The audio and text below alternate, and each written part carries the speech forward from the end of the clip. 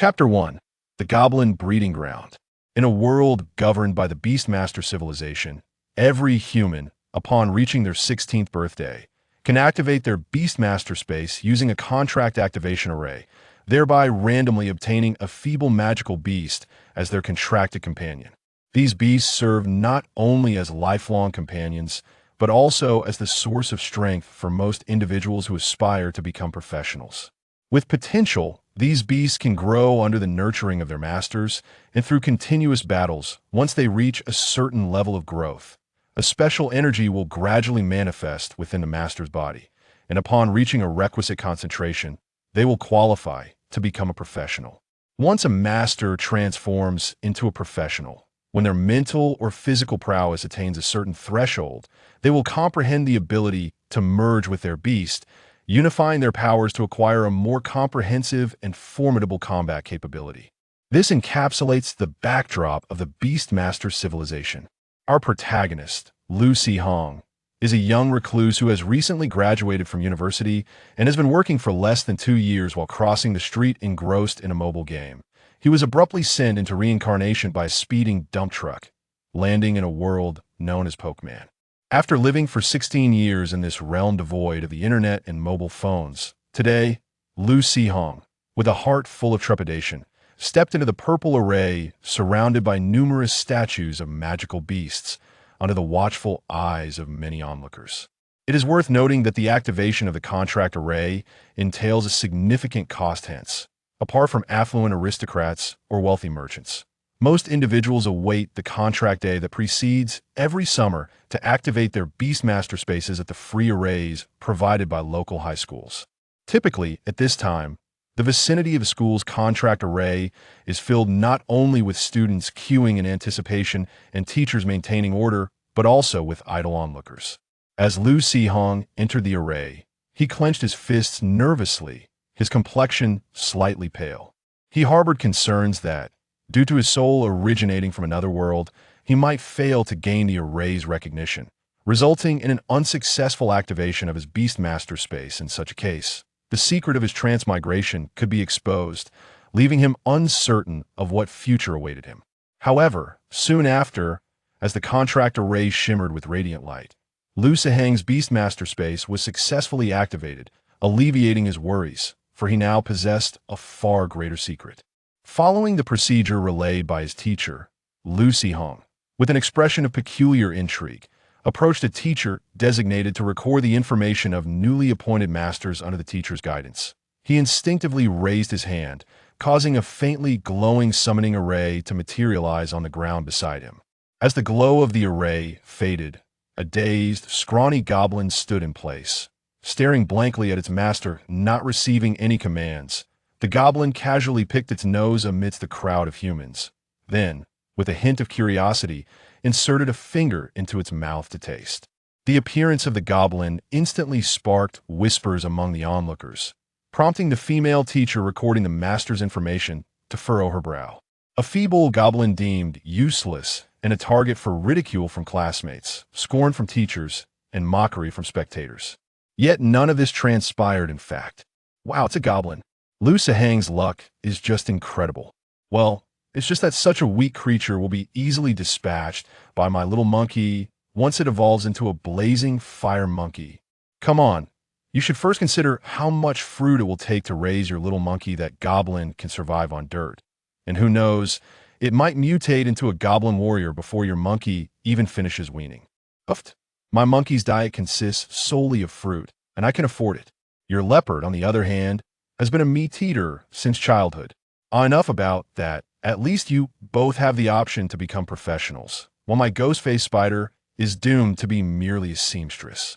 Don't be disheartened. Look at Granny Huang from the Green Silk Workshop. Her beast is also a ghost-faced spider. Not only does she excel in making clothes, but she's quite formidable in combat as well. Granny Huang didn't comprehend the merging ability until she was 60. Boo-hoo. Upon hearing this, the ghost-faced spider master felt even more despondent.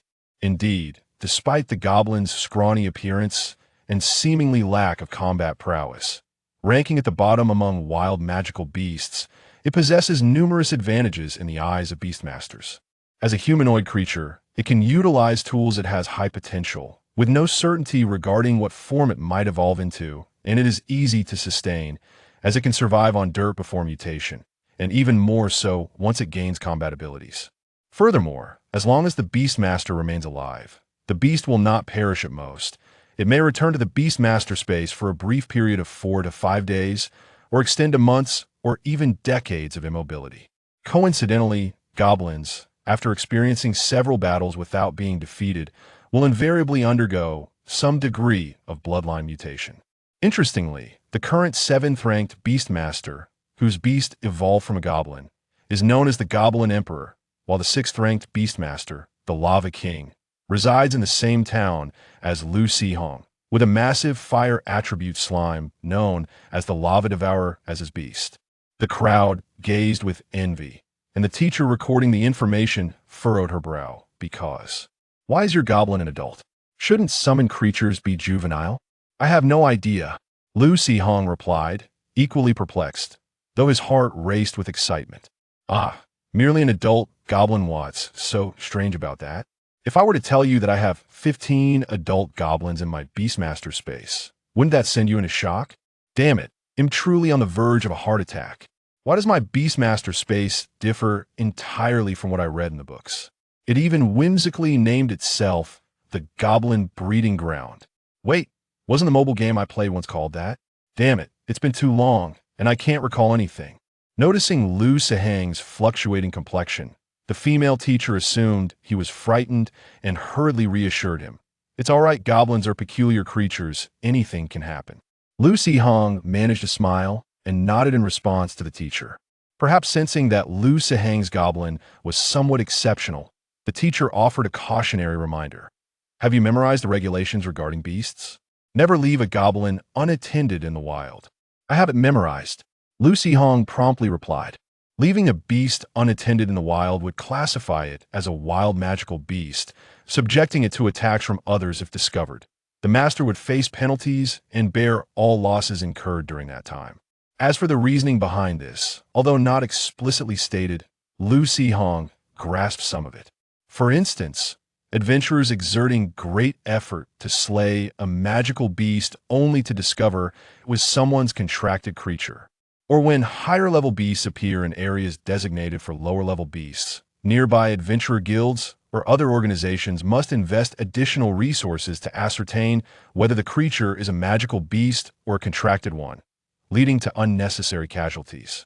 Moreover, if everyone were to act in such a manner, lower-level magical beasts and wildlife would certainly face rampant slaughter, and the ecological balance among magical beasts would be disrupted, triggering a series of chaotic events. Ah, if I were to cast all my beasts into the forest, it would undoubtedly incite a major uproar in Baiwa town. Summoning back the silly goblin, Lu Hong chuckled to himself, burdened with thoughts as he made his way outside. As he walked, he mentally observed his Beastmaster space. On a small island of greenery suspended within a void of blackness, 15 goblins lay idly on the ground, their gazes vacantly fixed on the dark abyss above. They occasionally plucked blades of grass from the ground, soil and all, and munched on them, swallowing without a care. Simultaneously, a series of informational prompts flooded Lu Hang's mind. Goblin Breeding Ground, Level 1. Current Goblin Count, 15. Number of Ordinary Goblins, 15. No additional goblins detected. Alert!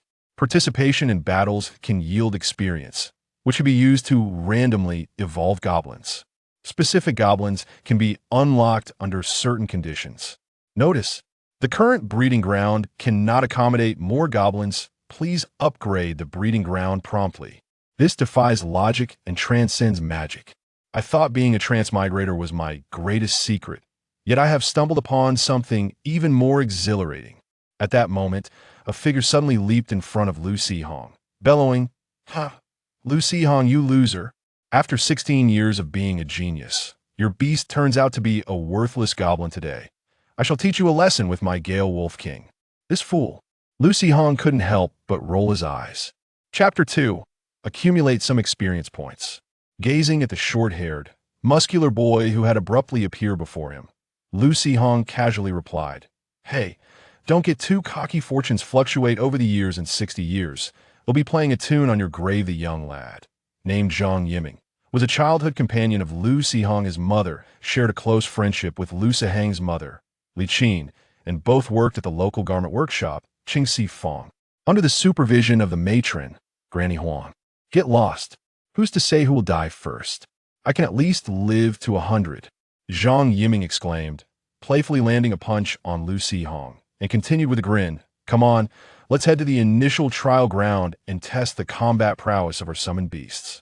Despite its grand name, the initial trial ground was merely a monster breeding facility established by Baiwen Middle School in the hills behind the campus. Within its confines resided various low-tier magical creatures, such as goblins, slimes, and swift rabbits, specifically designated for students to hone their skills during practical lessons.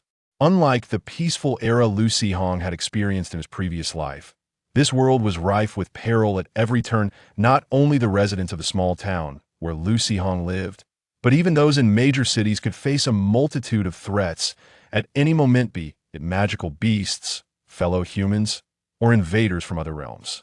In this world, humanity was instilled from a young age with the necessity to cultivate combat abilities, even if one could not aspire to become a professional fighter. Possessing some degree of self-defense skills was deemed essential.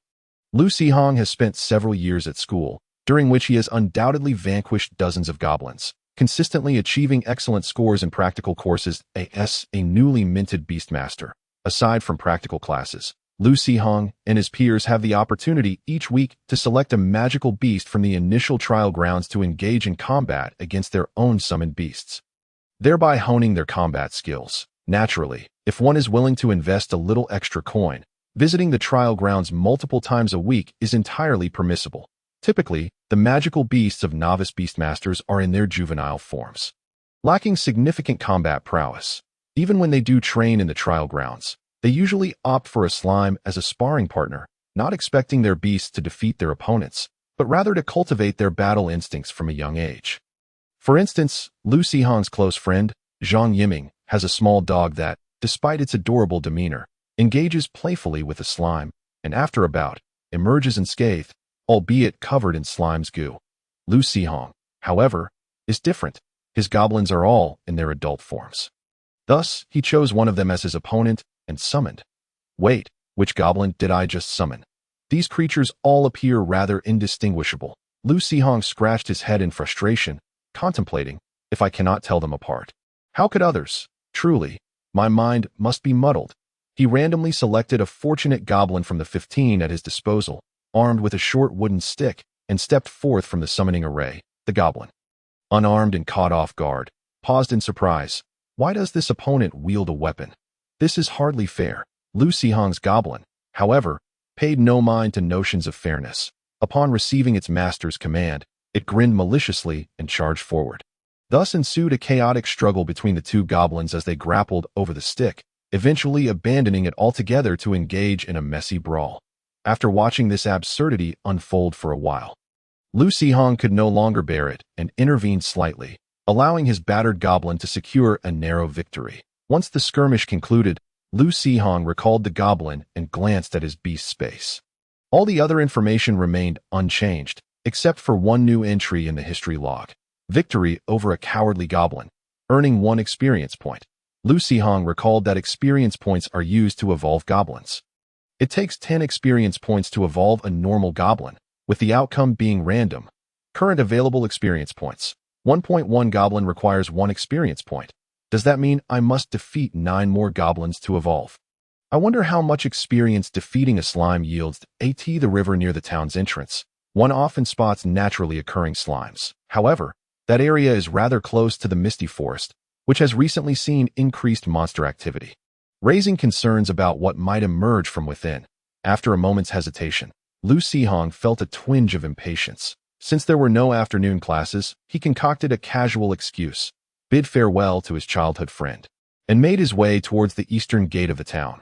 The town in which Lu Sihong resides began as a stronghold established to serve adventurers venturing into the Misty Forest.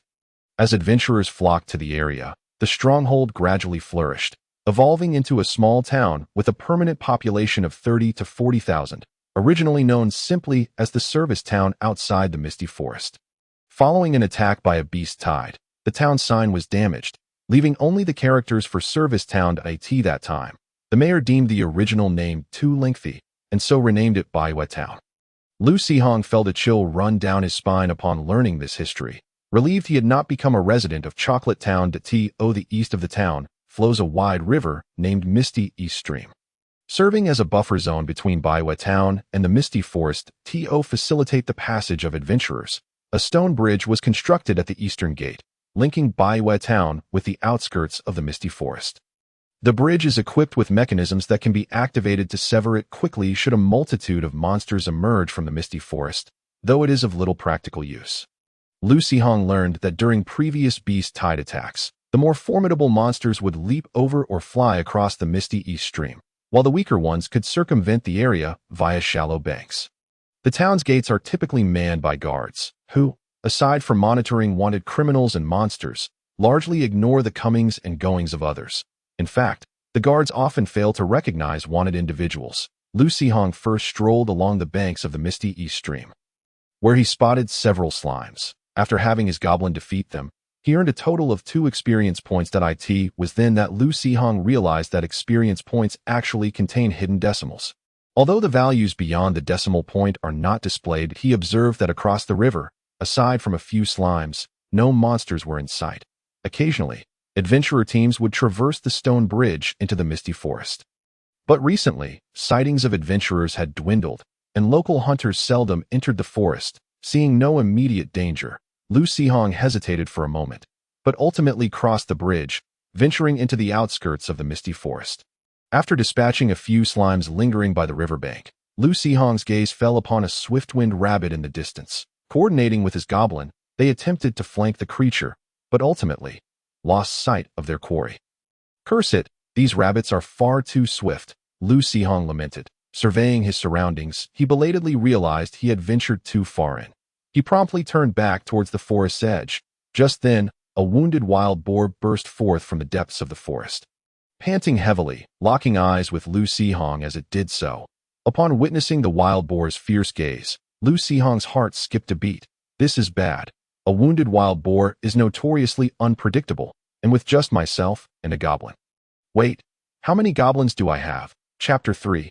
Goblin Laborers. The enraged wild boar charged at Lu Sihong. Disregarding the frail goblin at his side. It is well known that a lone goblin is hardly a threat.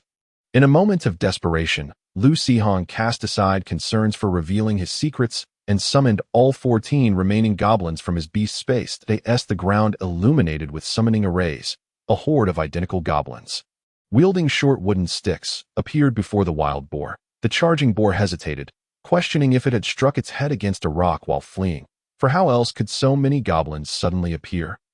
In reality, many beastmasters believe that goblins possess a hidden trait of strength in numbers or a tendency to bully the weak. When the goblins outnumber their opponents, they fight with a ferocity that borders on savagery. The summoned goblins exhibited this trait to an even greater extent. For instance, one goblin, impaled by the wild boar's tusks, still wore a fierce expression as it relentlessly struck the boar's head with its stick. No need for Lu Sihong to participate in the fray. The wounded wild boar stood no chance against the frenzied onslaught of goblins and soon succumbed to their brutal assault. You have defeated a crazed wild boar, earning 5 experience points, along with the 5 points he already had. This brought him to a total of 10 experience points. Lu Sihong recalled the goblins to his beast space and eagerly utilized the evolution function on the healthiest among them. You have consumed 10 experience points and activated the evolution function on the goblin. Evolution successful. The goblin evolves into a goblin laborer. What is this? Observing the newly evolved goblin, which was significantly sturdier than a regular goblin, yet not much taller, Lu Sihong found himself momentarily bewildered. This breed part of the goblin species? It wasn't even mentioned in any of the texts. Moreover, judging by its name and appearance, it hardly resembles a combat unit. As Lu Sihong focused on the goblin laborer, an influx of information flooded into his mind. Goblin laborer, the foundational artisan of goblin society, possessing basic skills in forging and construction, capable of directing ordinary goblins in simple tasks. Further evolution will yield more specialized production skills, requiring 100 experience points. More specialized. Could it become a goblin technician? Ugh. No. After all this effort, Is this the outcome? Wait, perhaps it is not entirely in vain, although faint. This sensation within me seems to be the energy that the teachers spoke of, the energy feedback from the growth of my beast. It seems that my strength has increased a little. Lu Sihong carefully sensed the changes occurring within his body, unable to suppress a delighted smile, yet soon a wave of perplexity washed over him. How strange. According to the writings, a goblin's evolution and mutation should not yield any significant feedback after just one transformation. At least not until the second evolution. Wait a moment, a typical beast master possesses only a single goblin, but I have 15. Therefore, this feedback must be derived from 14 ordinary goblins combined with the one that has undergone evolution. If I were to have 15 goblins that have evolved once. No, perhaps just 5 or 6 would suffice to provide me with ample energy for my vocational training. Lu Sihong excitedly clenched his fists, then regained his composure, furrowing his brow as he muttered to himself. No, being too conspicuous could be unsafe. I should slow down a bit. The day is drawing to a close. I should return home first. However, bringing this wild boar back would surely earn me a scolding from my mother, yet leaving it behind. Considering my family's somewhat precarious financial situation, Lu Sihong thought to himself that a few reprimands wouldn't cost him a piece of meat. But abandoning such a sizable portion of food in the wilderness would be a waste, and wastefulness could invite divine retribution, not wanting the goblin laborer to be exposed to human eyes. Lu Sihong summoned a healthy goblin to assist him in dragging the wild boar back to Baiwei town, all while under the astonished gaze of the guards as for why he didn't place it into the beast space. The size of the beast space is ordinarily contingent upon the strength and size of the beasts, among other factors. Lu Sihong was uncertain whether the nascent goblin space could accommodate a wild boar. So he decided to drag it back first. Ignoring the curious glances from passers-by, Lu Sihong and the goblins sweated profusely as they successfully brought the wild boar to the doorstep just before their strength gave out. The exhausted goblin immediately fell into a near-death state, automatically returning to the beast space. Good buddy, just wait a moment. I'll fetch you some fresh pig intestines to taste. The timid little girl, who had been waiting at the doorstep for her brother's return, was taken aback by the sight before her eyes widening and mouth agape in astonishment, having spent so much time together. It was the first time Lu Sihong had witnessed such an expression from his younger sister, prompting him to burst into laughter as he approached and tousled her hair with his sweat-stained hands, turning her once neat and tidy hairstyle into a disheveled mess. The little girl's name was Lu Zian, Lu Sihong's cousin, who had originally lived in a village south of Baiwei town. 3 years prior, their village had been attacked by a horde of flying magical beasts, leaving Lu Sihong's uncle and aunt lost, and leaving behind only 8-year-old Lu Zian. Lu Sihong's parents had taken her in. Lu Sihong's family was not particularly affluent. His father, Lu Yuanyang, had suffered a serious illness a few years ago, depleting the family's savings and incurring substantial debt, just as they had begun to recover. Adding another mouth to feed made life a bit more difficult. Lu Sihong's parents had initially worried that their son might resent little Zian. However, they were clearly overthinking it. Lu Sihong, having been an only child all his life, suddenly found himself with a delicate and adorable little sister, and he was more inclined to shower her with affection. Unfortunately, Lu Zian had evidently been deeply affected by her parents' fate, often remaining silent and timid in front of others, and crying secretly under the covers at night. To bring a smile to his little sister's face, Lu Sihong had invested considerable effort. It was rumored that his uncle's family had some inheritance being wrongfully claimed. At that moment, Lu Yuanyang, sitting in the living room, noticed the commotion at the door and called out, "Why are you only back now? Zian has been waiting at the door for you for ages." Cough. Just a little something came up, so I was delayed. Where's your goblin? Hurry up and summon it for me to see.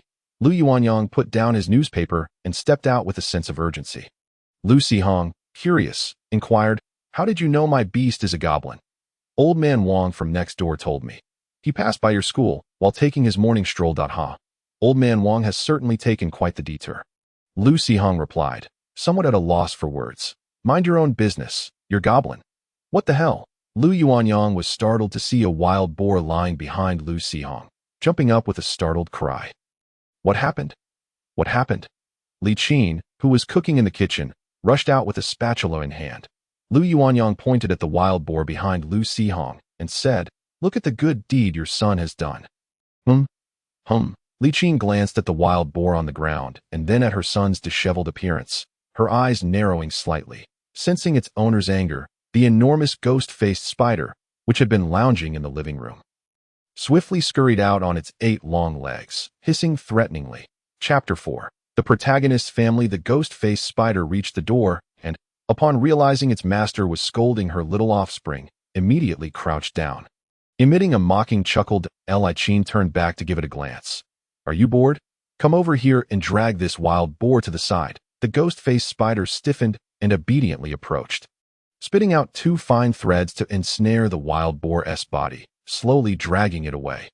You dare to venture into the misty forest to hunt wild boars with just a goblin? Bringing a goblin warrior along, do you plan to slay dragons? In the living room, Li Qin reprimanded Lu Sihong that I'm not foolish. Lu Sihong quietly retorted, though, so you dare to talk back? Huh? Why are you hiding so far away? It's just, I'm already grown up, Lu Sihong replied with a forced smile, retreating a couple of steps, appearing as if he might bolt at any moment. Li Qin scoffed derisively. Oh, so you're aware that you're now an adult? Then can you use your brain a little more so I can worry less? That was an accident. Besides, look, I'm not injured at all. It's just that this wild boar was a bit hefty. Dragging it back left me somewhat exhausted. Lu Sihong turned around to display his body to Li Qin. With a disapproving glare, meticulously scrutinized Lu Sihong, and upon seeing that, despite his disheveled appearance, he bore no injuries and his clothes were intact. She couldn't help but release a sigh of relief, her expression softening considerably. Lu Yuanyang chuckled at the sight, pointing toward the kitchen where the wild boar lay. That boar looks hefty. For you to take down such a large wild boar and drag it back home, that's quite impressive. If the neighbors find out, they'll surely be envious. Li Qin's eyes gleamed at his words, a smile tugging at the corners of her mouth. Of course, I'm undoubtedly a genius. Lu Sihong could not help but boast. Just wait. Soon we'll be living the good life, seeing her son grinning foolishly as he approached. Li Qin couldn't resist giving him a light smack, admonishing, are you getting cocky now? Let me tell you, this is a one-time thing. It won't happen again. Don't you know about the recent beast riots in the misty forest? This time it was a wild boar. What if you encounter a magical beast next time? All right. I won't go anymore. I'll listen to you. After dinner, Lu Sihong took a shower and collapsed onto his bed, utterly exhausted after a long afternoon. Although he had promised his mother not to venture into the misty forest again, he still needed to find a way to procure a combat goblin. As the goblin laborer was indeed of little use, there is truly no need for undue haste. Under normal circumstances, akin to the pup of Zhang Yiming, it would take several months for it to reach maturity, even when fed meat daily. Moreover, achieving complete maturity and acquiring the ability to wield elemental energy for attacks could take an additional half a year. However, in a world fraught with peril at every turn, the absence of power breeds a constant sense of insecurity. Furthermore, the evolution of the goblin could enhance the living conditions at home. The wild boar from today could cover half a month's worth of household expenses. Although my mother may scold outwardly, it is evident that she feels some joy when arranging the various parts of the wild boar. Alas, if only the first evolved goblin had not been a laborer, but rather a warrior or something else. Lost in such thoughts, Lu Sihong gradually drifted into slumber. Meanwhile, the goblin laborer he had dismissed was diligently toiling away in the beast space. The following morning, Lu Sihong awoke promptly, his biological clock prompting him to open his eyes. After a night's rest, he felt a significant portion of fatigue had dissipated, yet his muscles still ached uncomfortably. Glancing casually into his beast space, he nearly leaped from his bed in astonishment. What on earth? How could a mere night's time have resulted in the addition of a pigpen? No, rather a fenced enclosure, within which stood a crude weapons rack adorned with several rudimentary weapons. These were crafted from polished stones and wooden sticks bound together with vines, forming stone spears, axes, and hammers. At that moment, the goblin laborer was busy chopping down trees at the edge of the beast space. While other goblins transported the felled wood into the enclosure in small groups, a few severely injured goblins continued to lie on the ground, munching on grass. This is the innate prowess of a beast. With such efficiency, it seems that even if all 15 goblins evolved into laborers, it would not be an impossible feat imagining 15 goblins, each wielding an axe, ceaselessly chopping trees. Lu Sihong shook his head, banishing the strange thought, and rose to wash his face, seeking to awaken himself further. Breakfast consisted of porridge made from wild boar bones. Although the aroma was somewhat pungent, it was rich in oil.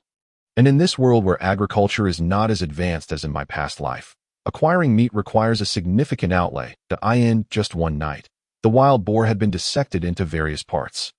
Lu Sihong paid no heed to how his parents distributed it, instead discreetly summoning a goblin to bring the less valuable offal into the beast space, providing a treat for the goblins. It is worth mentioning that the beast space of an ordinary person, upon its awakening, is typically quite small, generally around 10 square meters. The beasts residing within can mostly only sleep, let alone accommodate items. Irritating the beasts could lead to them tearing everything apart. In contrast, Lu Sihong's island, larger than a football field, could easily be termed a breeding ground. What is so peculiar about that? After finishing his breakfast, Lu Sihong bid farewell to his sister and set off towards school. It was the end of the first semester for first-year middle school students in larger cities. Upon activating their beast spaces, students would be categorized into combat classes and practical classes based on their contracted beasts, each receiving specialized knowledge and skills. However, in a small place like Baiwa Town, such distinctions were unnecessary. Students like Lu Sihong, whose beasts possessed combat potential, would merely attend separate practical classes. This separation was not compulsory, as having a beast suited for combat did not necessarily mean the person was as well. The 3-month break from school provided these newly minted beast masters the perfect opportunity to contemplate the paths they wished to pursue in the future. Of course, those whose beasts lacked combat potential had no choice in the matter. For instance, Lu Sihong's father, Lu Yuanyang, had a beast, a small squirrel adorned with yellow flowers on its head, scientifically known as a flower chipmunk. Upon reaching adulthood, it would tend to plants, slightly enhancing their growth rate, but possessed no combat capabilities whatsoever. Thus, Lu Yuanyang's occupation involved caring for plants at a nearby farm, if one lacked exceptional abilities or fortuitous encounters. Most life-type beast masters would likely lead such a life, choosing a profession suited to their beasts and remaining in it for a lifetime. Chapter 5. What laborer? Call him a big shot. This world is not as technologically advanced as my previous life. The production of paper, while aided by beasts, is still relatively costly without the assistance of assembly line industries. During lessons, students often lack textbooks, relying instead on a poorly made notebook to jot down key points written on the blackboard by the teacher. However, these adolescents, having only recently activated their beast spaces, are still grappling with their emotions and have little inclination to engage with monotonous knowledge. Their attention is either fixated on the beasts within their spaces, or they find themselves staring blankly into space, lost in daydreams of their futures, occasionally displaying expressions of amusement or distress. Teachers with years of experience have long grown accustomed to this. Had it not been for the presence of a few earnest students, they would have long since dismissed class early for some free time. Having lived 2 decades longer than these youths, Lu Sihong understood a simple truth. Knowledge, while optional, is undoubtedly advantageous to possess, especially in a world rife with dangers and opportunities. Who knows when an inconspicuous piece of knowledge might alter his fate in a critical moment? He diligently recorded notes until the conclusion of the lesson, and could not suppress a yawn as curiosity drew his gaze back to his beast space. Excellent. The goblin laborer had quietly devised a new scheme. In just half a day, a rudimentary grass hut had sprung up in the goblin breeding ground. The injured and exhausted goblins had been moved from the grass to the hut, yet with no rain or wind in the beast space. What purpose does a grass hut serve? Lu Sihong found it perplexing until, after focusing on the hut for a few seconds, a piece of information leaped forth from it. Simple goblin grass hut. Goblin life recovery speed 1. Hiss. Lu Sihong inhaled sharply, drawing the attention of his close friend beside him. What's wrong? Toothache? It's nothing. I just discovered a bug. 8, brother. Where? I can't see him. Ridiculous. I've been in this world for 16 years and never heard of beasts being able to build houses in their spaces. What goblin laborers? This is clearly a big shot. Hey, did you really venture into the misty forest alone yesterday? Zhang Yiming, curious, inquired about Lu Sihong's escapade. Lu Sihong turned to his friend and asked, Huh? How did you know? Oh, my mom brought back a piece of wild boar meat early this morning, claiming it was a gift from your aunt. Well, your feat of taking down a wild boar should have spread across half the town by now. Not surprisingly. The news must have reached my father's workplace at the farm as well. You really are something. Don't you know how dangerous the misty forest has been lately? How could you dare to go alone? Zhang Yiming expressed his concern with a hint of reproach. Lu Sihong recognized his friend's worry, but felt it was inconvenient to share the details of his newfound abilities, so he simply smiled and said, "It's because my goblin is already an adult. It needs to experience combat to grow. There's no need to rush. Didn't you say that fortunes can change over time, as long as one lives long enough?" "Anything is possible." Lu Sihong gently shook his head and murmured, "I just want to earn money quickly." Zhang Yiming paused, then pressed his lips together and said, "You can't do it alone. Even if your goblin evolves into a goblin warrior. Going solo in the misty forest is still perilous. Just wait a bit. Once my Wind Wolf King grows up." Lu Sihong rolled his eyes in disdain and retorted, "With your little pup, it will at least take another half a month to grow into a big dog. When will that be? Enough of this. If we are brothers, help me keep it a secret. If my mom asks, just say I went fishing with you on the west side of town. I have to deceive your mom too. When I become successful, I'll take you along for the ride." Lu Sihong earnestly patted his friend's shoulder. "Tsh, who's taking whom? You better be cautious. You know who I am. I've never done anything without confidence." Zhang Yiming slightly shook his head and remarked, "Those who are adept at water often drown." Xiaoang. "Hey, look at you making progress. You can even recite idioms now. Get lost."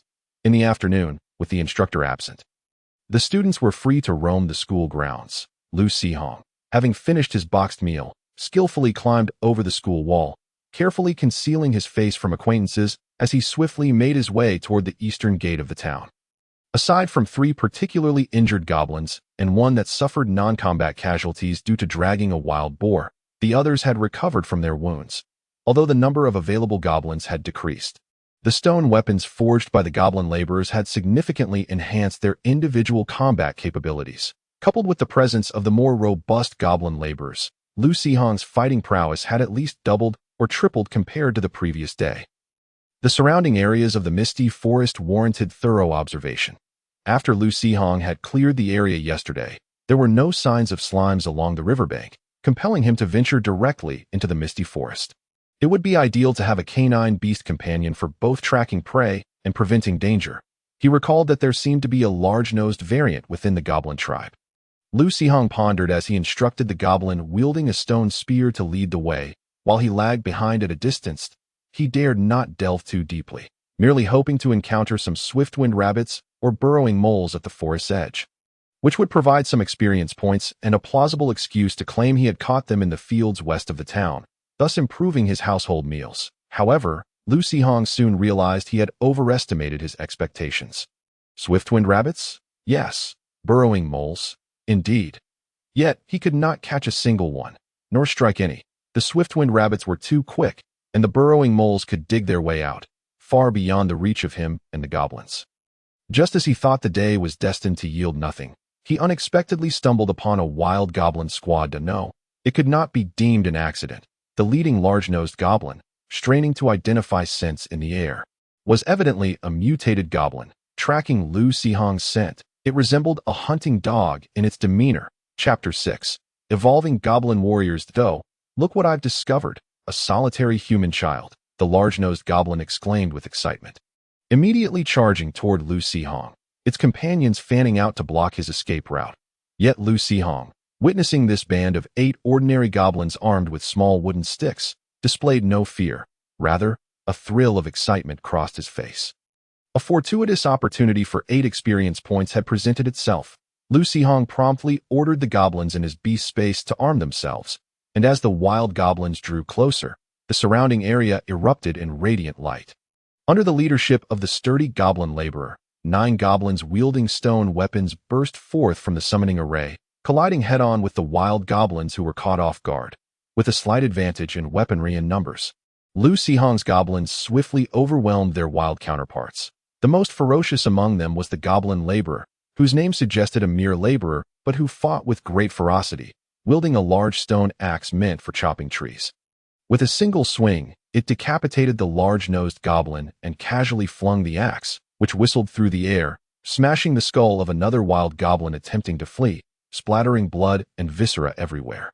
The wild goblins, already battered and bruised, lost all courage at the sight of such a formidable opponent and shrieked in terror as they attempted to escape. However, being all goblins, their speeds were comparable. None could outrun the others. Lu Sihong's goblins bared their savage, cruel smiles as they pursued and dispatched their opponents. The only wild goblin nearing escape encountered the goblin Lu Sihong had sent ahead to scout, who was now desperately rushing back. With a swift thrust of its stone spear, it toppled the cowardly wild goblin to the ground, driving the spear into its skull. You have triumphed over a goblin squad and gained 17 experience points. After the battle concluded, Lu Sihong checked his beast space to see how many experience points he had accumulated and was astonished to find he had received a substantial 17 points. He had expected only a single point per goblin. So, it seems the experience gained is related to the difficulty of the battle? Lu Sihong speculated, dismissing the thought for now. With enough experience, he decided to evolve a goblin first. Lu Sihong raised his head, intending to summon the goblins back to the beast space, only to find that they appeared to be scavenging the battlefield. The goblins were attempting to salvage spoils from their fallen kin. But after rummaging for a while, all they found were a few pieces of dried meat from unknown creatures and those crude wooden sticks used as weapons. Suddenly, a rhythmic chopping sound echoed. The goblin laborer had set its sights on a nearby large tree and, after a moment of deliberation, began to fell it. Lu Sihong facepalmed, slightly exasperated. While diligent work is commendable, this goblin laborer was exceedingly industrious. If you wish to chop down trees, you should. Lu Sihong glanced into the beast space, only to see that the once lush trees within had been completely felled, leaving only a few immature saplings, seemingly spared due to their insufficient age. Fine. If you wish to chop, then chop. Lu Sihong resignedly allowed the goblin laborer to continue. He sent the other goblins, laden with spoils, back to the beast space and selected the one in the best condition to activate the evolution function. You have consumed 10 experience points. The goblin evolved into a goblin warrior. After numerous battles, the goblin finally activates the combat instincts within its bloodline, becoming a warrior of the goblin tribe. Strength. The goblin warrior possesses significantly enhanced power as the green light faded. The chosen goblin underwent a dramatic transformation, evolving from a frail, diminutive goblin into a muscular, robust goblin warrior, standing tall amidst the ordinary goblins with an imposing presence. Lu Sihong's spirits soared upon witnessing this. Thankfully, he had successfully evolved a goblin warrior. Had it evolved into a mere goblin laborer, he would have seriously considered pursuing a path as a farmer. After the goblin laborer finished chopping trees, Lu Sihong summoned it back to the beast space, watching as it and the hefty log it had hoisted disappeared from sight as soon as the goblin laborer entered. Lu Sihong summoned the goblin warrior once more. While the differences were not pronounced in the beast space, upon summoning the goblin warrior before him, Lu Sihong sensed something was amiss. He had encountered goblin warriors before. At the initial breeding grounds of the school, those goblins often fought among themselves. Some fortunate ones who survived long enough without being chosen might evolve into goblin warriors through combat. However, those goblin warriors were merely slightly taller and sturdier than ordinary goblins. None had evolved to the point of perfection like the one before him. Perhaps it's an anomaly. Some non-magical elements can be understood, Lu Sihong mused to himself, after examining his goblin warrior. Lu Sihong glanced at the goblin corpses littering the ground, his expression turning slightly somber. While goblins may lack combat prowess, their intelligence was not to be underestimated. They were capable of recognizing threats and opportunities. Under normal circumstances, these goblins would not venture close to human settlements unless their tribe was particularly powerful. The presence of these goblins was indeed peculiar. He hoped they had wandered forth from the depths of the misty forest. When Lu Sihong was around 8 or 9 years old, he had experienced a severe beast tide attack that left a lasting impression on him. That time, Baiwei Town nearly faced destruction. It was only through luck that a normally non-combative, honest man, driven by the peril faced by his wife and daughter, unexpectedly broke his limits and awakened a fusion ability. Partnering with his pastry chef, they unleashed a devastating technique that felled the lead high-level magical beast, ultimately saving Baiwei Town from the beast tide's onslaught. However, despite his concerns, he had gained 7 experience points, just 3 short of being able to evolve another goblin. He resolved to finish up before leaving. Having a goblin warrior made him fearless. With that, Lu Sihong returned the goblin warrior to the space and summoned an ordinary goblin, turning toward the outskirts of the misty forest, despite the commotion. Safety was paramount. Lu Sihong decided to search by the river for any slimes to defeat. Upon finding 3 or 4 slimes by the riverbank, he successfully accumulated enough experience to reach 9 points. With time running short, Lu Sihong resolved to return home as he walked, he pondered. Although he now had a goblin warrior, he could not simply bring it out like that in the past few days. It would be prudent for me to remain diligently at school. In a few days, I shall gain free access to the initial trial grounds that time. I shall declare that I evolved into a goblin warrior due to a skirmish with goblins. Which would be quite reasonable, wouldn't it? Indeed, exceedingly reasonable. Chapter 7. The Goblin Wanderer. Upon returning home, Lu Sihong behaved himself for several days, refraining from sneaking into the misty forest. Although he did not engage in clandestine battles, he was not idle. After acquiring the goblin warrior, the nascent energy within him became increasingly apparent. Taking advantage of the solitude in his room after dinner and before sleep, he stealthily practiced the basic cultivation techniques taught by his school instructors, attempting to harness the energy coursing through his body. Typically, prior to becoming a professional, the amount of energy within a beastmaster is entirely contingent upon the strength of their beasts and the aptitude of the beastmaster themselves. Lu Sihong's limited knowledge led him to this conclusion: as energy states resemble the 3 forms of water. Humanity in this world initially categorized energy into 3 tiers: mist, rain, and flow.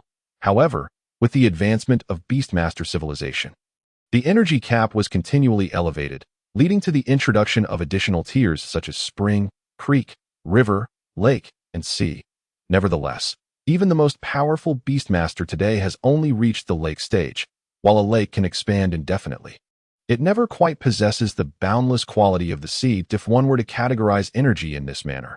Lu Sihong's current energy concentration could be likened to a thin mist, visible yet intangible.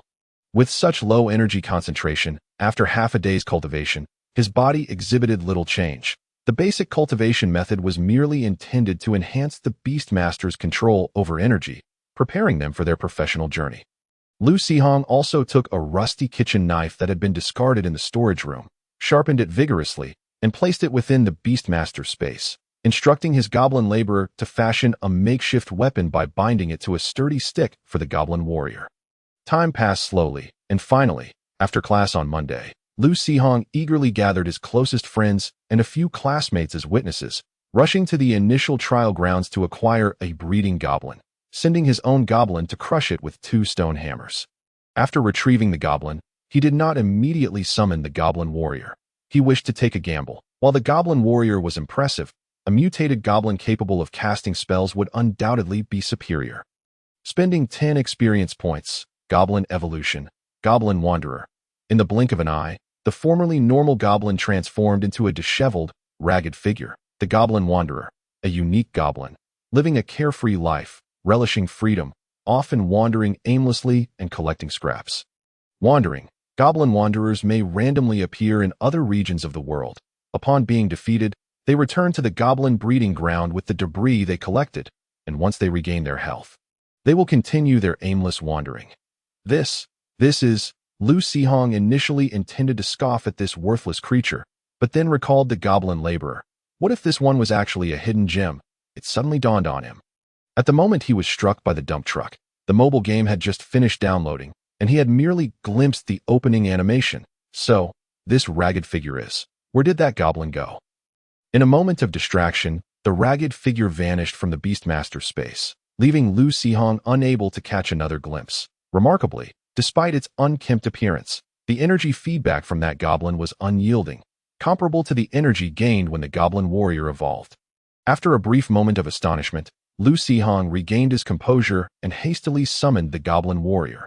With it, he boldly strode from his trial area, which was essentially a square earthen room, deliberately calling out to his friend, Old Zhang, Zhang Yiming, come and behold my genius goblin warrior. What's going on? Are you summoning spirits? Holy smokes, is this for real? You evolved into a goblin warrior just like that. The astonished Zhang Yiming's voice was far louder than Lu Sihong's, instantly echoing throughout the initial trial grounds. Students who heard Zhang Yiming's exclamation abandoned their own fierce battles against monster cubs, rushing from their rooms to gaze at the imposing goblin warrior beside Lu Xihong. Wow, impressive, old Lu. You truly have talent. This is unbelievable. Look at the physique of this goblin warrior. The evolution is simply flawless. What have you been feeding it? It was all part of Lu Xihong's plan. This was precisely the reaction he desired. Under the scrutiny of many, he intended to amplify the tales of his goblin's evolution in the initial trial grounds. Leaving the initial trial grounds with the goblin warrior, Lu Xihong strolled around the school to further propagate the rumor before finally heading home, with the goblin warrior now officially in the spotlight. He had every justification to persuade his parents to purchase a proper weapon for him. Subsequently, he would venture into the forest to hunt, earn money, amass experience, evolve all the goblins, and then equip them with weapons to engage formidable monsters and reap substantial rewards. A smirk played on Lu Xihong's lips, his heart brimming with anticipation as he glanced towards his Beastmaster's space. The goblins remained as ever, some lying idly, others indulging in dirt. The goblin warrior sat in a corner, lost in thought, while the goblin laborer was busy constructing a small hut. Oh, what purpose does this hut serve? After observing for a moment, a message popped up, building a goblin thatch house. Isn't that rather obvious? Upon seeing this trivial notification, Lu Xihong's earlier excitement waned. He rolled his eyes and quickened his pace homeward. When Lu Yuanyang and Li Qin beheld the goblin warriors summoned by their son, they erupted in a chorus of astonished joy. However, amidst the jubilation, a pressing concern arose for Lu Xihong's parents. While goblins could subsist on dirt, goblin warriors could not ensure the goblin warriors' continued growth. It required ample sustenance. At the very least, a weekly meat ration was essential. Lu Xihong suspected that his goblin warrior had already reached its optimal state. With suitable conditions, it could evolve further without the need for deliberate training. Nevertheless, he needed a compelling reason to convince his parents to allow him to venture into the periphery of the misty forest. Ultimately, through a blend of rational persuasion and emotional appeals, coupled with various vows of assurance, Lu Yuanyang and Li Qin agreed to purchase a basic set of armor and weapons for him, permitting him to accompany familiar adventurers or hunters to the outskirts of the misty forest. Chapter 8. The Wanderer's Surprise. Speaking of familiar hunters, there was indeed a particularly well-connected candidate. Zhang Yiming's father, Zhang Dashan.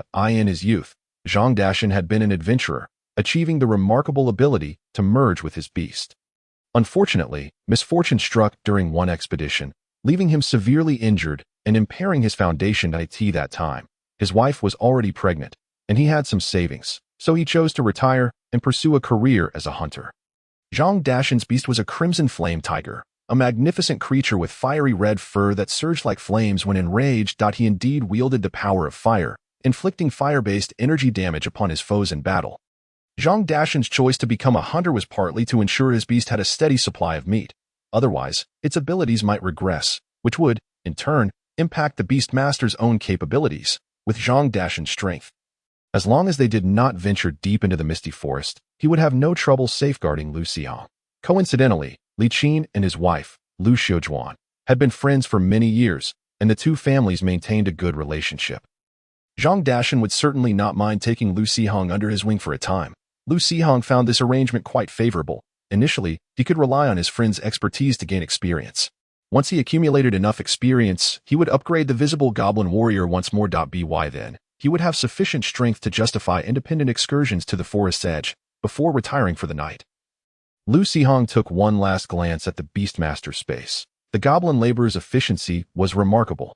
Within just a few hours, the new thatched hut was completed. Focusing intently, he finally received the complete information about the hut. Storage area. A very rudimentary structure, designed to house some relatively important items. Architectural effects. The volume occupied by placed items is -3. The typical spatial dimensions of a beast tamer's beast space are generally correlated with the grade and size of the beasts. For novice tamers like Lu Xihong, who have just activated their space, it is usually just sufficient for their beasts to take a nap or roll around if the beasts possess a good temperament and a modicum of intelligence.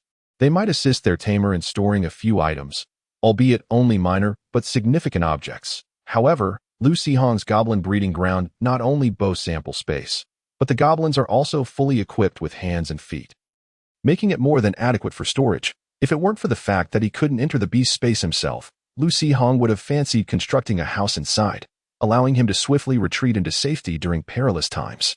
Alas, such notions had been previously proposed by others, and despite extensive research by many, all efforts yielded no results. Beasts can bring items into their spaces, but neither humans nor other living creatures, unless one considers undead beings which are not entirely deceased, can enter the beast space. Lu Sihong's mind wandered, and he soon drifted off to sleep. As his eyes fluttered open, a new day commenced. He casually glanced at the beast space. How did a corpse come to be inside the goblin grass hut? When the goblins had clearly regained their health, Goblin Wanderer, in recovery. So it was that libertine fellow.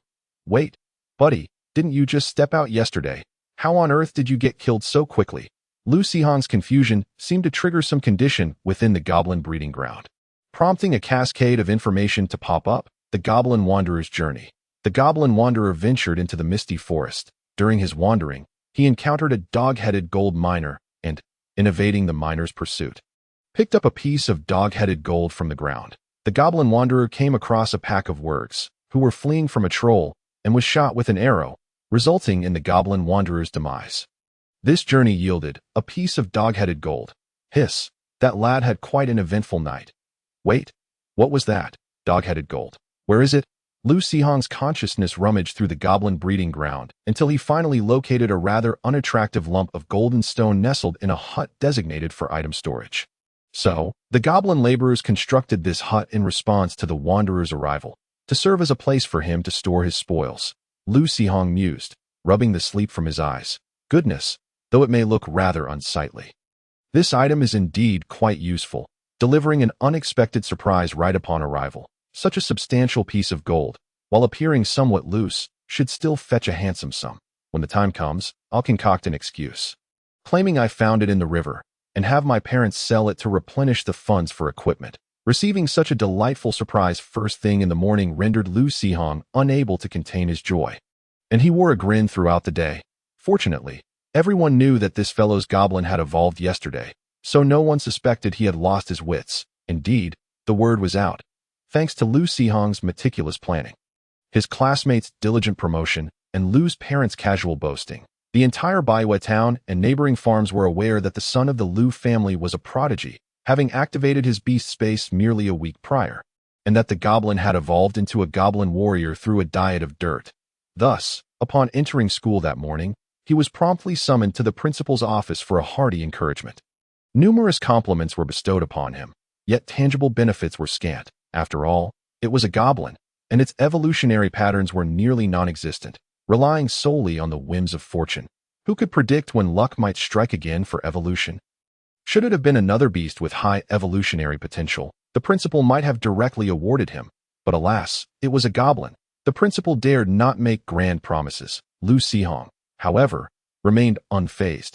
After all, a goblin warrior was still not particularly formidable, and at least the principal had offered some assurances. Should his goblin warrior evolve again, the school would not only waive his tuition but also provide him with considerable financial and resource rewards.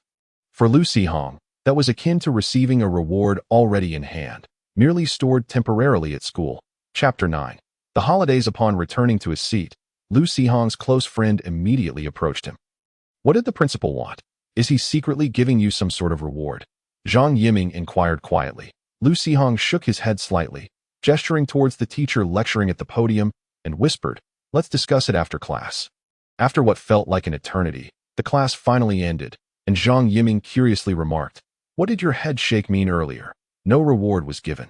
He merely promised that whenever my goblin warrior can evolve again, he would waive my tuition and provide other resource rewards.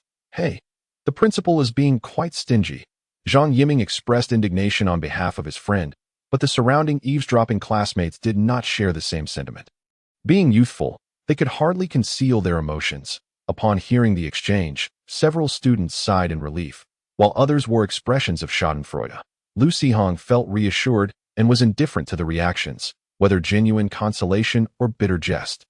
Responding with a smile. One fears a brother's hardship, yet also fears a brother driving a Land Rover. Lu Sihong understood his classmates' mentality. As long as it was not overtly malicious ridicule, he paid it no mind. However, Zhang Yiming could not stand for it. He felt his friend was being wronged, and he was not about to allow these birds to rub salt into the wound, so he quickly shifted the topic. Hey, aren't you free during the break? My dad said that once I'm off, he'll take me into the misty forest to help me acclimate to the life of an adventurer. How about you join us, with my dad guiding us? Perhaps your goblin warrior can evolve again soon. That way, no one can say anything. The surrounding students, including Lu Sihong, were momentarily taken aback, with some classmates showing envious glances.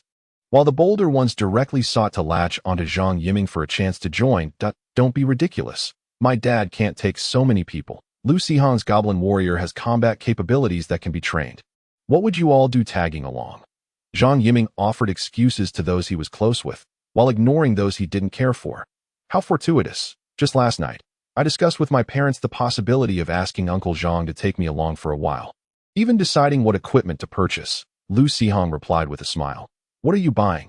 Zhang Yiming patted his shoulder, saying, we're at the age of growth. Those novice equipments will soon become obsolete. So buying them would be a waste. My dad has some old gear he has been reluctant to throw away, taking up space and often scolded by my mom. You can pick out a few to use. No need. Those items aren't cheap. Lu Sihong declined, shaking his head. TSK, consider it a loan from me. After all, you promised to take me flying in the future. Whoa, old Zhang, your kindness towards Hongzi makes me suspicious of your motives. A classmate teased, eliciting laughter from others. Scram. You all don't understand. I'm just securing an investment early on. You think I want to owe you anything? Zhang Yiming replied, visibly irritated. Lu Sihong chuckled, looking earnestly at his friend as he said, rest assured, when I say I'll take you flying, I will definitely take you flying. All right, I'll hold you to that. In this world, schools do not have the concept of final examinations. Their existence is solely to impart knowledge. Whether a student learns or not is a matter for the individual. Naturally, apart from educating students, schools also have certain objectives, namely to cultivate exceptional talents, whether they be combat professionals or those skilled in everyday vocations, and subsequently recommend them to higher institutions established in nearby cities or directly channel them to various functional organizations. This is precisely why the principal sought a conversation with Lu Sihong. Although he refrained from granting a reward due to the fact that Lu Sihong is a goblin, it nonetheless indicates that Lu Sihong has garnered the attention of the school authorities. In summary, Lu Sihong is not required to take any final examinations. He merely bid farewell to his teacher the day prior, and on the following day, he need not attend classes. However, it is rumored that the third-year students, soon to graduate, have been taken somewhere for a selection examination and will not return for over a month. Lu Sihong, for the time being, is not inclined to concern himself with such matters, as he is busy organizing his gear in preparation for the hunting expedition in the misty forest with Zhang Yiming and his father the following day. After persuasion from Zhang Yiming and his mother, the Lu family ultimately refrained from purchasing new equipment for Lu Sihong. Instead, they borrowed several pieces of leather gear and a machete from the old equipment preserved by Zhang Dashan and used the money saved to buy a high-quality large chopping knife for Lu Sihong. The goblin warrior his son prepares for an adventure that will last several days in the forest. Lu Yuanyang finds it hard to articulate his feelings, spending the night sharpening his son's machete on a whetstone. Li Qin, unable to sleep, tossed and turned in bed, eventually emerging to scold Lu Yuanyang for the noise, claiming it disturbed her rest. Watching Lu Yuanyang rise, she chastised him further. What are you doing? Don't you know our son will need that tomorrow? Keep your voice down. The children are asleep. Li Qin rolled her eyes but fell silent, gazing blankly at Lu Yuanyang as he sharpened the knife, her thoughts drifting elsewhere. The only sound left in the courtyard was the soft rasp of the whetstone. Lu Sihong, of course, was not asleep. He felt a mix of excitement and anticipation, with little fear to speak of. He stealthily opened the window, peering through the crack to observe his parents' worried expressions in the yard. Lu Sihong scratched his head, knowing he could not soothe their emotions, and quietly closed the window before lying back down. What to do when sleep eludes him? He decided to check on the goblins in the beast space. The goblins remained their usual selves. Those eating dirt continued to do so, while others munched on grass or stared blankly. Oh, it seems the goblin laborers have nothing to do lately, sitting idly beside the goblin warriors. The corpse in the thatched hut. Oh, isn't that the wanderer? After 2 days out, he finally returned. This time, he lasted much longer than before. Who knows if the goblin wanderer's focus is entirely on recovery? After being killed last time, he fully recuperated in just 3 days and vanished from the beast's space, only to wander outside again. The next time he was seen, it was as a corpse. The chronicles of the Goblin Wanderer include: the Goblin Wanderer entered the misty forest, encountered a pack of wolves, which showed no interest in the Goblin Wanderer's flesh and merely intimidated him. A battle occurred between two groups of human adventurers, but no humans perished. After they departed, the Goblin Wanderer scavenged a broken dagger and a shattered sword blade from the battlefield. The Goblin Wanderer ventured deeper into the misty forest, met a rock bear that was babysitting, which used a rock spike attack on the Goblin Wanderer, resulting in the Goblin Wanderer's demise. This expedition yielded 2 scraps of scrap iron. Chapter 10. The Old Teachings to the New. Early in the morning, as the gates of the small town swung open, Zhang Dashan led 2 young boys into the misty forest. Along the way, Zhang Dashan did not rush to penetrate the depths of the forest or seek out prey. Instead, he pointed out various inconspicuous signs throughout the woods, imparting various survival skills to his son and Lu Xihong. When they encountered some minor prey, he refrained from summoning his beasts, opting instead to draw his bow and take aim. And by the time Lu Xihong and Zhang Yiming reacted, those small creatures had already been pierced through their vital points by a single arrow. Lying motionless on the ground, it was not until noon that Zhang Dashan released his beast from the beast's space, built a fire with a pile of wood, and had the red flame tiger ignited. He then skinned and bled the few prey caught that morning, hollowing them out and directly roasting them over the fire. Sprinkling some seasoning from a small bottle he produced at Dad, is it really okay to roast meat like this in the forest? Isn't that supposed to attract monster attacks? Zhang Yiming asked, puzzled. Zhang Dashan chuckled. It's fine. We're still on the outskirts of the forest, not even near the edge, with the red flame tiger around. Nothing dares to approach. The large cat lounged lazily on the ground, squinting as if dozing. Upon hearing its master mention its name, it turned its head to glance at him, yawning widely. Zhang Yiming approached and rubbed the red flame tiger's head. Bewildered that you've been in the beast space for half the day and still haven't had enough sleep? Why are you yawning? The red flame tiger flicked its ears and turned away, ignoring him. It can't sleep in the beast space, and it has no idea when I'll summon it, so of course it feels lethargic, Zhang Dashan explained with a smile, tossing a half-cooked swift hare from a branch towards his beast. The red flame tiger turned and caught the roasted rabbit, undeterred by the heat, and devoured it in a few bites, bones and all. Since we've been walking for so long and are still on the outskirts. When will we reach the edge of the mist? Zhang Yiming inquired. Lu Xihong chuckled. That's because you are both novices. Otherwise, Uncle would have long since brought the red flame tiger to the mist's edge. Zhang Dashan nodded as he turned the meat of the burrowing mouse on the fire. The main purpose of our trip today is to broaden your horizons. I can't trust you two in the forest without teaching you some basics first. Isn't it safe with the red flame tiger around? Can there be any danger at the edge of the misty forest? Zhang Yiming asked, reclining on the tiger's back, looking at his father in confusion. Zhang Dashan explained to his son, it was safe before, but recently there has been a monster riot in the misty forest. The last time I came, I encountered a pack of iron claw wolves that seemed ravenous and wanted to attack me and the red flame tiger. Had I not acted decisively to take down one of the wolves first, I might have suffered some injuries. Then I would have come home to be scolded by your mother. Huh? Who told you to love tigers so much? You raised a male and insisted on marrying a female. Don't talk nonsense. Your mother was gentle before having you. You were simply too difficult to raise, which turned her into this. Enough. My mom already told me that it was your foolishness in youth that nearly drowned her, causing her to change her temperament. Now you want me to take the blame? Hey, you little rascal. Lu Xihong chuckled as he watched the father and son bicker, occasionally adjusting the position of the roasting meat.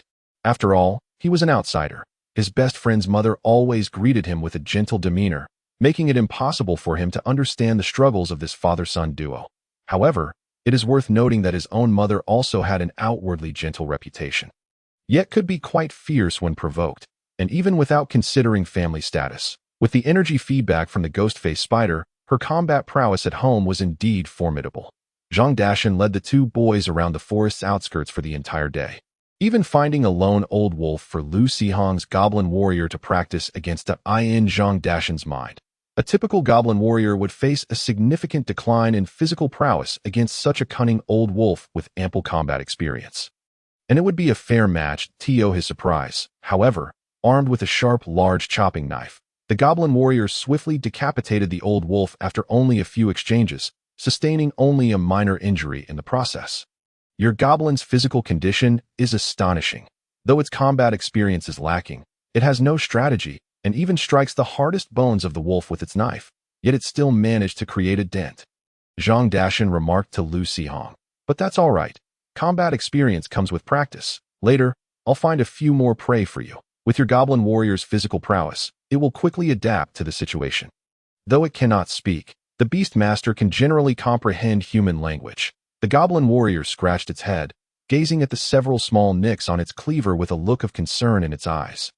Subsequently, it turned its attention to the lifeless body of an old wolf lying on the ground, brandishing the blade and appearing deep in thought, having meandered along the forest's edge until nightfall. Zhang Dashan simultaneously demonstrated and explained to the two children the skills and taboos of spending a night in the wilderness. If one's strength is not particularly formidable, it is best to avoid spending the night alone outdoors. Aside from certain predators, there are many malevolent entities that only emerge at night. With companions, one can provide mutual assistance. Alone, one may not even realize how perilous the situation has become. After all, beasts are not human. Often, they cannot discern whether you have fallen into danger, let alone come to your aid. As Zhang Dashan spoke, he illustrated his points with personal anecdotes from his own adventures, leaving the two novice adventurers somewhat dazed. Lu Sihong was left uncertain whether he should venture out alone in the future. Chapter 11. The ambush of the shadow leopard in the dead of night. Lu Sihong and Zhang Yiming were wrapped in blankets, sleeping beside the campfire. This was their first experience sleeping outdoors, and the two youths evidently found it difficult to rest soundly.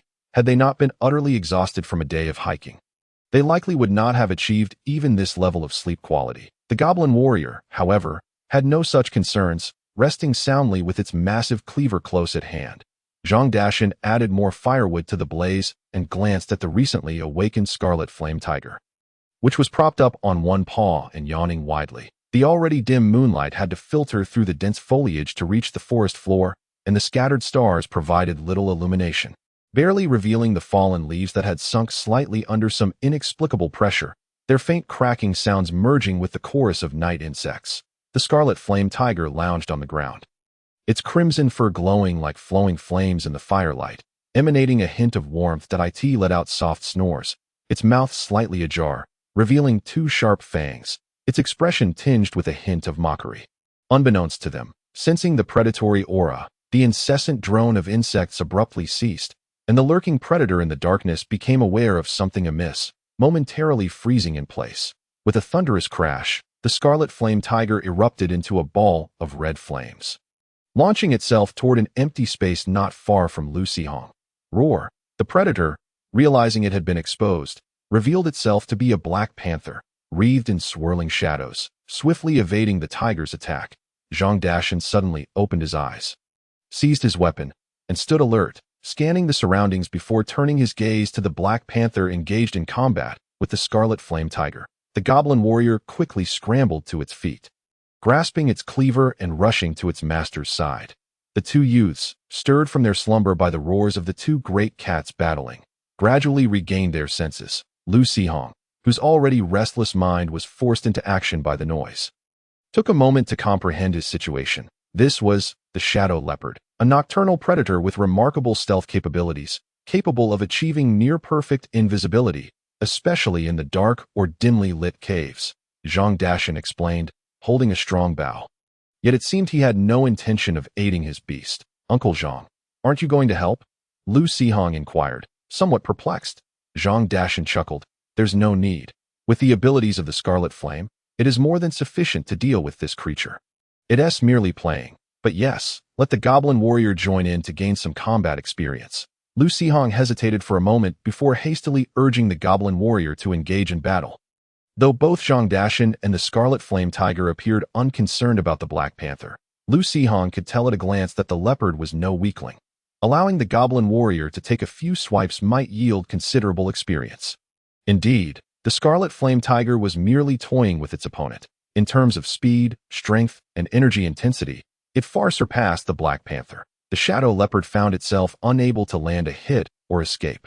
Being toyed with by the fiery feline, becoming increasingly disoriented, the goblin warrior scampered to the side of the shadow leopard, raising its cleaver and striking, leaving a deep gash on the unsuspecting creature's back. The shadow leopard let out a piercing scream, its iron-like tail sweeping forcefully against the goblin warrior, knocking it off balance and nearly sending it crashing to the ground. The impact from the panther's tail caused blood to seep from the goblin warrior's arm and side. However, the goblin warrior displayed no signs of fear. Rather, its eyes glowed red as it let out a low growl and charged forward again, this time remaining vigilant for the leopard's counterattacks. The shadow leopard, already engulfed in fear and fury from being toyed with by the scarlet flame tiger, was further incensed by the audacity of the goblin. It roared in rage, its body shrouded in swirling shadows.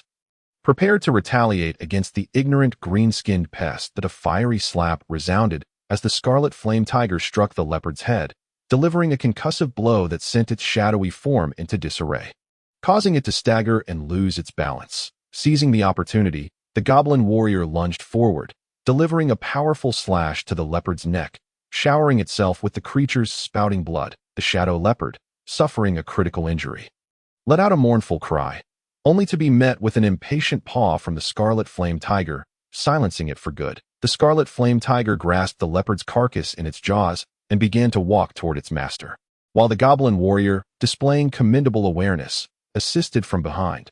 Zhang Dashan, grinning broadly, retrieved a skinning knife and began to work by the light of the campfire. This creature is rarely encountered.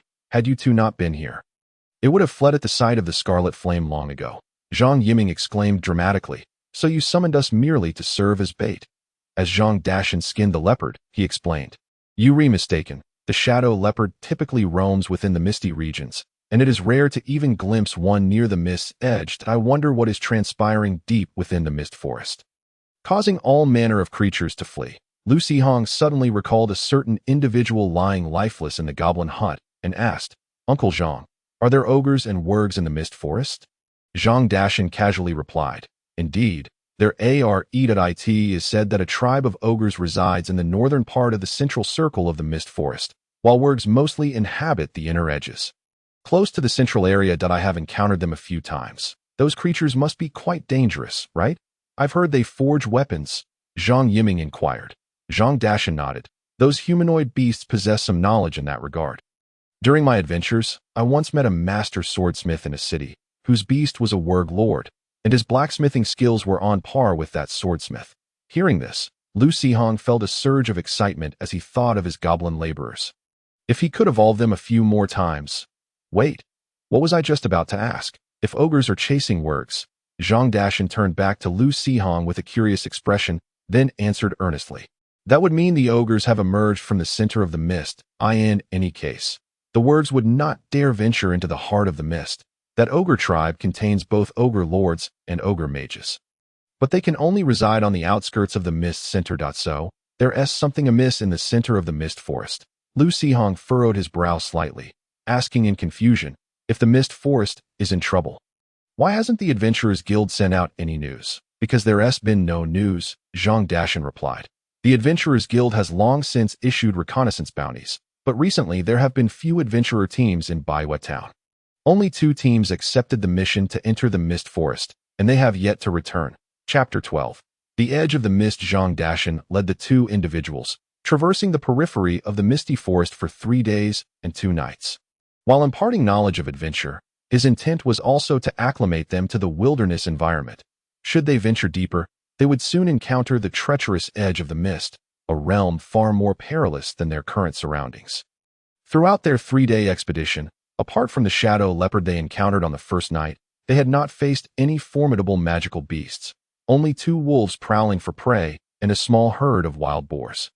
To avoid startling these creatures, Zhang Dashan instructed the fire flame tiger to remain concealed within the Beastmaster space, opting instead to send goblin warriors to engage in one-on-one combat. Whenever the goblin warriors faltered, Zhang Dashan would provide support with his bow. After several skirmishes, the combat skills of the goblin warriors had noticeably improved. Regrettably, the large cleaver, which had only recently been acquired, was now marred with numerous nicks, a true loss considering Lu Ba had labored over it for an entire night. When he eventually saw its condition, he would surely feel a pang of sorrow. Fortunately, Lu Sihong still possessed a piece of dog-head gold within his Beastmaster space, which he could later retrieve under some pretext. Sparing his parents any financial concerns that on the night of the third day in the forest, Zhang Dashan advised the two to rest well. For the following day, he would lead them to the edge of the mist, where they could witness the true nature of the misty forest. Lu Sihong and his companions were set to depart the next morning, whereas the goblin wanderer, yearning for freedom, paid no heed to day or night. And as soon as it regained its strength, it promptly fled the goblin breeding ground. Lu Sihong did not expect this creature to last long on its escapade. He merely hoped it would return with some superior local delicacies. The last 2 scraps of iron it had procured were transformed by the goblin laborers into 2 iron-tipped spears, which, while certainly superior to stone spears, might prove fatal in the long run. As even if an opponent survived the initial thrust, they would likely succumb to tetanus upon returning home.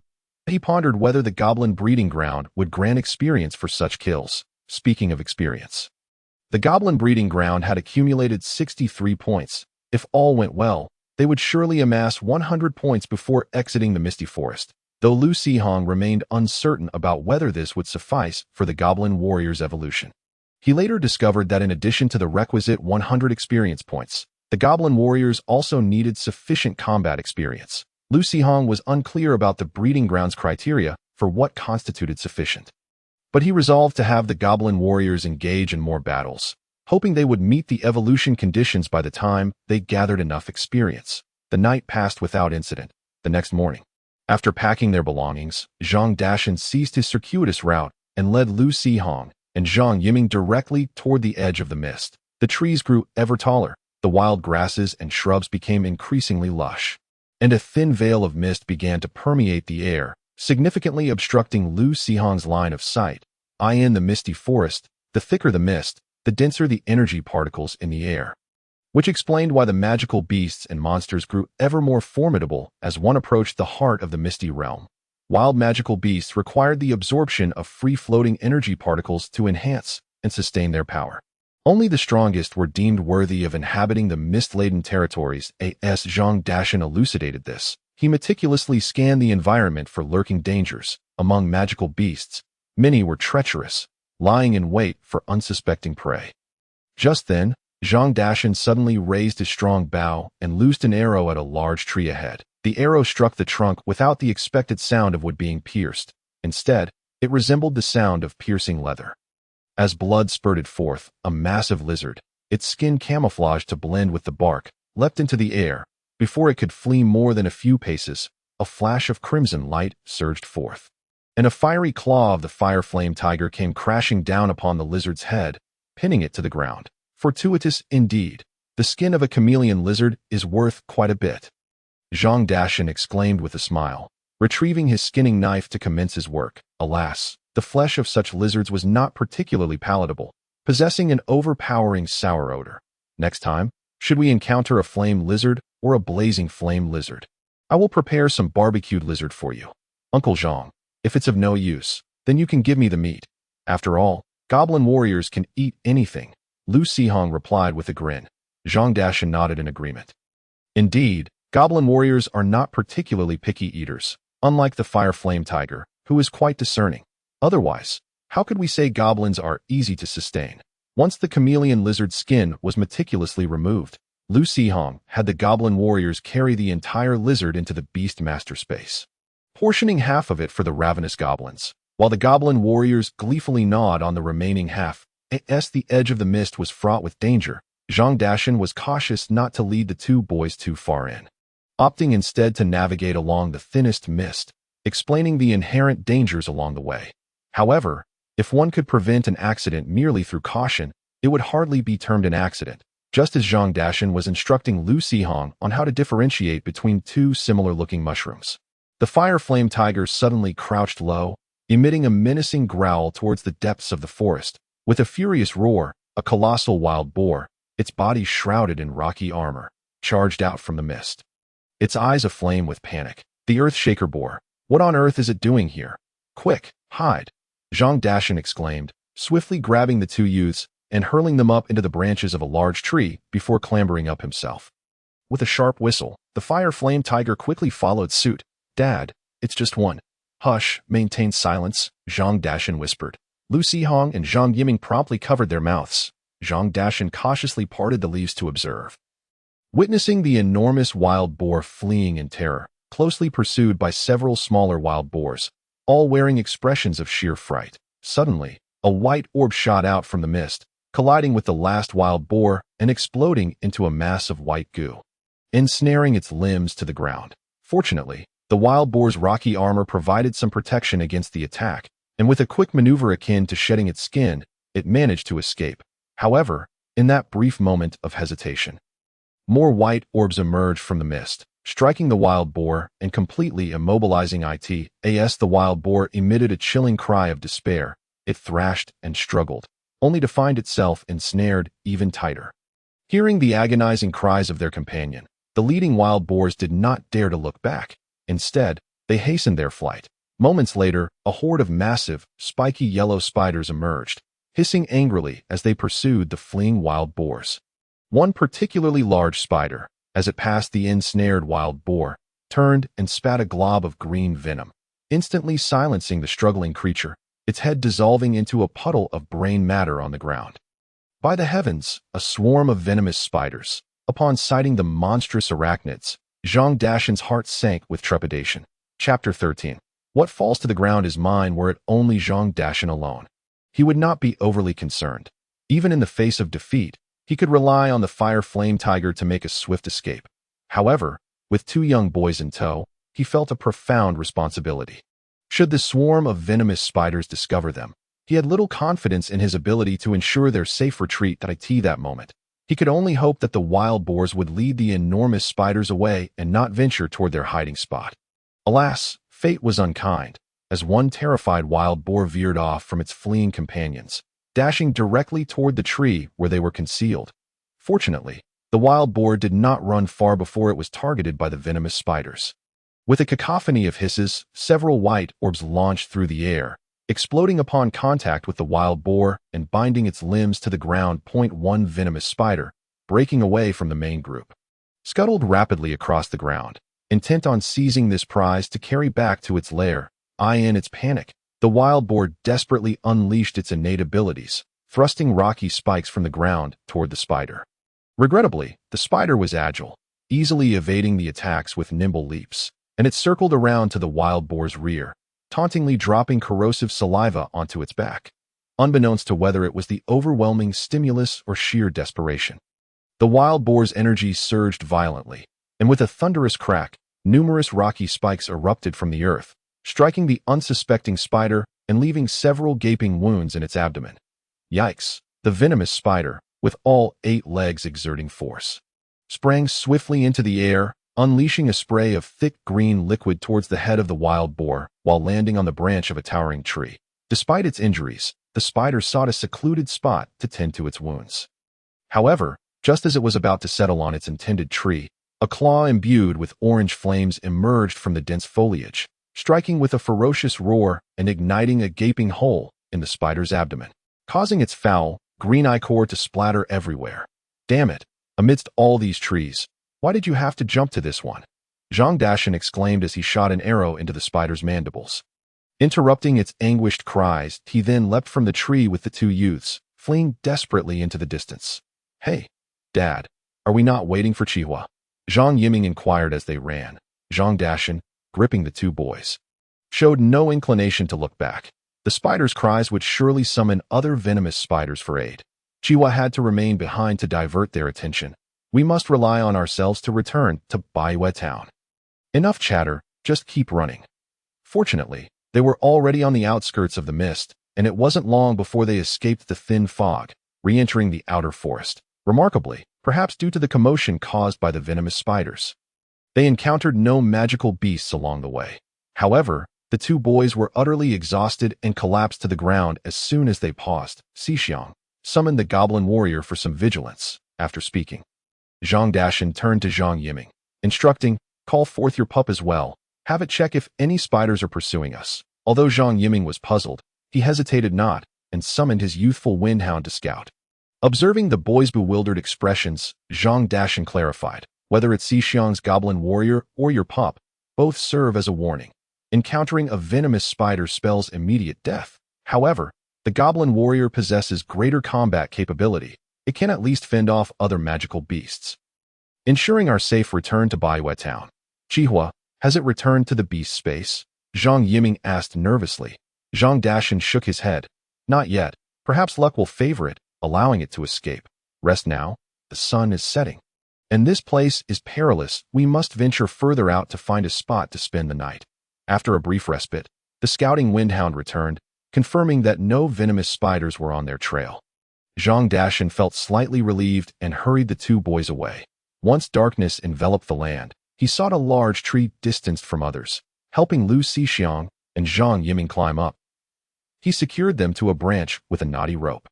Preparing for sleep. Without Chihua, a bright campfire would only draw the attention of predators. Aware that the two boys would surely struggle to sleep, Zhang Dashan entrusted the first half of the night's vigil to them and the goblin warrior.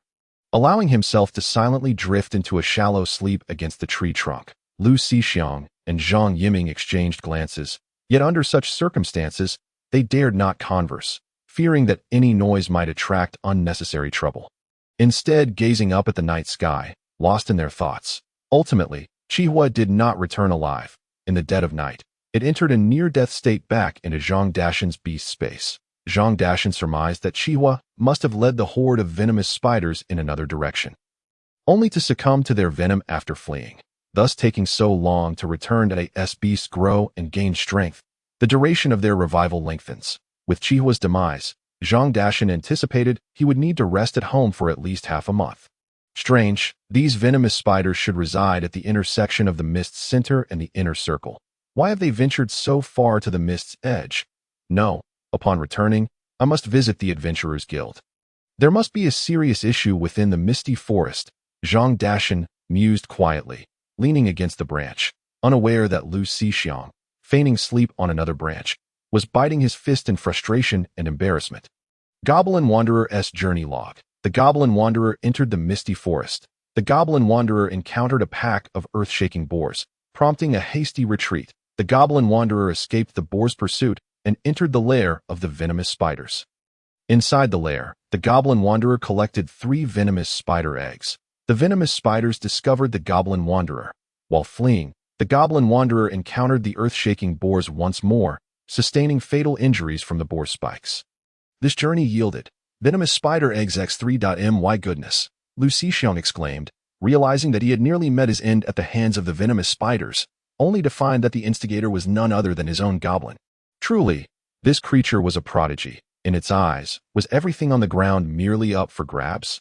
No wonder I found gold near the dog-headed creatures. It was clearly left there by them.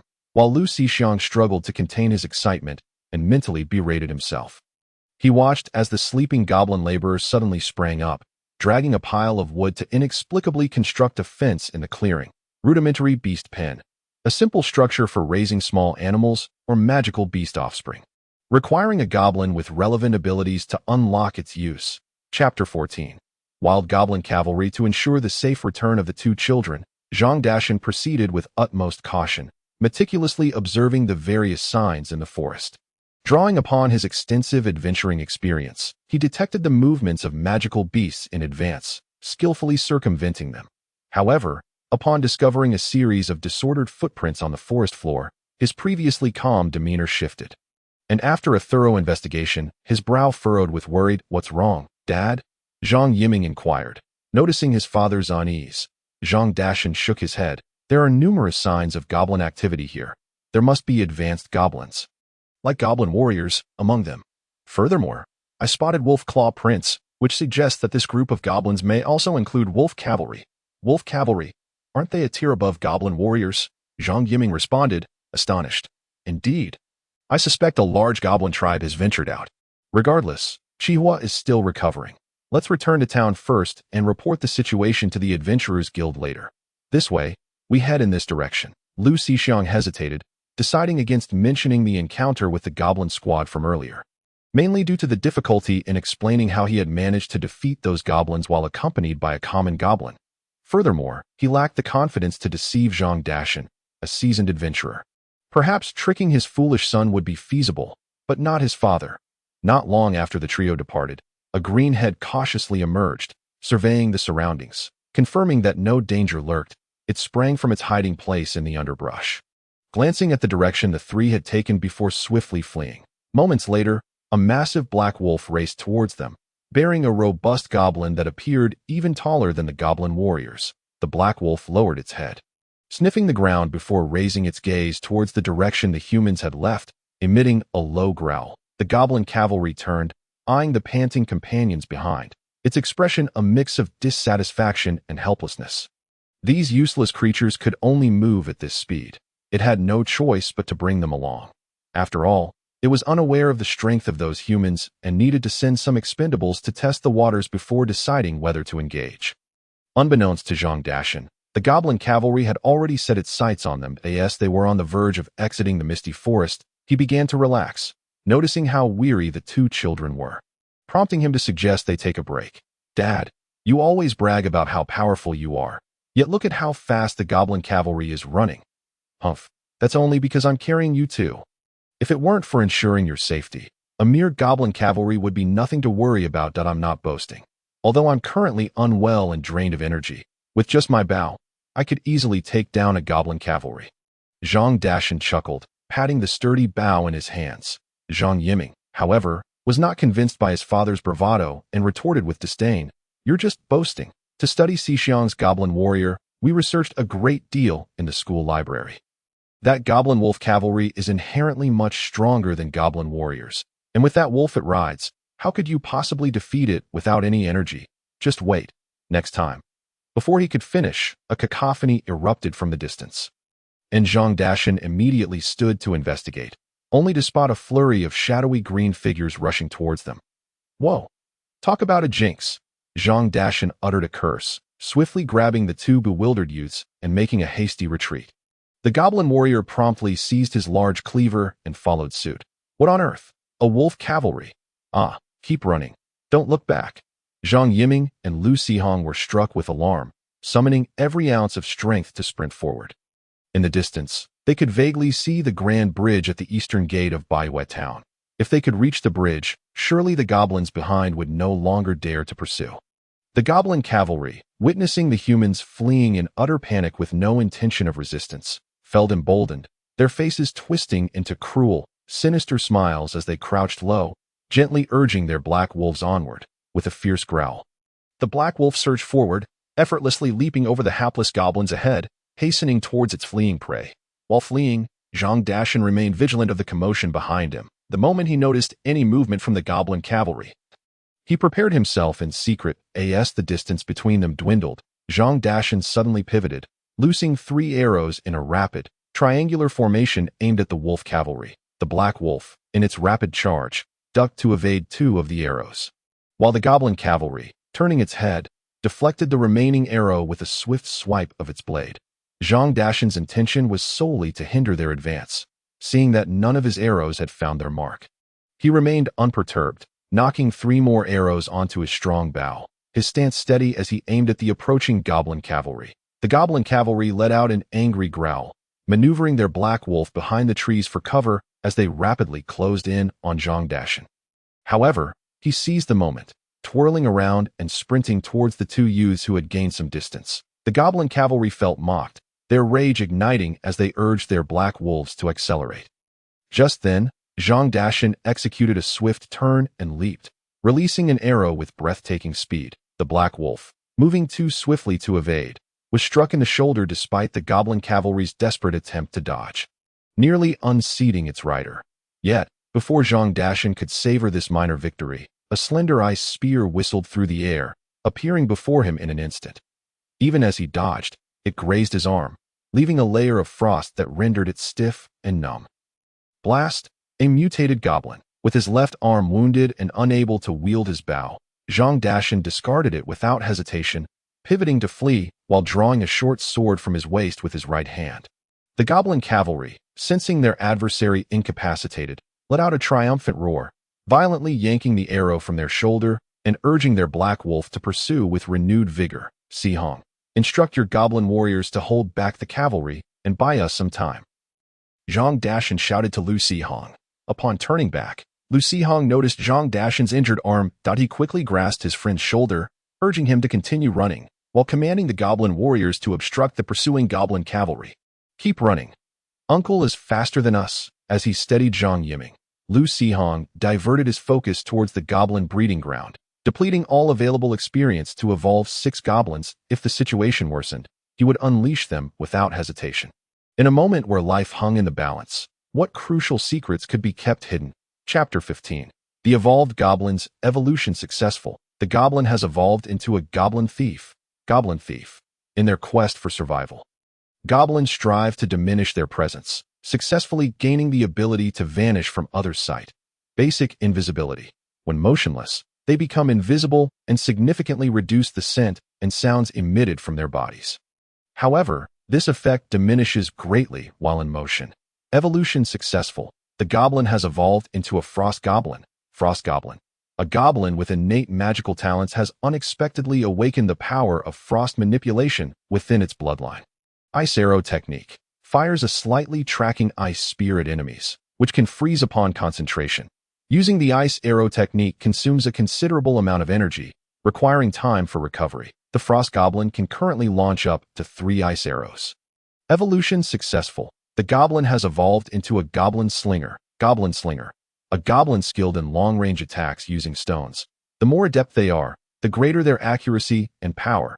Basic precision. Enhanced vision makes it easier to hit targets during ranged attacks. Evolution successful. The goblin has evolved into a goblin tamer. Goblin tamer. Through survival in the wild, goblins have gradually learned to communicate with animals, enabling them to tame small creatures or the young of magical beasts. Basic beast speech. Allows simple mental communication with other magical beasts. Evolution successful. The goblin has evolved into a goblin laborer. Evolution successful. The goblin has evolved into a goblin warrior, having fully expended their experience. Lu Sihong felt a sense of relief upon seeing the 6 goblins emerge from the breeding ground. At the very least, he now possessed enough cards to ensure the safety of the trio. Looking back, Lu Sihong observed his goblin warrior enduring a blow from the goblin cavalry, seizing the opportunity to grapple the goblin cavalry's arm and forcibly drag it from the wolf's back. Both of them tumbling and engaging in a fierce struggle. However, the goblin cavalry was far more formidable than the goblin warrior, and with the aid of its mount, the black wolf, it swiftly dispatched the goblin warrior. Upon its demise, the goblin warrior's body transformed into light and vanished, returning to Lu Sihong's beast space, lying motionless beside the goblin wanderer. Thanks to the goblin warrior's valiant delay, the goblin cavalry had lost its final opportunity. By the time it remounted its black wolf to pursue again, Zhang Dashan had successfully ushered the 2 youths onto the bridge. At this moment, the battle at the outskirts of the misty forest had attracted the attention of the guards at the gates of Baiwei town. Upon recognizing the familiar hunters being pursued by goblins, they swiftly summoned their beasts and rushed forth, armed and ready. The beasts of the 2 guards were a gigantic jackal and a robust black bull with curved horns. While they could not compare to Zhang Dashan's blazing tiger, they were more than sufficient to deal with the goblin cavalry. Coupled with the guards' own prowess, the goblins would surely meet their demise in combat. Seeing this, the goblin cavalry had no choice but to rein in their mounts, letting out an enraged roar before swiftly retreating, fleeing before the humans' reinforcements arrived. Lu Sihong and Zhang Yiming breathed a sigh of relief upon witnessing the goblins' withdrawal. Their bodies feeling weak as they collapsed onto the bridge, gasping for breath, utterly unwilling to rise. Subsequently, Zhang Dashan escorted Lu Sihong to his doorstep, called out a farewell, and departed with Zhang Yiming, eager to report the disturbances caused by the venomous spider and the appearance of goblins at the forest's edge to the adventurers' guild in town. Dragging his weary body inside, Lu Sihong collapsed onto the sofa. Hearing the commotion, his younger sister Lu Zian rushed out of her room, her expression turning anxious upon seeing her brother in disarray. "Brother, are you all right?" she inquired nervously. Lu Sihong weakly waved his hand. "Sister, bring me a glass of water. I'm parched." Without delay, Lu Zian hurried to fetch him a large glass of water and a piece of bread from the kitchen. After downing the water and devouring the bread, Lu Sihong lay back on the old sofa, finally feeling as if he had been revived. Just then, Lu Zian trotted over, saying, "I've prepared your bath for you. Go take a hot soak." "Wow, my sister is so considerate." Lu Sihong ruffled Lu Zian's hair, smiling as he said, "Brother is a bit tired. I'll go to sleep right after my bath, when Mom and Dad return. Tell them I'm resting." "Okay." The little girl nodded earnestly in response. Her serious demeanor was so adorable that Lu Sihong couldn't resist ruffling her hair again before entering the bathroom for his bath. After bathing, upon returning to his room, the moment Lu Sihong touched his bed, his eyelids began to droop. Remembering the newly evolved goblins, he fought off drowsiness and focused on the goblin breeding ground. At that moment, 2 goblin laborers were constructing a crude beast pen, using branches and dried grass to repair a grass nest. Nearby, 2 already constructed nests each held a venomous spider egg. The goblin tamer was leaning beside one of the spider eggs, pressing an ear against it while meticulously adjusting the grass nest beneath to this, an attempt to hatch these 3 spider eggs. Lu Sihong pondered with a hint of curiosity, perhaps sensing his thoughts. The considerate goblin breeding facility promptly provided relevant information.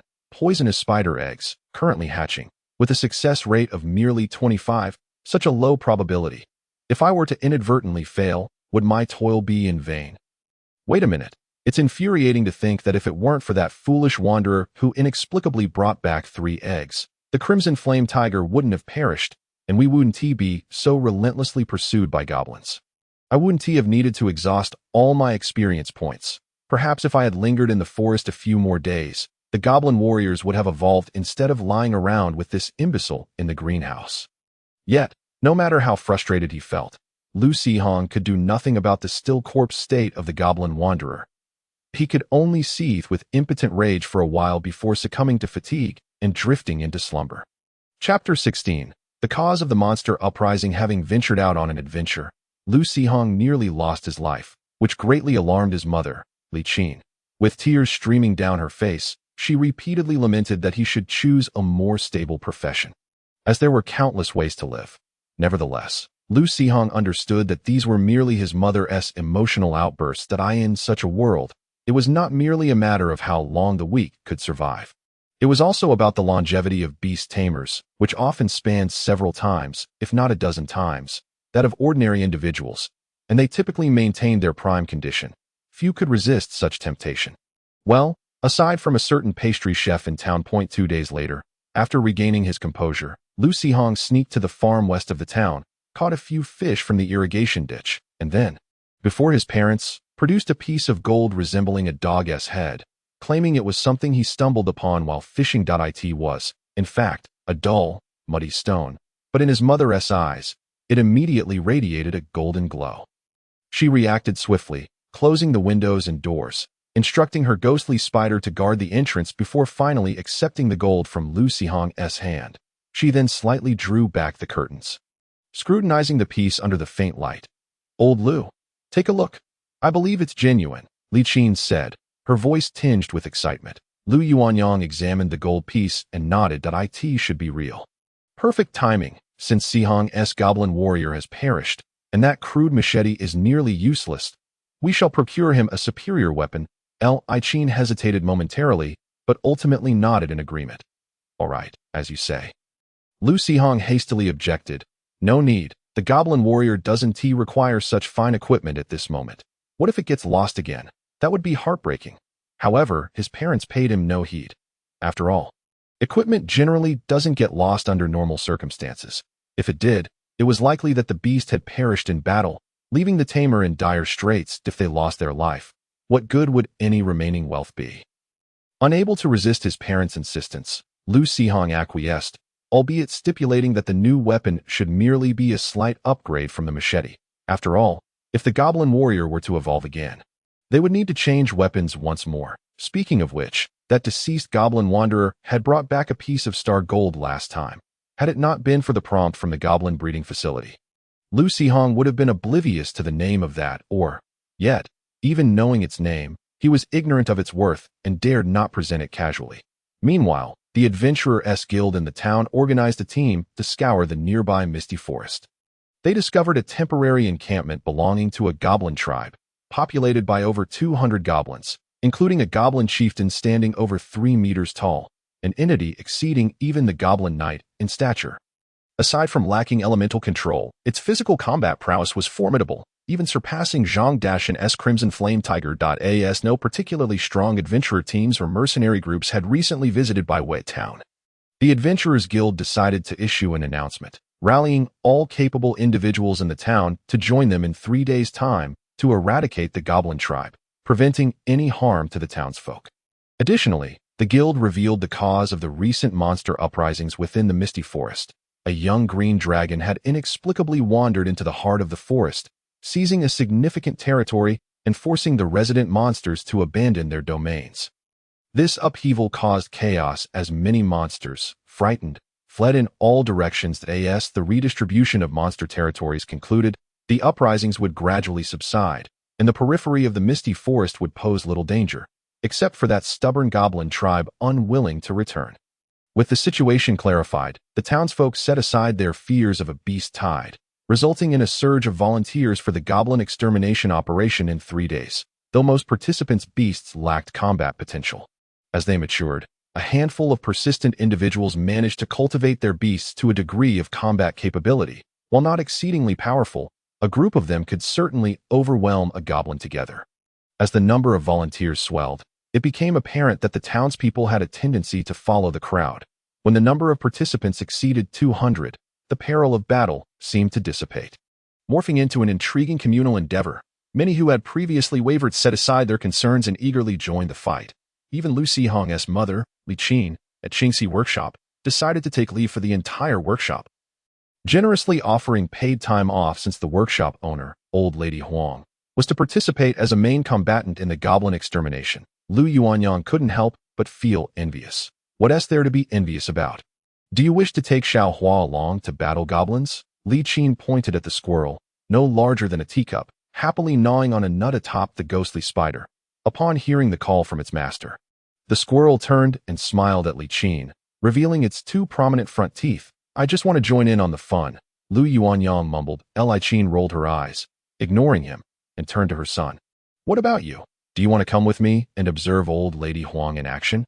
Imagining himself amidst a group of aunties leading spiders, listening to their incessant chatter gradually transforming into a cacophony of buzzing. Lu Xihong couldn't help but shudder and quickly declined his mother's kind offer to no, I'll manage on my own. All right, just remember, don't rush to the front lines. After all, your goblin warrior is still merely a low-tier monster. Faced with his mother's incessant admonitions, Lu Xihong could only maintain a smile. Keeping a smile on his face, his thoughts wandered elsewhere, specifically to the goblin breeding facility. The goblin wanderer had just revived in the morning and set out. I wonder, oh, you're already lying down. How come you're back so soon? Lu Xihong curiously glanced at the wanderer's travel diary, goblin wanderer's travel record.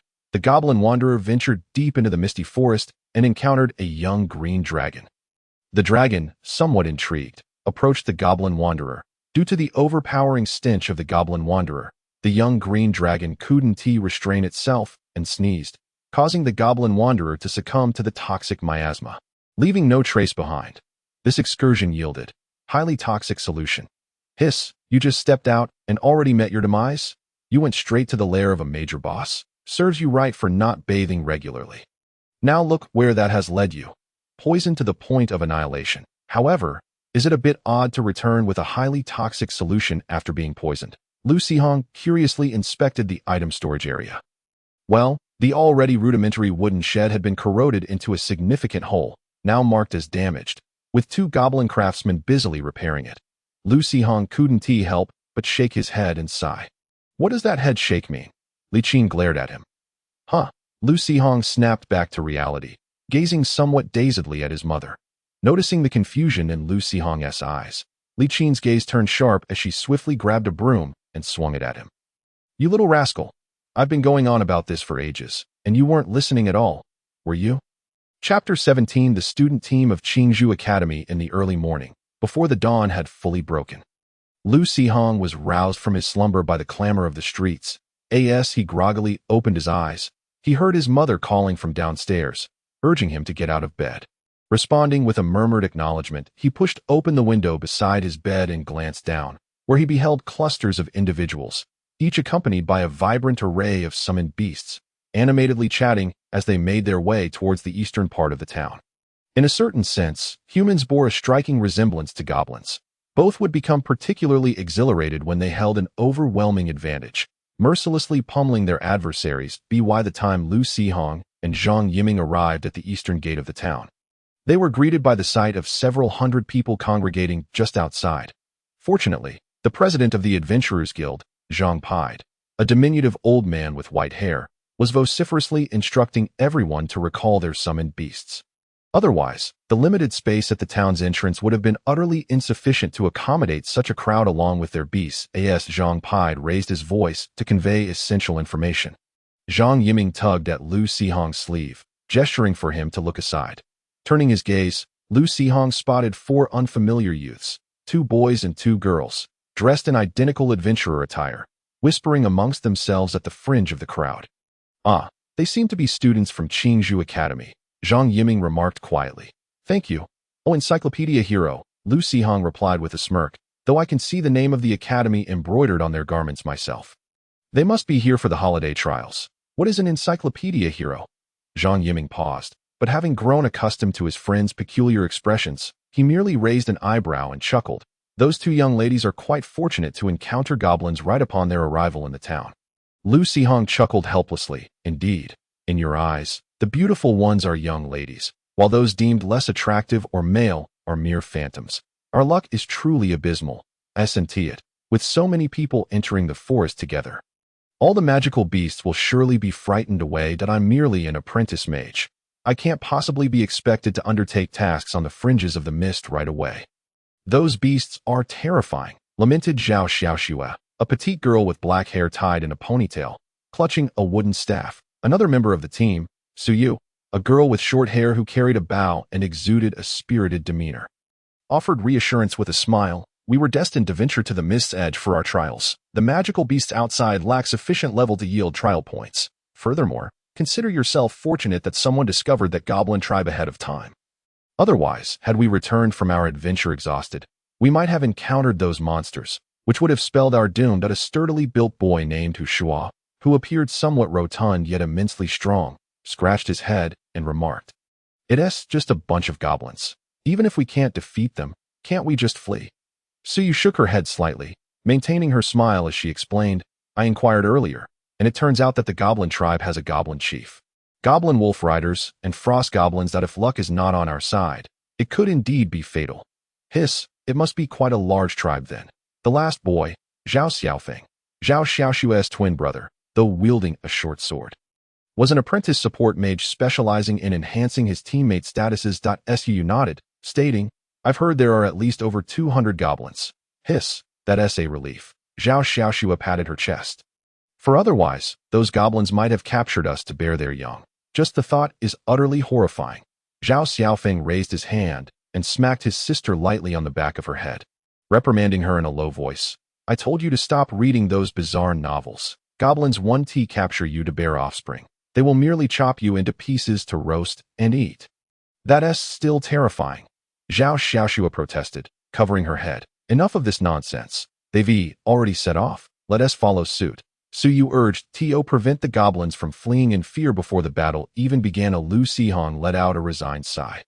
After a long journey, he found himself with so little experience. A sense of reluctance washed over him, yet he felt utterly powerless. With so many villagers causing such a commotion, any magical beasts in the vicinity must have long since fled. Even if he wished to sneak away to gain some experience, there was nothing left for him to slay at that moment. He noticed 4 students from Qingzhou Academy huddled together, discussing something before breaking away from their group and heading deeper into the forest with their beast companions. Of course, these students were undoubtedly there for their holiday trials, naturally seeking out magical beasts in the forest to train and nurture their own beasts. However, was their chosen direction leading them towards the misty edges? Their setup seemed adequate for such an endeavor. Just then, his close friend Zhang Yiming rushed over, his face etched with alarm as he patted Lu Sihong on the shoulder, exclaiming, "Sihong, this is serious. I overheard my father and the others talking about a goblin chief that's truly real." "Oh, and who killed it? Old Lady Huang or Old Master Zhang?" Lu Sihong asked distractedly. To his surprise, Zhang Yiming shook his head. "No, the goblin chief sensed danger and ran off, which is why the battle ended so swiftly." Lu Sihong questioned in astonishment. Wasn't the goblin's lair surrounded? How could it escape? Who could have anticipated its quick reaction? Before the fight even began, it turned tail and bolted towards the misty edges. It wasn't that no one tried to stop it. Apparently, it charged through, enduring the attacks of a group of beast companions, likely sustaining considerable injuries. After that, it probably lost the courage to return, Zhang Yiming explained. By the way, what about those two young ladies? Zhang Yiming glanced around, failing to spot the Qingzhou Academy team. Lu Sihong pointed towards the depths of the forest. Look, they went that way. They must be headed for their holiday trials. Zhang Yiming exclaimed, slapping his thigh, startling Lu Sihong. What are you doing? They probably don't know about the goblin chief. We should catch up and warn them, Zhang Yiming said eagerly. Lu Sihong found it hard to respond. Come on, they're students from the academy. For professionals along with for beasts, they can handle a goblin chief easily, all right? Wait, did they come as a group of 4? Zhang Yiming paused for a moment before continuing. Even if the young ladies are not in immediate danger, it is their first time here. They might need a guide. Let us hurry and catch up before they get too far. Just as Lu Sihong was about to retort, he shifted his gaze and found himself tempted by his friend's suggestion. The presence of the young ladies was not of paramount importance. What mattered was that it was Zhang Yiming who proposed the venture into the depths of the forest. He merely acquiesced to his friend's enthusiasm. Although they failed to locate the Qingzhou Academy team, they fortuitously encountered some magical beasts on their return journey, leading to a few unavoidable skirmishes. Rather reasonable. Wouldn't you agree? If they were not discovered, all would be well. If their parents found out, he would simply shift the blame onto Zhang Yiming, who would likely have no objections to AS for danger. The goblin chief was probably too terrified to return, having fled to the misty edges. With his current abilities, as long as he steered clear of the misty area, he should remain safe. Indeed, it was a flawless plan. Thus, when Zhang Yiming tugged at him, Lu Sihong feigned reluctance while his body offered no resistance, following his friend in pursuit of the direction the Qingzhou students had taken. However, despite their own strength, they were still outmatched by the professionals. After a while of fruitless searching for the Qingzhou Academy team, Zhang Yiming's spirits dwindled, and he plopped down on a clean patch of ground, panting heavily. Lu Sihong, now brimming with energy and somewhat enhanced, felt significantly less fatigued than Zhang Yiming as his friend finally surrendered the chase. Lu Sihong couldn't help but breathe a sigh of relief. This spot was just right.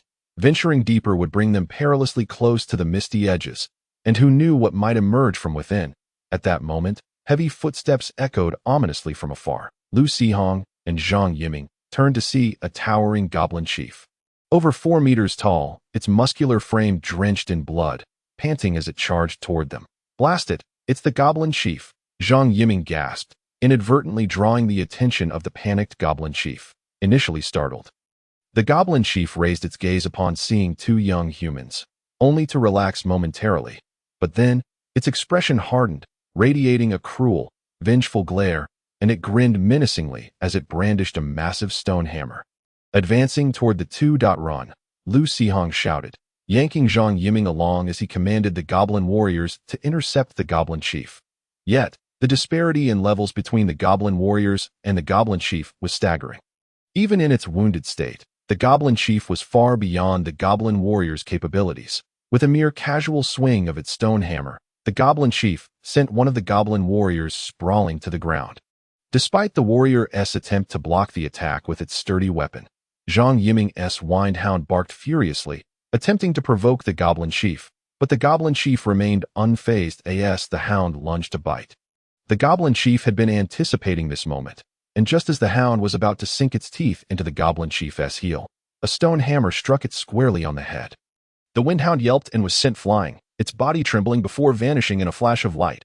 Split up and run, Lu Sihong bellowed, turning to spit at the goblin chief, then mockingly slapping his backside, provoking the creature further before darting in another direction. The goblin chief snarled and thundered after him. Zhang Yiming, gasping for breath and struggling to escape, turned back only to see the goblin chief pursuing Lu Sihong. With a mournful countenance, Zhang Yiming slapped himself hard, gritting his teeth as he continued to flee toward the forest's edge, hoping that the villagers had not all departed and that he could find help quickly. Moments later, the 4 students from Qingzhou Academy, flanked by 2 large hounds, raced along the trail of the goblin chief. Upon spotting human footprints on the ground, their expressions shifted with alarm that, oh no, it seems the goblin chief has encountered others. Quick, let us catch up and see. Chapter 19. Defeating the goblin chief. Though being pursued by the formidable goblin chief, Lu Sihong remained surprisingly unperturbed. After a stretch of running, observing the gap between himself and the goblin chief steadily closing, he decided to act. He reached out, and suddenly, numerous magical runes ignited on the ground, illuminating the surroundings. The goblin beasts, ready for battle, brandished their weapons, grinning menacingly at the goblin chief. Faced with the unexpected emergence of the goblin beasts, the goblin chief's fierce expression morphed into one of astonishment, as it involuntarily glanced back at the goblin warrior, desperately tailing it. Ha! Caught off guard. Are we? Charge, and finish it, Lu Sihong roared, as the goblin warrior wielding a rusty iron spear was the first to charge forward. Closely followed by two goblin craftsmen wielding stone hammers, the goblin tamer and thief mingled among the other goblins, brandishing spears and bringing up the rear. The frost goblin, limited in magic, could only strike thrice, remaining stationary as it gathered energy, patiently awaiting the perfect moment. The goblin slinger, equipped with a wooden basket crafted by a goblin craftsman, maneuvered to position itself alongside the frost goblin, ready to create opportunities for its comrades. The basket contained several meticulously shaped round stones, serving as ammunition. The goblin slinger seized one and hurled it at the goblin chief. As the goblin warriors surged forward to attack, the goblin chief scoffed disdainfully, preparing to crush one of them with a single blow. However, it was taken by surprise when a round stone hurtled towards its eye from the side. Startled, the goblin chief instinctively raised its hand to block. With a resounding thud, the stone struck the goblin chief's arm, reopening a wound that had just begun to close, while simultaneously, a rusted iron spear darted in, piercing the goblin chief's abdomen where blood still seeped. Twisting the weapon forcefully, the goblin chieftain let out a furious roar, swinging his hammer, only to have his attack evaded by a goblin warrior who executed a lazy roll. However, another goblin, lurking to the side, took the opportunity to jab the chieftain in the kidneys with a stone spear, breaking the skin slightly. In contrast to the goblin warrior, the ordinary goblins were significantly slower in their reactions. What was meant to be a quick jab turned into a fatal mistake as the enraged chieftain retaliated with a hammer strike, crushing the goblin's skull into its chest cavity. The goblin collapsed on the ground, twitching for a moment before disintegrating into luminous particles, returning to the beast taming space. After testing the waters, the goblin beasts realized the chieftain's formidable defensive capabilities. None of their attacks could inflict considerable damage, and thus focused their onslaught on his old wounds. As a leader of a small tribe, the goblin chieftain had never endured such provocations. Had he not been severely injured earlier and then attacked by those for professionals, he could have easily crushed these insufferable pests in an instant. Amidst the chaotic battle, after dispatching 3 goblin beasts, the chieftain's rage intensified. Ultimately, in a bid to slay a fleeing goblin craftsman, he overexerted himself, exposing a vulnerability, and was struck directly in the eye by a round stone, resulting in a splatter of blood. The goblin chieftain's body stiffened as he clutched his eye, letting out a pained howl. Unexpectedly, the frost goblin, which had remained motionless until now, seized the moment to launch a chilling magical ice arrow. Relying on his battle instincts, the chieftain sensed the impending danger and managed to sidestep just in time, yet his right hand was still grazed by the ice arrow, rendering it numb and causing him to involuntarily drop his weapon. A goblin thief, who had been lurking among the goblin ranks, suddenly saw an opportunity. With a quick dash, he snatched up the hefty stone hammer and fled, dragging it along the ground. The chieftain's left hand reached out in vain, grasping at nothing, and his heart sank. Without his weapon and with his right arm in a half-paralyzed state, the already severely wounded goblin chieftain was now at his wit's end. After utilizing his left hand to dispatch several more goblins, he eventually succumbed to the relentless harassment of the remaining goblin beasts and the pincer attack from 2 goblin warriors. After enduring the last 2 ice arrows from the frost goblin, he lost all capacity for movement. The horde of goblin beasts, their eyes gleaming with malice, pounced upon him, clawing and biting until ultimately, a goblin warrior severed the chieftain's head from his body. Upon witnessing the goblin chieftain's demise, Lu Sihong exhaled in relief. Then, after a moment of contemplation, he ordered the remaining goblins to swiftly gather the weapons strewn across the ground and return to the beast-taming space. However, the goblin thief, upon receiving the command, dashed over to the chieftain's corpse, dug into the wound on his chest, and extracted the still-beating heart, cradling it as he returned to the beast-taming space. Although Lu Sihong was curious about the goblin's actions, he had no time to ponder as he hurriedly departed the scene with the injured goblin warrior. He feared that if his friends brought townsfolk to rescue him, they would be unable to explain the situation upon seeing the aftermath. Not long after Lu Sihong's departure, four students from Qingzhou Academy arrived at the battlefield. Observing the dismembered body of the goblin chieftain, devoid of any intact flesh, the four exchanged bewildered glances. There were traces of frost magic, cuts, blunt force trauma, and numerous small wounds. Zhao Xiaofeng analyzed the scars on the chieftain's body. Could it be that the townspeople, accompanied by their beasts, ganged up on him? Hu Shuo speculated. Team leader Su Yu surveyed the area, her brow furrowing slightly. Aside from the signs of battle, there appears to be only one set of human footprints. The rest seem to belong to goblins. Does this mean there might be another goblin tribe in this forest? Zhao Xiaoxue said, a hint of fear in her voice. Su shook her head that it's unclear, but from the remaining traces, it seems that the human managed to escape successfully. Yet, where did all the goblins go? Why are there no footprints leading away? Unaware of the perplexing riddle he had created for those who followed, Lu Sihong, limping alongside Goblin Warrior No. 1, encountered his friends who had come to provide assistance. Relieved to be safe, Lu Sihong finally breathed a sigh of relief, and the Goblin Warrior could now return to the beast-taming space to recuperate. Upon seeing Lu Sihong unharmed, the anxious Zhang Yiming lunged at him, bursting into tears, leaving Lu Sihong in an awkward position, arms outstretched, unsure whether to embrace or console him, a blend of embarrassment and gratitude washing over him. Come on, you're a grown man crying like this. How will you face the world when you come to your senses? As he glanced back at the townsfolk, who were laughing heartily, Lu Sihong silently mourned for his friend, knowing that before long, news of Zhang Yiming's mortifying display would spread throughout the entire town. Chapter 20. The Goblin Warrior's wish. Although his friend willingly took on the blame for everything, Lu Sihong could not escape the wrath of his mother's feather duster. There was no choice. Upon hearing that her son was being pursued by the goblin leader, Li Qin was terrified to the point of losing color in her face when she saw Lu Sihong return alive. She nearly fainted, filling him with guilt. Thus, a beating was inevitable. It was merely a manifestation of a mother's profound love. Yet, that punishment was truly painful. He could only sleep on his stomach that night. After a day of tumult, Lu Sihong finally had the opportunity to carefully observe the goblin breeding ground. You have defeated a formidable foe in a fierce battle and gained 76 experience points. Upon seeing this notification, Lu Sihong nearly leapt out of bed in excitement. What a tremendous reward!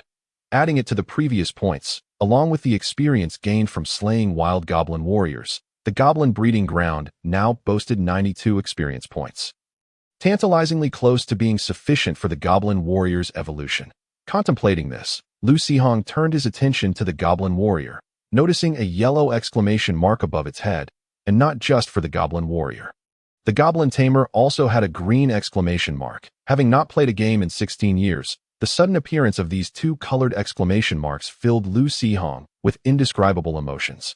After a brief moment of nostalgia, he focused on the goblin warrior, and the content of the yellow exclamation mark promptly appeared. Goblin warrior's wish. A desire to become stronger. Desire to become stronger. After prolonged battles, the goblin warrior's state has reached its limit. Only evolution can facilitate its continued growth. Please expedite its evolution. Completing the goblin warrior's wish will yield a random reward. To his astonishment, he learned that evolving the goblin warrior would come with a reward. Unfortunately, he was still 8 experience points short. 8 points were neither too many nor too few. He would have to risk another trip to the misty forest. Curiosity about the nature of the reward piqued Lu Sihong's interest. Next, he shifted his focus to the goblin tamer, noticing that the yellow exclamation mark indicated a wish, while the green one represented something else. Goblin tamer's request. Flesh of the strong. Flesh of the strong. The goblin tamer discovered that the heart extracted by the goblin thief from the goblin chieftain, when fed to the venomous spider hatchlings, could accelerate their growth. The goblin tamer hopes to bring back parts of powerful foes after each battle to nourish the magical beast offspring. Understanding this, Lu Sihong realized that the green exclamation mark was less of a task and more of a hint. He silently noted this advice, intending to let the goblin thief emerge after future battles to collect remains or perhaps have the goblin warrior drag entire corpses back to the beast taming space for the goblins to utilize as they saw fit. Initially, he had thought it would be a stroke of luck just to hatch one of the 3 spider eggs, but to his surprise, with the goblin tamer's nurturing, the hatching rate improved, resulting in the successful emergence of all 3 spiders. At this moment, Lu Sihong was increasingly curious about what transformations the 3 venomous spider hatchlings would undergo under the goblin's care. Could they perhaps become pets of the goblins? 2 days later, Lu Sihong's injury finally healed. With both parents at work, he devised a plan to stealthily venture to the outskirts of the misty forest to slay some magical beasts and accumulate the remaining 100 experience points. Once the goblin warrior successfully evolved, it was likely that his parents would no longer oppose his wandering around the outskirts of the misty forest to spare himself from any corporeal punishment. Lu Sihong informed his sister that he was off to meet a close friend. As he departed, he donned a straw hat and a high-collared coat, the collar turned up to mask half his face, thus preventing any chance encounters with acquaintances that might relay his whereabouts to his parents. Navigating the familiar terrain of the misty forest perimeter, adhering to the principle that even a mosquito's leg is meat, Lu Sihong began his search by the riverbank, where he soon encountered a slime, which the goblin warrior dispatched with a swift strike. After traversing a short distance, he stumbled upon several swift rabbits grazing. Drawing from previous experiences, Lu Sihong understood that he and the goblin warrior stood little chance against these skittish creatures that were swift on their feet, surveying the surroundings to ensure no one was watching. He summoned the goblin slinger and goblin rogue. The grazing rabbits had indeed noticed the distant figures of the human and goblins, yet, confident in their speed and the distance between them, they merely turned their bodies to face Lu Sihong while continuing their feast. After a brief while, having consumed the tender grass and half-ripe wild fruits, the rabbits turned to leave. Just as one rabbit kicked off with its hind legs, a loud crack echoed as a round stone hurtled through the air, striking the rabbit's head and causing it to explode. The remaining rabbits emitted piercing cries, their bodies enveloped in a faint breeze, granting them newfound agility as they bolted in different directions. The goblin slinger attempted several shots, but due to the distance and the rabbit's nimble movements, he only managed to strike one rabbit's hind leg, significantly slowing it down, which inadvertently provided the goblin rogue with an opportunity to seize the advantage. The remaining rabbits capitalized on the chaos and quickly vanished from sight. Lu Sihong was unperturbed, having only hoped to catch one rabbit, knowing that had the goblin slinger missed, the startled rabbits would have fled in an instant. Regrettably, the goblin rogue's movements were too conspicuous, leaving him with no choice but to wield a spear and stand guard ahead, unexpectedly encountering one of the rabbits for the 3rd swift rabbit.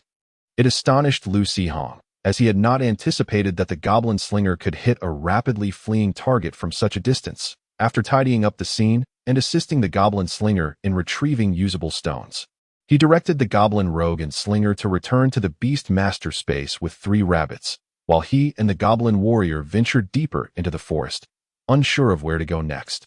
Lu Sihong followed the path taken by a fleeing rabbit, pondering that perhaps it would pause after a distance, allowing him to capture another. To his surprise, the swift rabbit brought along 2 iron-headed wolves charging towards him. Ecstatic, Lu Sihong rushed forward with the goblin warrior, swiftly slaying the panicked rabbit before summoning a horde of goblins to encircle the menacing wolves. Ultimately, amid the lamentations of the iron-headed wolves, Lu Sihong amassed sufficient experience points. Chapter 21. The Lightness Ring. The goblin warrior successfully evolved into a goblin champion. Goblin champion. After numerous battles, the goblin warrior activated its bloodline through valor, gaining formidable strength, power. The goblin champion possesses immense physical prowess. Valor. The goblin champion remains undaunted in the face of formidable foes, with rich combat experience granting it enhanced battle instincts. You have fulfilled the goblin warrior's aspiration. You have received a random reward. Your goblin rogue has gained the boosted state. Double the efficiency. Double the efficiency. This state allows for the acquisition of double the upgrade effect using only half the experience. Goblins with this state will find their required experience for evolution halved. Upon evolution, another goblin that meets the evolutionary criteria and shares the same tier will also evolve simultaneously. If no other goblins of the same tier meet the criteria, Only the goblin with this state will evolve. Upon successful evolution, Lu Sihong did not linger in the misty forest but hurried home with his newly empowered goblin. Along the way, onlookers were taken aback by the sight of Lu Sihong accompanied by the goblin champion. When Li Qin returned from the workshop and beheld the goblin champion, she was momentarily stunned. However, as a flash of anger surged within her, it quickly dissipated upon seeing her son's exuberant expression. With a resigned sigh, she gently embraced Lu Sihong, tenderly ruffling his hair. "Promise me, you must ensure your safety," she implored. Lu Sihong, initially brimming with excitement, calmed at her request and resolutely replied, "Of course, I will prepare dinner, making a few extra dishes to celebrate tonight." Watching his mother retreat, Lu Sihong touched his slightly sore nose, retrieving 2 swift rabbits and an iron-headed wolf from the Beastmaster's space, carrying them into the kitchen. "Today's spoils," he declared. Li Qin smiled, saying, "Save those for your beasts. Now that they've evolved into goblin champions, they need to consume more meat to continue their growth." Lu Sihong shook his head. "It's all right. I still have an iron-headed wolf to spare." Li Qin was taken aback, as she had assumed the goblin warrior had only evolved after battling the iron-headed wolf. However, with 2 of them, it seemed the evolution must have occurred post-encounter. Yet, the idea of a goblin warrior chasing down swift rabbits was somewhat absurd. Noticing Li Qin lost in thought, Lu Sihong found it curious but did not dwell on it, unaware that his mother was actively concocting scenarios in her mind, gaining an irrelevant piece of knowledge.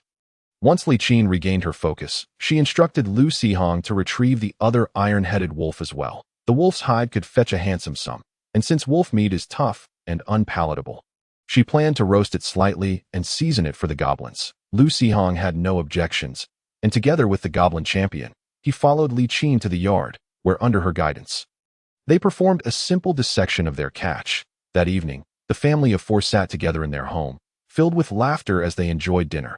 The goblin champion, seated outside with a large basin, devoured the seasoned roasted wolf meat, bones and all, while eyeing the nearby ghost-faced spider that was leisurely nibbling on its small bowl of meat, unable to resist licking its lips, sensing the goblin champion's intense gaze. The ghost-faced spider felt an overwhelming sense of danger and hastened its eating. Observing the goblin champion's mix of joy and regret, Lu Sihong couldn't help but feel troubled. While it was merely one goblin champion on the surface, a whole horde of goblins resided in the Beastmaster space. Where would he find enough meat to sustain them all? Wait a moment. Speaking of feeding, goblin tamers can care for small animals, right? Perhaps he could try capturing a few live swift rabbits? However, capturing them himself would be quite difficult unless he could find a nest of young ones or inquire with Uncle Zhang about traps for catching swift rabbits. Lu Sihong was suddenly struck by a surge of clarity, resolving to visit Zhang Yiming's home the following day to inquire about matters and, in passing, to boast to his closest friend about his goblin warrior. As he prepared for bed, Lu Sihong habitually glanced at the goblin breeding ground, noticing a new corpse in the dilapidated shed. A vagrant, that hapless soul, had returned to the land of the dead. The goblin vagrant had set a new record this time, wandering for a full 2 days before meeting his demise. The chronicles of the goblin vagrant's journey included the misty forest, pursued by a pack of wolves, attacked by wild boars, threatened by wurgs, discovering a freshly ripened flame fruit, picking up a discarded tattered leather armor. The goblin vagrant, mingling with a group of goblin hunters, returned to the goblin tribe, where he idly rummaged through the tribe's refuse and unearthed a rusty iron dagger and a metallic ring. Blending in with the goblins, the vagrant, under the leadership of a goblin chieftain, launched an attack on a solitary 2-headed ogre wizard. The goblin chieftain was obliterated by a fireball, and the goblin vagrant seized the chieftain's dropped saber and fled. Tumbling into a ravine, he retrieved a piece of iron ore, ultimately succumbing to excessive blood loss. The spoils of this venture included a ripe flame fruit, tattered leather armor, a rusty dagger, a magical ring, a saber, and iron ore. Lu Sihong was well aware of the flame fruit's nature. It was a fruit brimming with fiery energy, primarily utilized in the crafting of magical potions, though it could also be fed directly to fire-type beasts. However, what was the purpose of the magical ring? The magical ring, a ring emanating faint magical fluctuations, surely possessing wondrous properties. The description from the breeding ground reminded Lu Sihong of the marketing jargon from his previous life, filled with superfluous nonsense devoid of any real utility. Having a goblin retrieve the inconspicuous bronze ring from the beast's space, Lu Sihong curiously slipped the ring onto the ring finger of his right hand. Instantly, a misty energy surged from within him into the ring, causing it to emit a soft glow, and Lu Sihong felt a sudden lightness in his body that a flash of inspiration struck him. He recalled a tome of magical artifacts his close friend had once shown him, a product of Zhang Dashan's past adventures from a renowned alchemy shop in the big city, which featured a magical ring known as the Ring of Lightness. When worn, it would consume a small amount of the wearer's energy continuously, bestowing upon them the agility of a low-level feline spirit, thus enhancing their lightness and swiftness of movement. Lu Sihong could not help but marvel at how the goblin vagrant, that reckless fool, consistently brought him delightful surprises. Chapter 22. The Bronze Badge. Upon waking in the morning, Lu Sihong shared breakfast with his sister, then, after a brief exchange, dashed off to his friend's house with great enthusiasm. He had intended to seek Zhang Dashan's advice on setting traps to capture wind rabbits. However, Zhang Yiming informed him that his father had gone out of town for business and would not return for several days. In light of this, Lu Sihong suddenly grinned mischievously at Zhang Yiming, his expression eliciting an involuntary shudder from his friend. "What the heck? Your sudden grin startled me," Zhang Yiming remarked with a hint of displeasure. "Do you want to come in for a bit? Stay right there. I have a treasure to show you," Lu Sihong replied, still smiling, as he gestured, causing a summoning array to materialize upon the ground. Zhang Yiming, initially bewildered by his friend's early morning antics, soon found himself staring in astonishment at the goblin warrior that appeared within the summoning array. "Wait, what has your goblin warrior been eating to grow so large all of a sudden?" Although Zhang Yiming had an inkling of the answer, disbelief lingered in his mind. Lu Sihong remained silent, merely watching him with a grin. Zhang Yiming's jaw gradually dropped. "No way. What the heck? This is a goblin warrior." Lu Sihong nodded, boasting a little. "What do you think? Am I impressive? What the heck? This is incredible," Zhang Yiming exclaimed, excitement coursing through him as he circled the goblin warrior, unable to resist reaching out to touch its muscular form. However, as he did so, a hint of melancholy crossed his face. Despite still smiling, his expression grew noticeably stiff as a teenager. He lacked the finesse to mask his feelings effectively. Lu Sihong instantly discerned Zhang Yiming's thoughts. The saying afraid that a brother might suffer, yet also afraid that a brother might drive a luxury car was not merely a matter of jealousy, though perhaps there was a touch of that, but rather a deeper fear of growing apart as friends, unable to keep pace with each other's successes. Zhang Yiming likely hadn't thought it through fully, but still felt a twinge of that sentiment. Lu Sihong patted his dazed friend on the shoulder, raising an eyebrow. "What's the matter? Are you intimidated by my talent? Don't worry, as brothers for life. Once I hit it big, I'll have your back forever." "Humph, you were just lucky. Once my Wind Wolf King matures, I'll surpass you in no time," Zhang Yiming retorted, feeling somewhat touched yet refusing to admit it. The emotional tides of youth are swift to rise and fall. Zhang Yiming quickly brightened again.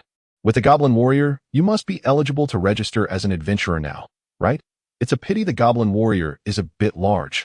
Otherwise, I have some old gear at home." "Hey, don't go selling your father's legacy for your own gain. That's all sentimental memorabilia left by your dad," Lu Sihong interjected, grabbing Zhang Yiming's arm, fearful that he might delve into his father's belongings. "What do you understand? The greatest advantage of a goblin is the ability to use various equipment. Without it, their combat prowess suffers significantly." Zhang Yiming insisted eagerly that of course I understand, but I'm not venturing out as an adventurer. At most, I'll hunt some game on the outskirts of the misty forest. "What do I need equipment for?" Lu Sihong replied. Zhang Yiming came to his senses. "True. After all, you're not a professional yet, and shouldn't be going to dangerous places. Well, I plan to register at the Adventurers Guild first, and see if there are any simple bounty tasks available." "Do you want to come along?" Lu Sihong proposed. Zhang Yiming's expression shifted slightly, clearly wishing to accompany him, but he shook his head. "No, someone is coming over today. My mom specifically asked me to stay home." "All right then, I'll head off first," Lu Sihong acknowledged, nodding at him as he recalled the goblin warrior back to the beast's space and waved goodbye as he departed from his friend's house. After walking along the street for a good 10 minutes, Lu Sihong arrived at the Adventurers Guild in the small town. This building was among the larger structures in Baiwei town. The entrance hall was significantly more spacious than the adjoining tavern. However, due to a recent lack of adventurers visiting Baiwei town, the guild felt quite desolate. With very few patrons present, below the task bulletin board, for familiar figures were huddled together, whispering about the bounties posted on the board. Spotting the 4 students from Qingzhou Academy, Lu Sihong hesitated for a moment before making his way towards the elderly gentleman basking in the sunlight on a rocking chair by the window. Zhang Pai sensed someone approaching, opened his eyes, and turned to see a town child, raising an eyebrow in mild curiosity. "Grandpa Zhang, I'm here to get certified as an adventurer," Lu Sihong announced, startling Zhang Pai. As the president of the town's Adventurers Guild and a retired veteran adventurer, he occasionally visited the local school to teach students, so he recognized Lu Sihong, though the boy seemed like a mischievous lad. If his memory served him right, this child had activated the contract array not long ago, and his goblin had already evolved into a goblin warrior, a remarkable speed indeed, but the implication of his words suggested something more. "Let me see the beast you've summoned," Zhang Pai instructed, sitting up straight with a serious expression. Lu Sihong observed Zhang Pai's demeanor, confirming he was not jesting, and took a couple of steps back to summon the goblin warrior in the open space. Hiss. Though he had anticipated this outcome, witnessing a boy who had only recently activated his beast space summon a goblin warrior was enough to take even the well-versed Zhang Pai aback. This child's talent was astonishing. He must not be allowed to remain. Lu Sihong maintained a polite smile, secretly adding a line of dialogue for the elderly gentleman, who gasped in surprise. Zhang Pai regarded Lu Sihong with a puzzled glance. Sensing something odd about the boy's expression, "Go to the counter and fill out a form," he instructed. Lu Sihong obediently approached the counter, requested a form from the attendant, meticulously filled in his details, and returned to submit it to Zhang Pai. Zhang Pai reviewed the form and stood up, saying, "Wait here, I'll input your information." Lu Sihong, somewhat perplexed, inquired, "Aren't there tests to complete?" Zhang Pai glanced back at the goblin warrior, whose vitality seemed robust and appeared ready to evolve once more, rolling his eyes at Lu Sihong. "Test? Nonsense." Lu Sihong's smile faltered, and he silently cursed the old man in his heart, thinking that this elderly fellow, undoubtedly envious of his youthful talent, was deliberately trying to vex him. The old man entered his office and soon emerged, tossing a small bronze badge to Lu Sihong. "There you go. Your information has been recorded in the guild system. This badge contains your personal details, so be careful not to lose it. The first one is free, but if you need a replacement, it will cost over 30 silver coins." Lu Sihong thought to himself. 30 silver coins could sustain his parents for a year or two. He accepted the badge, secretly resolving to take this precious item to the goblin breeding ground. Chapter 23. Conditions for the thief's evolution after obtaining the badge. Lu Sihong intended to check if the Adventurers Guild had any simple bounty tasks that he could undertake while grinding for experience in the forest. Turning around, he happened to meet 4 pairs of curious eyes. 2 boys awkwardly averted their gazes, engaging in an awkward conversation about something incomprehensible. Suu smiled and nodded at Lu Sihong. Her cheeks slightly flushed as she tidied her hair, then turned Zhao Xiaoshue's head back, who was still obliviously staring with curiosity. Lu Sihong smiled and walked over to them. "Hello, brother and sister," Lu Sihong greeted cheerfully. "Hello." Suyu nodded with a smile. "Hi, little brother," Zhao Xiaoshue responded warmly. "Ha. Hello, handsome young man," Zhao Xiaofeng said with a smile, a hint of embarrassment on his face. "Hi," Hu Shua replied, feeling somewhat shy. "Brother, the goblin warrior you summoned earlier. How old are you?" Zhao Xiaoshue asked curiously, though it was somewhat forward. The others did not stop her and instead looked on with interest. Lu Sihong nodded and said, "Yes, goblin warrior.as for me. I'm 16 this year and will be starting the 2nd year of middle school in the second half of the year." "Wow," everyone exclaimed in awe. Zhao Xiaofeng remarked, "Why are you still in middle school? You could already be admitted to the academy early." "That's right, brother. You must have missed energy already, so why not go to the academy sooner and become a professional? Staying in middle school is just a waste of time," Zhao Xiaoshua added, nodding. Suyu lightly tapped her companions and laughed, saying, "You don't understand, so don't say such things. Goblins are different from your summoned beasts. A goblin warrior may not have enough energy density to become a professional yet. You can wait until school starts to ask your teachers or principal, even if you want to enter the academy early. A school recommendation is the fastest and safest method." Lu Sihong nodded in gratitude, but noticed a look of realization on Zhao Xiaofeng and Zhao Xiaoshue's faces. These two were quite good-looking, but they seemed somewhat unreliable after chatting with the Academy's trial adventure team. He learned that they had just returned from completing a task in the Misty Forest and planned to rest at the Adventurers Guild for 2 days. There were also guest rooms available on the upper floors of the guild, cheaper than staying at an inn, and students from the academy received additional discounts. But only adventurers who had completed their information registration could avail of this. Upon learning that Lu Sihong was looking for some simple bounty tasks, Zhao Xiaofeng immediately pointed out a few low-level bounties for him, mostly involving material collection or skinning low-level magical beasts. The bounty tasks hanging in the hall were mostly of this type, with no special requirements. Adventurers generally wouldn't go out of their way to complete them unless they happened to have the required materials on hand to exchange for some reward. For an adventurer to make a special trip for a particular bounty, it would require a significantly high reward, and most were designated tasks. Once someone accepted a task, no one else could submit it until that person failed. Otherwise, an adventurer would expend considerable effort only to find that someone else had already completed the task, which would severely dampen their motivation and could lead to some malicious incidents over competing for task items. Of course, designated tasks weren't available to just anyone. Besides the adventurer's level, there were various other requirements. However, these matters were of no concern to Lu Sihong for the time being, that he simply wished to earn a little extra while venturing into the Misty Forest.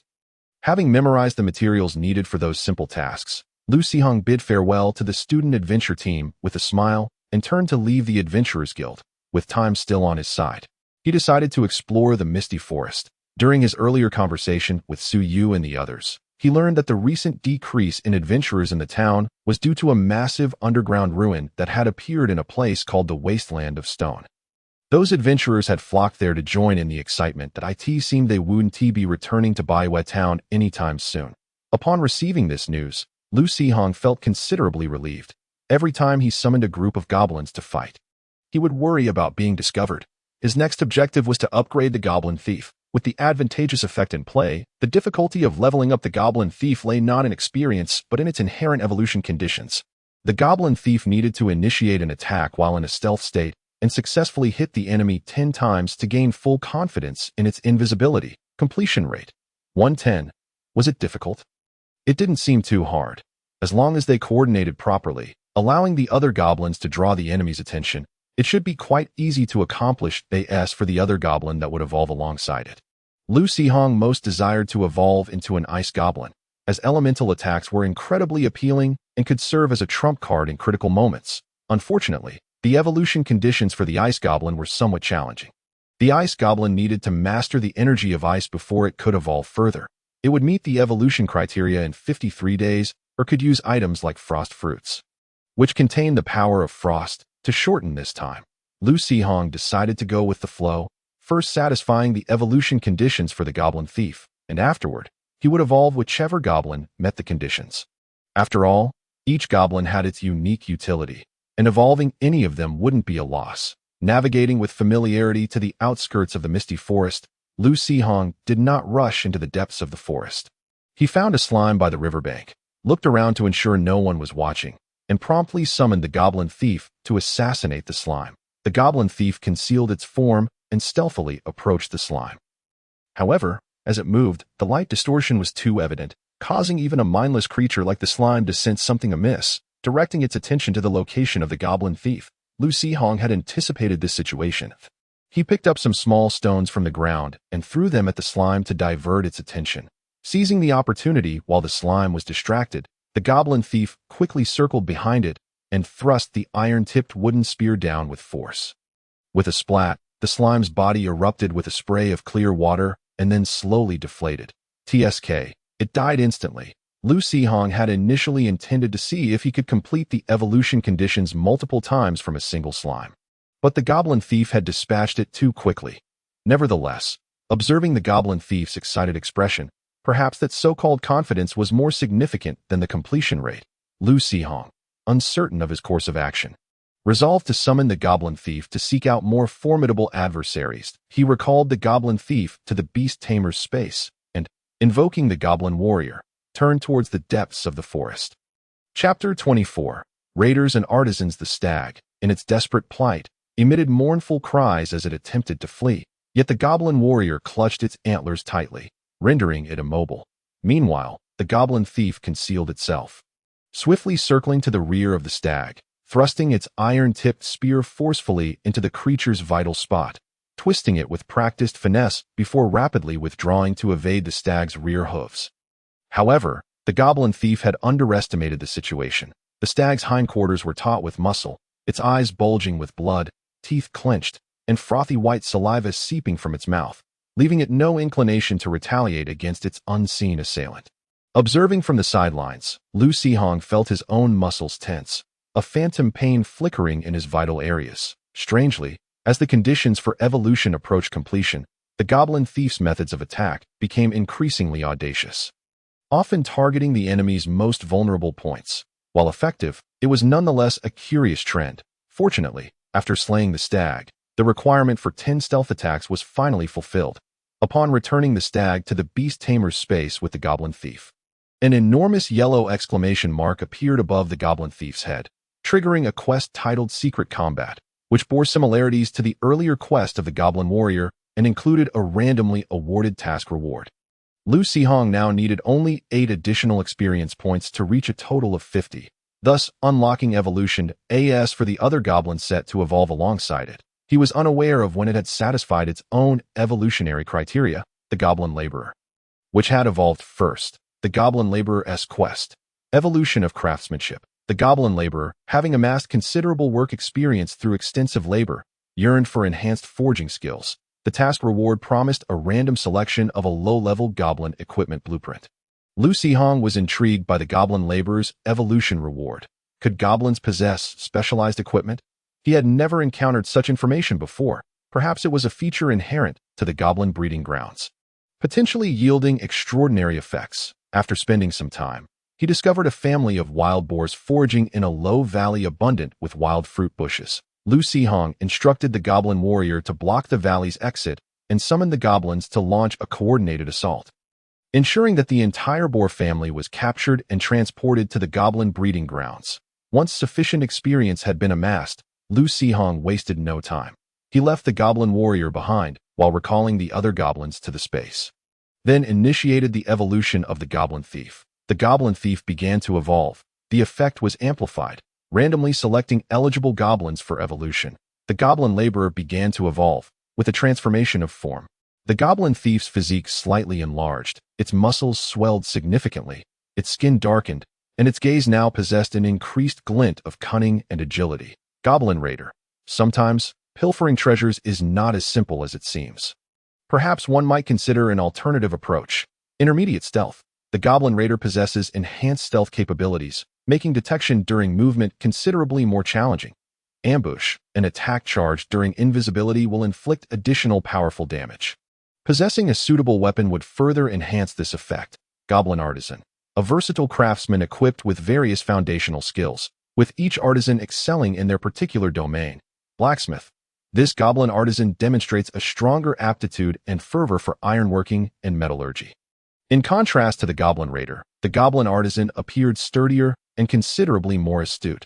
Immediately upon completing its evolution, a green exclamation mark eagerly emerged above its head. The Goblin Artisan's Dilemma. The Goblin Artisan has numerous tasks to accomplish, yet lacks suitable tools and sufficient materials, causing it considerable distress. The Goblin Artisan requires hammer, tongs, iron sheets, furnace, oars, saw, ruler. Lu Sihong observed that the tools needed by the goblin artisan encompassed the essential implements for blacksmiths, carpenters, leatherworkers, tailors, and other trades. Overwhelming him momentarily, he swiftly redirected his attention to the task rewards acquired by the 2 evolved goblins. White Blueprint. Goblins' Wild Shoulder Pads. Custom crafted for goblins, these robust leather shoulder pads, adorned with metal spikes, possess no extraordinary effects, but their fearsome appearance can visually intimidate foes. Upon obtaining the blueprint, all goblin artisans will automatically learn the crafting technique for this equipment. Green Blueprint. Grass Cake. A green cake made from pure, natural grass. Consumption by goblins induces a sense of joy, slightly accelerating recovery from injuries. So even the strongest goblin cannot escape the fate of herbivores, perhaps due to the absence of suitable tools. The idle goblin artisan had already set off to gather grass, seemingly preparing to bake some grass cakes for the goblins in celebration. Lu Sihong redirected his focus to reality.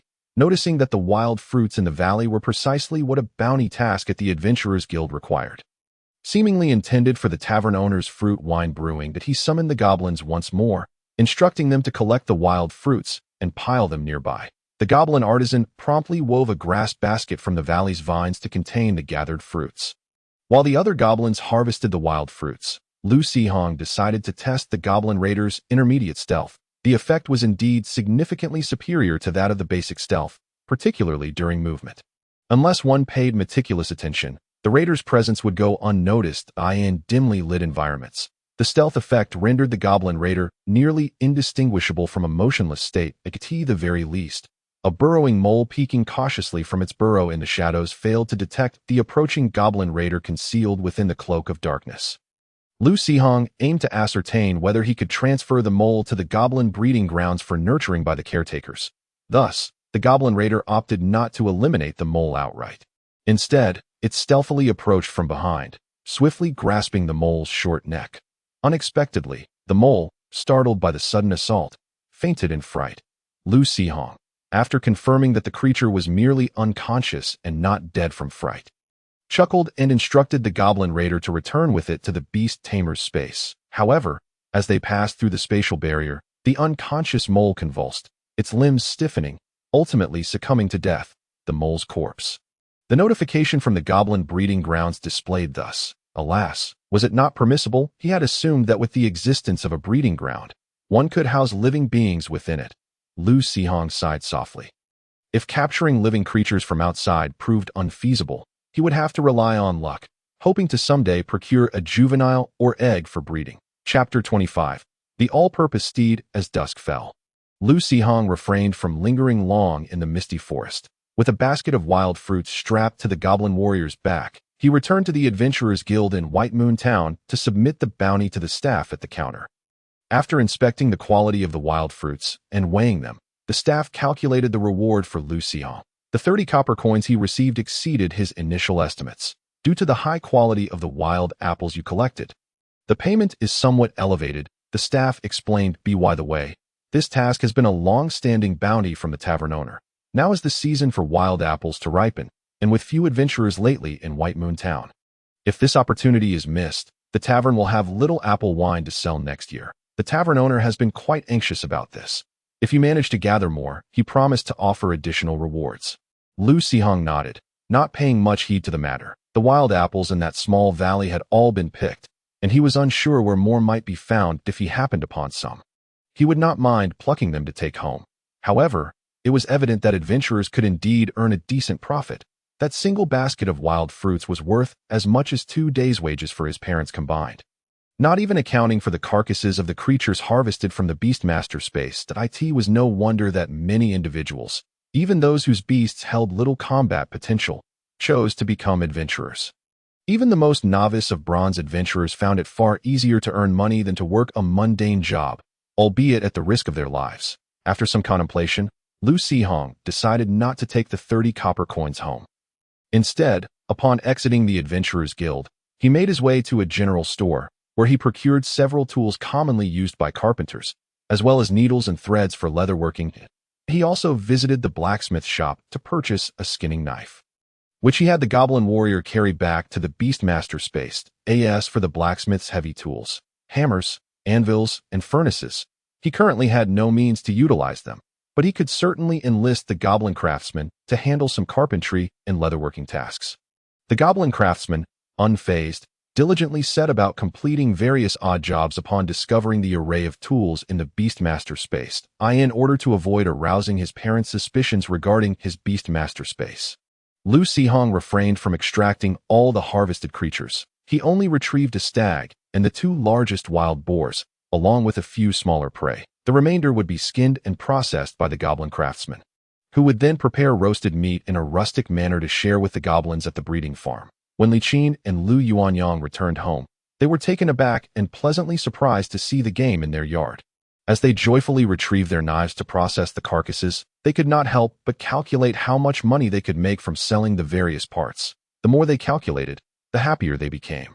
Even laughing in their dreams that night, seeing his parents so delighted brought great joy to Lu Sihong's heart.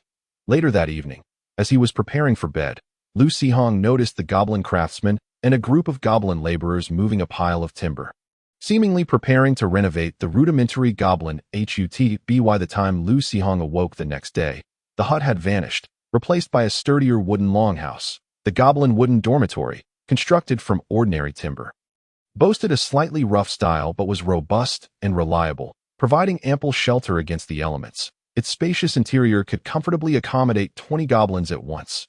Building effect. Goblin recovery speed increased by 10. Truly a model worker. With a natural constitution akin to that of a bull or horse, they hardly require rest. Observing the goblin craftsmen and laborers tirelessly transforming another hut, Lu Sihong could not help but sigh in admiration. Seeing the goblins work so diligently, he felt compelled to match their efforts. He needed to venture out, earn money, and soon buy a blacksmith shop for these industrious goblins. In high spirits, Lu Sihong hummed a tune as he made his way toward the eastern gate of the town, only to spot two groups of youths standing off against each other from a distance. One group consisted of 4 students from Chiju Academy, while the other also comprised 4 students from the same institution. Could it be rivals or enemies? Lu Sihong's mind raced with various scenarios of campus rivalries, instinctively shrinking back to conceal himself that he needed to hide, as a greeting from Su Yu and her group might unwittingly draw him into a conflict. At that moment, a girl in exquisite leather armor and a long ponytail walked past him, stopping abruptly after a few steps. Squinting her eyes to confirm his identity, she greeted him. Lu Sihong. Oh, Senior Xiaohou. Lu Sihong realized that the familiar figure was his upperclassman, hurriedly responding. Xiaohou Yu smiled and nodded slightly. Are you heading to the Misty Forest as well? Lu Sihong hesitated for a moment before nodding. Yes. I am indeed going out. Wait, are you going too? Your crescent cat should still lack combat capabilities, right? Not a problem. I'm not going alone. My brother and his friends are heading to the Misty Forest for their holiday trials, and they're taking me along to the forest's edge for some experience, Xiaohou Yu explained, glancing toward the town gate. Strange, why do I see 8 students from Qingzhou Academy?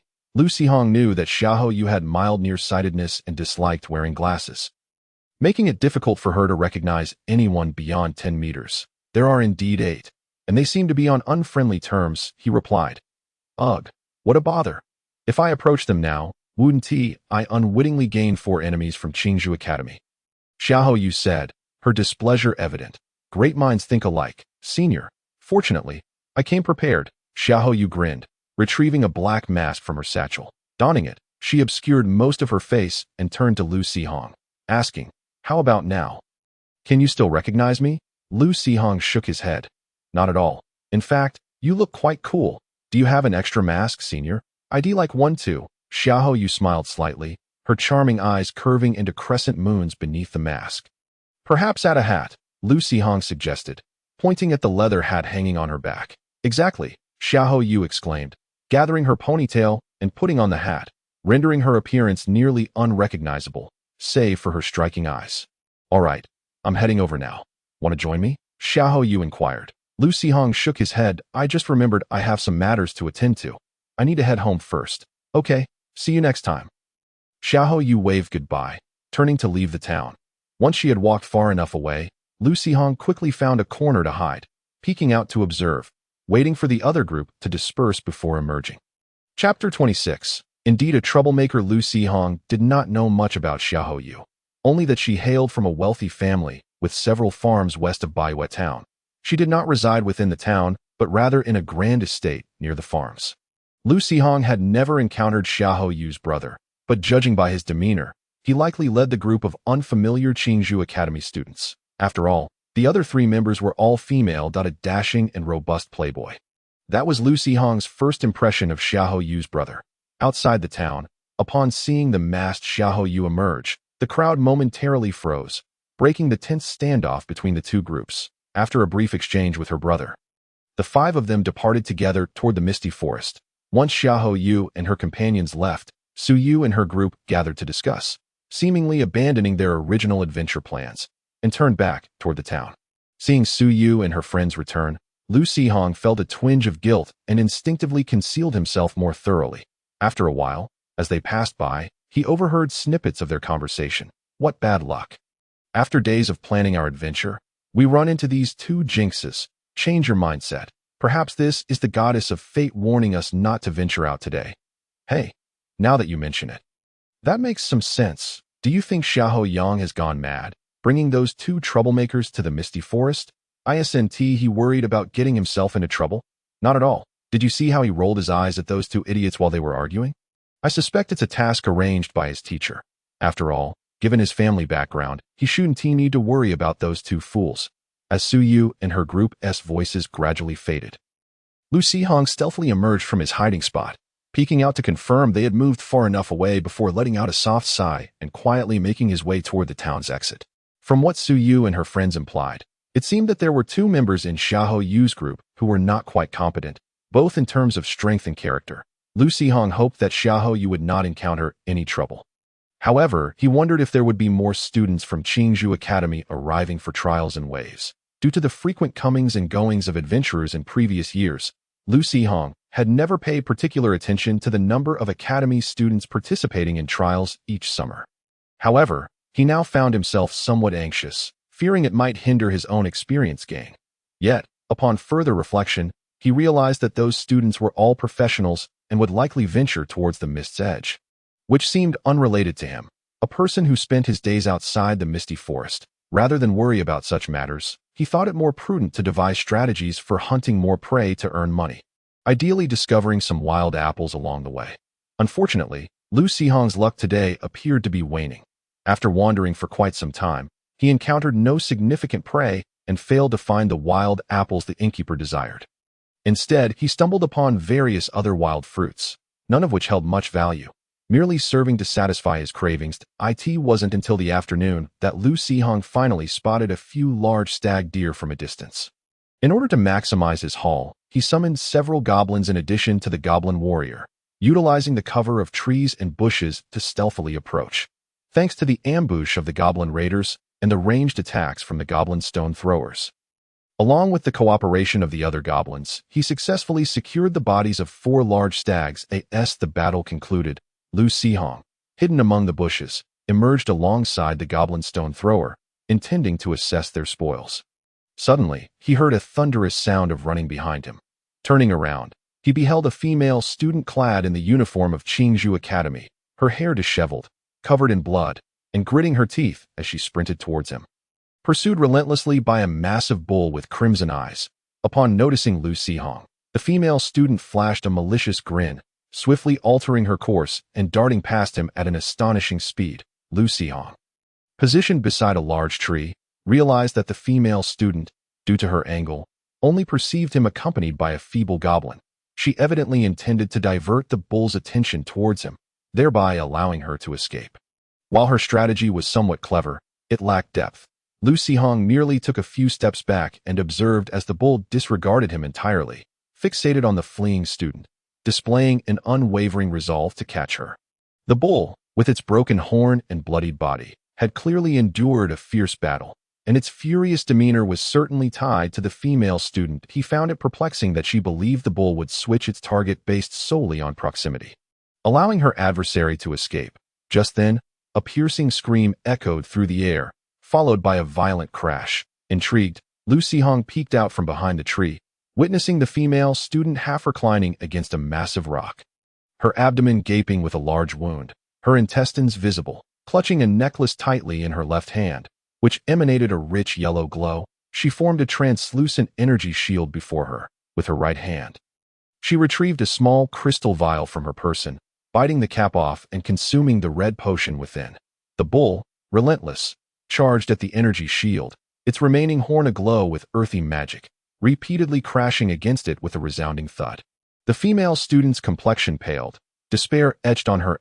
Lu Xihong intervened to halt the actions of the goblin raiders, allowing another goblin to drag the female corpse into the Beastmaster's space. Upon hearing this, the goblin raider's eyes lit up. It leapt onto the back of the fierce bull, brandishing an iron-tipped wooden spear, making a few gestures before striking downwards. Subsequently, it reached inside to extract the bull's still beating heart.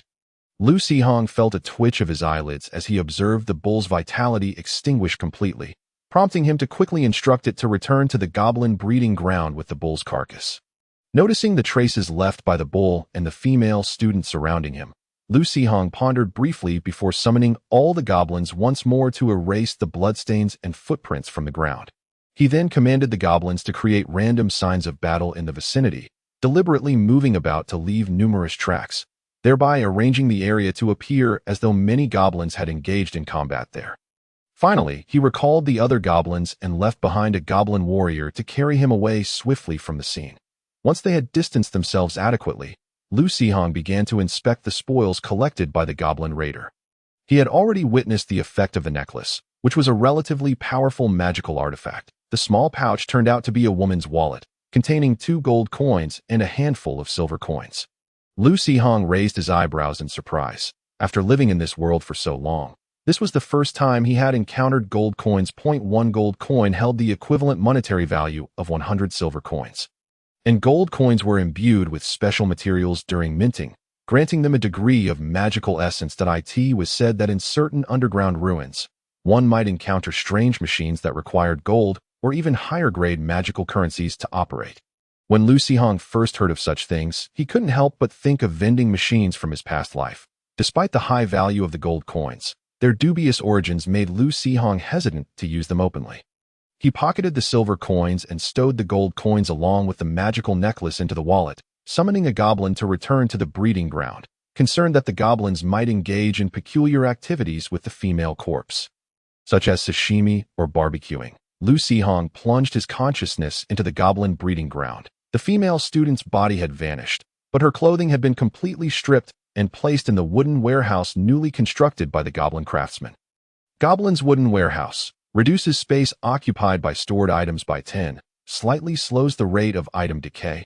Bloodstained clothing, magical intimate apparel, women's intimate garments imbued with faint magical power, heart of the strong.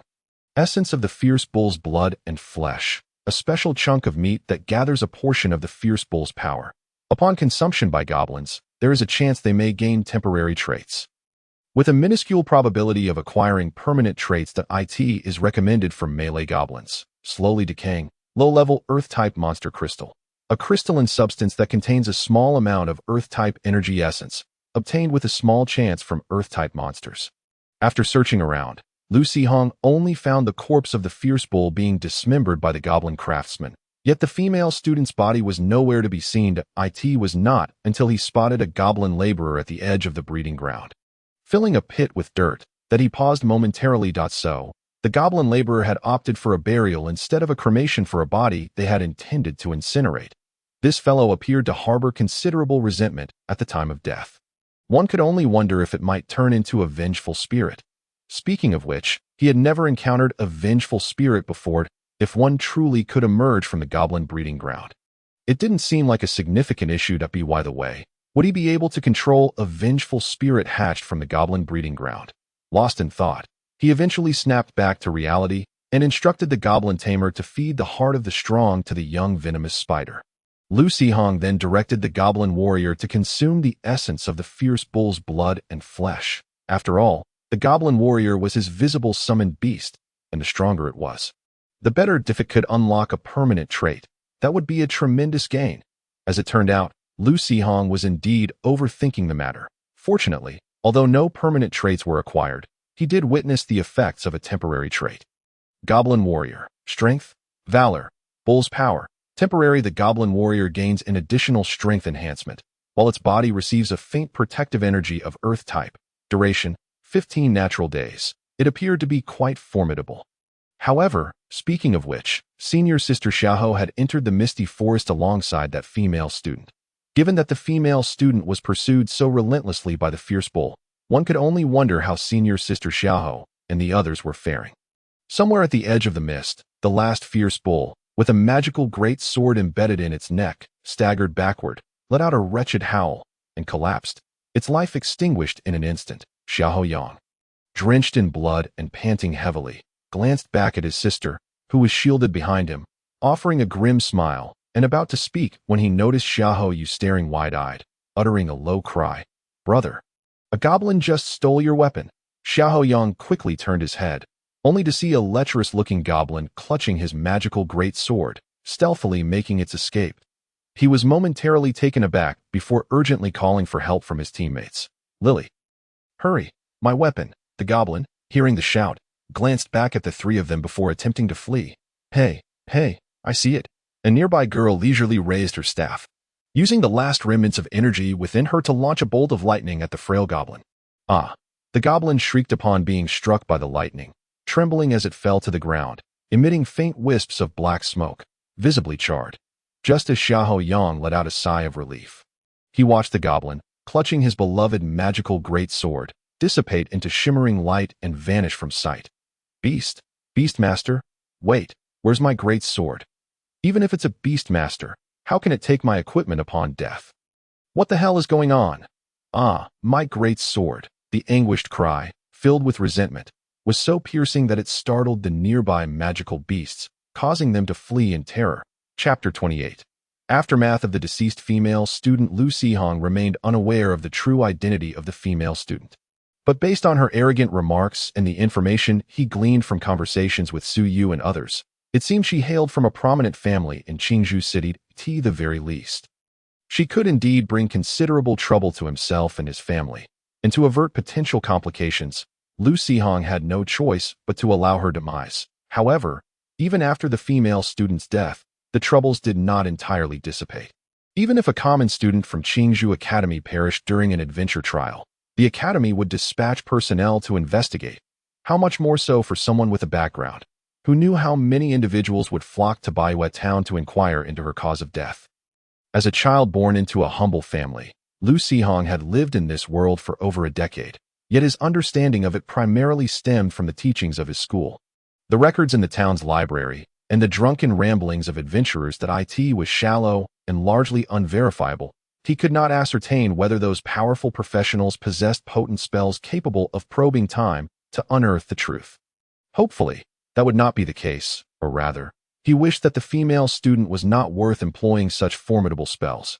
Otherwise, Lu Sihong would be left with no choice but to expose his goblin breeding ground. Death was out of the question.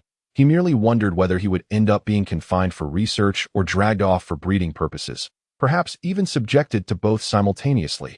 Lost in chaotic thoughts, Lu Sihong maintained a calm demeanor, greeting acquaintances as he leisurely made his way home, but he instructed the goblin warrior to drag out 2 unskinned stag carcasses from the Beastmaster's space. The other 2 stags had already been skinned and processed into perfect meat portions by the goblin craftsmen, who were both roasting venison and tanning the hides with a sense of urgency that in fact, the goblin craftsman had even specially cut off the stag's tail, placing it in a container within the wooden warehouse. Likely believing that someone would have a need for it, Lu Sihong could only express that he was still a young lad. There was no need for such thoughtfulness that it was at this moment that Lu Sihong discovered an extraordinary item in the warehouse, a magnificent great sword embedded with magical gemstones. Gleaming with golden light, a finely crafted magical weapon, Lu Sihong realized that unless it was an item produced by the goblin breeding ground itself, the descriptive prompts were generally a load of nonsense. Glancing at the goblin wanderer sprawled out in the communal area, Lu Sihong adeptly flipped through its wanderer's journal. He was genuinely curious about the place from which it had acquired such an item. Had it perhaps sneaked into a dragon's hoard? The goblin wanderer traversed a battlefield, scavenging a magical greatsword from the lifeless body of a ferocious bull. Nearby human adventurers discovered the goblin wanderer and unleashed a lightning spell upon him, resulting in his demise. So, this fellow took advantage of others' battles to pilfer weapons from the corpses of monsters. Wait, a ferocious bull. Could it be that it was Summer Ho and her companions? If I were to wield this greatsword and claim to have found it on the road, I can only imagine. Never mind. It's yet another item that cannot bear the light of day. Let it gather dust in the warehouse. Lu Sihong reflected that, considering the composition of Summer's team at the time.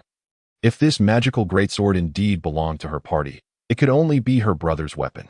Well, it is merely a finely crafted magical weapon, and given the wealth of Summer's family, her brother likely wouldn't lack for such a greatsword. At this moment, Lu Sihong remained oblivious to the true value of the so-called finely crafted items from the goblin breeding ground in the real world, at least for Summer Ho Yang, unless he intended to return home at this age to throw a tantrum and act petulantly. He wouldn't be acquiring a weapon of similar caliber anytime soon. Moreover, even if he wished to throw a fit, there was no time for that now, having been betrayed by 2 foolish companions, which resulted in his serious injuries. Those two idiots had been chased by the ferocious bull and were nowhere to be found. Summer Ho Yang, accompanied by his sister and his classmate, and old teammate Lu Li, hurried back to Baiwei Town the following morning. After inquiring with the guards at the gate and confirming that no other students from the academy had returned from their adventures, he realized that those two were likely in grave danger. Clinging to a glimmer of hope, Summer Ho Yang went to the Adventurers Guild, where he asked Su Yu and the others if they had seen the two. Su Yu and the others were momentarily taken aback, then stifled their expressions of schadenfreude, shaking their heads to indicate they had not seen them. Once Summer Ho Yang and his companions left the guild, they could no longer suppress their grins. Those two idiots must have met their demise in the misty forest. Zhao Xiaofeng remarked with a hint of delight that I asked the captain. Su Yu, being more composed, pinched her thigh firmly. Her complexion flushed as she said, "Cough. After all, they are classmates. We shouldn't be too exuberant." Zhao Xiaofeng glanced at the staff at the distant counter, slightly tempering his expression. "The captain is right. To mourn the misfortune of our classmates, let's treat ourselves to a nice meal tonight, as a farewell for them." Hu Shua grinned widely at this. "Now that's a plan. What do you say, Captain?" "Yes, let's do it," Su Yu replied, regaining her composure and nodding calmly. Zhao Xiaoxua chimed in with a smile. "However, Summer Ho Yang has indeed run into misfortune this time, taking two fools on an adventure. Not only did he gain no goodwill, but he might also end up with more enemies. Just look at him. He clearly suffered greatly due to those two." Su shook her head slightly. "It's not quite a disaster. Although the Summer Ho family in Qingzhou City is merely a branch, they maintain good relations with the main family. At worst, it might just sour relations with those two families, which could even turn out to be a blessing for him." Zhao Xiaofeng frowned. "I suspect the academy will send someone to investigate in a few days, and Lu and Huang families will certainly follow suit. They might even come seeking us." Upon hearing this, Zhao Xiaoxua couldn't help but curse. "Those two jinxes, they won't let anyone have peace, even in death." Su Yu smiled reassuringly. "It's nothing. It will likely just be a routine inquiry. After all, we stayed in the Adventurers Guild yesterday and did not venture out, so we have nothing to do with it." 5 days later, after concluding discussions with the investigators from the academy, Su Yu glanced at the investigation report in the investigators' hands, noting Lu Sihong's name on the list of individuals who had left the city, which surprised her slightly. The investigator, perceptive to her reaction, promptly inquired, "Does Su's classmate have any doubts, afraid of causing any misunderstanding?" Su Yu pointed at Lu Sihong's name and smiled as she explained, "We met a young friend after arriving in Baiwei Town. He is a prodigy who obtained his adventurer qualifications at the age of just 16. The investigator's eyes brightened, not out of suspicion towards Lu Sihong, for the investigation had already clarified the situation. The investigator's presence was merely a formality.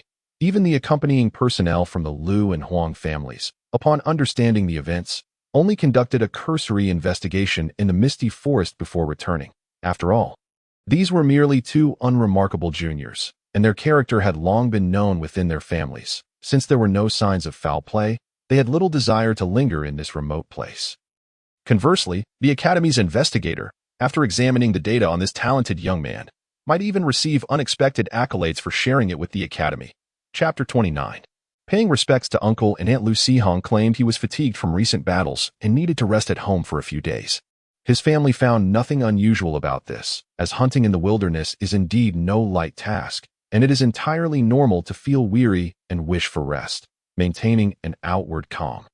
Lu Sihong felt a twinge of anxiety within, yet he remained oblivious to the fact that others had already come to Baiwei Town, thoroughly investigating the disappearance of the two female students. Even investigators from the academy had meticulously reviewed some of his information before returning to Qingzhou Academy.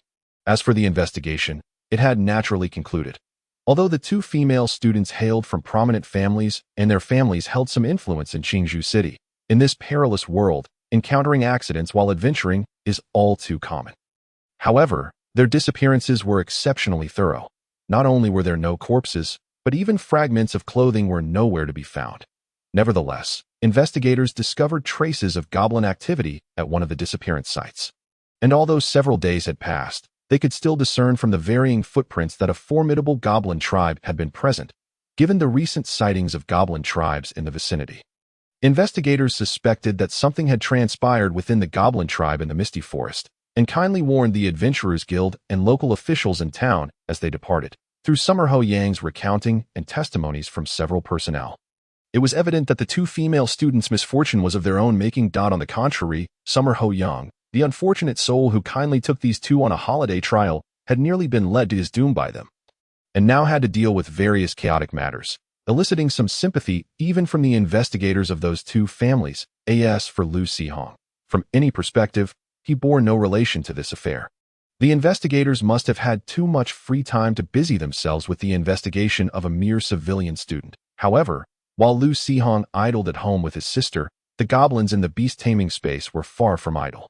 The great craftsman goblin, accompanied by the little laborer goblin, industriously constructed several wooden structures in the goblin breeding ground over the course of several days. 3 wooden houses of varying sizes and exquisite design emerged.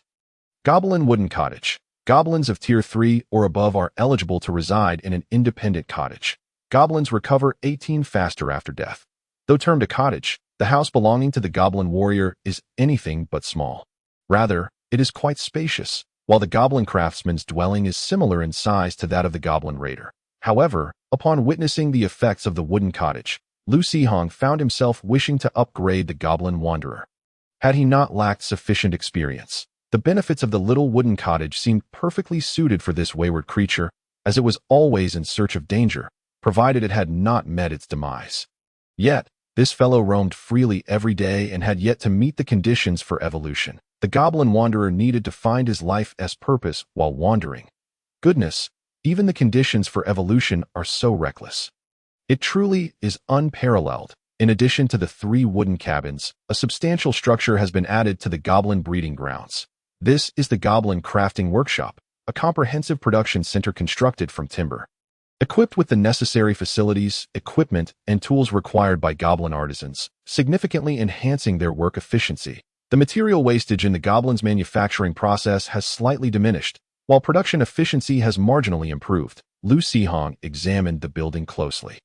It bore resemblance to the carpentry workshop in the town. Small mechanisms had been installed on the walls, and numerous tools were hung, some crafted by goblin artisans themselves, while others had been purchased by Lu Sihong. Several stone and wooden workbenches were placed on the workshop floor, one holding timber in the process of being worked on, another displaying some stone materials, and a third where a goblin craftsman was using a completed piece of beast hide to create armor for other goblins.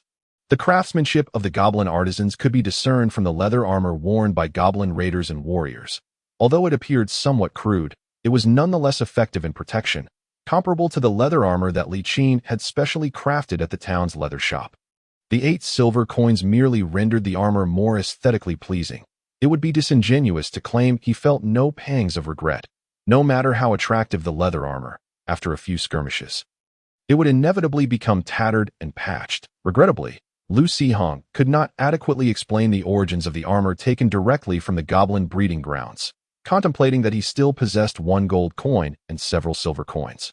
Lu Sihong exhaled slowly, resigning himself to the expenditure. The little money spent is simply that, spent. The workshop had ample vacant space, evidently reserved for additional tools and facilities, reflecting on the list from the goblin artisan's quest. Lu Sihong could surmise the purpose of those areas on his day off. Lu Sihong finally ventured out of his home, not because he had come to terms with his situation and was prepared to hunt in the misty forest once more, but rather because it was the memorial day for his uncle and aunt, and his parents were taking his sister to pay their respects to her grandparents. Naturally, Lu Sihong was expected to accompany them. Although Li Qin's giant ghost-faced spider was large, it was unsuitable for long-distance riding, and Lu Yuanyang's squirrel would be no better. A single sit would send it back to the beast storage. While there were no vehicles akin to those from his previous life in the vicinity, there were often beast-drawn carts transporting goods back and forth between the nearby villages and Qingzhou City. With a small expenditure, they could hitch a ride. The fare was reasonable, and the speed was acceptable, though rather bumpy. When Lu Sihong disembarked from the cart, he limped slightly, having lost all sensation in his backside. But the thought of having to endure that ride back later rekindled a bit of awareness, accompanied by a phantom sting as if his rear were being mercilessly slapped. His younger sister, Lu Zian, was held by Li Qin. Her posterior was unscathed, yet the motion left her feeling somewhat dizzy, her eyes glazed over, unable to walk straight. The overwhelming external stimuli had overshadowed the sorrow she felt for her parents upon waking that morning. It was only when they stood before their parents' gravestones that the 11-year-old girl's eyes reddened, and she began to weep softly in Li Qin's embrace, prompting Li Qin to also shed tears. Lu Sihong exchanged glances with his father, observing the two crying mother and daughter with a hint of helplessness. However, lying within was, after all, your own brother. Shouldn't you express something, Dad? Enough already. You wept once when collecting the body. That should suffice in honoring your younger brother. With a gentle sigh, Lu Sihong turned away, casting his gaze toward the village not far down the hill. Catching sight of a few courtyards, his eyes involuntarily narrowed. A chill emanating from his gaze, but he quickly regained composure, closing his eyes to mask his emotions. Chapter 30. The old blacksmith and his forge. After paying their respects to his uncle and aunt, Li Qin and her husband indicated they had other matters to attend to, asking Lu Sihong to take his sister to explore other areas. Lu Sihong acquiesced, leading the still-dazed Lu Zian as they took a detour down the mountain to the other end of the village. He was aware of his parents' intentions. They were merely after the inheritance left by his uncle. That it was somewhat amusing. Those few households were, after all, his aunt's relatives, yet scarcely days had passed since the deceased's departure, and they had already divided up everything left behind, even driving little Zian out of her home, had it not been for the kindness of other villagers who took her in and provided her with food. By the time Lu Sihong and his family arrived, there might have been yet another body to mourn. Li Qin and her husband were not motivated by greed for the inheritance. The matter surrounding the village's possessions was murky, and the old village chief was doing little to clarify, subtly supporting that unscrupulous group. Li Qin and her husband found themselves at an impasse. However, when Lu Sihong's uncle married, their grandmother, who had already passed, gifted his aunt a jade pendant. Although it was not particularly valuable, it held some sentimental significance. Lu Yuanyang had long wished to reclaim that pendant, but that group stubbornly denied ever having taken it. Yet Lu Zian clearly remembered that her mother had hidden the pendant in a jewelry box, which had been taken by those so-called relatives. Lu Sihong held little hope for the outcome of his parents' endeavor. If those individuals were willing to return what they had taken, it would not have dragged on this long. That it was unreasonable to expect them to suddenly grow a conscience. In fact, prior to their arrival, Lu Sihong had considered that the goblin raiders could turn invisible, providing an opportunity to pilfer the pendant, but the current dilemma was that they had no idea who was in possession of it. Shaking his head slightly, Lu Sihong meandered around the village with his sister, eventually arriving at the entrance of a blacksmith shop. Upon noticing the sign hanging in front of the blacksmith shop advertising a closing sale at a low price, the last day to buy, Lu Sihong was taken aback, pondering how a dilapidated blacksmith shop in a small village could harbor a marketing genius. Although this tactic had been exhausted by countless businesses in his previous life, it was the first time Lu Sihong had encountered such a ruse in this world. Driven by curiosity, he stepped into the unusually quiet blacksmith shop, devoid of the usual clanging sounds typical of a forge. The flames in the furnace had long since extinguished, and not a drop of water rested in the cooling trough. Only a robust elderly gentleman noticed the young man accompanied by a little girl entering. Momentarily caught off guard, "Young man, you are," he began, but Lu Sihong interrupted. "I saw the sign outside and thought I'd come in to take a look," he replied with a smile. "Oh, feel free to browse. However, there's not much to see here, just some hoes and sickles. Unlike those blacksmiths crafting weapons outside," the elderly man said with a hearty laugh, turning back to tidy up his belongings. Lu Sihong then observed the old gentleman busily packing various items into a large box. The shop, already sparse, appeared even more empty with his actions. "Are you truly closing down?" Lu Sihong inquired, somewhat incredulously. The old man looked at him curiously and replied, "What else would I do?" Lu Sihong chided himself for his naivety. If this were indeed a marketing genius, why would they remain in such a forsaken village, especially when so few outsiders visited? It was unreasonable to expect to deceive the villagers without facing repercussions.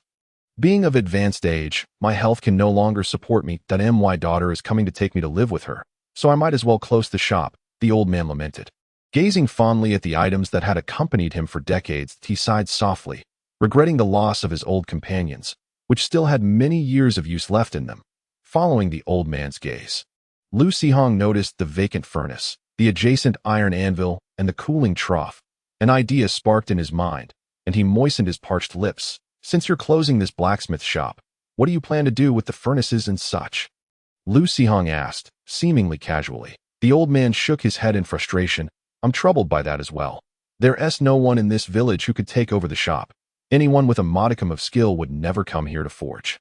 It would be a shame to sell it as scrap. Why not sell it to me? Lu Sihong proposed. The old man looked up, surprised by Lu Sihong's earnest demeanor. You don't seem like a blacksmith. What would you do with these items? Actually, I do intend to use them for forging, but not for myself. That a friend of mine is quite interested in blacksmithing and has been looking for a complete set of tools. This seems like a perfect opportunity, Lu Sihong smiled, adding, if possible, I'd like to purchase these items to give to him. Really? The old man inquired, scrutinizing Lu Sihong's eyes. Absolutely. Lu Sihong beamed. However, I don't have much money on me. If it's too expensive, I may only be able to buy a few tools. The old man pondered for a moment before speaking. I assure you, I have no intention of deceiving you. These old tools, each one crafted by my own hands, are made with genuine materials that will merely cost you 20 silver coins. However, I must clarify that should these items be sold as scrap metal, they would fetch no more than 2 or 3 silver coins at most. Lu Sihong smiled awkwardly. I only possess 17 silver coins. Might I persuade you to lower the price a bit? Or perhaps remove an item? He insisted. But I absolutely need this furnace and the iron mat. Are you truly planning to forge iron? The old man asked earnestly. Lu Sihong replied. What else would I do with them? I can't possibly use them for roasting sweet potatoes. The old man burst into laughter. Very well. Take everything. Also, there are some coal and iron ingots piled at the back. You may take those as well. Lu Sihong protested. But I only have 17 silver coins. I cannot purchase so much. The old man waved his hand grandly, declaring, I shall not take your money. What? As long as these old tools can continue to serve, I will not accept a single coin from you. Besides, if you spend all your money, how will you transport these items? The old man appeared quite pleased, as if he had found a worthy new owner for his treasured tools. And his mood instantly brightened. Lu Sihong responded, I won't need to find anyone to transport them. My beast space is just sufficient to hold everything. With that, he summoned the goblin warrior, instructing it to retrieve the silver coins stored in the wooden warehouse. Sir, you really should take this money. The old man paid no attention to the silver coins Lu Sihong extended, instead scrutinizing the muscular goblin warrior with admiration, clicking his tongue in appreciation. Now, this is excellent material for forging iron. If only my beast were not a donkey, merely capable of carrying goods. If I had such a treasure as you, I could continue working for another decade. Lu Sihong chuckled inwardly, thinking to himself that the old man had yet to witness the true might of a sacred beast. Such a creature could work ferociously and accomplish any task, even to the point of ensuring his own burial. Chapter 31. A little interest first, as the goblin warrior transported the blacksmith's belongings to the goblin breeding ground. The goblin craftsman was already eagerly moving the items into the makeshift workshop, neglecting even the half-finished crude leather armor. Observing how effortlessly Lu Sihong resolved the transportation issue, the old blacksmith merely remarked on the spaciousness of Lu Sihong's beast space and no longer resisted the silver coins he offered. After further conversation with the old blacksmith, Lu Sihong, noticing it was nearly time, took his sister and prepared to leave. As they walked a short distance, Lu Sihong looked down at his sister and said, You mustn't tell Mom and Dad about my purchases today. Lu Zian blinked her large eyes in confusion. Why not? Oh, I see. Those silver coins are your secret stash, aren't they? Lu Sihong nodded with a smile. Ruffling her hair, You're incredibly clever, little sister. Now that you understand, can you keep it a secret for me? Otherwise, Mom might use a feather duster to hit me. Of course. I will keep your secret, not a word to Mom. Lu Zian declared with her sparkling eyes, her voice crisp yet resolute. I believe in you. With that small issue resolved, Lu Sihong appeared quite pleased, though he failed to notice Lu Zian subtly curling her lip in slight disdain.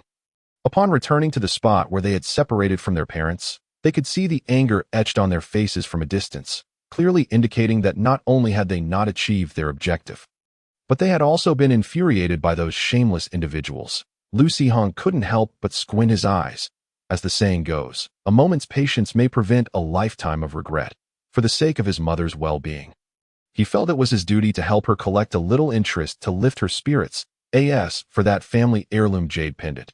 It was a matter of luck if he obtained it. and of fate if he lost it. He cared little for it. Seeing Lu Sihong and his sister approach, Lu Yuanyang quickly tugged on Li Qin's sleeve, and they both swiftly composed themselves, donning smiles as they welcomed the children. "Where have you been?" Lu Sihong casually replied. "Just wandering around the village. Shouldn't we head back?" Li Qin nodded. "It's about time. Let's wait for the vehicle at the village entrance, though. You go ahead. I need to take care of a little physiological matter." Lu Sihong released his sister's hand and wandered toward a distant corner. "Where have you been all this time?" Li Qin exclaimed with an expression of discontent. Lu Sihong grinned. "It was inconvenient with my little sister in tow." "Wasn't it?" Li Qin rolled her eyes and hurriedly took Lu Xian's hand, saying, "We'll wait for you at the village entrance. Hurry up." "Got it." Once Lu Sihong noticed his family moving away, a summoning array appeared in the ground beside him. And after a flash of light, there was no sign of the goblin. Lu Sihong maintained a calm demeanor, pointing toward a few distant houses and murmuring, "Those houses over there. Wait until nightfall, when the villagers are fast asleep. And sneak inside. Do not disturb anyone inside. Just take care of their livestock. Leave not a single one alive, and even smash and ruin their eggs." After pondering for a moment, he added, "Take anything valuable you find. And before you leave, create a commotion to draw attention, but under no circumstances should you let any humans see you. Do not let them discover your identity as my beast." Sensing that the goblin raider fully comprehended his instructions, Lu Sihong waved his hand to dismiss it and unfastened his belt to relieve himself. Maintaining the appearance of a well-prepared act was essential, especially since he feared that an excessive amount of goods could lead to complications with that rickety cart. The goblin raider surveyed the surroundings and found a high vantage point from which it could observe the interior layout of several houses, quietly plotting the steps for the night's operation. To avoid raising suspicion, Lu Sihong even instructed it to remove its armor, allowing it to carry only a worn blade. The thin, rusty blade danced between the goblin raider's fingers like a delicate black butterfly. The goblin raider narrowed its eyes, patiently waiting for night to fall. As the villagers returned to their homes, the lights gradually extinguishing, with faint sounds of slumber drifting through the walls, when it felt the time was right to act. The goblin raider noticed a figure stealthily slipping out of its own house, quietly making its way along a secluded path to another household's window. It gently tapped on the window several times, and it was soon opened from the inside. The figure glanced around cautiously before swiftly climbing through the window. The goblin raider tilted its head in curiosity, mimicking the rhythm of the tapping on the window with its fingers in the air. Remembering the task assigned by its master, the goblin raider snapped back to attention, agilely leaping down from its perch and silently darting toward the nearby farmhouses. Almost every household kept guard dogs, some with as many as 3 or 4. The goblin raider first sought out a home without dogs. After scaling the wall with ease, it initially intended to dispatch the drowsy livestock with the iron shard in hand, but unexpectedly discovered a gleaming machete beside the woodpile in the yard. Swapping the rusty piece to its left hand, it picked up the machete with its right, swinging it gently to appreciate the sharpness gliding through the air, and couldn't help but grin. With a swift motion, illuminated by moonlight, the air shimmered with a bright flash as the sleeping old yellow cow had no time to react before its head struck the ground, its body twitching a few times before falling still. The 5 hens nestled in the chicken coop seemed more vigilant than the old cow. Sensing the predator's approach, they began to cluck nervously. In a flash, the dark blade swept through, and the heads of the hens almost simultaneously detached from their bodies. They widened their eyes in terror, but could not emit a sound, their bodies flailing for a brief moment before falling silent. Just as the goblin raider was about to leave, recalling its master's instructions, it turned back and used the machete to split open the hens' bodies. Discovering several formed eggs within, it promptly punctured them, mixing their contents, and repeated the process with the remaining hens. These crafty fat birds were hiding their eggs in their bellies. I nearly failed my master's task, but thankfully, this goblin is sharp, the goblin raider thought with a sense of pride. All the house doors were locked. The goblin raider cast a disdainful glance at the 2 slumbering humans. Chapter 32. Collecting interest before heading home. Before departing from the household, the goblin raider rifled through the remnants once more. Securing a dagger and a pair of kitchen knives, overburdened with spoils, he procured a leather pouch to stow away his silver coins and trinkets. The households with dogs proved to be slightly more troublesome. Although his intermediate invisibility allowed the goblin raider to blend into the shadows nearly seamlessly, it failed to mask the scent of his presence entirely. Despite landing silently, several local mutts raised their heads in unison, their bright eyes shining in the darkness, ears perked and swiveling rapidly in an attempt to detect any disturbances in the air. Their noses twitched. The dogs soon sensed something amiss, growling ominously, as if on the verge of barking loudly. However, with a swift gust of wind, an unfamiliar scent wafted into their vicinity, leaving the dogs no time to react before two streaks of light flashed past, accompanied by the heads of several dogs tumbling to the ground, all while the raider deftly avoided the splattering blood. After dispatching the guard dogs, the subsequent tasks became considerably simpler. With each successive encounter, the raider's movements grew more adept, slaughtering chickens and cows, while stowing away silver coins and jewelry into his pouch. It was not until the final household that the goblin raider encountered some difficulties.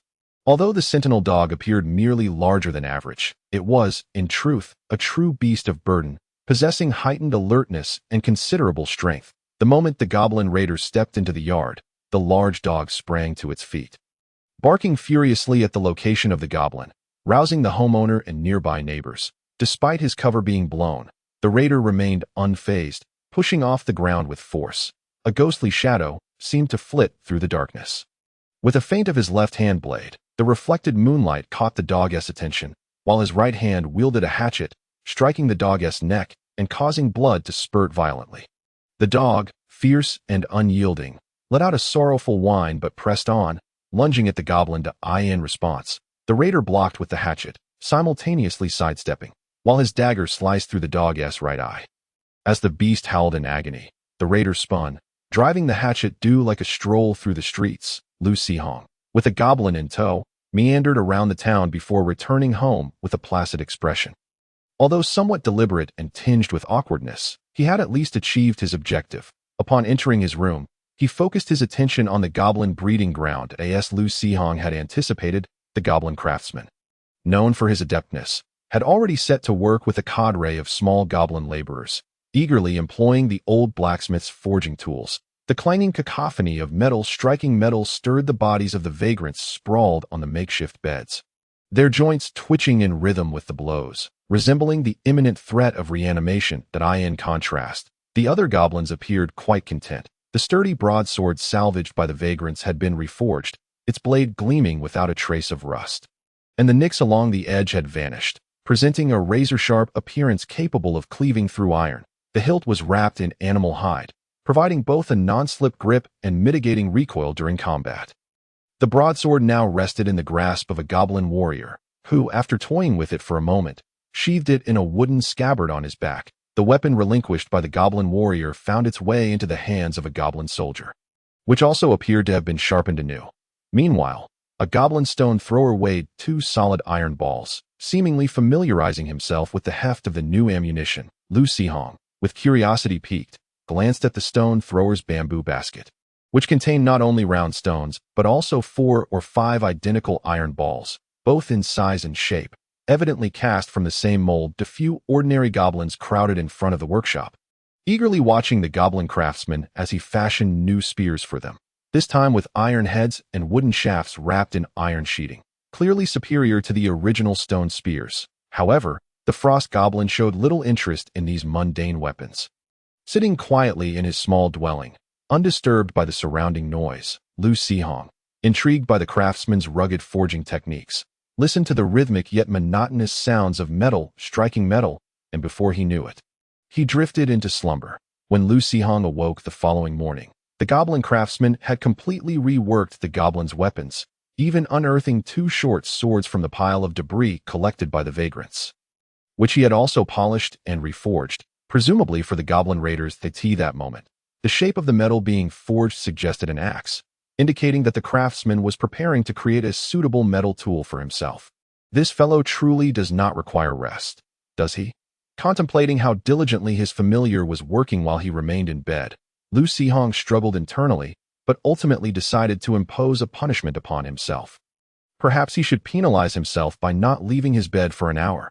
After a week of confinement indoors, Lu Sihong could no longer contain himself. He mused that if he were to be suspected, remaining hidden at home would only appear more peculiar. The goblin warrior's 500 experience points were still insufficient. The numerous ordinary goblins had yet to evolve, and debts lingered at home.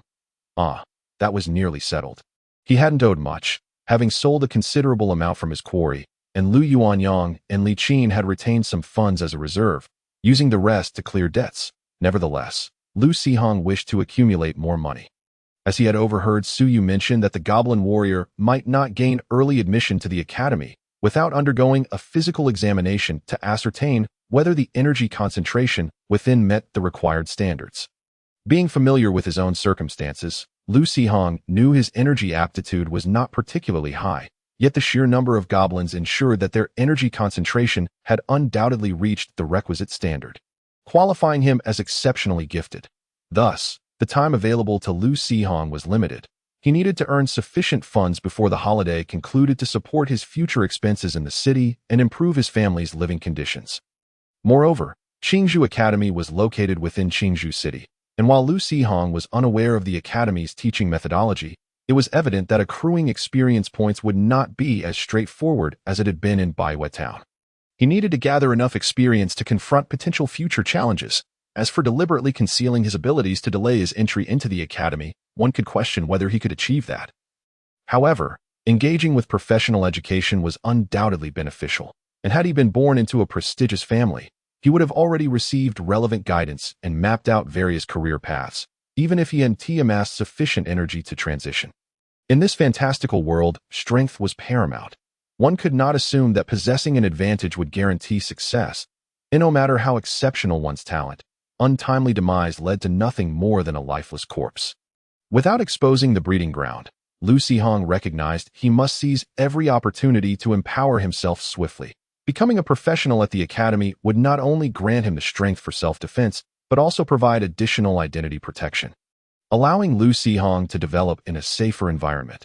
In conclusion, it was time to re-enter the misty forest for hunting. Yet, before venturing into the forest, he ought to visit the Adventurers Guild, as there might be convenient tasks available. Chapter 34. A nest of students. Unlike the previous period of desolation, the Adventurers Guild was now bustling with activity, a throng of students from the academy chattering excitedly, their expressions predominantly filled with exhilaration and enthusiasm. Upon entering the guild, Lu Sihong was momentarily taken aback by the sea of Qingzhou Academy uniforms, nearly mistaking the venue for an activities room rather than an Adventurers Guild. He had long pondered why academy students were required to don their uniforms while adventuring. Was there a regulation regarding the holiday trials that rendered them invalid unless clad in academy attire? He distinctly recalled reading in a book that it was advisable for students to conceal their academy affiliation while adventuring, as it could easily attract trouble. This seemed quite reasonable, for compared to the more cunning societal adventurers outside, academy students were rather naive, making them easy targets if they merely fell victim to financial deception. It would be one matter, but the fear lingered that some malevolent individuals sought more than mere coin. Of course, much like freshly graduated university students, their clear yet naive gazes resembled torches in the dark, drawing attention regardless of any attempts to obscure them. The students in this world were similarly naive, as experience and wisdom were challenging to feign. However, Lu Sihong was unaware that the book he referenced spoke of adventurers who had just graduated from the academy. Those currently enrolled, adorned in their standardized adventure attire, were not often targeted by other adventurers. This was because the academy was obligated to investigate the cause of death should a student perish while enrolled. And if foul play were discovered, the institution would pursue the matter to the end. This point was best articulated by the unfortunate figure, Xia Hoyang, who remained under investigation by the academy. Thus, the academy uniforms worn by these students served as a valuable protective layer, leading the institution to mandate that students wear their standardized attire during holiday trials. Furthermore, these uniforms were meticulously designed, possessing sufficient defensive capabilities while also being highly practical. Their lightweight nature allowed students to don metal armor over the uniforms, far superior to the adventuring gear available in the marketplace. At that moment, Su Yu, seated in a corner and engaged in conversation, spotted Lu Sihong standing at the entrance and raised her hand to greet him. Lu Sihong promptly smiled in response, his gaze curious as he scanned the other students at her table. Aside from those who smiled and nodded at him, Su Yu's 3 teammates, there were also 4 unfamiliar male students. Among them, a striking young man with short black hair and an attractive visage stood out, exuding an air of languor and nobility even in a casual posture akin to the others. Perhaps this was what they referred to as a scion of a noble family. Lu Sihong speculated whimsically as he made his way to the task board of the Adventurers Guild. Who is that?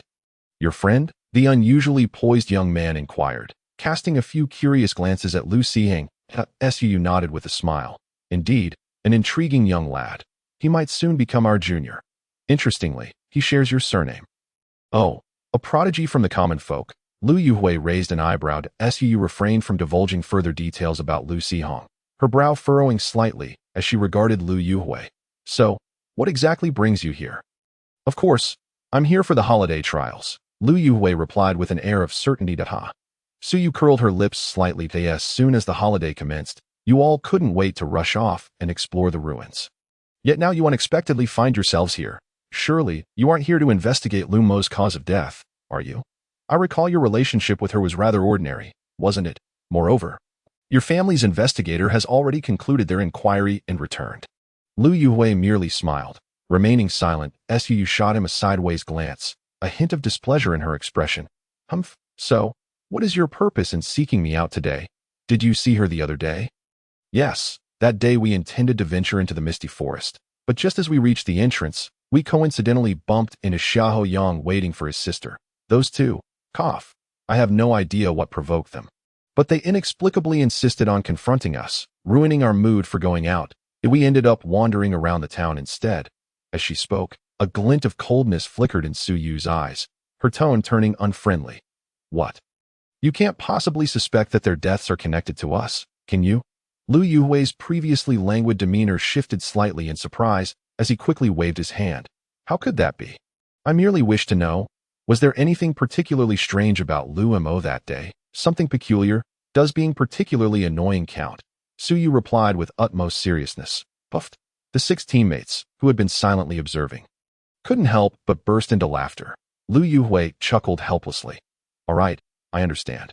Well, it seems you've asked all your questions that we still have trials to attend to, so we won't keep you company any longer. Feel free to do as you wish. With that, Su Yu raised her head to signal her teammates, stood up to adjust her attire, and turned to head towards the guild's entrance. Lu Gu, farewell. See you later. Classmates, Zhao Xiaoxua playfully waved at Lu Yuhui and his teammates, then hurried to catch up with Su Yu, linking arms with her and whispering in her ear. Hu Shua and Zhao Xiaofeng also bid their farewells.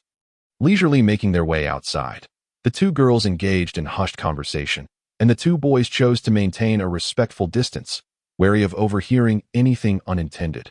Once Su Yu's party departed, Lu Yuhui's teammates let out a quiet sigh of relief. Then curiously inquired, Captain, were you truly here for Lu Mo?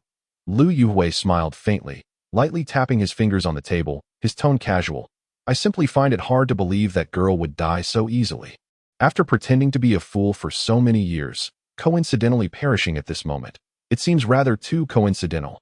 Ahem, I mean, even if you are indeed here for Lu Mo, there's no need to be so definitive in front of Su Yu. Right? One teammate cautiously advised. Lu Yuhui's smile faltered, as if he recalled something, and he hesitantly asked his teammates, so, was Su Yu upset because of this? Did she think I suspected her connection to Lu Mo's death? Is that what made her unhappy? The 3 boys exchanged glances, collectively sighing softly. Chapter 35. The plunderer returning with abundance. Lu Sihong stood before the task board, yet his mind was not entirely focused on the search for quests. Out of the corner of his eye, he discreetly observed the surrounding students, noting that most merely cast him odd glances without any particular interest, which eased his anxiety considerably. It seemed there truly was no issue. Redirecting his attention to the task bounties, he scrutinized them closely. They were not significantly different from before. However, the number of tasks requiring materials from the Mist's Edge or those obtained from magical beasts had diminished greatly, likely due to the students undertaking their holiday trials completing them. Glancing at the bounties listed, Lu Sihong felt a pang of envy as he nearly drooled over the reward amounts. The goblins were indeed capable of traversing the outskirts of the mist. Yet regrettably, he was not a professional and lacked the means to survive within the mist. Lu Sihong sighed softly, turning around to find that Su Yu and her companions had vanished from sight, leaving him momentarily stunned before he too exited the Adventurers Guild. He had initially intended to seek out Su Yu for a conversation, probing into the matter of the missing female student. But upon reflection, his inexplicable inquiries would seem rather odd, potentially transforming him from an innocent party into a suspect. Perhaps it was best to let things unfold naturally, perhaps due to the increased traffic of individuals entering and exiting the mist forest. The prey near the town had been frightened away. Lu Sihong and the goblin warrior spent an entire day wandering, only managing to catch a solitary iron-headed old wolf that appeared to have gone quite some time without food. Its eyes gleaming with hunger as it charged at Lu Sihong with a howl, seemingly disregarding the goblin warrior entirely. The goblin warrior, without even drawing a weapon, delivered a swift punch that left the wolf dazed, before seizing its head and twisting it sharply, silencing it with a crack. Although the goblin warrior refrained from using a knife to preserve the integrity of the wolf's hide, the old iron-headed wolf was already riddled with wounds, rendering it of little value. Lu Sihong contemplated that next time he should bring some provisions, venture further from the town, and spend several days and nights in the mist forest to gather more prey before returning. After all, with so many goblins at his disposal, he could have the goblin plunderers keep watch for him. Speaking of which, where had the plunderers gone? It had been a day, and they still had not returned. Surely they were not out having too much fun and reluctant to come back. Late into the night, as Lu Sihong lay soundly asleep, he suddenly awoke to an unusual sensation, instinctively opening the window to peer outside. Though the street below appeared clean and devoid of any presence, Lu Sihong, through the Beastmaster's bond, could distinctly sense that the goblin plunderer was waiting on the street beneath his window, perhaps having noticed the Beastmaster's head protruding.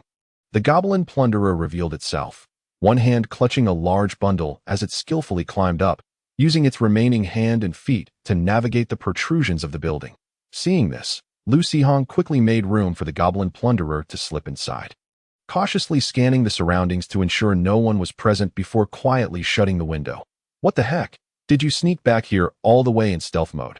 Lu Sihong turned around, surprised at the goblin plunderer, who was covered in dust. The goblin plunderer flashed a toothy grin, gently placing its satchel on the floor, revealing the contents within, although the moonlight filtering through the window was somewhat dim. Lu Sihong could discern the shapes of the items inside the satchel. "Hiss, where on earth did you procure these items?" "Gubu, gulu gubu." The goblin plunderer gestured animatedly, but Lu Sihong was utterly baffled. Thankfully, their Beastmaster bond allowed him to vaguely grasp the goblin plunderer's meaning to so. These items were pilfered from those households. Lu Sihong was initially taken aback, then laughed as he patted the goblin plunderer's shoulder. "Well done, my friend." Receiving the Beastmaster's approval, the goblin plunderer beamed with delight. Lu Sihong set aside the kitchen knives and hatchets, then took out the coins and jewelry from the satchel, sorting and counting them. Halfway through, he uncovered a jewelry box, and upon opening it, he found several pieces of silver and gold jewelry, along with a jade pendant of a deep green hue. Lu Sihong picked up the pendant, scrutinizing it under the moonlight, feeling a surge of emotion. Who would have thought that the cherished item his parents had longed for years would return to them in such a manner?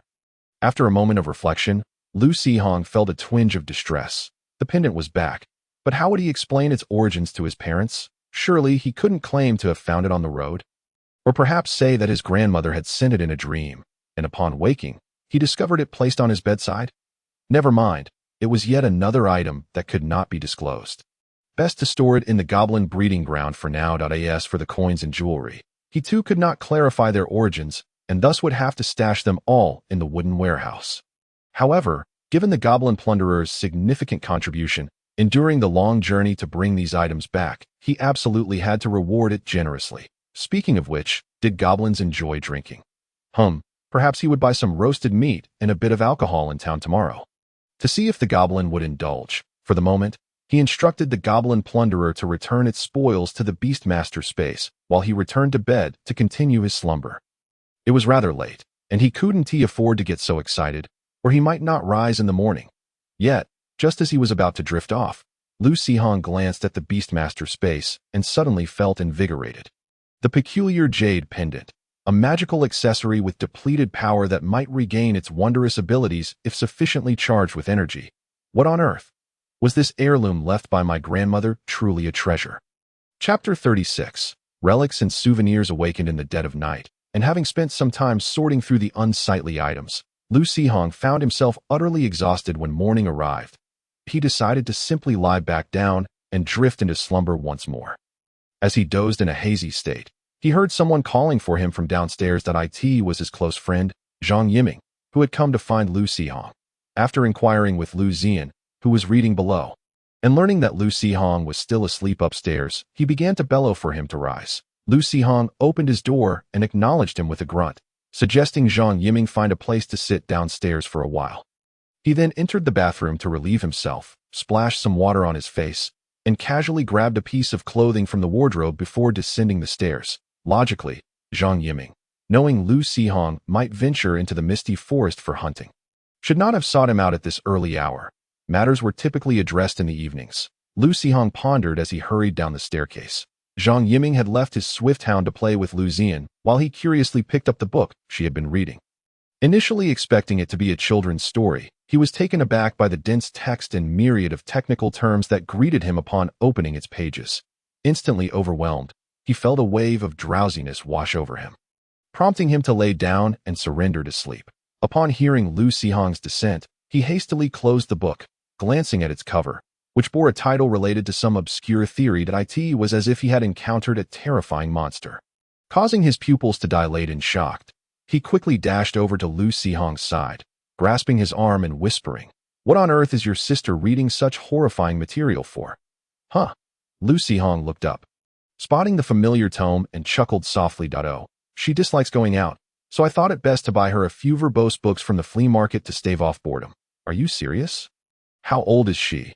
This could create lasting psychological scars," Zhang Yiming exclaimed, a hint of urgency in his voice. Lu Sihong shot him a disdainful glance. "Not everyone is like you, drowning in knowledge since childhood.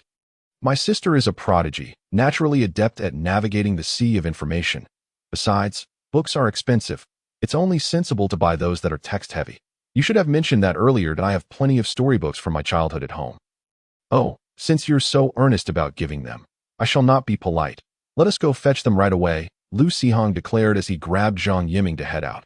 "Wait, I have something to discuss with you," Zhang Yiming said, pulling out an archaic-looking metal pendant from his pocket. Curious, Lu Sihong took the pendant. Where did this come from?" "My father recently returned from a distant journey, having been invited by a friend to assist with the discovery of a new ruin. And he brought back some souvenirs," Zhang Yiming explained as Lu Sihong held the pendant. He felt a subtle enhancement within his body. Though slight, it was evident that this so-called souvenir was indeed a magical artifact. Returning the pendant to Zhang Yiming, Lu Sihong remarked, "What kind of souvenir is this? It seems like Uncle Zhang specifically procured this magical item for you. Don't go giving away items indiscriminately." How did you know this was a magical artifact? I wouldn't have realized it if my father hadn't mentioned it. Your energy concentration is already so high." Perhaps it could be classified as fog. I sensed that if it were any denser, I could condense it into droplets," Lu Sihong replied with a hint of pride. Zhang Yiming's expression transformed into one of excitement as he exclaimed, "No way! No way! You're incredible." The large dog, engaged in play with the little girl, perked up at the commotion, looking toward its owner as though something significant had occurred.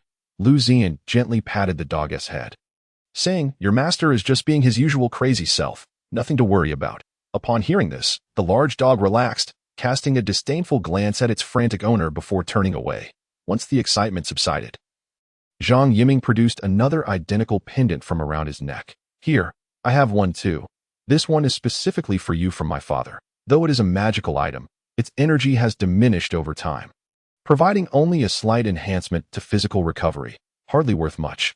Accepting it without hesitation, Lu Sihong donned the pendant around his neck, feeling that familiar mild boost in his physical prowess once again. "Have you heard about the recent ruins that have emerged?" Zhang Yiming was eager to share what his father had relayed as Lu Sihong concentrated on sensing the changes in his body. He responded, "Oh, I'm aware. Really? How did you find out?"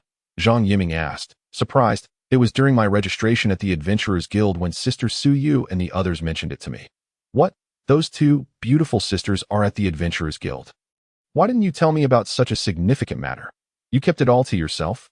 I am deeply disappointed," Zhang Yiming lamented, gazing at Lu Sihong with a look of betrayal. Lu Sihong rolled his eyes at his overly dramatic friend. "Please do not overlook those two elder brothers. Thank you. Moreover, if you're interested in beautiful sisters, There are many Academy students currently undertaking their holiday trials at the Adventurers Guild. Let us go. Zhang Yiming's eyes sparkled at this revelation as he eagerly pulled Lu Sihong towards the Adventurers Guild. This guy, if labeled as a lecher, was merely someone who enjoyed admiring beautiful women and chatting with them. Specifically those aged 3 to 6 years his senior. If they were too young or too old, he reverted to a more ordinary demeanor. One could only wonder what affliction he had contracted. His parents were well aware of his peculiarities and had consulted numerous healers and devised various remedies. Yet, nothing proved effective, much like his aversion to studying. Both ailments remained incurable. That it is well known that incurable maladies are akin to terminal conditions. Fortunately, these two afflictions neither impeded his daily life nor posed any danger. Though Lu Sihong suspected that his friend would eventually face repercussions for this troublesome quirk. After all, numerous tales depict characters who, merely for stealing a glance at the heroine, faced dire consequences from the petty-minded male lead. Surely, reality could not harbor such an abundance of lunatics. One good beating would suffice. Lifting his gaze slightly, Lu Zian observed Lu Sihong being dragged out helplessly by Zhang Yiming and with a hint of disdain, glanced at the foolish boy before gently stroking the large dog's back. Go find your foolish master, she instructed. Upon hearing her words, the large dog stood and affectionately nudged the little girl, and as it departed, it brushed its tail against the door, shutting it behind. With a faint smile, Lu Zian reopened her book, locating the page she had been perusing earlier, and resumed her quiet reading. Although she had read it several times, each encounter yielded fresh insights and understandings, a sensation she relished deeply. Chapter 37. Goblin Grave Diggers. Anticipating a bustling adventurers guild filled with students, Lu Sihong and Zhang Yiming were taken aback to find the place eerily empty upon their arrival, with hardly any staff present. Even the longtime president, who usually sat by the window sipping tea, was notably absent. Strange, where is everyone? Even if they were out on trials, there couldn't possibly be this many people missing at once, Lu Sihong remarked, his brow furrowed in confusion. Zhang Yiming, however, strode confidently inside, engaging in light-hearted banter with the attendant at the counter. After obtaining the information he sought, he returned to Lu Sihong, still looking somewhat unsatisfied that he relayed that students from Qingzhou Academy, while adventuring, had discovered fragments of what appeared to be ancient relics on a goblin's corpse. Intending to investigate the goblin's mine. The goblin's mine? Isn't that their lifeblood? Lu Sihong exclaimed, astonished. Zhang Yiming scratched his head. Is it? No wonder then in any case, that group of students ended up getting thrashed by a horde of goblins, nearly losing their lives in the mine. They returned to the Adventurers Guild last night seeking assistance and brought the relic fragments with them. Upon examining the pieces, the president confirmed they were indeed fragments of ancient relics. Thus, in the dead of night, he had ventured with several guild staff members and a group of Qingzhou Academy students to investigate the goblin's mine on the outskirts of the misty forest. Lu Sihong's expression turned grave upon hearing this. What's wrong? Why the sudden frown? Zhang Yiming inquired, puzzled. Lu Sihong sighed, shaking his head. Even if you dislike attending lectures, were you not listening when the teacher rambled on? Ancient ruins can present opportunities for adventurers, but they can also herald calamity. For ordinary individuals lacking self-defense capabilities, the emergence of ruins often signifies trouble, whether it's the inherent dangers of the ruins themselves or the chaos that arises from the influx of adventurers. It all amounts to significant problems. What can we do about it then?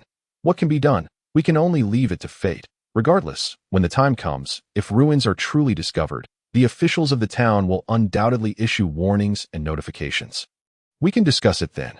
However, considering your father's extensive connections, perhaps you should mention it to him.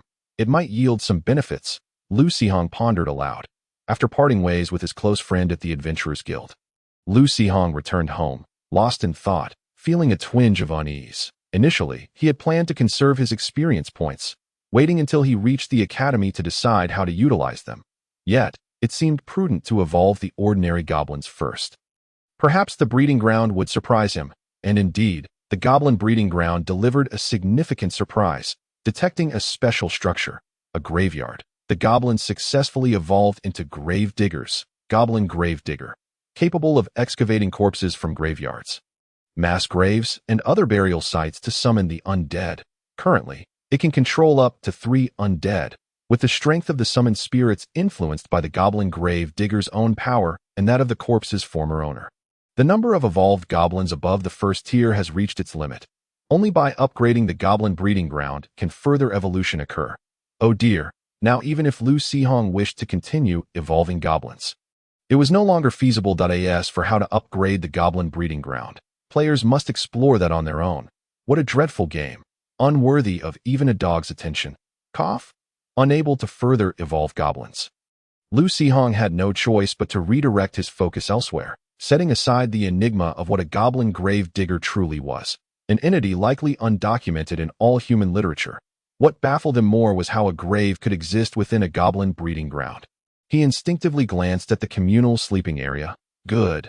The wanderer had successfully risen from the dead and left home. The goblins in the breeding ground wouldn't truly perish. So where could a grave come from? After a meticulous search, Lu Sihong finally discovered a small stone tablet erected in a corner of the breeding ground. Had it not been for his specific quest for suspicious items, he surely would have overlooked this stone, which bore little distinction from an ordinary rock. However, upon finding the tablet, Lu Sihong immediately understood why there was a graveyard structure in the breeding ground. Beneath its location lay the remains of that female student. Was it not, in essence, a grave? At that moment, a cunning-looking goblin grave digger, appearing rather dubious, eagerly borrowed a shovel from a goblin craftsman and scampered off to dig up the grave, in the absence of such advanced tools as a shovel. The goblins had merely dug a shallow pit to inter the female student's remains. The grave digger, having only excavated a few times, soon exposed the corpse once more, given the brief passage of time. Lu Sihong had expected to encounter a grotesquely decayed body, but to his surprise, the grave digger unearthed a remarkably pristine skeleton, devoid of any decaying flesh, as if it had been dead for centuries. The natural decomposition of a corpse certainly wouldn't occur at such a rapid pace. Lu Sihong speculated that the influence of the goblin breeding ground played a role, although the makeshift grave was somewhat haphazard. It had nonetheless proven effective. Lu Sihong mused that if he were to encounter any unwitting souls in the future, he need not worry about lacking a place to dispose of bodies.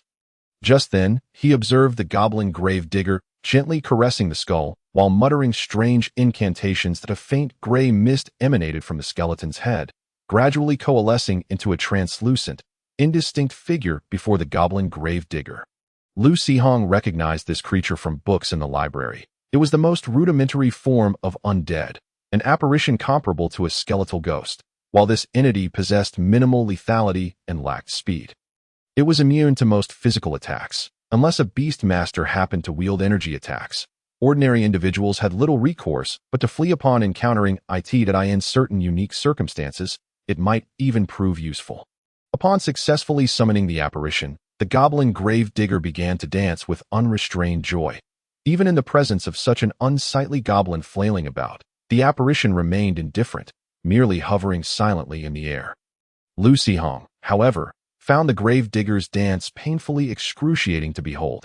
Just as his patience was nearing its limit, the goblin grave digger finally ceased its antics and gently beckoned to the unmoving apparition, which then lethargically collided with the goblin grave digger. Upon contact, the apparition vanished, yet a faintly visible, terrifying visage manifested upon the goblin grave digger's back. Hiss! To think it could feed a ghost with its own body. How formidable must this goblin grave digger be? Chapter 38. The Undead Digger of Graves. One must admit, the goblin grave digger displayed a certain decorum. After absorbing the apparition into its body, it carefully arranged the female student's remains back into place, covering them with soil once more, even returning the small stone that served as a gravestone to its original position. Lu Sihong was unaware of any additional functions this graveyard might possess within the breeding ground. After a prolonged gaze, a simple annotation appeared. This is a rudimentary grave, merely a small stone, lacking even a mound, indeed a rather makeshift arrangement. While the goblin grave digger could control 3 undead, there were no additional spirits available within the breeding ground.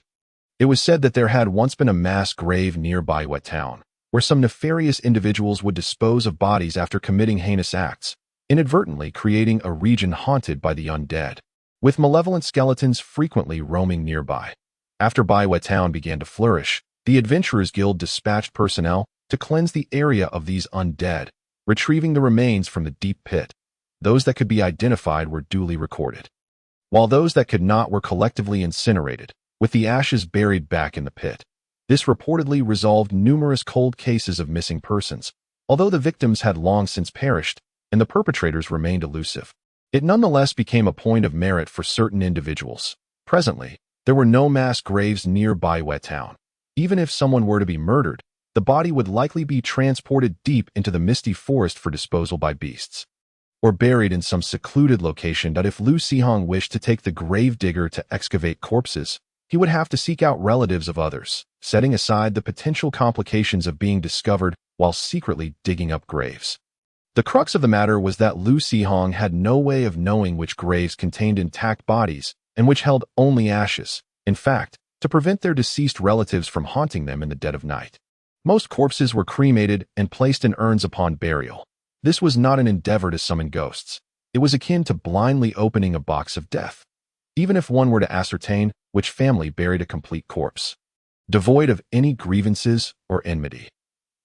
Speaking of grudges, there are indeed a few adversaries, and according to Lu Sihong's knowledge, several members of those families issued deathbed orders to ensure they were interred with their complete remains. However, the distance is somewhat considerable, and given that they are merely an assemblage of ordinary individuals, it remains uncertain whether they could summon the spirits. Even if they were successfully summoned, it is likely to be of little consequence. Making a special trip would be overly conspicuous. Perhaps, while passing by, the grave digger could be summoned to take a look for himself. Lu Sihong tapped his forehead, realizing that pondering such matters was futile. It would be more prudent to first venture into the misty forest to test the combat capabilities of the wandering souls before deciding whether to find a way to gather the spirits for the grave digger. In passing, Lu Sihong took a glance at the evolution requirements of the grave digger. Once the goblin grave digger successfully summoned 3 powerful spirits, it would qualify to obtain even greater strength. Although the grave digger might not directly earn the recognition of formidable spirits, the spirits could gradually grow stronger by siphoning the essence of the living during battles. So in order to evolve the grave digger, not only must 3 spirits be gathered, but it is also essential to nurture and enhance its spirits. No need to rush, for there is no experience to be gained at the moment, and a plethora of goblins awaits evolution ahead. It is best to let things unfold naturally. Noticing that time was still on his side, Lu Sihong informed his sister and gathered some provisions before departing from home once more, making his way briskly to the misty forest. Although many students from the academy had flocked to the edge of the mist, Lu Sihong harbored slight concerns about the possibility of encountering a sudden influx of individuals.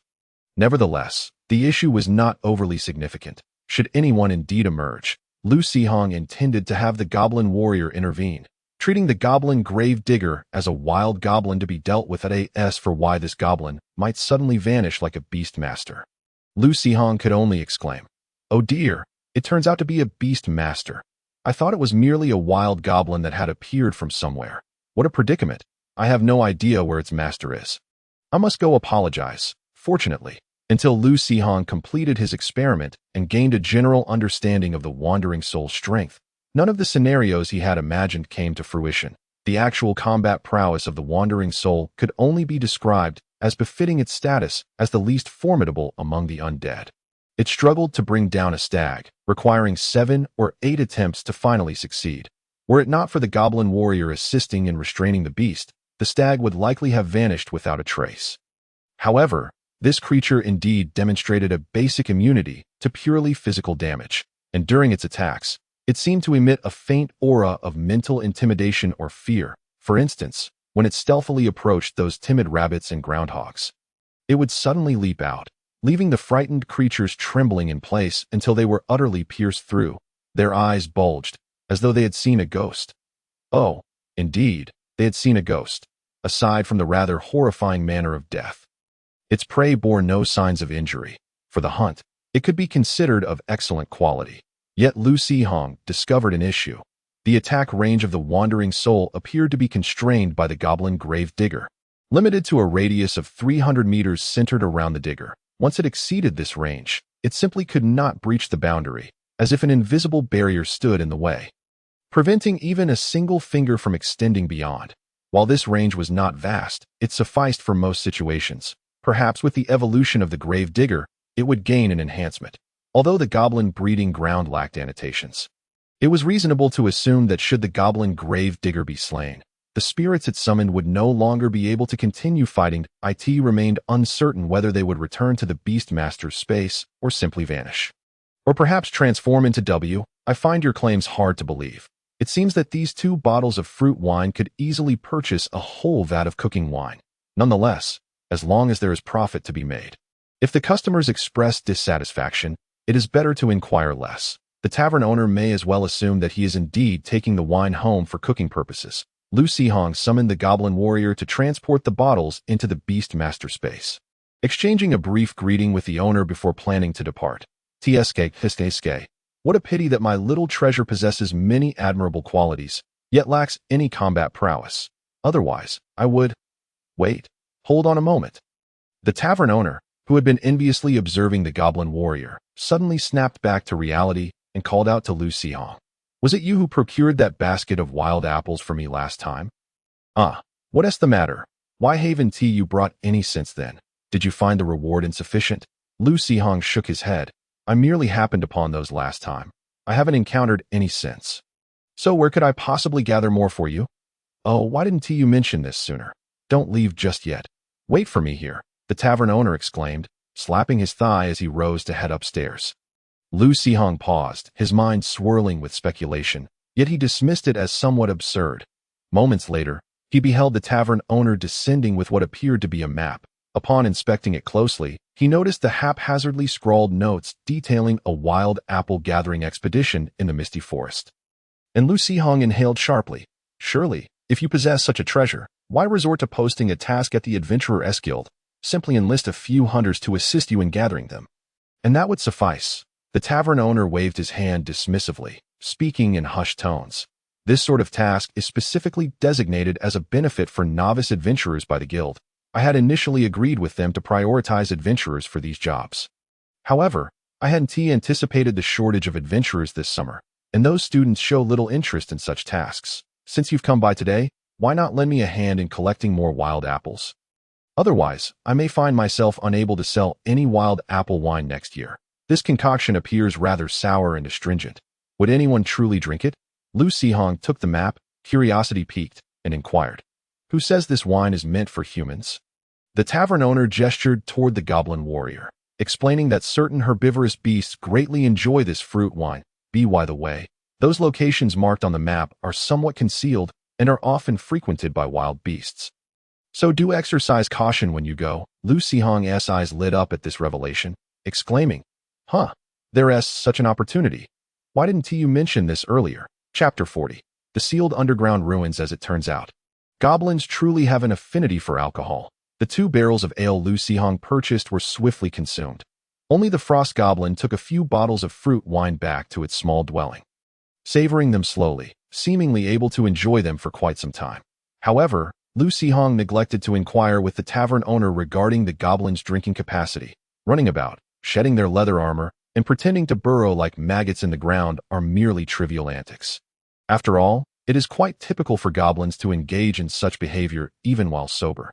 Yet, one must wonder what those 2 unevolved goblins were thinking, believing that mounting a poisonous spider would transform them into goblin knights. Thanks to these 2 intoxicated miscreants, Lu Sihong witnessed goblins meeting their end in the goblin breeding grounds for the first time. After their brains were corroded by venom, these 2 goblins did not dissolve into light as expected. Rather, they were instantly teleported to the communal sleeping area, lying down alongside the grave diggers. Just as Lu Sihong was lost in thought, another corpse unexpectedly appeared in the communal area, startling him.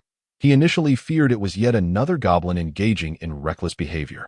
But upon closer inspection, it was merely the wandering goblin's lifeless body returning. The Chronicles of the Goblin Wanderer.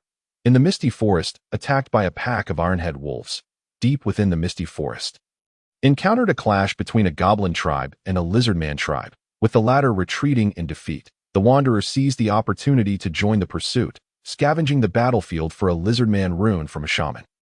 Lizardman reinforcements joined the fray, forcing the goblin tribe to withdraw. The wanderer, in a twist of fate, fell into a deep pool, activating the rune's effect, and was swept into a cavern by the chaotic waters. The wanderer traversed the cavern and stumbled upon an underground ruin, pursued by skeletal remains, chased by rotting zombies. The wanderer discovered a female human battling against necromantic creatures and, while on the ground, picked up a magical orb. The wanderer soon found himself being hunted by the female human. The wanderer fell into a trap within the ruins, leaving no trace behind. This expedition yielded a Lizardman rune and an ice magic orb. Lizardman rune possesses some control over water flow. Ice magic orb, a magical orb imbued with powerful frost magic, which the frost goblin would surely cherish. So, this fellow seized the spoils while others were engaged in battle? Lu Sihong mused, slightly exasperated, thankful that this elusive creature remained untraceable to him. However, one must be cautious in handling those spoils. Nevertheless, the underground ruins within the misty forest cannot be numerous, can they? And if adventurers are entering, could it be that Elder and the others have already accessed the ruins? Yet, something still feels amiss.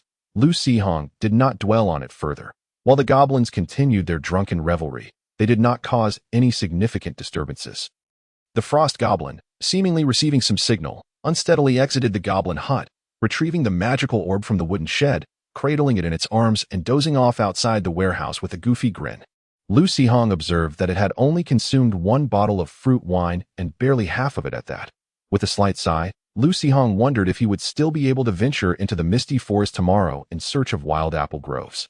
Fortunately, although the goblins had poor drinking capacities, they also regained their sobriety quickly. Upon awakening the next morning, Lu Sihong saw that the goblin blacksmith, who had been swinging a large hammer and wiggling its buttocks the previous day, had completed a pair of metal-spiked leather shoulder guards and was now fitting them onto the goblin warrior. Goblin-S wild shoulder guards, originally designed to intimidate opponents. These fearsome leather pieces have undergone meticulous crafting by the goblin blacksmith.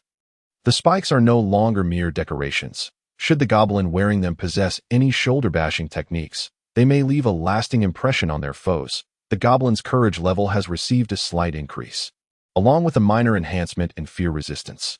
Yet, it must be said that the true utility of this equipment lies within that final attribute. After all, goblins are hardly martial artists and lack years of experience in shoulder barging. Aside from shoulder throws, Lu Sihong could scarcely conceive how the goblin warrior might employ those glinting metal spikes in actual combat. Perhaps it would be more prudent to craft a spiked glove for it, allowing it to punch holes through foes, which might also serve to deflect blades. However, the mere combination of simple leather and a few rows of spikes could create effects comparable to magical equipment. What more could one desire? Though, he would need to concoct a plausible explanation for his mother regarding the matter of affixing spikes to a goblin-esque shoulders, while he accepted the tavern owner's request to gather wild apples. Lu Sihong still found it customary to swing by the Adventurers Guild, as it was merely a short detour of 10 minutes. One never knows what convenient tasks might present themselves. Ultimately, Lu Sihong received unexpected news at the guild. The Adventurers Guild, accompanied by the academy students, had engaged in a fierce battle with the kobolds, seizing their mine, and indeed discovered a doorway leading to the underground ruins. The issue, however, was that this doorway was guarded by a special magical force, requiring a unique key for access.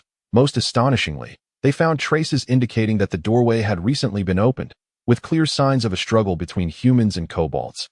This meant that someone had already acquired the key and entered the ruins ahead of them.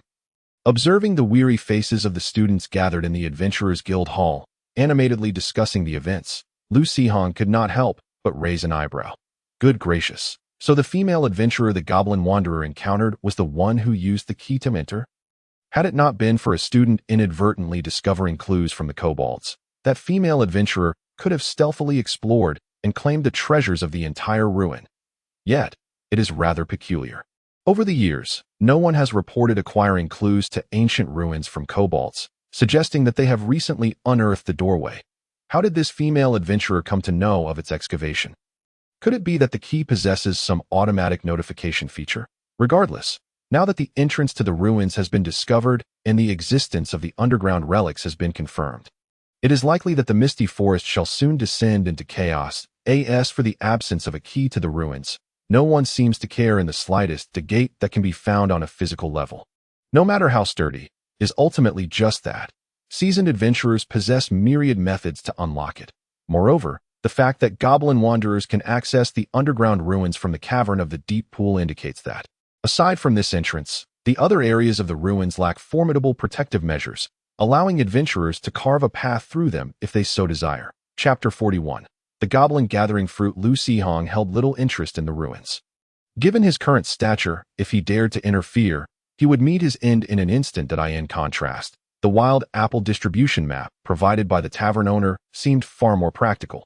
Taking advantage of the fact that news of the ruins had yet to spread and the chaotic throng had not yet arrived, he decided to gather those wild apples first. Perhaps fortune would favor him, and he might also stumble upon some wild boar or stag along the way.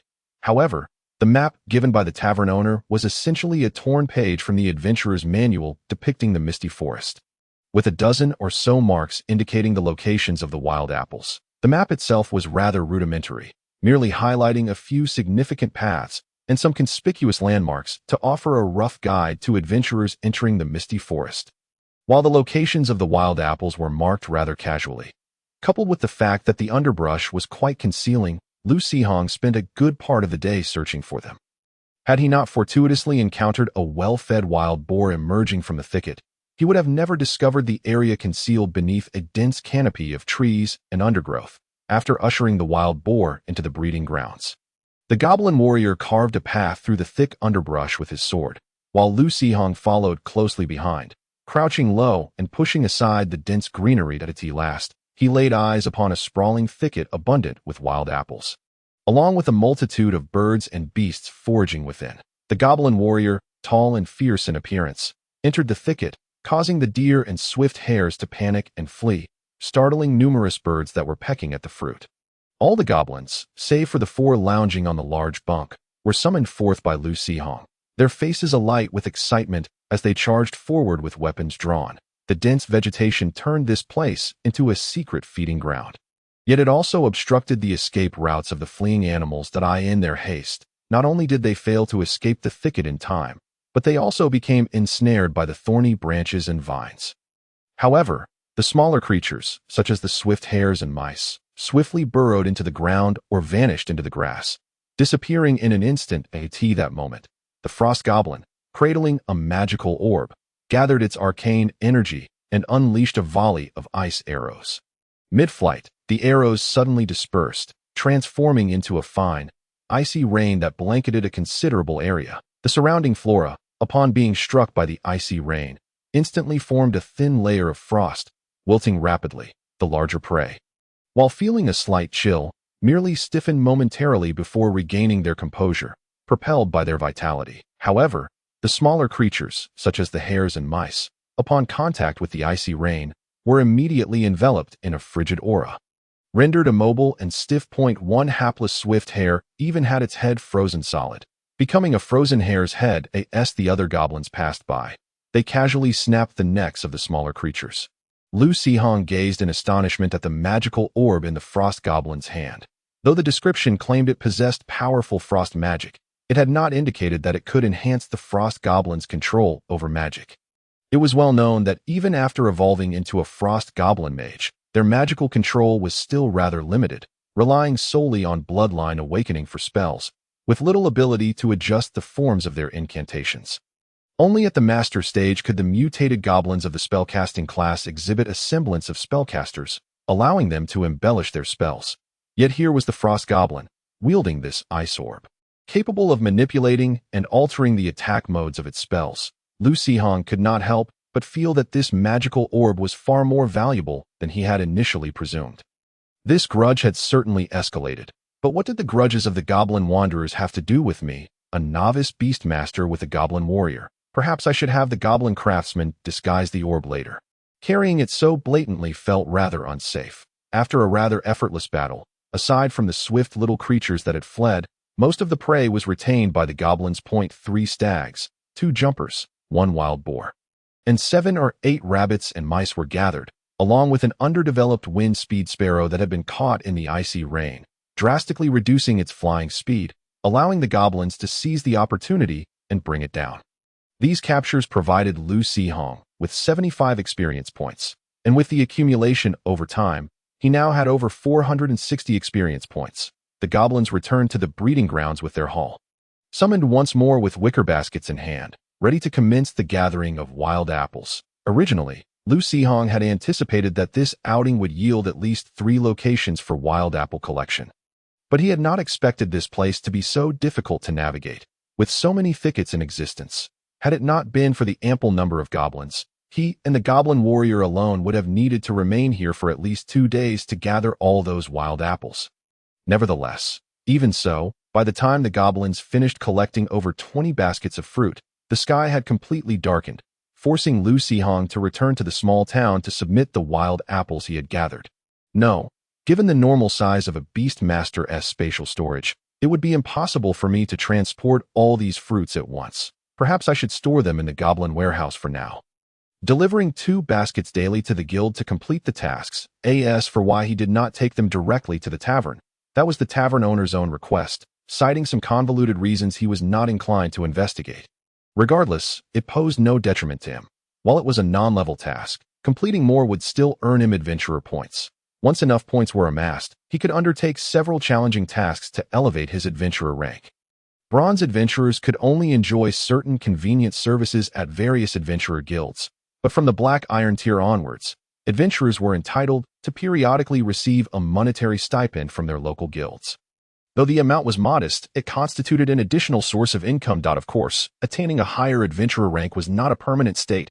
It required regular acquisition of sufficient task points, active participation in guild-initiated missions, and adherence to various legal stipulations. These were merely the foundational requirements to maintain an adventurer's status, unless one suffered significant injury during a task, allowing for retirement at their current adventurer rank in exchange for periodic subsidies. Adventurers could risk demotion or even expulsion from their ranks for various reasons. Chapter 42. An unexpected encounter at the guild as dusk fell, fearing parental worries and the prospect of facing his mother's feather duster. Lu Sihong refrained from hastening to the Adventurers Guild, instead opting to return home first. He retrieved several pieces of prey as today's bounty, and after having dinner, he set out to the Adventurers Guild to submit his tasks. Compared to the morning, the guild was considerably quieter, with only a handful of students scattered about. After completing his task submission at the counter, as Lu Sihong prepared to leave the Adventurers Guild, he noticed Suyu's 3 teammates huddled together with 3 other male students, whispering among themselves while occasionally casting furtive glances at a pair of individuals not far away. Their shifty demeanor left Lu Sihong uncertain whether to greet them. But amidst his hesitation, Zhao Xiaoxua waved her delicate hand at him. There's sunscreen in this world. How can she run around in the wild every day yet maintain such fair skin? Indeed, this young lady's hand is... Ugh, it's all Zhang Yiming's fault for making me focus on such peculiarities. Lu Sihong mused as he took a seat beside Zhao Xiaoxua, glancing at Su Yu and Lu Yuhui's figures, and curiously inquired, "What are you all doing, shipping CP?" However, the atmosphere between the two seemed rather peculiar. "What is CP?" Zhao Xiaoxua paused, momentarily perplexed, before presuming it to be some dialect or slang, reacting more to Lu Sihong's latter comment. "Right? You feel the atmosphere is strange too, don't you? A noble scion, a merchant's daughter, 2 individuals in love, yet unable to be together due to the vast chasm of social class, while being in the same school. Sharing daily companionship." Lu Sihong's pupils constricted as he couldn't help but think. Hiss, is their relationship really this complicated? What a melodramatic plot. That's enough. We can let it slide, but Lu Sihong knows nothing.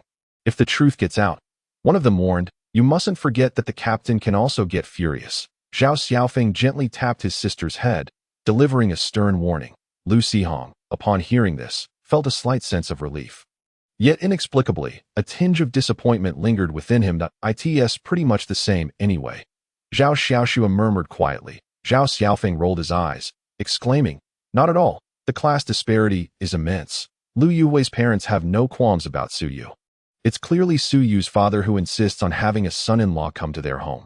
Lu Yuhui has been groomed as a successor since childhood. How could he ever consider being a son-in-law? Lu Sihong interjected. This situation seems rather cliché. A cough from the boy seated opposite Zhao Xiaofeng, a trainee warrior named Pang Yin, who bore a large shield, interrupted the conversation. We really need to delve into such details? He remarked. What does it matter? The entire academy is likely aware of this already. Once Sihong's younger brother heads to Qingzhou, he will inevitably find out. Zhao Xiaofeng replied nonchalantly. The three male students paused momentarily. Then one of them realized, right? This younger brother was just at the counter accepting a quest. He hasn't even entered the academy yet, but he's already qualified as an adventurer. Tisish, what do you mean he hasn't entered the academy? The little brother is only 16 this year, Zhao Xiaoxue said proudly. Why does it seem like you two siblings are even prouder than I am? And why do you seem so confident in me? There's no reason for that. I've never taken the test, so no one could possibly know that the energy within me has started to condense into liquid droplets. Lu Sihong pondered with a hint of confusion. Perhaps it was because the grave digger had just broken through that barrier during his upgrade, and Lu Sihong's energy form had transitioned from pure mist to occasionally manifesting tiny droplets of water. That can't be right. Looking at the younger brother's attire, he should have a similar background to mine. ISNT 16, just the age when one activates their Beastmaster space. Sun Yukai, a trainee warrior beside Pang Yen, questioned, his brow furrowing in confusion that I saw it earlier. The younger brother summoned a goblin warrior when he accepted the quest, interjected Yang Guang, another trainee warrior, who had placed a massive hammer at his feet. Pang Yen calculated the days on his fingers and exclaimed, no way. In just 2 months, your goblin has evolved twice. That's utterly unreasonable. With a guilty conscience, Lu Sihong hastily said, well, goblins evolve based on luck. It's evolving quickly now, but who knows what might happen later. Pang Yen stood up, waving his hand to interrupt Lu Sihong, his expression agitated. What do you know? A third-tier goblin, if its aptitude isn't too poor, can definitely be admitted to the academy early, at least 2 years ahead of others to begin professional training. Those foolish nobles are popping pills every day just to gain an extra year. Cough, old Pang, don't get too worked up. Our captain is also considered a noble, Sun Yukai reminded his teammate, tugging at his sleeve. Pang Yen, appearing somewhat rugged with a slightly disheveled face, visibly stiffened for a moment. Then resumed a nonchalant demeanor, speaking in a steady tone. Regardless, the earlier one begins training in any profession, the sooner they advance, and ultimately, they will go further. Thank you, senior, for enlightening me, Lu Sihong said with a smile. Fearing the deathly glare that might come from the captain, Pang Yen dared not turn his head, instead engaging Lu Sihong in idle conversation that I wonder what quest the younger brother is undertaking. Before Lu Sihong could respond, Yang Guang, seated behind Pang Yen, chimed in. I saw that the goblin warrior brought out 2 baskets of fruit earlier. It must be the quest for picking wild apples. You know how to observe well, don't you? Can you not speak to me? Pang Yen gritted his teeth internally. Yes, that's the task issued by the tavern owner, Lu Sihong confirmed with a smile. Ah, so those are the fruits used for brewing wild apple wine. I remember who Shua's little pig quite enjoys that, Zhao Xiaoxue remarked, her eyes brightening as she clapped her hands together. Hu Shua chuckled foolishly and nodded. Yes, it really likes to drink it, but its alcohol tolerance is quite low. When it gets drunk, it tends to run amok. The group then began to jovially discuss the various embarrassing situations that beastmasters and their beasts encounter when intoxicated.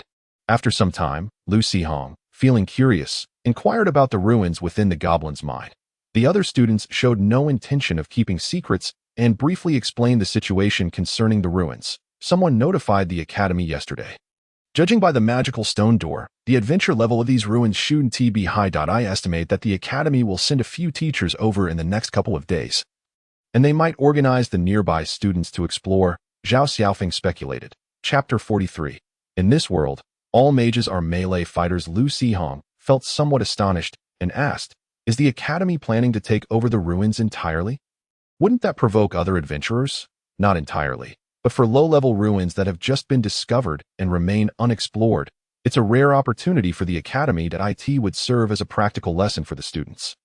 Zhao Xiaofeng replied confidently, yes, for other adventurers. Once they catch wind of it, some will undoubtedly rush over. However, adventurers with a bit of prowess should be occupied exploring the high-level ruins in Huiyun City, and won't have the time to pay attention to these low-level ruins for now.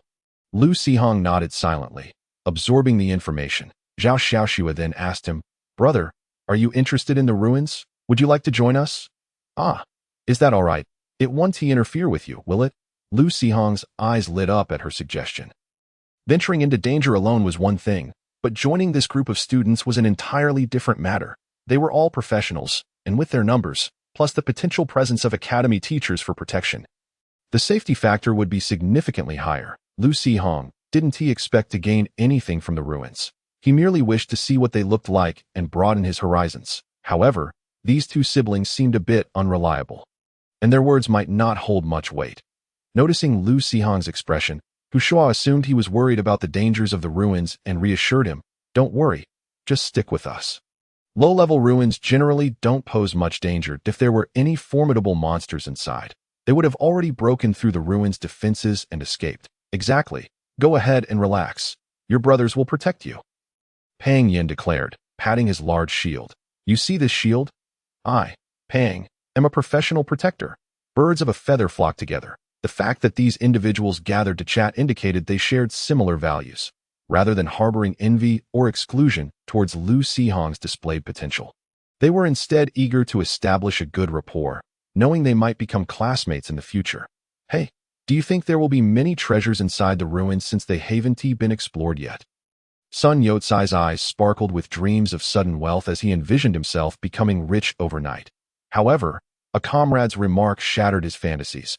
The main gate has already been opened. It's clear someone has entered.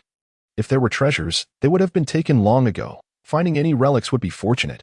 Zhao Xiaofeng, intrigued, questioned the three across from him. Speaking of which, why does old Lu suspect that Lu Mo was among those who entered the ruins?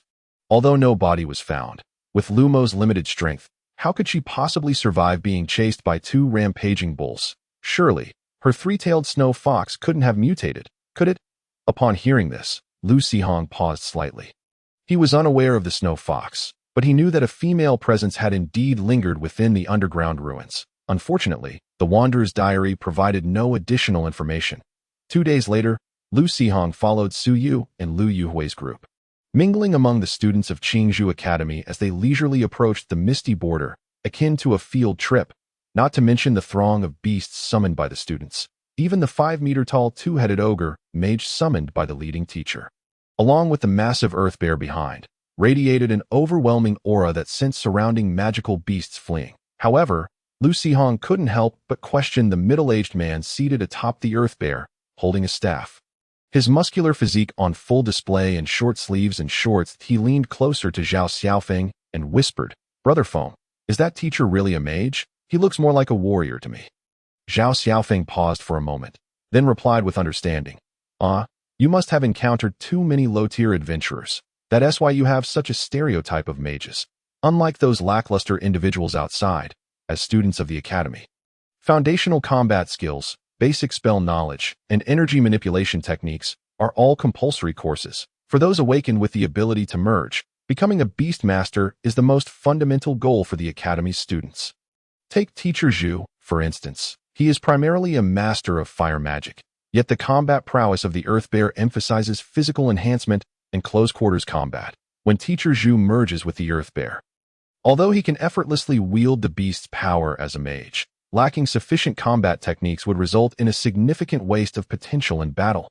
Speaking of which, Teacher Zhu should be breaking down the door soon. You will witness it with your own eyes. Upon hearing this, Su Yu turned around, exasperated, and said, "What are you thinking?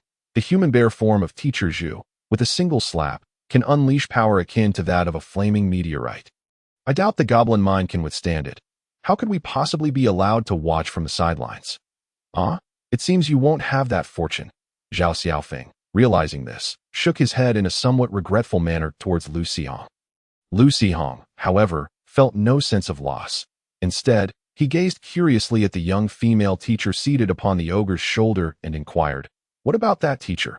In comparison, this female instructor had a slender figure and exquisite makeup, which aligned more closely with Lu Xihong's image of an academy mage.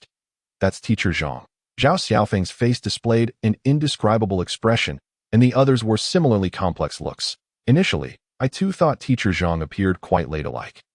"Brother, Teacher Zhang is a master of wind magic, and her ears are quite keen." Zhao Xiaoxu hastily whispered a reminder to her brother. "Ahem, what I mean is, Xihong, do not underestimate Teacher Zhang's strength merely because she possesses ethereal beauty. Aside from her primary focus on wind spells, she is also a grand alchemist, specializing in potion formulation. Furthermore, since her beast is also a mage, she tends to overlook close combat techniques. However, Ogres are naturally large in stature and prefer wielding heavy weaponry during battles. Zhao Xiaofeng tiptoed to confirm that the female teacher remained unaware of them, then leaned closer to Lu Xihong and whispered, "Although teacher Zhang may appear frail, it is said that she acquired a unique talent within a high-level ruin, enabling her to share the power of her ogre beast. She is often equipped with meteor hammers and spiked clubs, which can unleash terrifying force. Even the dean dares not provoke her. Is she really that formidable?" Truly, one cannot judge a book by its cover. She looks so serene, Lu Xihong thought nervously. Chapter 44. The Mage's Fist, shaking the heavens due to the considerable number of individuals. The pace of their journey was rather slow. By the time Lu Xihong and his companions reached their destination, night had fully descended. The goblin mine, from its name, led Lu Xihong to expect a cave, yet he was surprised to find an underground cavern covered in abundant greenery. "Wow, such a concealed location. How did you discover it?" Lu Xihong inquired curiously. Zhao Xiaofeng casually replied, "Oh, about that. The student who found the cave had a goblin warrior as his beast, and it is said that he happened to pass by here, caught a whiff of the ore, and, succumbing to his mining obsession, led that student to this place. This, Lu Xihong could not help but think of a certain rogue who often sneaked into goblin tribes to pilfer items. Indeed, traitors are the most perilous beings. Just as Lu Xihong was lost in thought, Zhao Xiaofeng tugged at his shoulder, quickly retreating. "Huh?" Lu Xihong's face displayed confusion. Zhao Xiaofeng explained, "Teacher Zhu is about to unleash a powerful move. Your body is too weak, so be cautious of potential collateral damage." They were still quite far from the mine. Although Lu Xihong felt slightly perplexed, he was obedient and retreated a considerable distance. Even so, Hu Shuo removed the shield from his back and held it in front of him protectively. Lu Xihong gazed at the mine entrance over 300 meters away and inwardly scoffed. Is such exaggeration really necessary? It's just breaking down a door. Suddenly, accompanied by a violent tremor of the earth, a deep rumble emerged from beneath, and the ground surrounding the mine abruptly sank, sending countless stones and dirt soaring into the sky, casting a shadow over everything.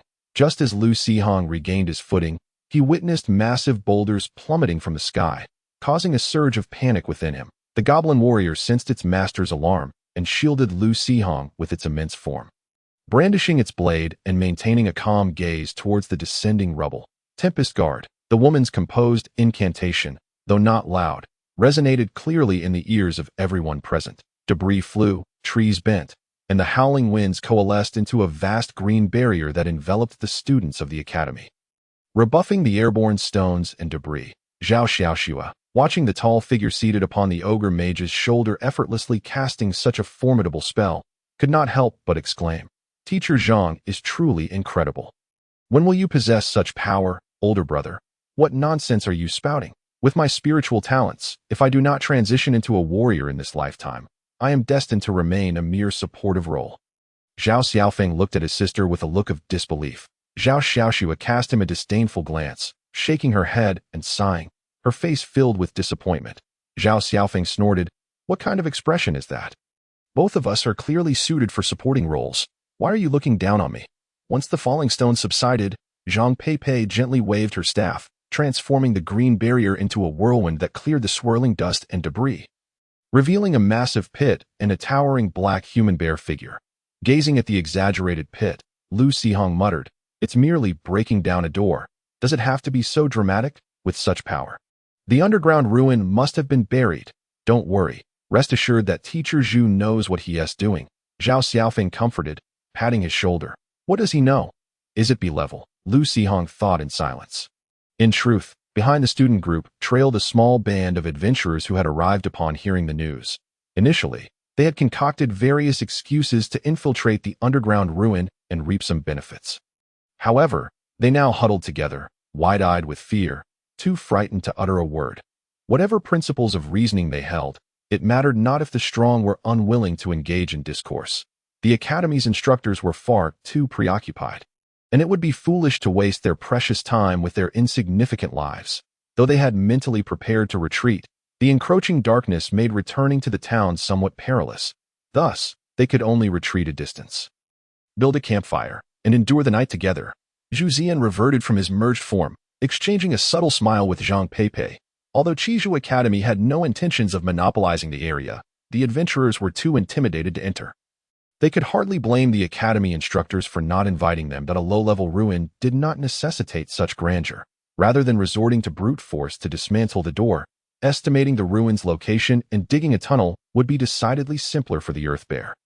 However, a necessary display of strength could effectively deter certain foolish individuals from wasting time, and the surrounding magical beasts, frightened by the commotion, would also keep their distance, alleviating many complications. Zhu Zian and the Earth Bear stood guard at the entrance of the ruin, while Zhang Pei and the Ogre Mage ventured inside. Shortly after, they re-emerged, their expressions relaxed as they exchanged a few hushed words with Zhu Zian. Subsequently, the two instructors announced that the students were free to explore. The Earth Bear constructed two simple shelters at the entrance of the ruin using earth and stone, and the two instructors each retreated into one, evidently unconcerned with the students' subsequent actions, like most students. Su Yu and her companions, despite feeling fatigued after a day of travel, were driven by an intense curiosity about the ruin and eagerly followed the other students, crossing the threshold into the ancient site. As Lu Sihong entered the ruin, he noted the shattered entrance, where the walls and ground displayed a crystalline appearance, as if scorched by intense heat, still emanating a burnt odor. The others, however, appeared unfazed, cautiously avoiding the still warm areas as they illuminated their surroundings with various tools. Excitement etched on their faces as they delved into the entrance. Ding! This location has been designated as a low-level trial ground, restricted to low-level trial participants. Conditions met. You have been selected as a trial participant and may engage in trials to earn rewards. Current remaining trial attempts, 9. Upon hearing the sudden voice echo in his mind, Lu Sihong stood frozen in astonishment. What on earth is this? Yet, unlike Lu Sihong's shock, the students of Qingzhou Academy erupted in excited exclamations. Wow, it's actually a trial ground. We're going to strike it rich today. What are you all hesitating for, classmates? Hurry and charge in. Are you waiting for those behind to seize the opportunity? Zhao Xiaofeng emitted a crisp whistle, and a gentle breeze enveloped the group that he then pulled the dazed Lu Sihong along, following closely behind Su Yu and Lu Yuhui, and swiftly chose a side path to dash into. Quickly, follow me. I will explain everything on the way. Lu Sihong snapped back to reality, feeling an unusual lightness in his body, making running significantly easier. Some low-level undead creatures obstructed their path, although they posed little threat. Their progress inevitably slowed. Zhao Xiaofeng, acting as a supportive rogue, merely summoned his fire hound and cast a floating light orb above his head with a spell, allowing him to avoid direct combat, while he took the time to explain the current situation to Lu Sihong. Chapter 45. Falling into the trial trap. The trial grounds. How shall I describe them? They resemble a contract array, said to be a divine miracle bestowed upon humanity by some great being. When a ruin, illusionary space, or even a monster gathering ground meets specific criteria, it may be selected to become a trial ground. Those who fulfill the conditions and enter the trial ground become trial participants, earning the right to partake in the trials and receive special rewards upon completion at times. Capable factions deliberately seal off certain areas to allow monsters to breed freely within, artificially creating environments that meet the trial grounds conditions.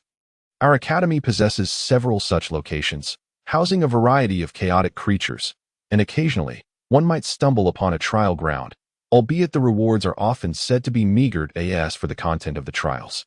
There are instances where hints may appear, but generally, as we encountered today, there are no indications at all, leaving the trial participants to rely solely on their own exploration, with most trials being combat-oriented. Zhao Xiaofeng briefly elucidated the concept of the trial ground to Lu Sihong, then took out a flute to play a short tune, summoning a breeze that dispersed the green toxic mist emitted by a rotting zombie. Lu Sihong grasped Zhao Xiaofeng's meaning, yet his focus lay on the fact that in both his past life and this magical realm, the inexplicable events ultimately could only be attributed to divine intervention, until the day humanity could uncover the answers through their own abilities. Unable to participate in the battle ahead, and with the purpose of gaining knowledge in mind, Lu Sihong decided to let the goblin warrior guard him as he observed the surroundings alongside the leisurely Zhao Xiaofeng. This place did not resemble a tomb or a sealed location. It seemed more like an underground refuge. Moreover, the marks on the wall suggested it had previously endured the assault of a formidable foe. Zhao Xiaofeng noted this and turned to remind Lu Sihong, "Be cautious. There may be traps set to deal with intruders here." Lu Sihong nodded that in truth, he had been exceptionally vigilant throughout their journey. For the Wanderer's diary had clearly documented the fate of an individual who triggered a trap, resulting in their complete incineration. Lu Sihong did not believe his physique was significantly sturdier than theirs. Aside from the undead creatures, numerous unaltered, broken skeletons littered the ground, accompanied by a hodgepodge of equipment, most of which had been destroyed in previous battles. Those that appeared intact had deteriorated over time, rendering them largely unusable. It seems someone has indeed been here before, Zhao Xiaofeng declared, pointing his short sword at a leather pouch discarded in the corner. The dust on the pouch's surface indicated it had been opened not long ago. With its contents removed, not only had someone been here, but goblins had also visited. Lu Sihong mused internally, his peripheral vision catching a glimpse of a bright red object in a distant, dim corner. Wind brother, wait. There seems to be something over there, Lu Sihong called out to Zhao Xiaofeng, prompting him to shift the floating white orb toward the corner. They clearly saw a glimmer reminiscent of red glass. Leading Lu Sihong to send his goblin warrior to investigate, the goblin warrior approached, clumsily tearing apart the decaying corpse draped in tattered clothing at the wall's base, discovering a small pouch beneath it. Upon inspection, it contained several gemstones, which he brought back to Lu Sihong. Lu Sihong, not hiding his excitement, poured the gemstones into his palm and examined them under the glow of the floating orb. Zhao Xiaofeng glanced over and remarked, aside from that flame-red gemstone, the others are merely ordinary jewels, not worth much cough. They can fetch a little coin. Keep them for yourself. As for the flame-red gemstone, we'll need to discuss its distribution among the team later. Lu Sihong nodded, harboring no objections. As a rogue, he felt no discontent in acquiring a bag of jewels for free. What mattered most was that this bag of jewels had a clear origin, easily sellable. That he also intended to select a few items from the loot stolen from the goblin marauder to wash clean and present to his parents to improve their financial situation. He returned the ordinary gemstones to the pouch, handing it to the goblin warrior to take back to the beast's space, and then passed the remaining flame-red gemstone to Zhao Xiaofeng. Zhao Xiaofeng hesitated for a moment, just as he was about to take it, when a shout rang out from ahead. Watch out! Suddenly looking up, they beheld a massive bird engulfed in flames swooping down rapidly, its sharp claws glinting coldly as they reached for the flame gemstone in Lu Sihong's hand. Lu Sihong felt his grip loosen, and a wave of heat collided with him, causing him to involuntarily tumble away, his back crashing against the wall. In an instant, the stone wall spun, and Lu Sihong vanished from sight. Li Chongda, are you seeking death? Lu Yuhui shouted angrily, the single eye of the Cyclops beside him glowing with purple light. The blazing bird, attempting to flee back to its master, suddenly stiffened, losing all ability to move. As the Windhawk swooped in from behind and seized it, throwing it back, Sun Yukai swung his dual swords, engulfed in flames, delivering a powerful strike. The defenseless flaming bird emitted a single, pitiful cry before its body disintegrated into light. The student named Li Chongda paled, his face turning ashen as he gritted his teeth, saying, "It's just a magical gemstone. I could easily replace it." Was it necessary to be so ruthless, since the blazing bird possessed night vision? Li Chongda had let it roam freely in search of treasures on the ground, but he never expected that the foolish creature would charge towards someone else's spoils, though its demise was just. Without the beast, Li Chongda's combat prowess suffered drastically, and now that the ruin had activated the trial ground, he felt a tremendous opportunity slipping away, leaving him seething with rage. To hell with this. Pang Yin bellowed, ready to join his teammates in giving Li Chongda a good thrashing. Seeing this, Li Chongda and his companions swiftly retreated several steps, panic etched on their faces, sensing the impending danger and preparing to flee. After all, in terms of strength and background, the combined might of their group paled in comparison to Lu Yuhui. At that moment, Zhao Xiaoshua's panicked voice suddenly rang out from behind. Oh no, it's an energy barrier. Lu Sihong seems to have been trapped in the trial ground. The group froze, turning to the wall where Lu Sihong had vanished. Lu Yuhui pressed his palm, imbued with magical flame, against the wall, only to see a colorless energy barrier rise from the previously crumbling stone surface, isolating the flame energy outside. Lu Yuhui's expression darkened as he shook his head at Suyu beside him. Suyu felt a jolt of alarm, her fists clenched tightly, filled with regret. She had intended to broaden the horizons of the junior student, yet inadvertently led him into peril. Zhao Xiaofeng, witnessing this, was even more distressed. while Zhao Xiaoxue, tears welling in her eyes, grasped her brother's hand and said, "What do we do? It's all my fault.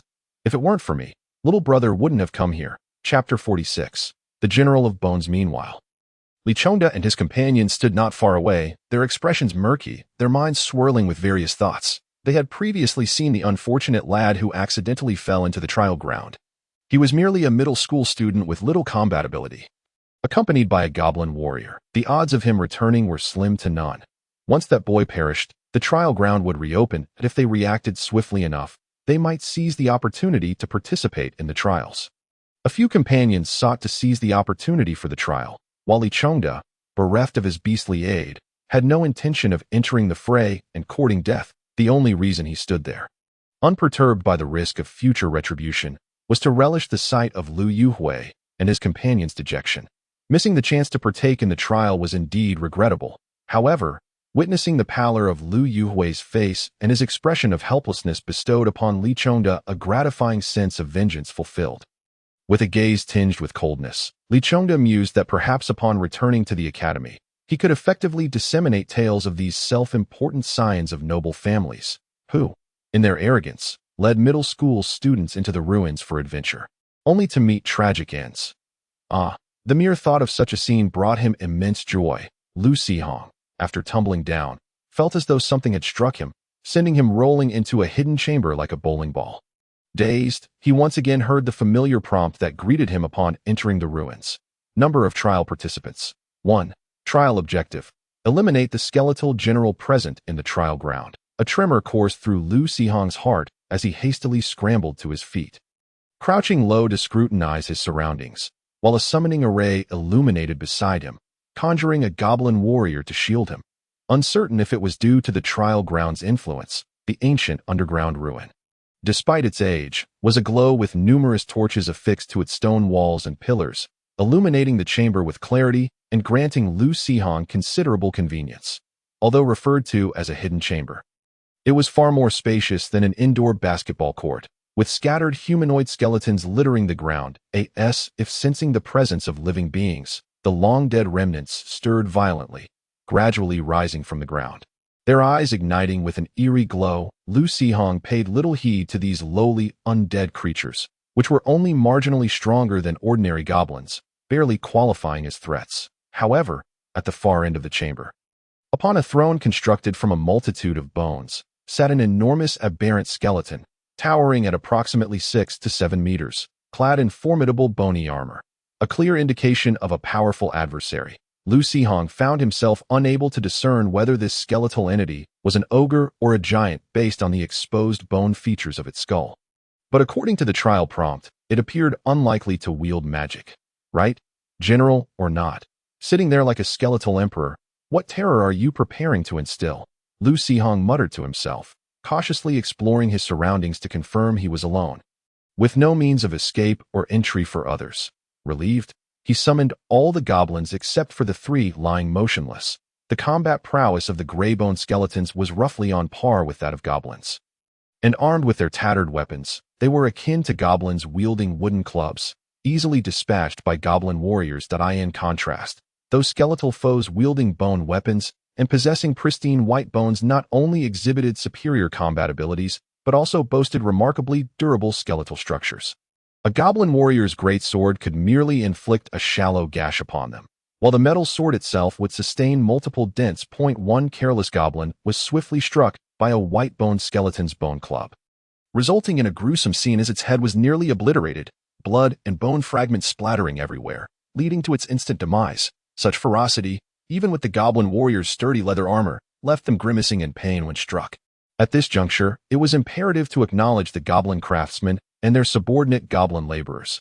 One wielded a hefty iron hammer, while the other bore a smaller one, both proving fatal upon contact, reducing the gray and white bones to mere fragments. The goblin warrior, overwhelmed, exchanged its weapon with a hammer from the goblin laborer, and upon striking, the sound resonated with a satisfying crack, eliciting a gleam of excitement in its eyes as it charged into the fray. Specifically targeting the white-boned skeletons, it remained unclear whether this was a mechanism of the trial ground or simply a result of the skeletal general's deep slumber. But amidst the cacophony of battle, It displayed little response.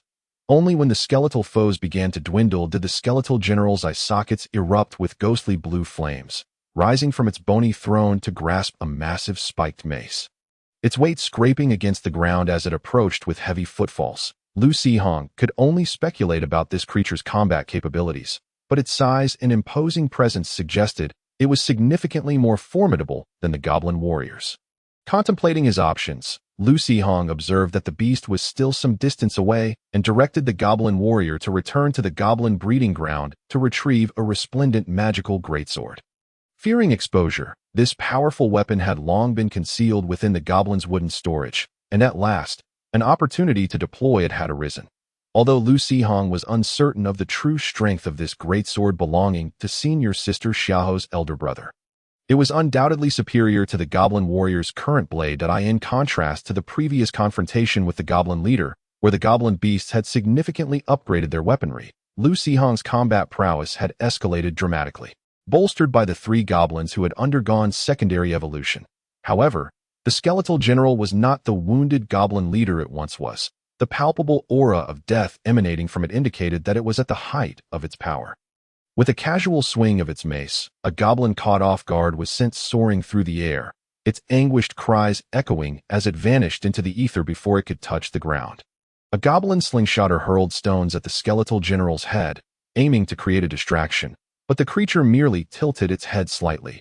The flying stone struck its bony helm with a dull thud, dislodging some bone fragments, but leaving only a barely perceptible dent. The skeletal general's jaw quivered, seemingly mocking its feeble adversaries, as it effortlessly swatted away a goblin raider attempting a sneak attack with its mace and dispatched a goblin laborer with a swift kick. Seizing the moment, a goblin warrior lunged forward, striking the skeletal general's other leg with its greatsword. Initially, neither the skeletal general nor Lu Sihong regarded this strike with much concern, as the resilience of the skeletal general's bony armor was well acknowledged by all present.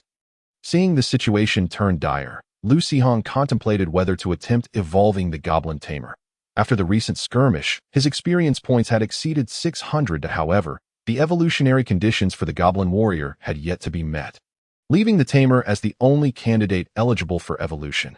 Just then, the magic greatsword in the goblin warrior's grasp erupted with a blinding radiance, illuminating the dim chamber as if it were daylight. The golden luminescence flooded the hidden chamber for a brief moment. Lu Sihong initially feared he might suffer temporary blindness due to the intensity of the light. However, upon cautiously opening his eyes, he found only a slight discomfort, devoid of any significant pain. Conversely, the skeletal general's leg, struck by the greatsword, appeared scorched as though seared by flames. Large sections of its bony armor were incinerated, exposing the darkened femur beneath, now marred by visible cracks and exuding a noxious odor of charred bone. Moreover, the skeletal general, taken aback by this unforeseen injury, stumbled momentarily, losing its balance, although it managed to stabilize itself by thrusting its mace into the ground. It was momentarily rendered unable to evade that moment. A round iron ball hurtled toward the skeletal general's eye socket, while an ice arrow, enhanced by the frost pearl, swiftly traversed the space, embedding itself in the joint of the skeletal general's arm that clutched the mace, instantly encasing the area in hardened frost, with the chill rapidly spreading through the bony armor. Bang! The iron ball possesses a significantly greater striking power than a mere stone, although it ultimately missed the eye socket. It left conspicuous cracks upon the skull of the skeleton general. With a deep, rumbling roar, the skeletal figure attempted to pivot and swing its spiked mace, only to discover that its right arm joint had become rigid with frost. The grand maneuver was thwarted, nearly resulting in a clumsy tumble. Seizing the opportunity, the goblin warrior wielded its sword with force, aiming to sever one of the general's legs at the same spot. However, to its surprise, the magical greatsword merely glimmered faintly this time.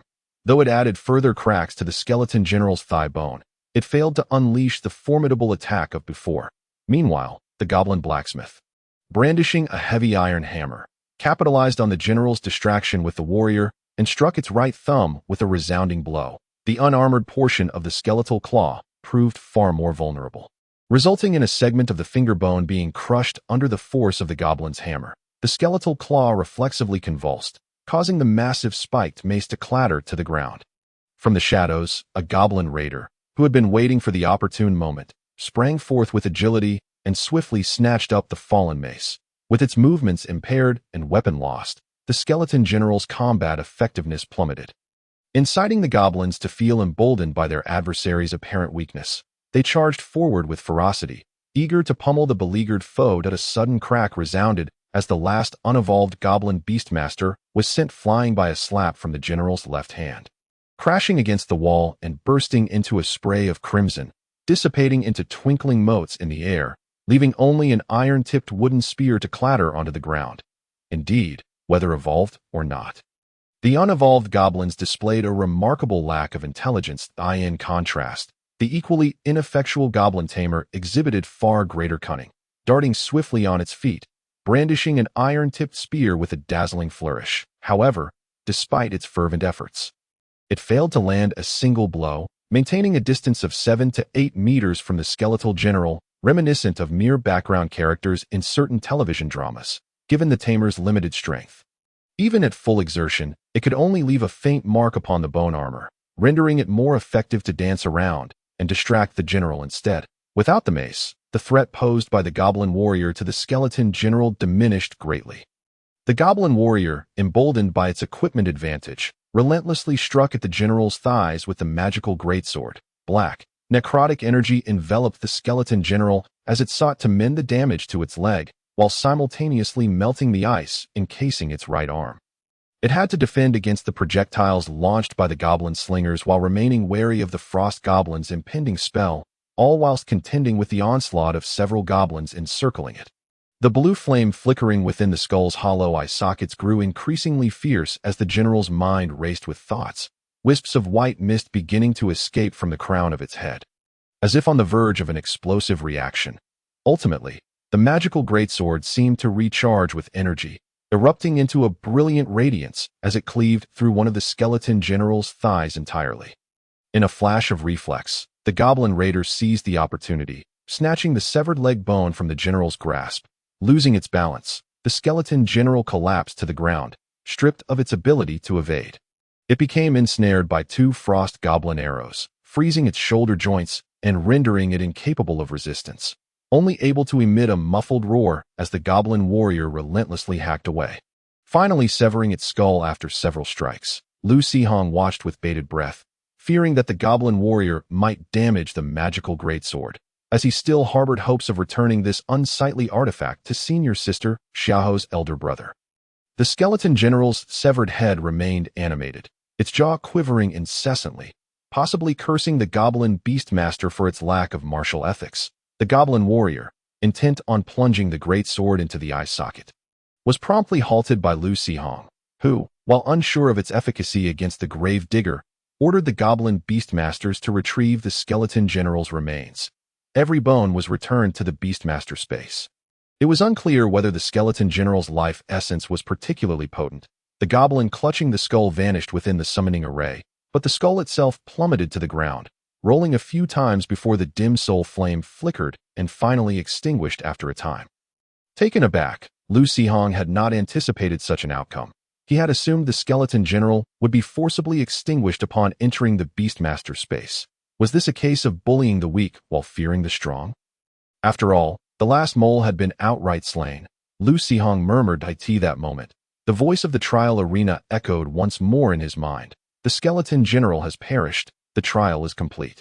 Rewards are being distributed. Please select one of the following rewards as your trial prize. 3 cards of varying colors materialized in his consciousness, each detailing distinct rewards. Special Beastmaster talent, Beastmaster substitution, green when you are attacked. If your beast is within the Beastmaster space, it will appear in your place to absorb the damage, while you will be randomly teleported to a location within 100 meters. Special item consumable shuffle 3, white, when selecting trial rewards. You may consume shuffling opportunities to redraw the rewards. Special item consumable extreme exchange 1, blue designate a beast, and your own beast will be forcibly recalled into the Beastmaster space, simultaneously sealing the Beastmaster space for 72 hours. By the heavens, cards. These are undoubtedly roguelike cards, right? Fellow countrymen from Blue Star, friend, the moonlight before my bed? What's the matter? Han Mimi. Are you in a hurry? Lu Sihong employed all his learning to attempt to signal to the imagined compatriot, yet received no response. Feeling somewhat embarrassed, he rubbed his nose and sighed softly, redirecting his focus to the 3 reward options. Chapter 48. Trial Arena Unlocked. However, did the color of the cards signify the rarity of the rewards, or was it merely decorative? If it indicated rarity, then logically, the Beastmaster substitution talent would be the most formidable, possessing no cooldown. If one had a sufficient number of beasts, it would be nearly impossible to kill them. Then it struck Lu Sihong that while this talent was indeed a divine skill for him, for other Beastmasters, their beasts remaining in the space likely indicated a state of relaxation that in such circumstances, evading a fatal attack during a surprise assault was not without merit, yet it hardly seemed overwhelmingly powerful. Conversely, the final reward appeared to be designed specifically for confronting a formidable foe or making a desperate struggle in dire circumstances. Among the 2 options, Lu Sihong would undoubtedly choose the Beastmaster substitution. 3. What 3? Aren't there only 2 options? Lu Sihong smiled faintly, selecting the first trial reward in his consciousness. Instantly, the other 2 cards vanished from his awareness, while the card representing the Beastmaster substitution transformed into a green radiance. Merging into Lu Sihong's consciousness, in that moment, Lu Sihong felt an unfamiliar sensation within his body, though it seemed almost like an illusion. The current maximum capacity for talents is 1. You currently possess 1 Beastmaster talent. Selecting a new talent will replace the current one. What does this mean? I have 1 talent, and upon receiving a trial reward, I can only replace it, not increase it. Lu Sihong was momentarily taken aback, but soon dismissed the thought, realizing it was of little consequence. The trial has concluded. The current venue will unlock in 300 seconds. Upon hearing the notification, Lu Sihong was jolted back to reality, observing that the goblins had thoroughly cleaned the scene.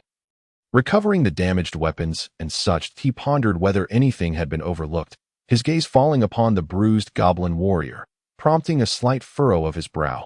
The skeleton general's corpse could not be directly extracted. Otherwise, it would be glaringly obvious. However, there were no other formidable monster corpses, only these gray and white bones. Wouldn't their presence seem rather suspicious? What of the circumstances in other trial arenas? Should he evolve the goblin warrior?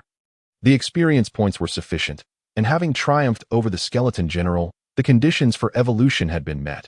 Yet, in just over 2 months, to have undergone 3 consecutive evolutions seemed implausible. Lu Sihong himself found it hard to believe there were no secrets involved. Forget it, let them do as they please. After all, the trial arena I entered is like this as for the rest. This was my first time here. How could I possibly know why things are this way or that? Shouldn't you seniors be the ones to enlighten me? Having roughly solidified his thoughts without any issues, Lu Sihong instructed the goblin warrior to don the horse-slaying sword once more, and then, amidst the countdown echoing in his mind, he quietly awaited the unlocking of the secret chamber's door. The very instant the countdown concluded, the energy barrier enveloping the surrounding walls abruptly vanished, causing the space within the chamber to shrink by more than half in an instant, followed by the swift rotation and opening of the mechanism-laden stone wall. This unfolding spectacle left the onlookers across the stone wall momentarily dazed. However, it was the trio of students poised in the distance that reacted the quickest, each employing their respective means to hasten towards him at breakneck speed. Caught off guard, Lu Yuhui was startled by the sudden advance of the 3, and instinctively, his right hand swept out, conjuring a massive ball of flame which erupted with a deafening roar, sending several figures shrouded in black smoke hurtling back. Casting a dismissive glance towards the trio of students now sprawled on the ground, wailing in agony, Lu Yuhui disdainfully curled his lip, his gaze shifting to Lu Sihong and the goblin warrior at his side, his eyes gleaming with a peculiar light. The mischievous Zhao Xiaofeng and Zhao Xiaoxua, however, were the first to rush into the chamber, eagerly probing Lu Sihong from head to toe while inquiring if he had sustained any injuries. No, Sister Xue. The propriety of male-female contact is not to be trifled with. Wait, male-male contact is also off limits. Please, let go of me. I'm perfectly fine. Not a scratch on me. There's no need to strip off my clothes. I swear I'm telling the truth. Lu Sihong found it unbearable to withstand the fervor of the 2, desperately casting a pleading glance towards the others for help. Upon confirming that Lu Sihong was indeed unharmed, Su Yu breathed a sigh of relief, smiling as she extricated him from the clutches of his enthusiastic teammates. Yet, just as he escaped one den of wolves, he found himself ensnared by another. As soon as the Zhao siblings were pulled away, the burly Pang Yin and his muscular companions closed in, enveloping Lu Sihong in a congratulatory embrace. "You young rascal, we thought you had perished in the trial grounds. What a near catastrophe that would have been!" Pang Yin exclaimed, somewhat shaken, before his curiosity got the better of him. "By the way, how did you manage to pass the trial with a goblin warrior by your side?" Just as Lu Sihong was about to weave an elaborate tale, he was interrupted. "Whoa, your luck is astounding. You encountered a low-level trial with the least difficulty," exclaimed the dual-sword warrior, Sun Yukai, as he fiddled with the skeletal remains scattered across the ground, all gray bones and white bones. "No wonder you emerged unscathed." Yes.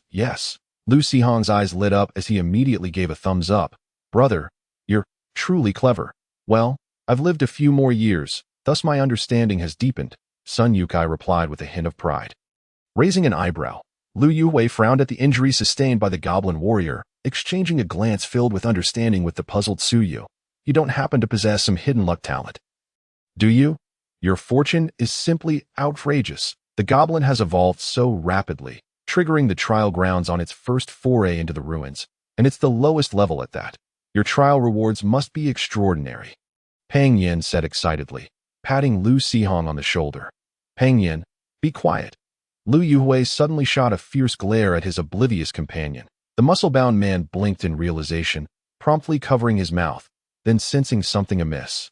He clamped a hand over Lu Sihong's mouth, whispering urgently, "Don't say anything. Just keep whatever you've obtained to yourself." As he spoke, Pang Yin meaningfully glanced towards the chamber's entrance, his expression filled with contempt as he eyed several students. Particularly Li Chongda, whose aura radiated resentment as if he were a specter, his gaze brimming with palpable hatred. "Goodness, how absurd. This fellow nearly caused my demise, yet he appears to be the aggrieved party." Lu Sihong noted their expressions, silently committing them to memory.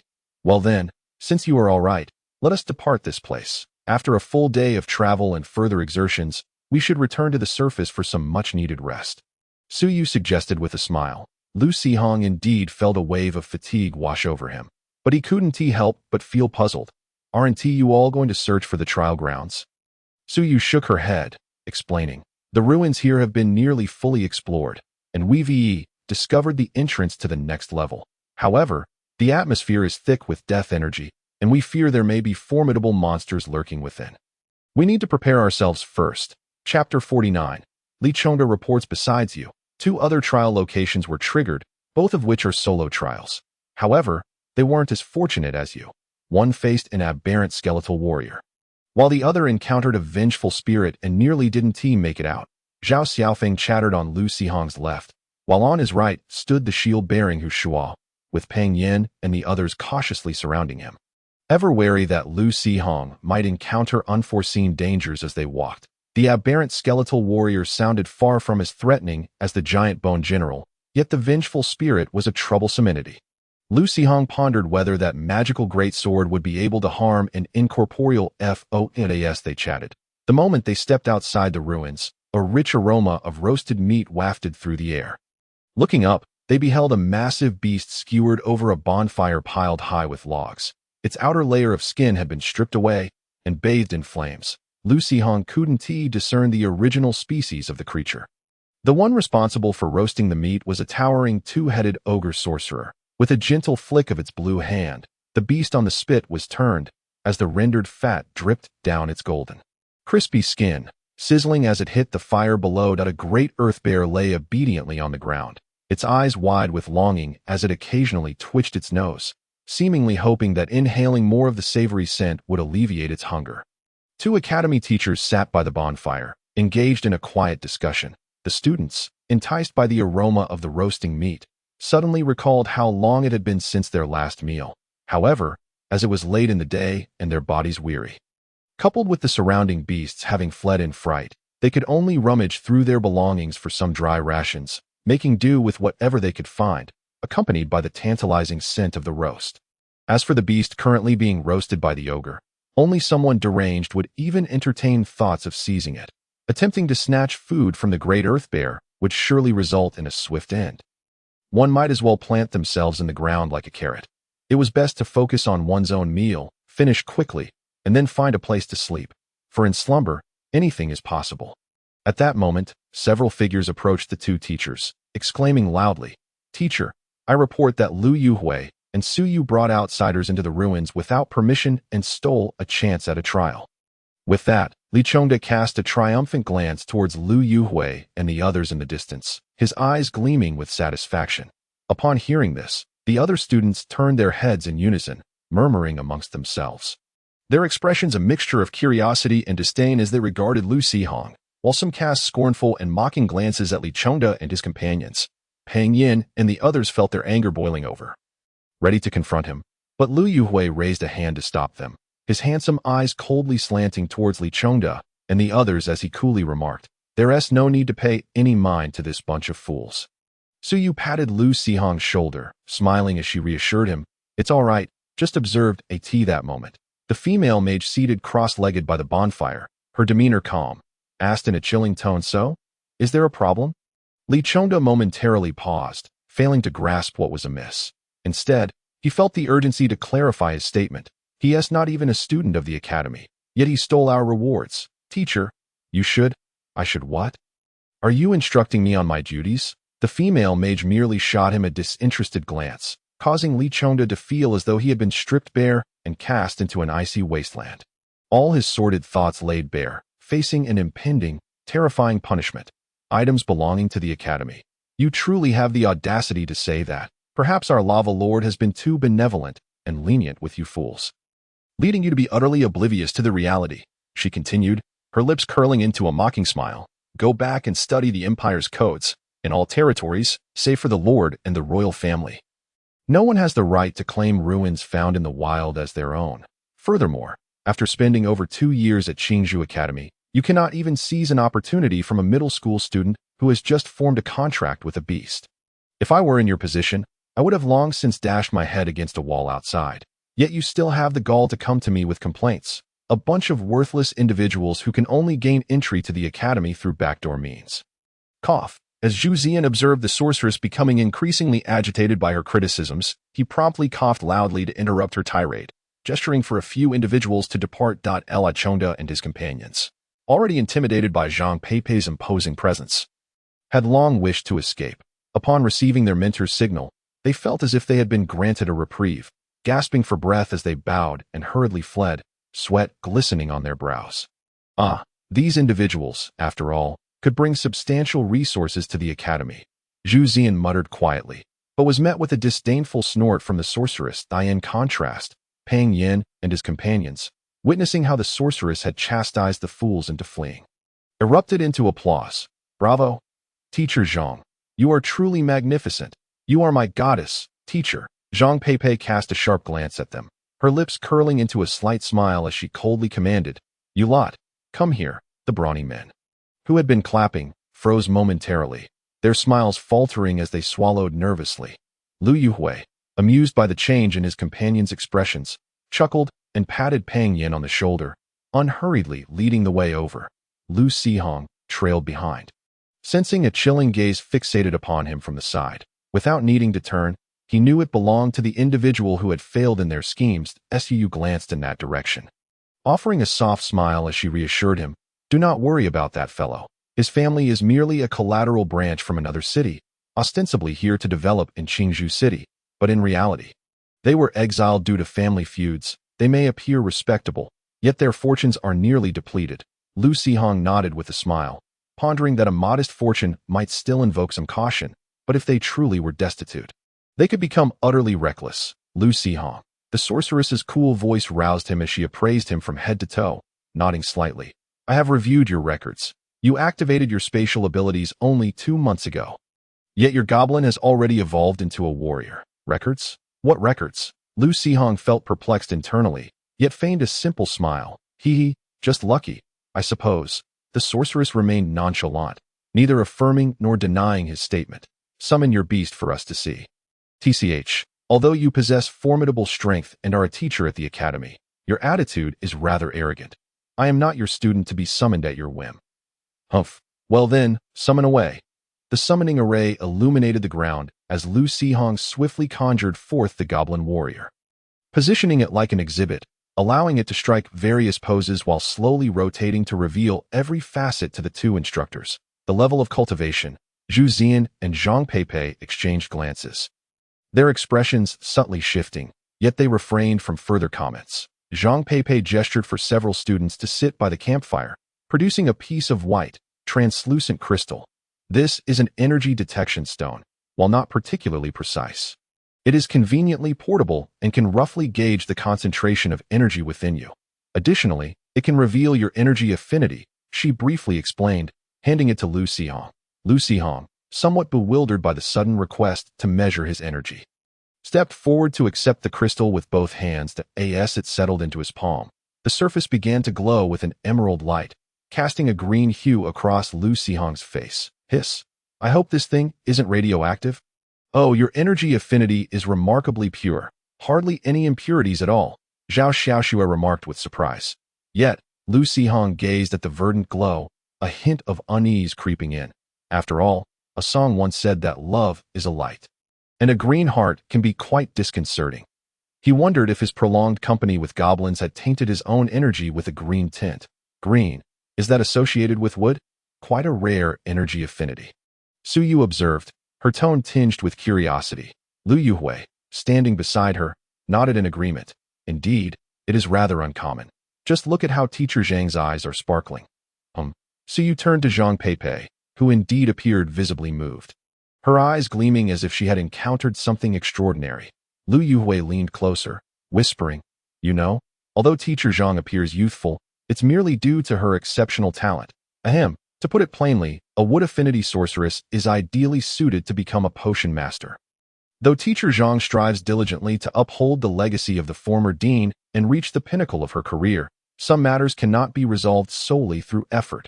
Zhang Peipei shot Lu Yuhui a displeased glance, her typically cold demeanor suddenly breaking into a smile as she beckoned Lu Sihong to sit beside her. The smile of a powerful individual is fraught with uncertainty. The formidable sorceress, who had always maintained a stoic facade, now smiled at him. Lu Sihong felt a surge of anxiety, yet complied and settled down obediently. Xiaolon, slice some meat for the young lad. The sorceress instructed the ogre sorcerer, who was busy roasting meat. One of the ogre's heads grasped a nearby carving knife to cut the meat, while the other turned curiously to observe Lu Sihong. The earthbound bear nudged Zhu Zian with its snout, emitting disgruntled grunts. What are you so impatient for? There is plenty of meat. How much can the young lad eat? If you keep fussing, you might ruin Teacher Zhang's mood, and be wary of her swift retribution. The bear huffed in annoyance. Zhu Zian shot at a glare, shrugging his shoulders as he replied softly, Hey, if you're not afraid, then go ahead and cause a ruckus. Meanwhile, at the heart of the misty forest, shrouded in dense white fog, various plants intertwined to form a vast green labyrinth. At the center of this maze lay a massive cave, ensnared by countless thorny vines. It was the lair of the young green dragon. Yai's wire, meticulously crafted over 3 months of nurturing abundant vegetation. At this moment, a group of masked adventurers lurked stealthily outside the green labyrinth, covertly monitoring the movements within. Boss, is that thing really reliable? Adventurer A inquired anxiously. The leader, somewhat impatient, retorted, Tisich, I went through great lengths and expense to acquire this mist dragon potion. How could it possibly be unreliable? Is it possible we were deceived, having never heard of such a thing? Adventurer A muttered under his breath. The leader hissed in annoyance. Silence. Adventurer B cautioned, quiet down. Do you hear? It seems there is no movement inside.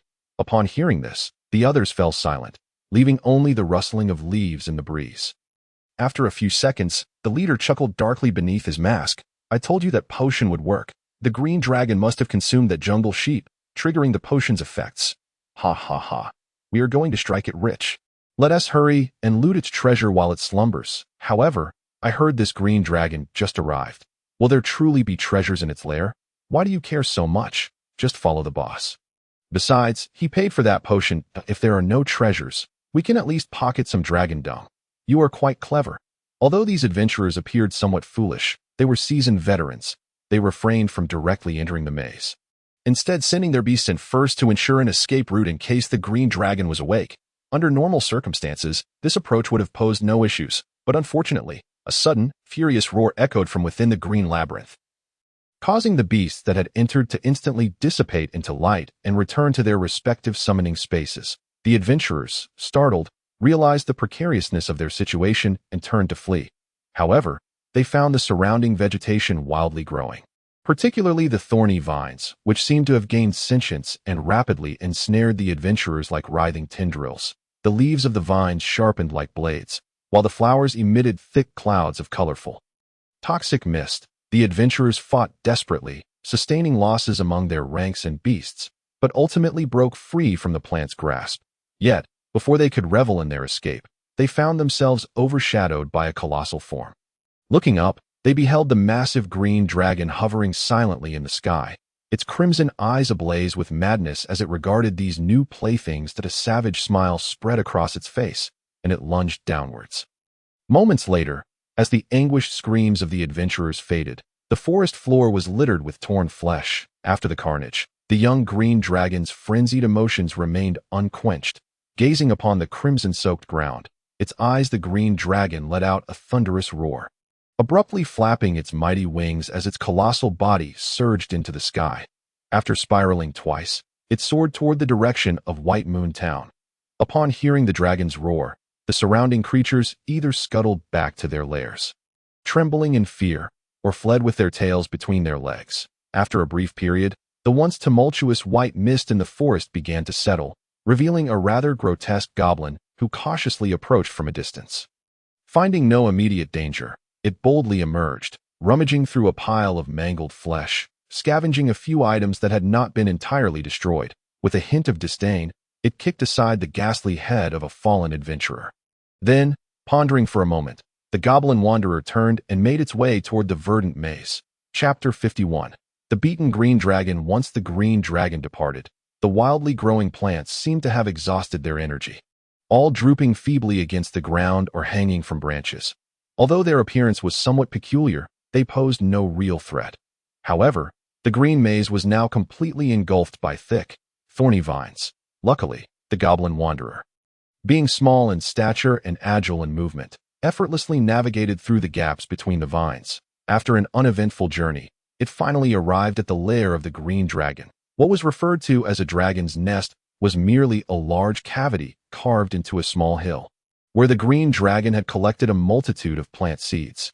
Influenced by the dragon's naturally dissipating wood-type energy, the entire cave was adorned with various magical plants. At first glance, the cave appeared quite enchanting. Yet considering it was the lair of a dragon, it seemed rather shabby. Nonetheless, the goblin wanderer was undeterred, inspecting this and that, until it stumbled upon a fully matured magical plant beside a makeshift dry toilet constructed by the dragon, from which it plucked a magical fruit. Feeling that there was nothing of value left, the goblin wanderer was about to leave when it turned back, gazing at the dragon's toilet and the flourishing magical plants surrounding it, its eyes sparkling with an odd glint. Unbeknownst to the green dragon, its once grand lair had become a pitiful sight, yet it was still coveted by others. Its mind was solely consumed by thoughts of vengeance. Ever since it devoured the jungle sheep that had presented itself, the dragon after Zhao Xiaoxiwei conducted a thorough examination of Pang Yin, she remarked. A collective sigh of relief escaped from the group, while Zhao Xiaoxiwei, armed with a makeshift antidote, proceeded to administer treatment to the other affected students nearby. Most of those poisoned were robust warriors. Lu Sihong, filled with curiosity, inquired, "Teacher Zhang, couldn't we have captured the green dragon just now? Why did we let it escape? If it were any other dragon, Teacher Zhang would certainly not have allowed it to flee, considering the rare alchemical materials that can be harvested from a dragon's body. However, in the case of the green dragon, our nation has an alliance with several ancient green dragons, and this particular green dragon likely dared to nest in the misty forest because it is a descendant of those ancient beings." Lu Yuhui explained to Lu Sihong.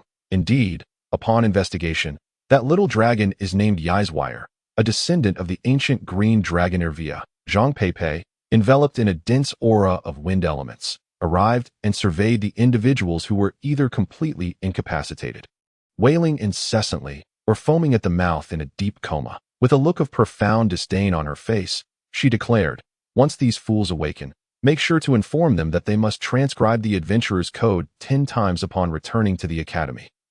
I hope they don't faint again upon hearing this dreadful news. The surrounding students silently mourned for their companions. Zhang Peipei smiled at Lu Sihong and lamented, "What a pity, that creature regained consciousness too soon. Otherwise, I could have extracted some dragon blood, which is a rather rare material for potion crafting." Awake? Yes, when that little dragon approached, it was in an unusual state. Originally, old Zhu and I intended to confine it before assessing the situation. But we inadvertently woke it up instead. Huh, just confine it? With the way you two were acting, I thought you were planning to roast it whole. Lu Sihong mused silently. By the way, have you given any thought to what I mentioned yesterday? Rather than wasting time here, it would be more beneficial to accompany me to the academy soon. Although we cannot immediately commence studying alchemy, it would be advantageous to prepare foundational knowledge in advance. Zhang Peipei inquired with a smile. Lu Sihong nodded. I don't have any objections, but I need to discuss it with my parents first. However, it should be fine. Zhang Peipei's eyes sparkled. Your family resides in Baiwet town. Correct? Wait for me. I will first speak with old Zhu, and then I'll accompany you home to speak with your parents. If there's no need to rush, Lu Sihong began, but the female mage had already soared away on the wind. To be honest, this is the first time I've seen Teacher Zhang so gentle with a student, Zhao Xiaofeng remarked enviously, observing Lu Sihong. It's because my brother is a genius, though he thought this. Lu Sihong could only smile. After all, the truth can often wound more deeply, so it was best not to provoke this troublesome assistant. Lu Sihong's parents were exceedingly agreeable, and upon receiving their response, Zhang Peipei lost interest in the academy's tasks and instead aimed to take Lu Sihong home for a comprehensive health examination, as long as his mental aptitude was not severely lacking. She intended to formally take him under her wing. However, when she attempted to relay a message to the academy through the Adventurers Guild in Baiwei Town, her request for an early return was declined due to a shortage of personnel. A shortage of personnel? How could that be? There were so many teachers at the academy when I left. Suddenly, word arrived that numerous rampaging dragons had attacked our city, and all the teachers at the academy had been summoned away. Huh? Zhang Peipei's expression froze as she spoke into the communicator. Rampaging dragons? We encountered a crazed green dragon this morning. The green dragon from the Misty Forest? You didn't kill it, did you? The voice on the other end of the communicator sounded anxious. Zhang Peipei couldn't help but roll her eyes. Tch, I'm not one of those muscle-bound fools. I know how to gauge the situation. Ahem, I'm not worried about the other dragons, but regarding the green dragon. That little dragon regained consciousness while we were fighting, and then it fled, claiming that it was framed by humans. What? Can you elaborate? No specifics, just that one sentence. As she spoke, Zhang Peipei's mind shifted, and she continued. Never mind, I'll visit the green dragon's lair to ask for you. No, you shouldn't go. If anyone goes, it should be old Zhu. Please, just keep an eye on those little brats, the voice on the communicator urged urgently. Zhang Peipei, somewhat impatient, pouted. Tch, got it. Regardless, I want that student. If you won't let me take him back to the academy early, I can directly teach him the meditation technique. This, at the very least, we should assess his aptitude to determine if the child is fit to become a mage. Even if he doesn't become a mage, does that mean he shouldn't learn meditation? It's because of this kind of thinking that the warriors in your faction are getting dumber by the day. Fine, I have other matters to attend to. Make sure to record Lu Sihong's information in the Academy's archives and the Magic Tower system, and remember to label him as an alchemy student. After hanging up the call with a somewhat irritable expression, Zhang Peipei pondered briefly before leaving the Adventurers Guild and returning to Lu Sihong's home, knowing that he did not need to rush to the academy. Lu Sihong, who was tidying his belongings, let out a small sigh of relief, feeling both a touch of disappointment and a hint of relief that at least he would have enough time to bid farewell to his close friends properly. Time? I'm afraid you won't have much of that lately. In the midst of Lu Sihong's dazed expression, Zhang Peipei produced a stack of hefty tomes from her spatial ring and required him to read and memorize a substantial portion of their content within less than a month. Additionally, he needed to self-study and master the basic meditation technique, meditating for at least 3 hours each night. Before returning to the academy, Zhang Peipei would check on his progress. Lu Sihong understood that this was essentially a test from Zhang Peipei, whether it be regarding his talent or temperament. In any case, he could not afford to slack off. Watching the female mage ascend into the sky, her slender figure disappearing with grace amidst the howling winds. Lu Sihong couldn't help but wonder, "Teacher, is it too late for me to regret this now?" Chapter 53. Basic Meditation Technique Regret? Just words, really. Lu Sihong had long since discreetly learned from Lu Yuhui and the others that teacher Zhang Peipei, both in terms of strength and resources, was among the elite within the Qingshu Academy. With such a formidable ally willingly approaching him, he certainly intended to hold on for dear life. Moreover, as an alchemist, the profession was inherently lucrative. Countless individuals sought to learn but could not find a way in. Of course, if he truly lacked any aptitude for magic or alchemy, he would have no choice but to tread the path of a toxic warrior or a jungle ranger. If all else failed, he could always run a farm growing low-level magical plants and let his father be the farm owner. That didn't seem too bad. Shaking his head, Lu Sihong pushed those visions of a stable life from his mind. This world was not like his previous life, and without formidable power as a safeguard, stability was unattainable. Realizing Lu Sihong was not leaving for the time being, Lu Xian's spirits brightened, and she eagerly assisted him in moving the hefty tomes left by Zhang Peipei into Lu Sihong's room. Once her mood lifted, Lu Xian noticed that the books she was helping to carry were her favorite hefty volumes. The prices of books are exorbitant, and Baiwei Town is merely a small locale, devoid of any proper bookstores. The few old tomes that Lu Sihong painstakingly acquired have long since been ravaged by Lu Xian. Previously, Zhang Yiming had also brought over the storybooks he read in his childhood. However, Lu Xian casually flipped through them and found them far less captivating than the bedtime tales her elder brother used to narrate. That as he recounted these stories, they often veered off course. For instance, Tang Song, accompanied by the Monkey King, would embark on a pilgrimage for scriptures, only to inexplicably find themselves wandering into the Grand View Garden, where Lin Daiyu renounced her worldly ties to mourn the flowers, even uprooting a millennia-old tree in the courtyard. Many aspects of the narratives eluded Lu Xian's understanding, and the haphazard blending of tales further confounded her, leaving her perplexed about whether Tang Sung indeed led the 108 warriors to Ling Mountain in search of the true sutras. Noticing Lu Xian lost in thought over the hefty tomes, Lu Sihong assumed she was experiencing a bout of literary craving. Yet, he was uncertain whether teacher Zhang permitted others to peruse these books. After some contemplation, he selected a seemingly less confidential volume, Fundamentals of Magical Botany, and instructed Lu Xian to peruse it in her room, advising her to refrain from sharing any of its contents. Lu Xian was instantly filled with delight, nodding vigorously as she took the book and settled into a corner to read quietly.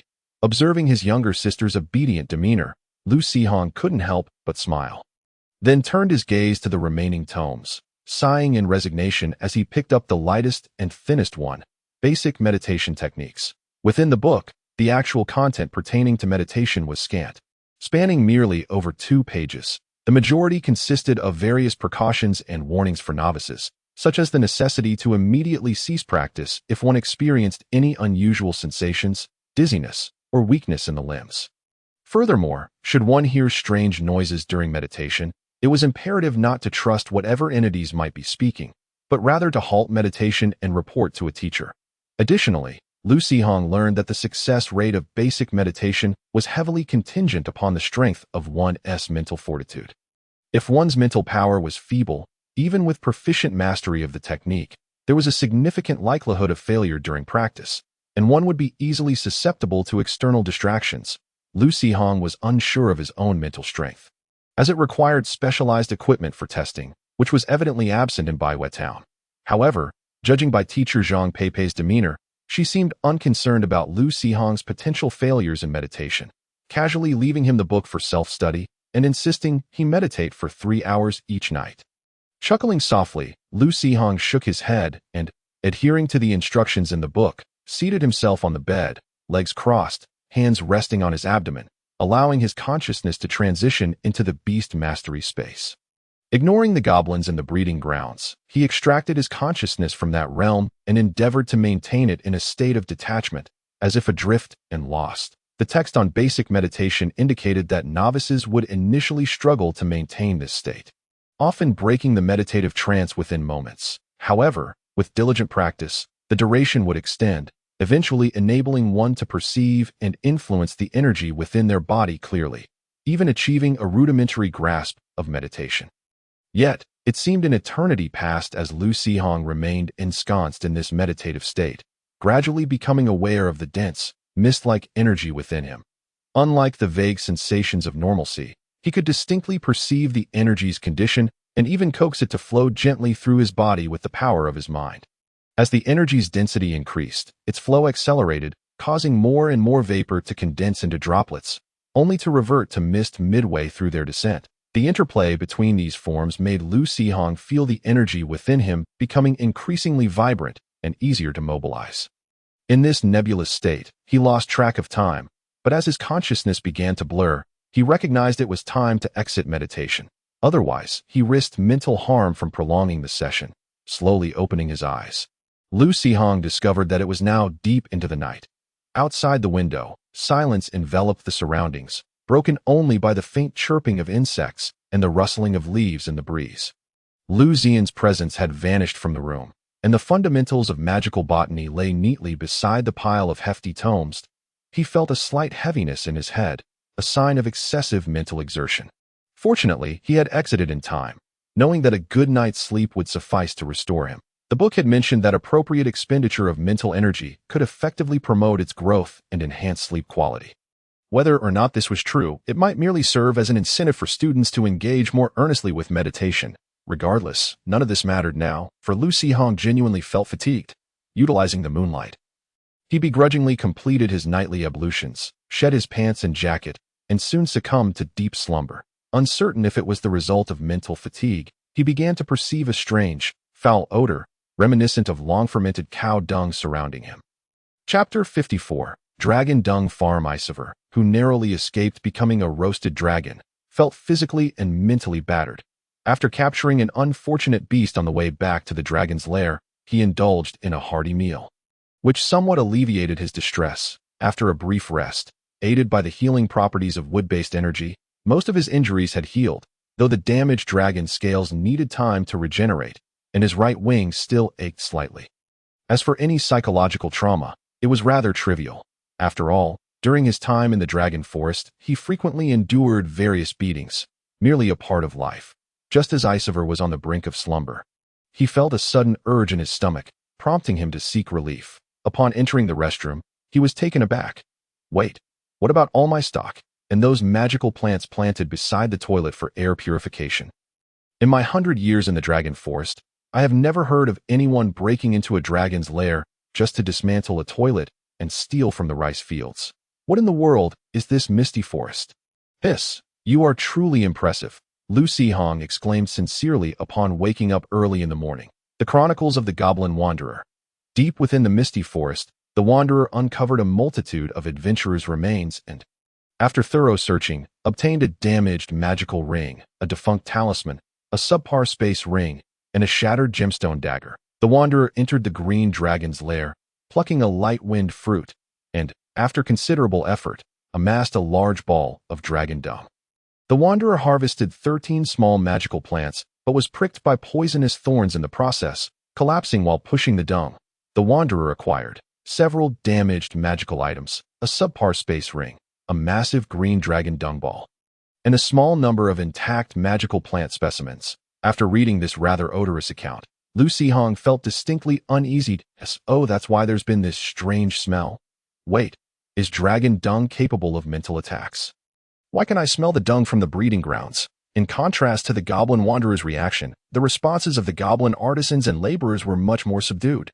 They found a place on the outskirts of the goblin breeding ground, pushed the massive green dragon dung ball over, spread it out, and mixed in some soil, subsequently planting the magical plants that the goblin wanderer had harvested and enclosing the area with wooden fencing. The goblin breeding ground aptly named this area Dragon Dung Farm. Dragon Dung Farm, a super farm utilizing green dragon dung as fertilizer, where even the most inept goblins can cultivate miraculous plants. Green dragon dung significantly enhances the survival rate of magical plants, allowing them to grow at a faster pace. Goblin Farm. The plants cultivated by goblins invariably possess peculiar characteristics. Indeed, the crooked growth of those magical plants serves as a clear indication that the goblins are rather inept at cultivation. Whether they can thrive depends entirely on the plant's own efforts. Lu Sihong observes the situation with a sense of foreboding. uncertain if a goblin farmer could ever evolve from this debacle. Fortuitously, among the books he needs to read, several pertain to magical flora, allowing him to identify the plants the goblins have cultivated. If any happen to be particularly valuable, he would certainly seek a way to salvage them. Gentle breeze grass.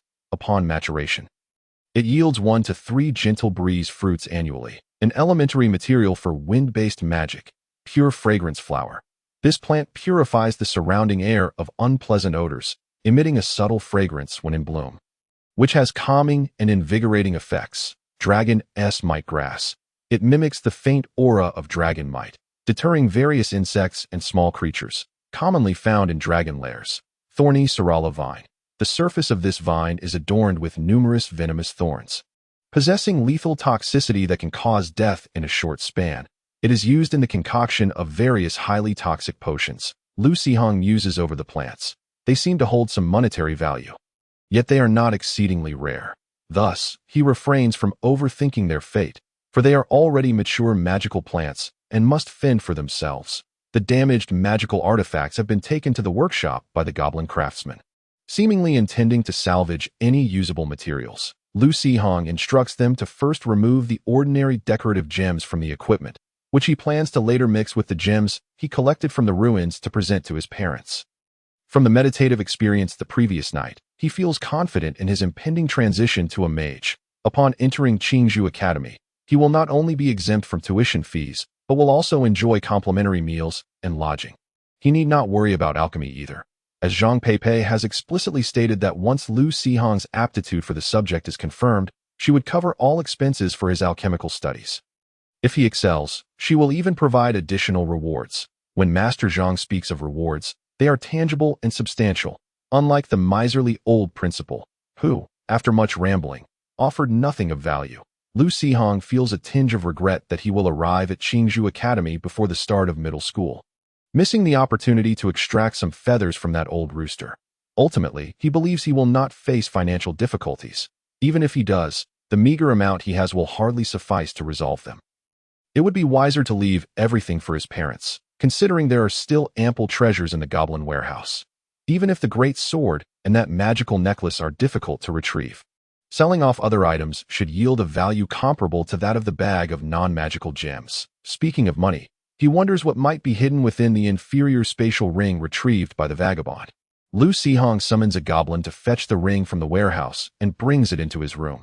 Perhaps it is merely a psychological effect, but he perceives a foul odor wafting through the room upon the goblin's emergence from the magic circle, prompting him to hastily return it to the Beastmaster space. The method of utilizing the spatial ring proves even simpler than Lu Sihong anticipated. Holding it in his hand, he focuses his attention, and a hazy image materializes in his mind. A small space akin to a basketball, containing some coins and 2 vials of alchemical potions. With a mere thought, the contents of the space instantly appear in the palm of his hand.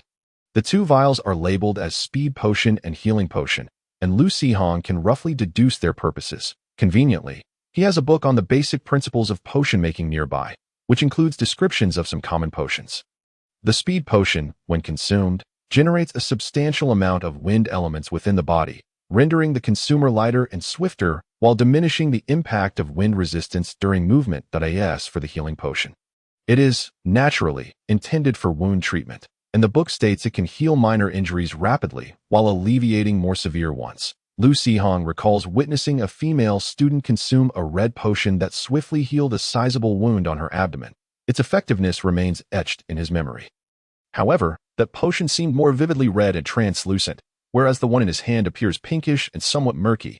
Chapter 55, The Missing in Darkness. The coins within the spatial ring are scant, particularly for an adventurer brave enough to delve into the misty forest in search of dragons to deliver supplies. The total of merely 2 gold coins and 30 silver coins renders his entire fortune rather meager. Lu Sihong, feeling a hint of disappointment, returns everything to the inferior spatial ring that he removes the relic pendant gifted by Zhang Yiming from around his neck, threading the spatial ring onto the chain before putting it back on. Being someone who seldom wears rings, the sudden addition will undoubtedly prompt inquiries from his parents. Concealing it beneath his clothing allows him to utilize the spatial ring's functionality without having to concoct a fib. Truly perfect.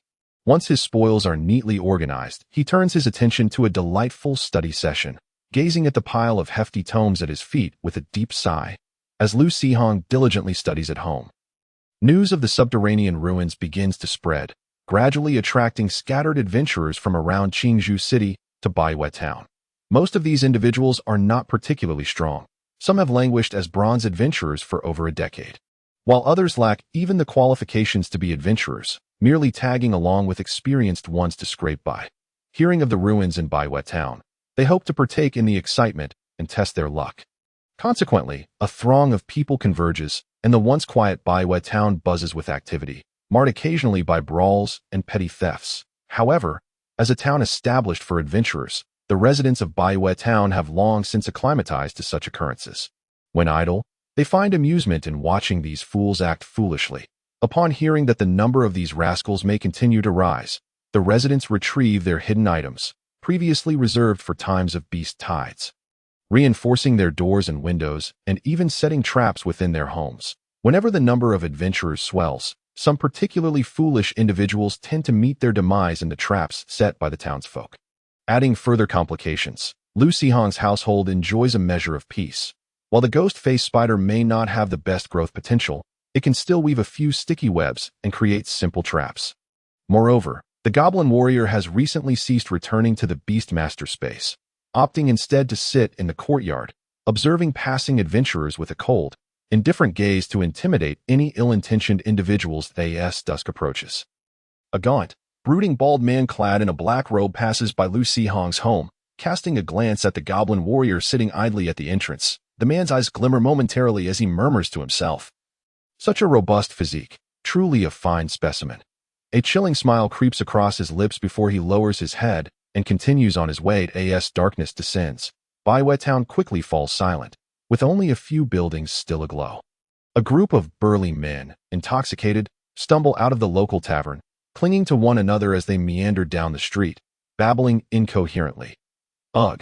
This wretched place has nothing to offer but taverns. There's not even a place to unwind. Hey, old three, who among us doesn't know each other? How many coins do you have left in your pocket? You think you can find a woman? Heh, women. Damn it. Old two is wasted again. I won't bring him to the tavern next time. Quit your bickering. Let's head back to the inn and get some sleep. We have to join Lin Lauda and the others for a mission tomorrow. If we oversleep, we'll be in for a scolding.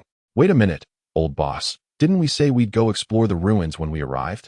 Why has it turned into a mission? Just mind your own business and do what you're supposed to. Why worry about the rest? Shut up, you. Old two. What the hell are you poking me for? Damn it. As the raucous group makes their way through the streets, their boisterous antics fail to draw any ire from the residents. Perhaps due to the house's soundproofing or simply because the townsfolk have grown accustomed to it. After all, it is an adventurer's town. The man dubbed Old Boss contemplates this, feeling the effects of the alcohol clouding his mind. Strange, why have we walked for so long without reaching the inn? Hey, old three, why does it seem like the moon has vanished from the sky? The inebriated second-in-command, his face flushed with a deep crimson, chuckled with a mischievous grin and remarked to his companions, "Hee, danger is afoot." Suddenly, the leader, startled, sensed an unsettling shift in the atmosphere. He swiftly retrieved a green pill from his pocket and swallowed it whole. The bitter, spicy taste jolted him back to alertness. Damn it! Wake up! We've been ambushed, he bellowed in fury, casting aside a comrade who hung limply at his side. He drew his weapon and hastily summoned his beast companion. The remaining few, still somewhat sober, hesitated briefly, their minds not yet grasping the gravity of the situation, but instinctively called forth their own beasts. However, by this time, it was regrettably too late. The once dim and hazy moonlight vanished abruptly, plunging them into utter darkness. The air was filled with chilling cries of despair as the beasts of the drunken men were slain by an unknown entity and returned to their respective beast spaces. Without their beasts, these individuals, who were scarcely more than amateurs, flailed about in panic, shouting wildly, swinging their weapons aimlessly, unaware of the enemy's appearance before they fell silent, lifeless upon the ground. The leader, demonstrating a modicum of intelligence, deduced that the lurking monster might be honing in on them by sound. Abandoning the notion of retrieving a light source from his belongings, he crouched down, holding his breath, hoping to evade the creature's impending attack. Hee, what a delightful little creature you are. Under different circumstances, I might have enjoyed a playful game with you. But alas, time is not on my side. A raspy chuckle echoed from the shadows, but the source remained indistinguishable to the listeners. Before the leader could react, he felt a sudden blow to his head, a muffled groan escaped him, and he collapsed to the ground. Following this, sounds of dragging and eerie, low laughter mingled with strange whispers filled the darkness. Once silence returned, the gloom dissipated like mist, and the cold moonlight once again illuminated the desolate wilderness, revealing no trace of humanity, save for the marks of dragged objects and remnants of a struggle. The underbrush rustled as the night breeze swept through, and the previously silent insects resumed their loud chirping. Chapter 56. Goblin Beastmaster. The spate of disappearances had sparked a modicum of panic among the adventurers. Yet Lu Sihong remained unaffected by these events. In recent days, he had become somewhat restless from reading at home. With about 700 experience points at his disposal, he resolved to evolve his goblin tamer. Ever since the 3 venomous spiders had matured from their juvenile stage, the exclamation mark above their heads had lingered for several days. The goblin tamer evolved into the Goblin Beastmaster. Goblin Beastmaster. Through the process of nurturing magical beasts, the goblin gradually masters an array of techniques. Beasts that have undergone domestication can be combined with compatible goblins to form new goblin units. Should a beast perish in battle, it will return to the beast pen to await revival. Beastmaster. The Goblin Beastmaster may bring any non-juvenile magical beast into combat. Intermediate beast language. The Goblin Beastmaster can comprehend the language of most magical beasts. You have fulfilled the wishes of the Goblin Tamer. You have received a random reward. You have obtained a blue blueprint. Goblin Wild Essence Amulet. Goblin Wild Essence Amulet. By extracting power from the corpses of formidable beings, it is sealed within a specially crafted amulet, effectively enhancing the combat prowess of goblins. The creation of the Wild Essence Amulet requires the involvement of a spellcaster and a soul manipulator. Frost goblins and goblin gravediggers can accomplish this task, but they will be unable to create the Wild Essence Amulet while in travel or revival states. Each goblin may carry only one Wild Essence Amulet.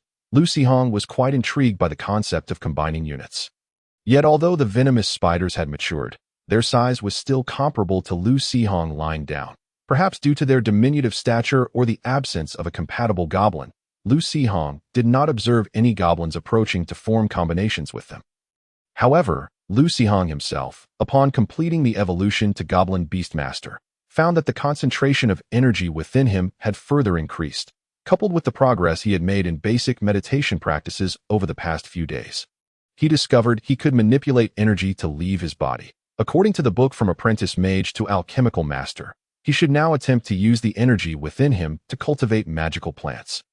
This not only would train his ability to control energy, but also allow him to learn practical knowledge related to magical botany during the cultivation process. Lu Sihong believed that, compared to the tedium of merely studying, engaging in the cultivation of magical plants while learning would be far more efficient and, of course, significantly more enjoyable. As for materials, he had a plethora readily available. He found a vacant large flower pot in the yard, instructed a goblin warrior to dig up a pile of soil from the dragon dung farm, and also brought back a pure fragrance flower. Surprisingly, this pure fragrance flower, which had been carelessly planted by the goblins in the dragon dung farm, thrived quite well over the course of 2 days. Its color, however, was somewhat peculiar.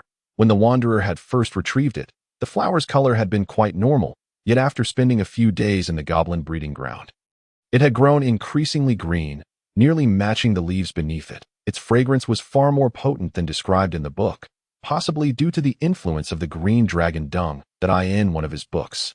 Lu Sihong discovered the purportedly most effective method of using green dragon dung that he read that the author had spent 5 gold coins purchasing a small pouch of dragon dung from an adventurer, which, after careful preparation, could exert a powerful effect on 5 square meters of soil. Goodness, the 200 square meters of dragon dung on his beast space farm would fetch an astronomical price if sold. But alas, unless Lu Sihong wished to expose the secrets of the goblin breeding ground, he dared not sell such a commodity. In contrast, cultivating magical materials and then refining them into potions for sale posed no such dilemma. After planting the pure fragrance flower in the pot, Lu Sihong followed the instructions in the book, placing his hands near the plant, directing the energy within him towards the pure fragrance flower. Nurtured by the wood-type energy, the magical plant, which had become somewhat wilted due to rough transplanting, perked up, its leaves trembling with newfound vigor. The damaged roots began to regenerate, burrowing into the dragon dung soil to extract the nutrients necessary for growth. However, Lu Sihong noticed that most of the energy that left his palms did not enter the plant, but rather dissipated into the air. The pure fragrance flower had a limited capacity to absorb energy. No matter how high the energy concentration in the surrounding environment, if it could not absorb it, it was futile. Thus, Lu Sihong first attempted to reduce the energy output. Once successful, he aimed to control the energy that had left his body, ensuring it lingered around the plant longer to afford the plant more time for absorption. After an afternoon of toil, the pure fragrance flower appeared vibrant and full of life, yet Lu Sihong himself felt fatigued. His mental energy depleted. When his parents returned that evening, they found the house filled with an unusual floral fragrance, which alleviated much of their fatigue. Lu Sihong merely claimed it was the flower he had picked at the edge of the mist previously, but had forgotten to take it out of the beast's space for some time. Having recently learned about cultivating magical plants, he thought to retrieve it and plan it. Li Qin and Lu Yuanyang expressed no suspicion and instead began discussing another matter. Today, Old Lady Huang informed us that things have been unsettled in the town lately, with many adventurers mysteriously disappearing. She advised us to stay indoors whenever possible. As she spoke, Li Qin glanced at Lu Sihong and Lu Ziang. You two should do the same. Stay home and avoid going out. Lu Sihong responded wearily. Rest assured, I have a stack of books to get through. I have no time to venture outside. Lu Ziang echoed her agreement, promising to remain home and read. Are you sure you're not unwell? Should we consult a physician? Li Qin asked, her concern evident as she observed Lu Sihong's lethargic demeanor. Lu Sihong waved his hand dismissively. It's nothing serious, just a slight overexertion of my mental energy. A good night's sleep will suffice. Very well, then you should retire early, Li Qin advised. Lu Sihong indeed felt a wave of drowsiness wash over him. Given the circumstances, he decided to forego his evening meditation and head straight to bed. Yong, you continue your vigil downstairs tonight. I will be heading to sleep. Lu Sihong exchanged a few words with the goblin warrior, who was seated on the ground gnawing at a pig's bone, and then, feeling somewhat lethargic, ascended the stairs. The goblin warrior glanced up at his master before nonchalantly returning to the sizable bowl of bones before him. These bones were a gift from Lu Yuanyang, procured during his work hours when passing by the slaughterhouse. Although the bones had little meat on them, they had been boiled with spices for quite some time, rendering them quite flavorful as a snack. Chapter 57. The strange figure outside the window. Due to the excessive consumption of mental energy, Lu Sihong found himself slumbering deeply that night. In the dead of night, accompanied by a slight sound, a head suddenly emerged from outside the window, quietly observing Lu Sihong as he lay in bed. Though shrouded in black cloth, the moonlight revealed patches on the figure's face resembling scales of serpents or lizards.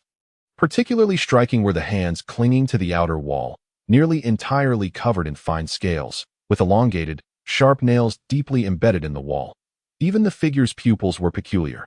They were neither the round shape typical of humans nor the narrow slits of some nocturnal creatures, but rather a blend of both, as if undergoing a transformation that had yet to be fully realized. After observing Lu Sihong for a while and confirming that he was in a deep slumber, the strange being clawed at the wall with one hand while retrieving a sharp dagger with the other. With a forceful swipe through the gap of the window, the copper bolt emitted a crisp sound. Effortlessly severed into two pieces, with a hint of satisfaction, the creature hooked its claws onto the wooden frame and gently opened the window. However, it did not anticipate that as the window swung open, a transparent spider silk, which had adhered to it, was tugged, causing a mass of silk on the roof to suddenly burst forth, enveloping it completely. Caught off guard, the creature panicked and frantically tore at the silk binding it, only to find that the sticky strands clung more tenaciously to its form with each tug. Moreover, as it struggled violently, the silk dried rapidly, becoming increasingly resilient. Simultaneously, the window flung wide open, and two gleaming blades of light sliced through, inflicting two massive wounds across the creature's chest. The creature let out a pained scream, forcefully pushing off the wall with its legs. Breaking free, it seems that my words have inadvertently stirred unsettling memories within the demon cultist, causing the acolytes of darkness to cautiously retreat to the shadows. Observing the trembling figures huddled in the corner, a crimson glint ignited in the cultist's eyes as he hungrily licked his lips. He nonchalantly picked up a slightly decayed arm from the ground and sank his teeth into it, mumbling to them, "Fear not, there is nothing to dread. All this talk of evil and corruption is mere deception. Look at me now, I am thriving. Heh, once I grow even stronger, I shall return to confront those who once mocked me, and wield my formidable power to teach them a harsh lesson. Then I will tear them to shreds and savor every morsel with sauce."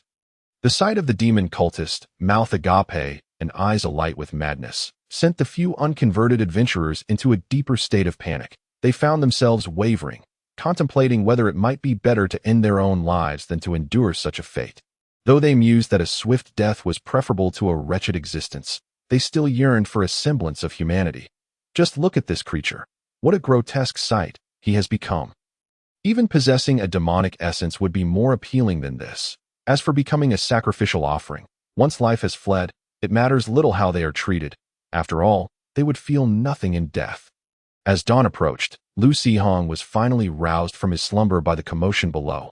With sleep still clinging to him and his hair resembling a bird's nest, he descended the stairs only to find that the front door to his home had vanished, leaving behind only a fragment of the frame. Stunned, he turned to Lu Zian, who stood beside the door. "Did we get robbed?" he asked. Bewildered, Lu Zian gestured outside, where a goblin warrior squatted in the yard, curiously observing the noisy crowd. It appears that a yone was involved. Neighbors had gathered at Lu Sihong's doorstep, chattering animatedly as they scrutinized the street for traces of the monster that had left its mark. Upon seeing Lu Sihong emerge, Li Qin, who had been conversing with the neighbors, turned and retreated to her own yard. "Last night, someone climbed through your window, triggered a mechanism, and was scared off by a yone." Li Qin briefly explained the situation to Lu Sihong, then anxiously urged, "You must ask a yone if he saw what that person looked like. But I don't speak goblin," Lu Sihong replied helplessly. As his mother insisted, he summoned the goblin warrior who had been watching the spectacle, hoping to uncover the details of the previous night's events. The goblin warrior immediately grasped Lu Sihong's intent, chattering incessantly while animatedly gesticulating to convey his message. Unfortunately, Lu Sihong could not comprehend the goblin's words, relying instead on the bond of the Beast Mastery Pact to glean the gist of what the goblin warrior was attempting to convey. There was a peculiar human who summoned an odd large cat.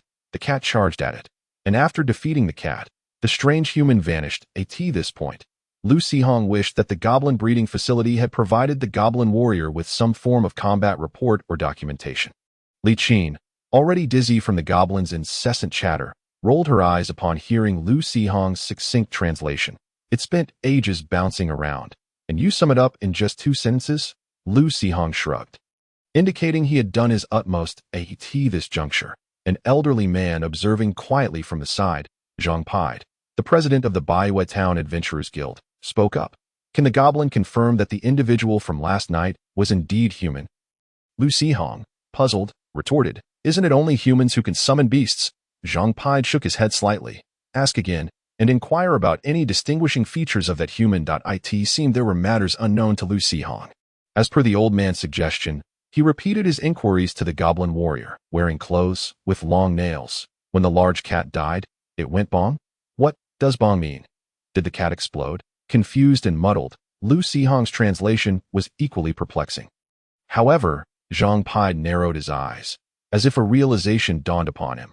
Could it be that when that creature's summoned beast perished, it transformed into a plume of black smoke? Also, what color was its summoning circle? Black smoke? Wasn't that typically a sign of an explosive, glowing spectacle? Lu Sihong's curiosity piqued, yet he faithfully relayed Zhang Pide's questions to the goblin. The goblin warrior nodded and pointed at Lu Sihong's hair. "Black?" Zhang Pide's expression grew grave. At that moment, a staff member from the Adventurers Guild approached Zhang Pide and whispered, "President, the bloodstains on the clothing have tested positive for traces of demonic essence." Zhang Pide turned to Lu Sihong, his demeanor serious as he advised, "It has not been safe in town lately. You should remain vigilant at home. Those fiends relish in capturing talented youths like yourself as sacrifices to their demons." "Huh? Why? Because middle-aged geniuses are too old," Lu Sihong blurted out, his mind racing. Zhang Pide's lips twitched, yet he maintained his serious tone. "No, because a genius who reaches middle age is no longer someone they dare to provoke." Chapter 59. The approaching demon missionary Zhang Pai suggested that Lu Sihong stay at the Adventurers Guild for a few days until the situation calmed down, but Lu Sihong firmly declined if that sinister entity truly sought him out and failed to find him.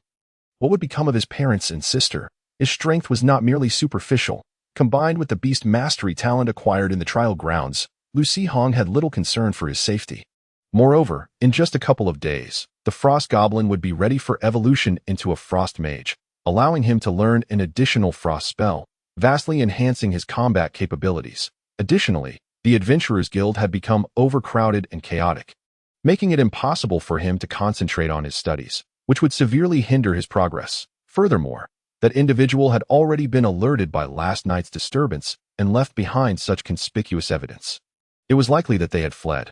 However, Lu Sihong was unaware that, fearing punishment, the demon acolyte who had escaped from the goblin warrior had only conveyed what he had discovered, omitting any mention of his intent to abduct Lu Sihong, which led to the exposure of their whereabouts. In his mind, the demon missionary was immensely powerful, and with the sacrificial ritual imminent, this minor detail could easily be brushed aside. Thus, that bald individual, afflicted with a severe case of genius-induced anxiety, was unwilling to wait any longer. That very evening, he disguised himself as an ordinary adventurer and brazenly entered Baiwa town through the western gate. Once darkness enveloped the surroundings, he seized an opportunity to stealthily hide in the shadows near Lu Sihong's home. Unbeknownst to him, a calico cat lounged on the roof of Lu Sihong's house, yawning in boredom. Upon witnessing the sneaky bald figure vanish into the shadows, the cat briefly paused, closing its mouth. Its eyes, shimmering like luminous glass in the night, turned towards the crow perched on a nearby tree, and it let out a soft call. The crow nodded, hopping about on its branch to adjust its position before taking flight into the sky, silently vanishing into the night. Certain summoned beasts, while lacking significant potential for evolution, possessed keen intelligence and rudimentary magical abilities, making them ideal candidates for surveillance tasks. For instance, the bald figure, blending into the shadows thanks to his summoned beast's abilities, failed to notice the slightly overweight calico cat on the roof, which was a rare night-dwelling mountain cat capable of altering its fur color. Lu Sihong preferred to forego the use of lamp oil, favoring the illumination of moonlight during the night. That on clear nights, he would even leave his curtains open while sleeping, and on darker nights, he saw no need to draw them closed. Surely, no one would dare to spy on his meditative practices? Perhaps he had become too complacent, ignoring the warnings in his meditation texts after the previous few sessions had gone so smoothly as he immersed himself in the control of the energy within his body. He was suddenly interrupted by eerie whispers at his ear. By the time he sensed something amiss and attempted to exit the meditative state, it was already too late. Come, for here lies everything you desire. Come to me. I desire a supercomputer filled with games, movies, novels, and various industrial knowledge, one that can recharge infinitely. Huh? What is that? Overcome by sheer astonishment, the murmurs inevitably faltered for a moment as Lu Sihong's desires were constructed. The mental illusion rapidly shattered, causing him to awaken with startling clarity. Swiftly withdrawing from his meditative state, upon opening his eyes, he was confronted by an impenetrable darkness, rendering everything invisible. Truly, he was a genius, having cleverly circumvented my mental seduction through such means. Although I could not perceive his expression, I could easily deduce that he must be gritting his teeth in frustration, despite the surrounding darkness. This was Lu Sihong's own bedroom, a space he had inhabited for many years. He could navigate it with his eyes closed.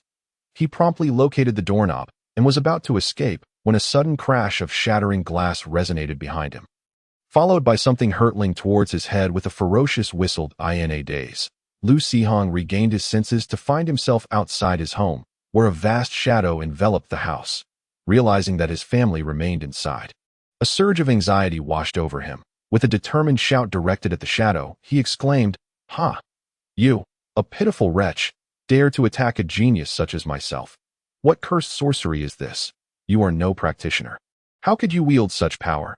A frantic voice emerged from the shadow. Lu Sihong, with a derisive smile, retorted, "Fool, you don't even recognize the widely known super goblin transmutation spell. And no wonder you resort to seeking aid from demons. Living as a wretched coward in the shadows, you damned scoundrel, die." the bald man roared, and suddenly, a half-man, half-beast, two-headed hellhound burst forth from the darkness, brandishing several long, black tendrils. It lunged ferociously at Lu Sihong, with the pursuing shadow not far behind. A tremendous crash reverberated nearby as the recently repaired door of the house was once again obliterated. The goblin warrior, having sensed the presence of its master, finally emerged from the darkness and swung its broadsword fiercely at the two-headed hellhound. When the hellhound had attacked Lu Sihong, it had fallen prey to an ambush by the goblin raider. Although the raider's attack, executed in darkness, had not struck a fatal blow, it had successfully severed two of the hellhound's tendrils and inflicted a significant wound on its side. Now, faced with the mightier goblin warrior and devoid of the cover of darkness, the hellhound struggled to overpower its opponent and instead sustained several more lacerations as Lu Sihong prepared to summon other goblins. He felt a fierce wind gust above him, followed by a cascade of silver feathers raining down, piercing the rampaging hellhound and transforming it into a pincushion. With a mournful howl, the hellhound attempted to retreat into the shadows, only to find the feathers embedded in its flesh radiating an intense cold, encasing it in a massive block of ice. The ice then exploded violently, scattering the beast into a gruesome array of flesh and bone. Dissipating into black mist, with the demise of the hellhound, the shadow that had been advancing toward Lu Sihong also dissipated into smoke, leaving no trace of the bald man behind that a cold snort echoed from above. Lu Sihong looked up to see the old man, Zhang Pied, whose legs had transformed into talons and a pair of gleaming silver wings unfurled behind him, shimmering under the moonlight. What a splendid creature! Cough.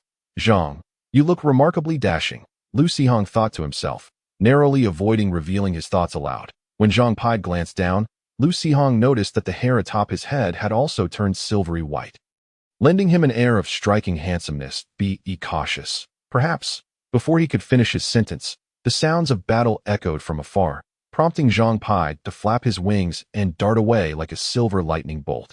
Chapter 60. The Demon Sacrifice Ritual. Although the Adventurers Guild managed to intercept the fleeing demon missionary, they ultimately failed to detain him as an embodiment of evil. He possessed certain unique abilities, seeing himself cornered.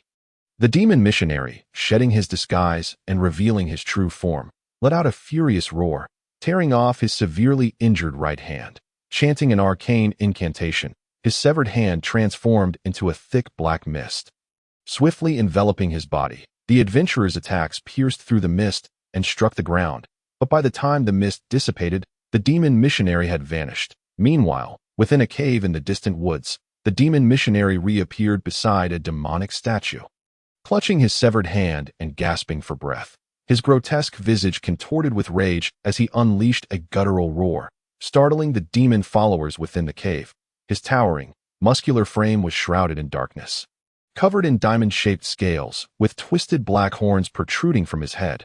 His teeth, sharper and denser than before, were complemented by a pair of elongated fangs jutting from his mouth, with crimson eyes glancing disdainfully at the panicked mob.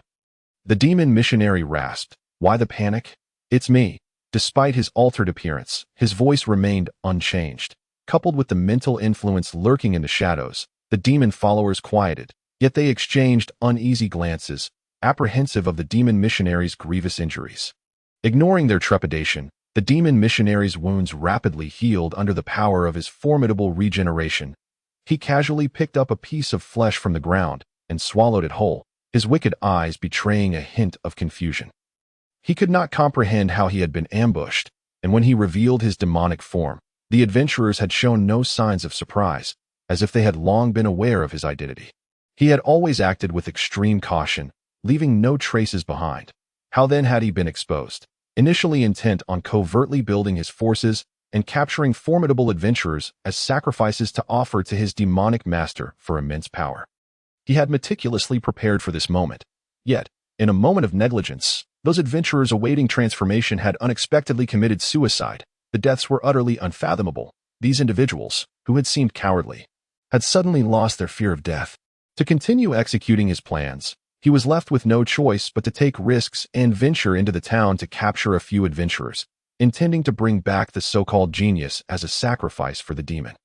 Little did he know, this very action would lead to the unraveling of his plans. With no option left, having revealed his identity, He could no longer remain in this location. Fortunately, there were still some gains to be had.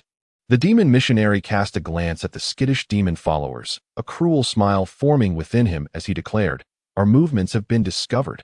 At this moment, he suddenly realized, looking at the demon follower he had sent to gather intelligence, who now appeared terrified and dared not meet his gaze. "Damn it. So it was you. You scoundrel." Realizing the timing was not right, the demon missionary could only glare fiercely at him, suppressing his fury, and spoke in a gruff voice, "You need not panic. As long as you follow me to conduct the ritual and sacrifice those few offerings to our master, he will open the door of time and space and dispatch a demonic army to assist us." Upon hearing the words of the demon missionary, the demon followers immediately straightened up, following the instructions to gather the human remains within the cave and pile them onto the sacrificial formation. They then encircled the formation, arranging themselves in staggered layers, and began to chant softly alongside the demon missionary seated at the center. Under the gaze of the demon statue, a thick dark red mist began to emanate from the sacrificial formation, gradually spreading outward and enveloping the demon followers. The mist seeped into their bodies. The followers' eyes grew glazed, their expressions vacant, and their consciousness began to sink into an illusory realm. Whispers of eerie incantations filled their ears, prompting them to chant involuntarily. "I willingly offer my flesh and blood, as well as my soul, to please the demon lord, beseeching the Lord to bestow great power and grant immense strength to your most loyal missionary, that he may spread fear and darkness in your name." A few of the more mentally resilient demon followers sensed something amiss, their expressions contorted as they struggled to awaken from the illusion. Yet, more malevolent mists surged around them, dragging them back into the depths of the dreamlike state, and in a dazed stupor, they completed the entire incantation together.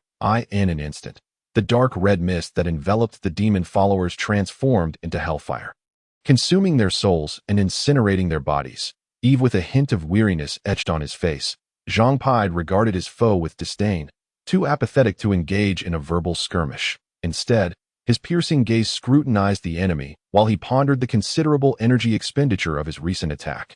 Realizing that his combined form could not be sustained for much longer at that moment, a cacophony echoed from a distance, as a throng of adventurers, mounted on formidable beasts such as tigers, leopards, and wild boars, emerged from the forest. They were reinforcements from the Adventurers Guild, hastily following the silver feather markers that Zhang Pai had deliberately left behind. The dog-headed demon suddenly regained its senses, its three eyes glowing ominously as both of its heads barked furiously. A thick black mist rapidly dispersed, shrouding a vast expanse of woodland, while the demon preacher, using all limbs, frantically retreated into the depths of the misty forest. Zhang Pai pursued for a considerable distance, unleashing several waves of feathers, but ultimately could not maintain his strength. In a burst of silver light, he disengaged from his beast companion, only to be caught by the talons of the silver-winged roc, which gently lowered him to the ground. Leaning against the rock, Zhang Pai felt a surge of fatigue wash over him. After catching his breath for a moment, a sigh of melancholy escaped his lips. The adventurers were halted by the black mist, falling back considerably. In their relentless pursuit, they inflicted some damage on the dog-headed demon, yet it ultimately managed to escape into the depths of the fog. Within the intricate terrain of the misty forest, teeming with monstrous beasts, and facing a powerful combined demon, the adventurers proceeded with caution, but eventually lost track of the dog-headed demon, returning with a sense of helplessness to report their findings. However, the demon preacher had not ventured far, skillfully utilizing the forest's poor visibility and the abilities of its beasts to conceal itself in the shadows, evading capture by the adventurers, after a prolonged period of hiding and ensuring its safety. The demon preacher finally emerged from the shadowy state alongside its two-headed hellhound. Having previously endured a devastating blow from Zhang Pai, not only had one eye of the hellhound been blinded, but its body was also marred by numerous injuries exacerbated by chilling energy that severely hindered the demon's self-healing capabilities. Following a relentless chase by the adventurers, it suffered further damage from a barrage of erratic attacks and spells. Yet due to its formidable physical constitution post-transformation, the demon preacher managed to endure and escape into the misty forest at this juncture. Although the demon preacher had managed to tenuously heal some of its more grievous wounds through its self-healing abilities, its energy reserves were depleted, accompanied by an intense sense of hunger. Despite the severe condition of the two-headed hellhound, it dared not return it to the beast space for treatment, instead seeking a more manageable prey to satiate its hunger. Just then, the two-headed hellhound, resting its weary head against the ground, suddenly twitched its nose. Its healthy head perked up, ears twitching as it emitted a low, menacing growl. The demon preacher, possessing a better grasp of the canine tongue, instantly understood its companion's intent. With a wicked smile, it gazed toward the obscured direction in the distance and once again melded into the shadows with its beast. After a brief moment, a disheveled girl, clad in the uniform of the Qingzhou Academy and armed with a bow and arrow, emerged cautiously from the underbrush, accompanied by a three-tailed white fox. Luimo scanned her surroundings warily, detecting no immediate danger, and relaxed her posture slightly. Yet, a look of dismay crossed her face as she lamented her misfortunes. Having feigned incompetence for years, she had finally managed to persuade that foolish individual to leverage connections, allowing Xiahou Yang to lead them into the misty forest for a vacation trial. Initially aiming to investigate the underground ruins at her own pace, she found herself nearly trampled by a herd of rampaging bulls due to that fool's recklessness. Fortunately, by some twist of fate, she successfully located the entrance to the underground ruins and, seizing the opportunity, vanished, liberating herself from the grasp of the Lu family. Utilizing the illusionary abilities gained from her mutated two-tailed snow fox, she evaded most of the undead's perceptions and discovered numerous treasures within the underground ruins. However, the most valuable frost pearl had eluded her grasp. She had no idea how a goblin had emerged from the ruins, snatching the pearl while she was preoccupied with a skeletal warrior, only to tumble into a trap that incinerated everything within. After searching for ages, she found nothing left. Surely, a magical pearl couldn't have been so easily destroyed. Was it possible that the frost pearl melted upon encountering flame? That seemed implausible. Even if the pearl was lost, she had finally located a trial site. Exhausting every resource, she had relied on the snow fox's illusions to pass the trial, only to emerge and discover that the underground ruins had already been occupied by the Qingzhou Academy, teeming with students battling skeletons in a bid to avoid being returned to the Lu family. She had hidden for an extended period, eventually finding a hidden passage in a corner of the ruins and successfully escaping. Now, with no other options available, she resolved to traverse the misty forest and seek refuge in another city. Fortunately, she had gained impressive beast-taming abilities during the trial, and with the clues left by her parents, locating other treasures should prove much simpler. At that moment, Luimo felt a fleeting sense of disorientation. Upon refocusing, she detected no anomalies, but just as she intended to proceed, the three-tailed snow fox leaped in front of her, crouching low and baring its teeth with a sharp growl, conjuring several ice arrows that shot forth. Initially taken aback, Luimo quickly regained her composure and realized she had fallen victim to a mental spell. Compared to her, the three-tailed snow fox, having grasped the nuances of illusion manipulation, exhibited formidable resistance to mental magic. Not knowing the enemy's location was inconsequential. She could simply attack in conjunction with her beast's assault. Luimo, already ready with her bow and arrow, swiftly loosed an arrow toward the direction of the ice arrows.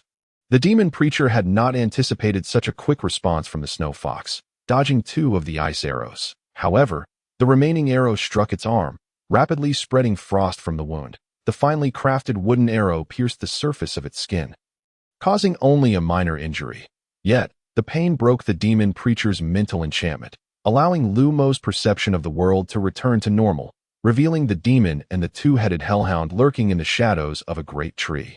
Upon seeing the foes, Lumo's heart raced. Despite their bloodied appearance and seemingly poor condition, the menacing demeanor and massive size of the creatures made it clear that they were beyond her capability to confront.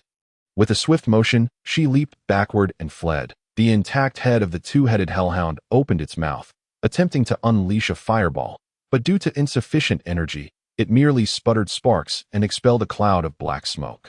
Letting out a frustrated growl as it pursued Luimo with its lethargic head, the three-tailed snow fox aimed to cast a spell to intercept, yet was hindered by the mental influence of the demon preacher, causing its attacks to miss their target. However, the two-headed hellhound, being large and cumbersome, struggled to navigate through the underbrush, its numerous wounds and incomplete healing further impeding its agility. The three-tailed snow fox, engaging in a mental duel with the demon preacher, suddenly heard the sound of a whistle from afar. Choosing to abandon its opponent, it agilely darted into the thicket, flicking its tail to deliver a sharp ice spike to the dazed two-headed hellhound.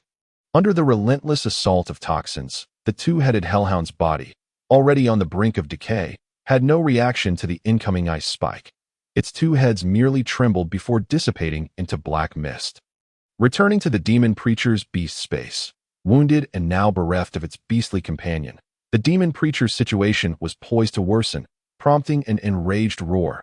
"Damn it! I detest you talented fools the most." As if echoing its fury, a rustling sound suddenly emerged from a distance, followed by the appearance of a grotesque goblin riding an underdeveloped venomous spider. The demon preacher stared in disbelief at this absurd pairing. Questioning whether it had fallen into some strange illusion, the goblin vagabond glanced disdainfully at the bizarre entity, giving a pat to its mount.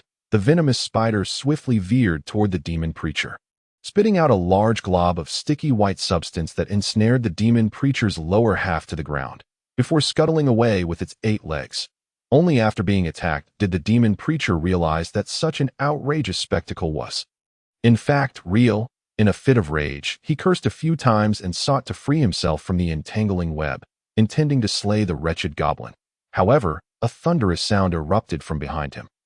Turning around, he beheld a horde of ferocious ground boars charging forth from the thicket, each one enveloped in formidable rocky armor, their eyes glowing with a fierce anger. The demon preacher, momentarily taken aback, struggled to extricate himself from the web, yearning to flee. Yet, whether due to his large size making him an obvious target or the frantic movements attracting the attention of the boars, these colossal beasts, having lost sight of their initial prey, charged towards the demon preacher. Exhausted and devoid of energy, with his beast companion absent, the gravely injured preacher raised his hands in desperation, only to be toppled by the leading boar and subsequently trampled to death by a multitude of hooves.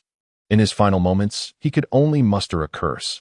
"Damn that goblin." The leading wild boar approached to sniff the demon preacher's corpse, let out a loud sneeze, then disdainfully turned away, presenting its rear and scraping some dirt over the body with its hooves. After this bout of venting their frustration, the boars seemed to have forgotten their original target, merrily following their leader back to their territory. Chapter 63. Goblin Stray Night. After a while, once the wild boars had departed, a goblin wanderer rode in on a venomous spider, circling the mangled corpse of the demon preacher. Gazing into the unblinking red eyes of the deceased, the goblin pondered for a moment and murmured to the venomous spider. The spider then moved forward, spinning silk while using its chelicerae and legs to mold the preacher's body into a ball, encasing it in a large cocoon of webbing. Once the goblin wanderer was securely seated, it swiftly dragged the sizable cocoon away, kicking up a cloud of dust. Concealed in the branches, Lou Mo and the three-tailed snow fox, employing illusions to obscure their presence, watched in astonishment as this peculiar duo departed with their spoils. Lou Mo suddenly furrowed her brow and asked her beast, "Do you think this rather despicable goblin looks familiar?" The three-tailed snow fox swayed its tail and gazed languidly at its master, uttering a soft sound in a way. "Right? That goblin was supposed to have perished in the ruins traps. Yet this kind of despicable aura is indeed quite rare, even among goblins." After Zhang Pai pursued the fleeing demon preacher, Lu Xihong hurried home to check on his family, nearly colliding with Lu Yuanyang, who was rushing out with Lu Zian in his arms. Lu Xihong calmly reassured his shaken family and meticulously explained the recent dark phenomenon. "That monster has fled, but it seems it has been cornered. Grandpa Zhang has already flown over to provide support. He will surely capture it." Lu Xihong comforted his parents. Li Qin, cradling Lu Zian, appeared somewhat pale. "How could this happen to you?" Lu Xihong shrugged lightly. "There's nothing I can do. My son is a genius, capable of inciting jealousy without doing anything at all." Lu Yuanyang, seeing his son, who appeared unfazed despite having faced death, couldn't help but give him a thumbs up, only to receive a sharp glare from Li Qin in response. That moment, a battered goblin warrior limped inside, glancing at the door he had just broken a few days ago, unable to suppress a sheepish scratch of his head. Upon seeing the goblin warrior in such a pitiful state, Li Qin gasped in shock, her heart aching, and quickly urged the goblin warrior to find a place to sit and refrain from moving. While she hurried to fetch some healing ointment, Lu Xihong smirked slightly. Despite the goblin warrior's severe injuries, There were two even worse off in the beast's space. The goblin laborer had taken the brunt of the attack on his behalf, while the goblin raider had likely suffered greatly in the darkness and had been bitten to death by that two-headed dog, not to mention the injuries endured before its demise. Lu Sihong contemplated that once they revived, he would need to buy some ale at the tavern to reward them, but first, he had to stash away the gear dropped by the two goblins before his family noticed, to avoid unnecessary trouble. Opening the door, he was met with a chaotic scene illuminated by moonlight. Shattered glass littered the floor, blood splattered everywhere, and a pool of white viscous substance by the door appeared to be Chapter 64. The packaged demon missionary Lu Sihong was unaware of when he had succumbed to slumber. But upon awakening, he found himself cocooned in a blanket, the shattered window cloaked in a delicate veil of cobwebs. The ghost-faced spider, a master weaver indeed, had spun threads of uniform thickness, and the morning sunlight streamed through, casting a gossamer veil over the room, creating an ethereal atmosphere. Stretching languidly, Lu Sihong instinctively glanced at the goblin breeding grounds, hoping to assess the progress of the goblin craftsman's construction in the graveyard. To his surprise, however, he observed 3 venomous spiders busily encircling a white mass in the beast corral. Upon closer inspection, he realized it was the corpse of some creature, ensconced in silk, as the spiders diligently dismantled it.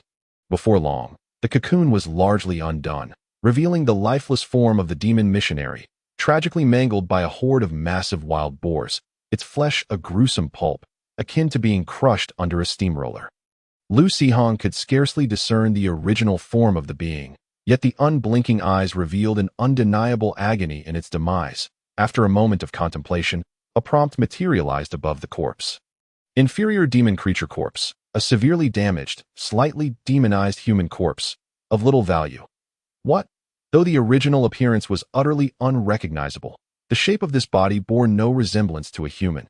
Hao Zhangpai did not even glance back, his short legs moving swiftly as he vanished in an instant.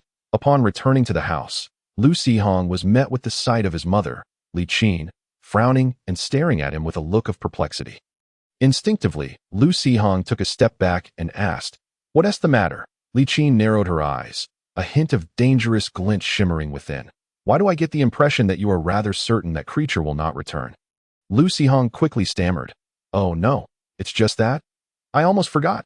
I haven't cultivated the pure fragrance flower yet today." With an exaggerated expression, he clapped his hands and hurriedly carried the pure fragrance flower, which was placed in the center of the living room, to the door, nurturing it with his own energy. After 2 days of being outside, the initially greenish flowers of the pure fragrance flower gradually regained their normal hue. However, the few plants left at the dragon manure farm had completely turned green, making it impossible to distinguish between flowers and leaves at a glance. Lu Sihong planned to have a goblin pull one out in a few days for research. Curious to see if any other traits had changed aside from colored, in keeping with the notion of a complete performance, Lu Sihong intended for the goblin warriors to stand guard through the night. Yet, Li Qin shot him a disapproving glance and scoffed. "Even livestock need their rest. Yong is severely injured, and you still want him to keep watch. Have you no humanity?" Lu Sihong could do nothing but mutter under his breath, while forcing a silly grin as he recalled the goblin warriors back to the Beastmaster space. Just as the goblin warrior returned, ready to retreat to its little goblin hut to recuperate, it was approached by the goblin craftsman, who handed it a black bone talisman. Goblin Wild Talisman Undead Inferior, a small rune crafted from the bones of a skeletal general. This talisman draws upon a fraction of the general's power, though its efficacy is diminished due to severe energy loss. Low-level power bestowal. The skeletal general was once a formidable ogre warrior. Upon becoming undead, most of its strength was absorbed by its bones. Wearing this talisman grants a minor boost in power, the dead's yearning. Undead cannot possess life, yet they crave it when inflicting actual harm on enemies. It siphons a minuscule amount of life to heal itself. Furthermore, another talisman, crafted from the skull of a demon missionary, had already been affixed to the goblin raider's leather armor, complete with a charming bow. Goblin Wild Talisman Demon Inferior, a small rune made from the bones of a slightly demonized human. It barely harnesses a trace of demonic power from the fragmented corpse, low-level shadow power, while the reason remains unclear. The goblin has garnered a slight amount of shadow energy from this inferior demonized human. When in darkness, it gains an additional stealth enhancement. Whispers of the demon. These pitiful creatures, dwelling in harsh conditions, prefer to prattle on in others' ears rather than improve their living conditions. The goblin's words may inflict slight mental disturbance upon enemies, potentially leading them into a dazed state. Lu Sihong could not help but think that. Unsurprisingly, it required 2, or perhaps 1.5, goblin spellcasters to create such equipment, as the magical effects were far superior to the nailed leather armor shoulder pads. He wondered if wearing the talisman would yield any effects for himself, and resolved to find an opportunity to test it. Just as he was about to withdraw his consciousness from the Beastmaster space and enter a meditative state, he noticed the goblin craftsman skillfully gathering a handful of grass and shaping it into a cake-like form, which was then delivered to the goblin warrior's hut. Upon receiving the grass cake, the goblin warrior looked conflicted for a moment, seemingly undergoing some mental preparation. With a determined expression, it shoved the grassy lump into its mouth and chewed a few times, its face contorting further in distaste. The green juice seeping from the corners of its mouth might have led an observer to believe it had just ingested poison and was on the verge of demise. Only after swallowing all the grass did the goblin warrior exhale deeply, its face lighting up as it picked up a bone stick and began gnawing on it. Lu Sihong found the scene amusing. This creature, 2 months prior, could consume an entire grass clump without flinching, yet now struggled with the meticulously prepared grass cake from the goblin craftsman. However, the annotations on the grass cake blueprint indicated it was supposed to uplift a goblin's spirits. Yet the eating process seemed far from delightful. Lu Sihong felt uncertain, but fortunately he could review the acquired blueprints directly in the goblin breeding farm. It states that the consumption would bring joy, while the enjoyment of the process depends on whether they still liked eating grass. Lu Sihong mused, somewhat exasperated. Chapter 66. I am merely a tool. The following morning, the frost goblin finally met the conditions for evolution, and Lu Sihong eagerly activated the evolution function. The frost goblin successfully evolved into a goblin frost mage. Goblin frost mage. As the goblin deepened its understanding of frost energy, it successfully activated the powers lying dormant within its bloodline, transforming into a more formidable spellcaster. The goblin frost mage possesses ample energy to cast frost spells. Frost Arrow launches a powerful arrow-shaped ice spike spell that can be controlled within a certain range. Ice Shield summons 3 thick ice shields to hover around its body, actively deflecting attacks and allowing for manipulation. Frost Trap lays down an almost invisible frost magic circle beneath its feet, which automatically triggers when another life form approaches, launching a freezing attack. The goblin frost mage can control the magic circle, directly activating or preventing the trap from triggering. The circle's energy will gradually dissipate, weakening the trap's power. When energy is insufficient, the circle will collapse. You have fulfilled the frost goblin's wish and received a random reward. You have obtained the blue blueprint. Goblin Beautification Potion. Combine silverleaf grass, chamomile, and purple marrow paste in a pot. Crush and stir them, then add water to cook. With luck, you may brew a decent potion. If not, well, you'll just lose a batch of customers, as they wouldn't come to complain anyway. Of course, goblins can opt for a more refined method to process these herbs, increasing the success rate of potion making and the quality of the final product, although it requires a bit of knowledge in alchemy. Additionally, using herbs cultivated in the goblin breeding farm will enhance the potion's effects. Goblin Beautification Potion. Upon consumption, the user's skin will become greener and more radiant within half an hour, accompanied by some negligible minor effects. For 10 minutes, the body will slightly enlarge, rationality will diminish slightly, physical pain will be lessened, combat will be greatly invigorated, and mental resistance against magical attacks will be significantly heightened, rendering one immune to most fear-inducing spells. After 10 minutes, the body will enter a weakened state, accompanied by intense hunger, necessitating a substantial amount of food intake in a short time. Wait, if my eyes aren't deceiving me, this is labeled as a beautification potion, not a frenzy potion, right? And you refer to those effects as side effects. Moreover, it states user rather than goblin, implying that others could also experience these effects. Enlargement of body, reduction of rationality, while still being green. Why does this seem reminiscent of a certain scientist's transformation? A few days later, Lu Sihong found himself crouched at home, engaged in a battle of wills with a bowl of mung beans. After a period of practice, he had gradually mastered the skills of energy manipulation and was attempting to accelerate the growth of the mung beans using wood attribute energy. he saw vibrant green energy flowing from his fingers onto a mung bean soaking in water, causing it to sprout rapidly, developing complete roots and leaves in mere seconds. However, there was a slight issue. The roots of the mung bean seemed to have grown excessively lush, completely filling the wash basin and appearing somewhat peculiar. Lu Sihong frowned, his expression one of confusion, utterly unable to comprehend where he had gone wrong. Just then, he heard a crisp sound of applause from behind him. Turning around, he saw Zhang Peipei standing at the doorway. A smile gracing her face, her eyes reflecting surprise intermingled with satisfaction and joy. "Apologies, I didn't close the door, and you seem quite engrossed." Lu Sihong quickly rose to greet her. "Ah, teacher, you've arrived. Please come in. Would you like something to drink?" "Oh, all I have at home is plain water. How about this? You can sit for a moment while I go outside to fetch you something to drink." Lu Zian hastily closed the book in her hands and discreetly pushed it aside, sitting obediently with a rosy face, her gaze somewhat flustered. Zhang Peipei waved her hand, glancing curiously at Lu Zian, and with a gentleness never seen by the students of Qingzhou Academy, softly inquired, "Don't be nervous. It's just a book that if you like it, I have a few more here. I wouldn't mind giving them to you." Upon hearing this, Lu Zian discreetly let out a sigh of relief, her entire body visibly relaxing. Zhang Peipei's smile widened as she glanced at the title of the book, Fundamentals of Pharmacology, and curiously inquired, "You seem quite engrossed in your reading. Can you comprehend it?" Lu Zian gently nodded, her demeanor obedient yet slightly anxious as she softly replied, "I understand parts of it, but there are many terms I've never encountered, and I am unsure of their meanings." At that moment, Lu Sihong raised his hand and asked, "Teacher, did you forget to give me a book? This one on basic principles is hardly basic. There are many terms we've never seen." To his surprise, Zhang Peipei chuckled and replied, "Oh, I didn't expect you to actually finish the book. This one was merely to fill the gaps. Many concepts require foundational courses at the academy to grasp." After speaking, she looked at the somewhat speechless Lu Sihong with curiosity. "I didn't anticipate your talent.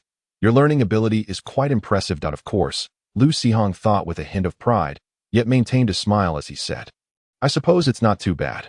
Well then, you should strive to learn well. Ideally, when you return home for the holidays, you can teach your younger sister properly." As she spoke, Zhang Peipei approached Lu Zian and truly retrieved several books from her spatial equipment. Placing them on the table, with a smile, she addressed the young girl, "The books I possess are somewhat inconvenient to lend you. Some may be too complex for you.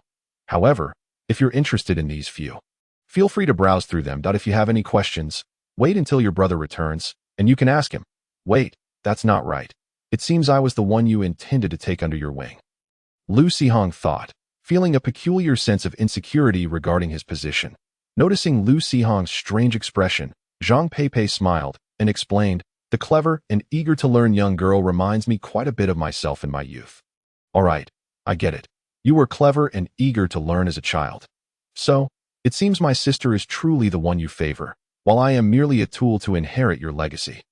The realization struck Lu Sihong. Chapter 67. The Eye-Catching Gold Coins. Although he had wiped the bloodstains from the cover of the book, the dark red streaks along the edges of the pages, along with the marks left by claws, were beyond Lu Sihong's means to remedy. Zhang Peipei traced her fingers over the scratches on the cover of Fundamentals of Pharmacology and casually inquired, "I heard you were attacked a couple of days ago." "Yes, it seems I was targeted by followers of a demon, envious of my exceptional talent." Seeing that Lu Sihong displayed no fear, but rather a sense of pride, Zhang Peipei couldn't help but chuckle lightly. "Those remnants, much like cockroaches in a sewer, are never entirely eradicated. I apologize for my oversight. I forgot that this place isn't Qingzhou City and ISNT is safe." "Huh? How does this concern you?" Lu Sihong was somewhat taken aback by Zhang Peipei's sudden apology. Zhang Peipei shook her head slightly. "Having promised to take you as a student, I should at least ensure your basic safety measures. However, I rushed out this time without bringing anything. Fortunately, I will be returning to Qingzhou City in a couple of days, and I shall make it up to you then. Has the ruin exploration been completed?" Upon hearing that he was about to leave, Lu Sihong felt a rush of complex emotions, while Lu Zian beside him also appeared somewhat dejected. "Yes, the exploration is mostly done. The number of adventurers is increasing, and it has lost its value. By the way, your mother's beast is a ghost-faced spider, right?" Lu Sihong nodded, confused as to why Zhang Peipei was mentioning this. I know a formula for an alchemical potion that, with long-term consumption, can cause the ghost-faced spider to continue to mutate and evolve.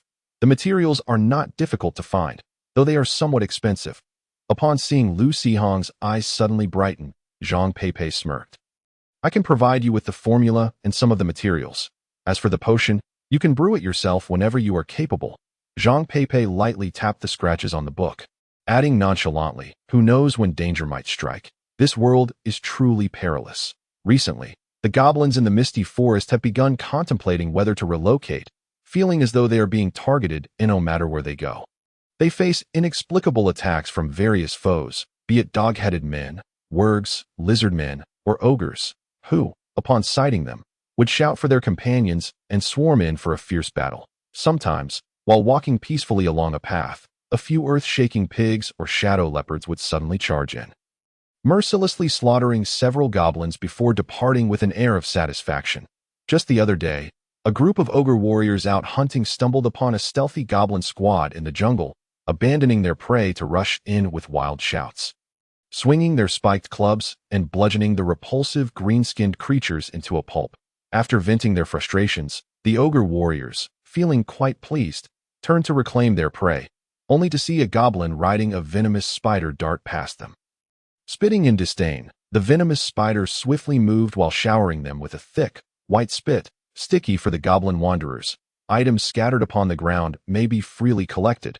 However, possessions cradled in another's embrace are strictly off-limits. Yet, a dagger embedded in the skull of a rock bear undoubtedly belongs to the rock bear, but is it not dead now? Thus, this dagger could be considered ownerless, correct? After the goblin wanderer convinced himself of this notion, he hesitated to approach directly. Whispering to the venomous spider, he witnessed it expel a strand of webbing that adhered to the gemstone dagger, pulling back with force. However, the dagger was firmly lodged within the rock bear's cranium, and a mere tug yielded no results. With a sudden surge of effort, the dagger, along with the entire rock bear, was yanked free. The adventurer, awaiting his demise, was momentarily dazzled, feeling an unexpected lightness in his body as he beheld the rolling corpse of the rock bear, leaving him utterly flabbergasted. The goblin wanderer, witnessing this spectacle, was momentarily taken aback.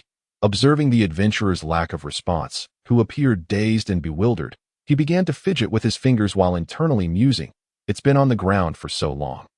If you don't pick it up, I'll assume you don't want it." After the venomous spider spat a bit of corrosive liquid onto the bones of the rock bear, the wanderer successfully extracted the gemstone dagger. Noticing the adventurer still lying there in a stupor, he cheerfully instructed the venomous spider to cocoon the rock bear, intending to depart. The adventurer, now realizing he was not lost in a daydream, felt utterly drained and, having lost too much blood, believed he stood little chance against the venomous spider. He was resigned to awaiting his fate when he noticed the peculiar duo completely ignoring him, preparing to leave with their spoils. Recalling the goblin's determined expression as it extracted the dagger, a spark of inspiration flashed in his mind, and he weakly called out to the goblin wanderer, "Wait." The goblin wanderer turned, puzzled, to face the adventurer. "My bag, my healing potion." The wanderer immediately placed his hands protectively over his small satchel, regarding the adventurer with suspicion, while the venomous spider emitted a menacing hiss, as if to say, "You have one more chance to choose your words wisely." Realizing that the goblin could indeed comprehend his words, the adventurer felt a surge of hope, tremblingly extending a hand that clutched a gold coin. "I'll trade you this." The goblin wanderer stared at the shimmering coin, glistening under the sunlight. Momentarily taken aback, he then retrieved a bottle of pale pink, slightly murky healing potion from his pack, contemplating for a brief moment before tilting his head inquisitively at the adventurer. He subsequently extended 2 fingers. The adventurer was momentarily stunned, then quickly understood, his pale face betraying his exhaustion as he replied, "No, this potion cost me 35 silver coins." "Hey, you don't want to trade, do you?" The wanderer scoffed, shoving the potion back into his satchel, patting the venomous spider as he prepared to leave. The adventurer, seizing the moment, hastily produced another gold coin, using his remaining strength to shout, "I'll trade. I'll trade." The goblin wanderer's face lit up with glee as he leapt off the venomous spider and returned, snatching the gold coin from the adventurer's hand and thrusting the potion into his grasp. Although he felt a twinge of danger being so close to the adventurer, the allure of the gleaming coin was worth the risk. At worst, he could return home and sleep, waking up as a free goblin knight once more. However, the adventurer harbored no ill intentions. With trembling hands, he uncorked the bottle, tears brimming in his eyes as he drank the healing potion he had thought lost. If only this world had smartphones and social media. Otherwise, the adventurer would have surely taken a selfie with a caption, "Who understands, family? I spent 35 silver coins on this potion, and after a tumble, it became someone else's that to drink it again, I must pay 2 gold coins." After consuming the healing potion, warmth spread through his body, and the still bleeding wounds began to mend. Having reclaimed his life, the adventurer felt that 2 gold coins were a trivial price to pay. Oh well, consider it a lesson learned, for at least this goblin didn't take him away. To be alive was a blessing. What was there to complain about? The adventurer relaxed, lying still as he awaited the potion's healing effects. Meanwhile, the wanderer returned to the back of the venomous spider, rubbing the 2 gold coins in his hands, his eyes glinting with a peculiar light. As Lu Sihong prepared to leave, his parents and close friends packed an abundance of items, making it seem as though he were embarking on a survival expedition to an uninhabited island, fearing he might freeze or starve in the outside world. However, due to the air route's weight restrictions and Zhang Peipei's assurance of provided meals and accommodation, he ultimately settled for a few changes of clothes. Then, under the watchful gaze of his family, sister, and neighbors, a sudden surge of energy enveloped Lu Sihong, propelling him skyward like a rocket, leaving behind a piercing scream that echoed throughout half of Baiwei town. Soaring into the sky, once he reached cruising speed, Lu Sihong regained his composure. Enveloped by elemental winds, flying several hundred meters above the ground, he felt an exhilarating sense of freedom, despite the rapid pace. The wind did not lash at his face. Gradually acclimating, he gazed down at the scenery below, an overwhelming sense of ease washing over him. If only the initial ascent could have been more comfortable. Lu Sihong turned to his side, observing Zhang Peipei, who wore a calm expression and a slight smile, and curiously inquired, "Teacher, is this flying spell exclusive to wine mages?" Indeed, Zhang Peipei glanced at Lu Sihong. Appearing to understand his thought process, she replied with a gentle smile. "However, one may also utilize certain magical equipment or artifacts to cast wind spells, and mages of other elements possess their own forms of flight magic as well." Lu Sihong's eyes brightened, eagerly asking, "What does the wood element's flying spell entail?" Zhang Peipei was momentarily taken aback, furrowing her brow in deep contemplation before falling silent. Sometimes, silence is the most eloquent response. Lu Sihong was not overly concerned about this, and as he noticed the teacher's conflicted expression, he was about to speak when Zhang Peipei said, "There are relatively few practitioners of the wood element, and even fewer who become mages that I may need to consult my resources to provide you with an answer." Lu Sihong paused momentarily, then burst into laughter. "What are you laughing at?" "Oh, nothing. I just think you must be a very responsible teacher." Zhang Peipei chuckled. "I cannot speak for others, but since I have accepted you as my student, I must take responsibility for you, especially regarding knowledge. I cannot afford to be negligent." Chapter 69. Kuda the Tower Spirit. Although Lu Sihong had spent over a decade in this world, his range of activities had been quite limited, and he had never once visited Qingzhou City. Apart from his family's financial difficulties, the transportation in this world was another reason. Expensive options were unaffordable, and the cheaper alternatives, sitting in those rickety carts for such long distances, was truly jarring. Initially, he thought that traveling to Qingzhou Academy would allow him to see the cities of this world from above. Unfortunately, while Qingzhou Academy is located in Qingzhou City, it is not situated within the city itself. The eastern half of Qingzhou City, along with the neighboring mountains and rivers, falls under the jurisdiction of Qingzhou Academy. Zhang Peipei had matters to attend to at the academy and could not afford to take him on a tour. After catching a glimpse of the city, they swiftly flew toward a peculiar tower nestled within a vast botanical garden. Sensing the return of its master, the previously smooth exterior of the magical tower unfurled, revealing a landing platform. Zhang Peipei and Lu Sihong descended onto the platform, passing through the entrance into an enormous study. Or rather, a library would be an apt description, surrounded by towering bookshelves reaching several meters high.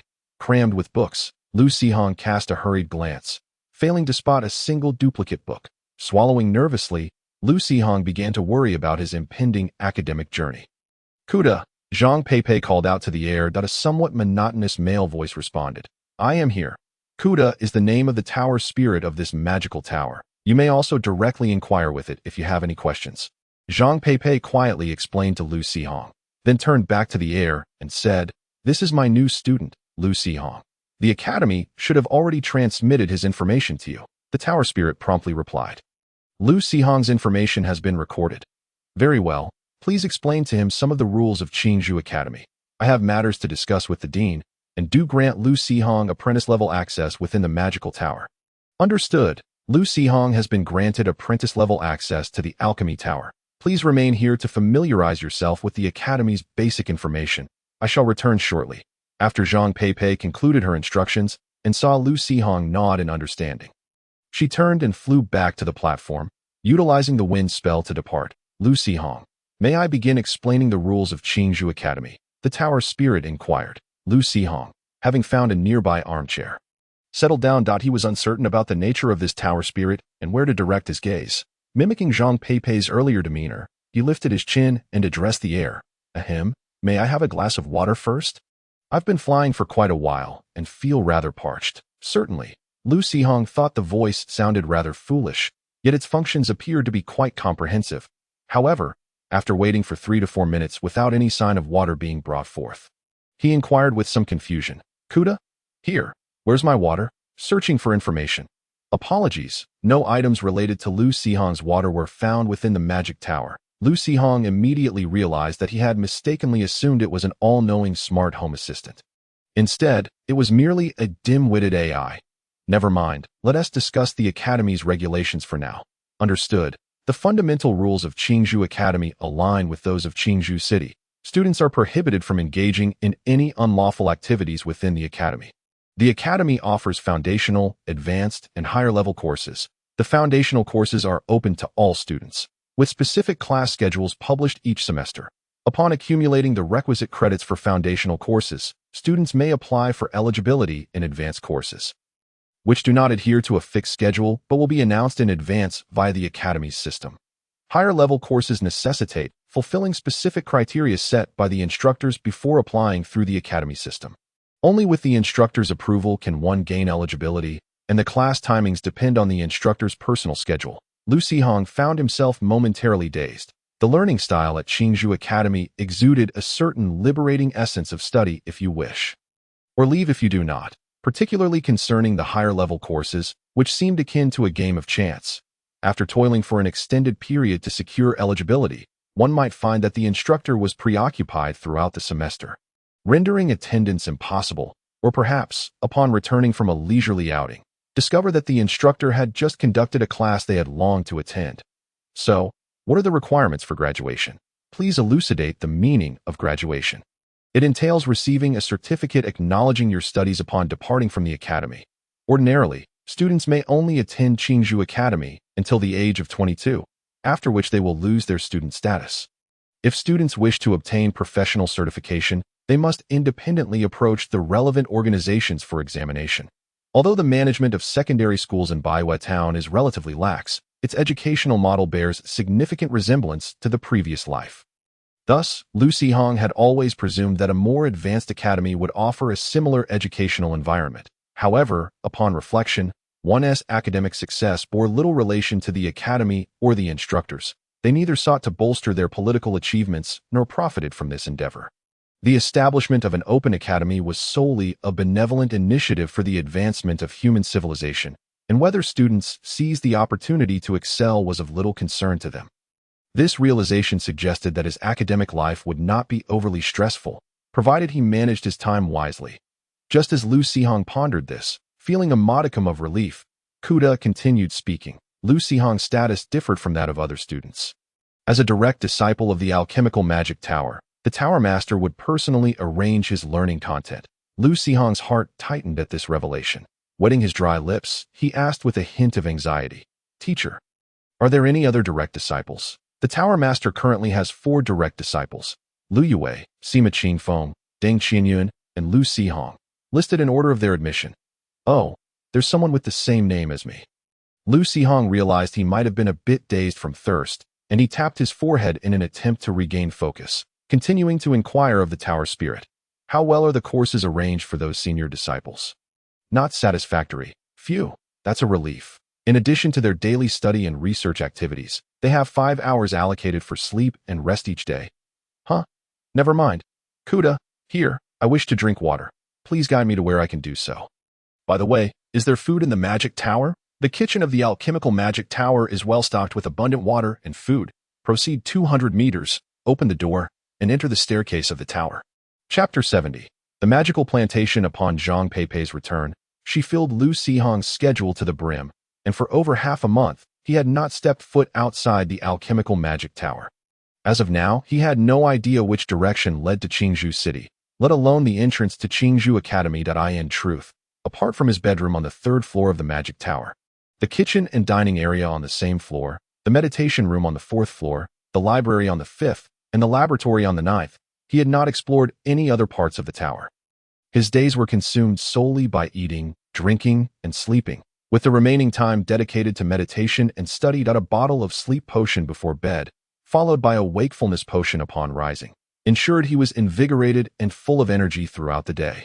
His meals consisted of specially crafted magical food made from various magical beast materials and magical ingredients. While the taste was debatable, the nutritional content was undeniably sufficient, despite feeling utterly exhausted each day. Lu Sihong sensed his physical condition improving progressively.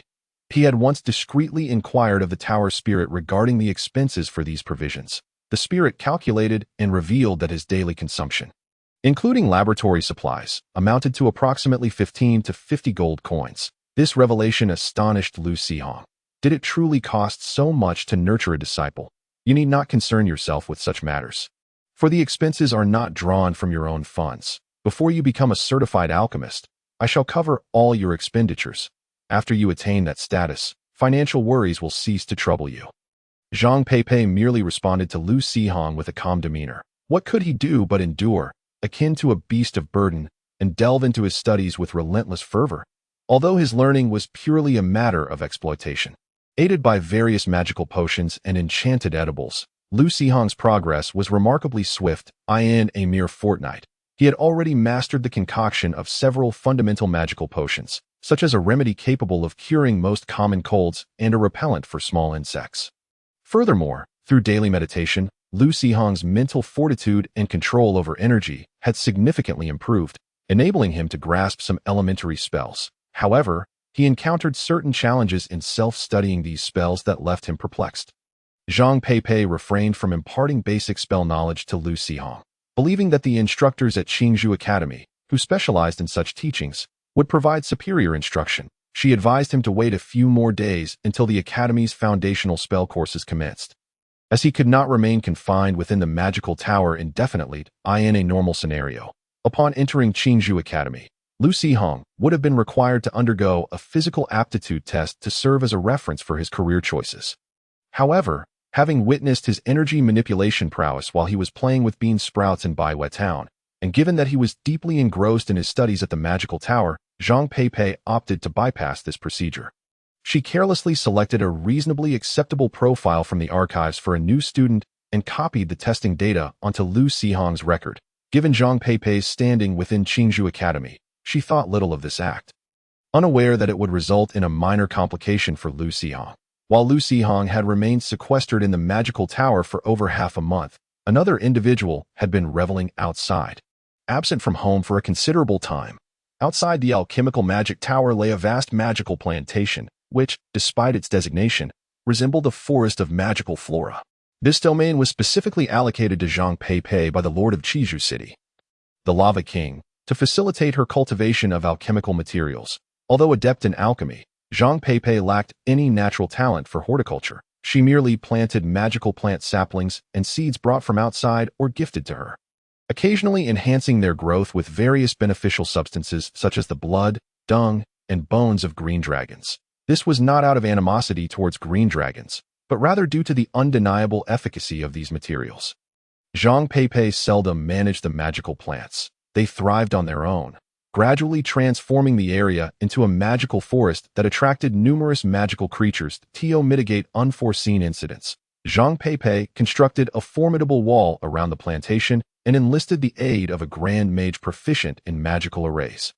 She expended a wealth of precious materials to establish a colossal magical formation within the plantation, which not only confined the magical plants and the creatures they lured, but also gathered stray magical energy from the surroundings, thereby enhancing the growth of the plants. Zhang Peipei did not frequently oversee the plantation.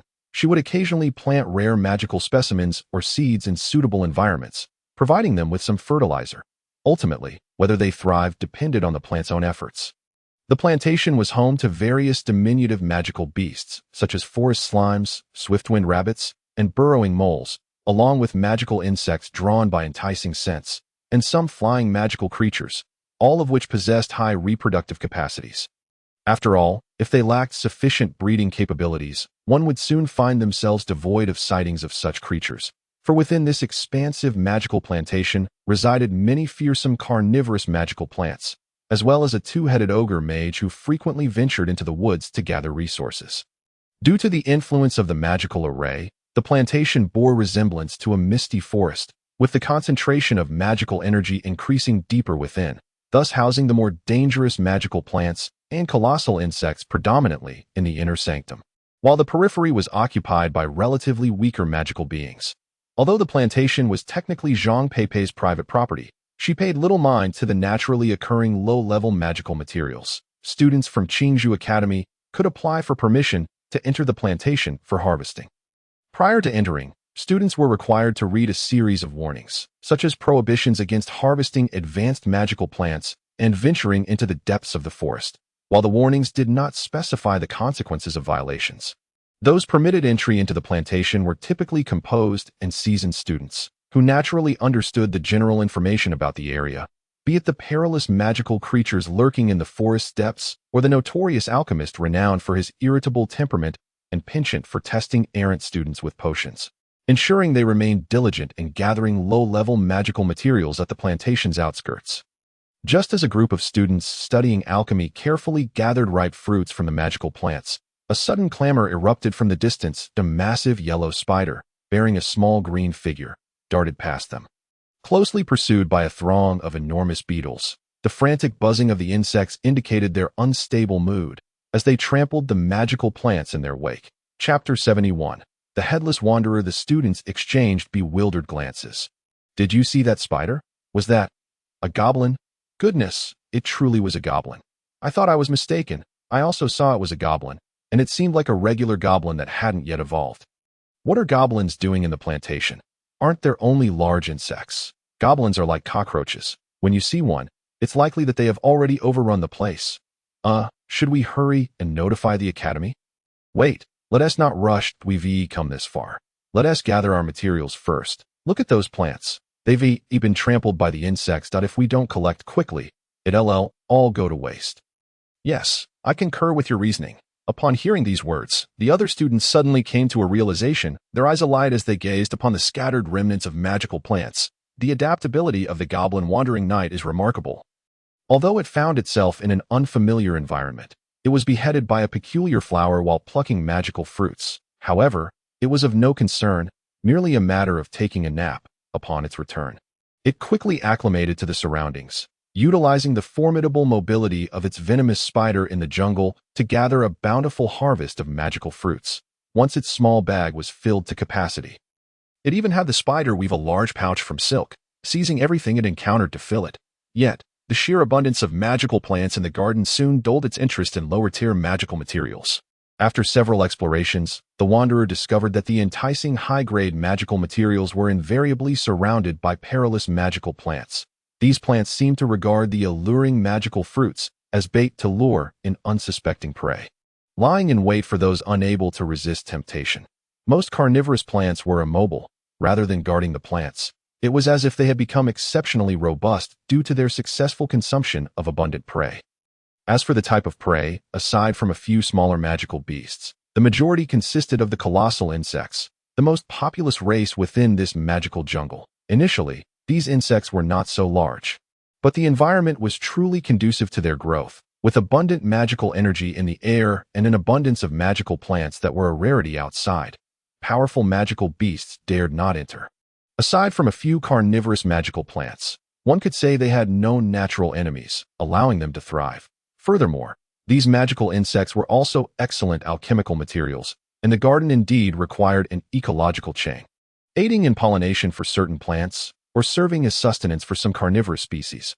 Thus, after observing for a time, Zhang Peipei decided to eliminate only those insects with formidable flying capabilities that could pose a threat to the residents of Qingzhou City. She instructed the tower spirit of the alchemical magic tower and her beast to monitor them, capturing any that presented a significant threat for alchemical materials while allowing the rest to reproduce freely in the garden. When needed, she could gather some for materials or testing potions, saving her the trouble of venturing outside to collect them. However, these carefree insects, having lived without worry for so long, could never have anticipated the sudden arrival of a goblin riding a venomous spider, invading their nests, one wielding a silk bag to collect insect eggs, while the other treated the place like an all-you-can-eat buffet, devouring the freshly hatched beetle larvae with gusto. By the time they reacted, their nests had been thoroughly raided, and the beetles were driven into a frenzy, intent on exterminating the two intruders. Yet, the venomous spider leapt high and far, swinging on strands of silk. Even a certain man who had acquired silk abilities could soar through skyscrapers using silk, let alone a spider. The towering trees and complex jungle environment posed no obstacles for the spider, providing ample footholds, allowing it to effortlessly escape the encirclement of the beetles with a few agile leaps. Then came the scene previously witnessed by the academy students, a swarm of beetles pursuing a venomous spider carrying a goblin, turning the entire garden into chaos. From the stargazing platform atop the alchemical magic tower, Zhang Peipei observed the tumultuous scene in the garden, her expression tinged with mild confusion. Simultaneously, the emotionless voice of the tower's spirit mechanically relayed its observations of the goblin wanderer during this time. Thus, based on your observations, it seems quite probable that this little creature is connected to Lu Xihong. Indeed, according to statistical data and calculations, the likelihood of this creature having a connection to Lu Xihong stands at 75%. However, given that Lu Xihong's beast is a goblin warrior, this probability is reduced to 32%. With his beast, there remains a 30% chance. Could it be that the talent acquired from the trial grounds is some form of super goblin transformation? If one is to deceive, at least choose a more appealing name. Zhang Peipei chuckled softly, realizing this little fellow seemed to harbor a noteworthy secret. Classify all information related to this incident as top secret. No one is permitted to view it besides myself. Command received. Relevant data has been encrypted. You mentioned that when this goblin perishes, the spider will vanish as well, along with any items on them. Correct. When this goblin first appeared in the magical garden, it was beheaded by the golden-patterned tyrant flower. Upon being recalled from the beast's space, the venomous spider and its belongings simultaneously entered a state of recall. A beast capable of bringing items back to its space? I have yet to encounter such a phenomenon. The corners of Zhang Peipei's mouth curled up, her curiosity piqued, with a gentle flick of her finger. A soft whistling sound resonated through the air, and a green ripple surged over a distance of more than 1,000 meters, obliterating the goblin's head, reducing it to a mushy pulp. The force was perfectly calibrated, leaving the silk bag resting on its shoulder unscathed. Then, witnessing both the venomous spider and the items belonging to the two magical beasts dissipate into a radiant glow, Zhang Peipei raised an eyebrow in surprise, her curiosity intensifying. They will reappear in 3 days? The time elapsed since the first appearance is 3 days, 5 hours, and 32 minutes. Additionally, the likelihood of the target goblin being connected to Lu Xihong has increased to 42%. The tower spirit replied, When they re-emerge, inform me. If I happen to be conducting experiments, let it be. You may observe and record independently. Command received. Chapter 72. Ice blocks aid in cooling the mind. Zhang Peipei mused that even the goblin itself was likely unaware of how it had met its demise. Even if it truly was Lu Xihong's beast, Lu Xihong could not possibly know that his momentary curiosity had led to the goblin's death. However, if it were merely other goblins, that would be one thing. Unfortunately, the Goblin Wandering Knight was an exception. Goblin Wandering Knight's Travel Diary. The Goblin Wandering Knight enters the alchemical garden, plucks flame fruits, plucks clearwood fruits, plucks gentle breeze fruits, pluck, pluck, pluck. The Goblin Wandering Knight enters the iron beetle nest. While escaping, the Goblin Wandering Knight is struck by a powerful mage's wind blade. The Goblin Wandering Knight is deceased. This journey yielded experience 40 from contributions of over 100 iron beetle larvae. A plethora of magical materials, 15 intact iron beetle eggs, and 169 damaged iron beetle eggs. After a long day of studying and consuming sleep potions, Lu Sihong finally managed to carve out some time to check on the goblin breeding grounds. Upon reading the information in the Wanderer's travel diary, he was utterly taken aback. Though he had never stepped outside the magic tower, he was aware that a vast magical garden lay beyond. A personal possession of Zhang Peipei, where ordinarily no other mages would intrude, let alone a powerful wind mage. Lu Sihong began to contemplate whether he should proactively confess to Zhang Peipei. However, the alchemists, while appearing to merely be potion makers, bore a closer resemblance to those mad scientists. Yet, through extensive reading in the library, Lu Sihong understood that these individuals were fundamentally mages that in their quest to research magical potions.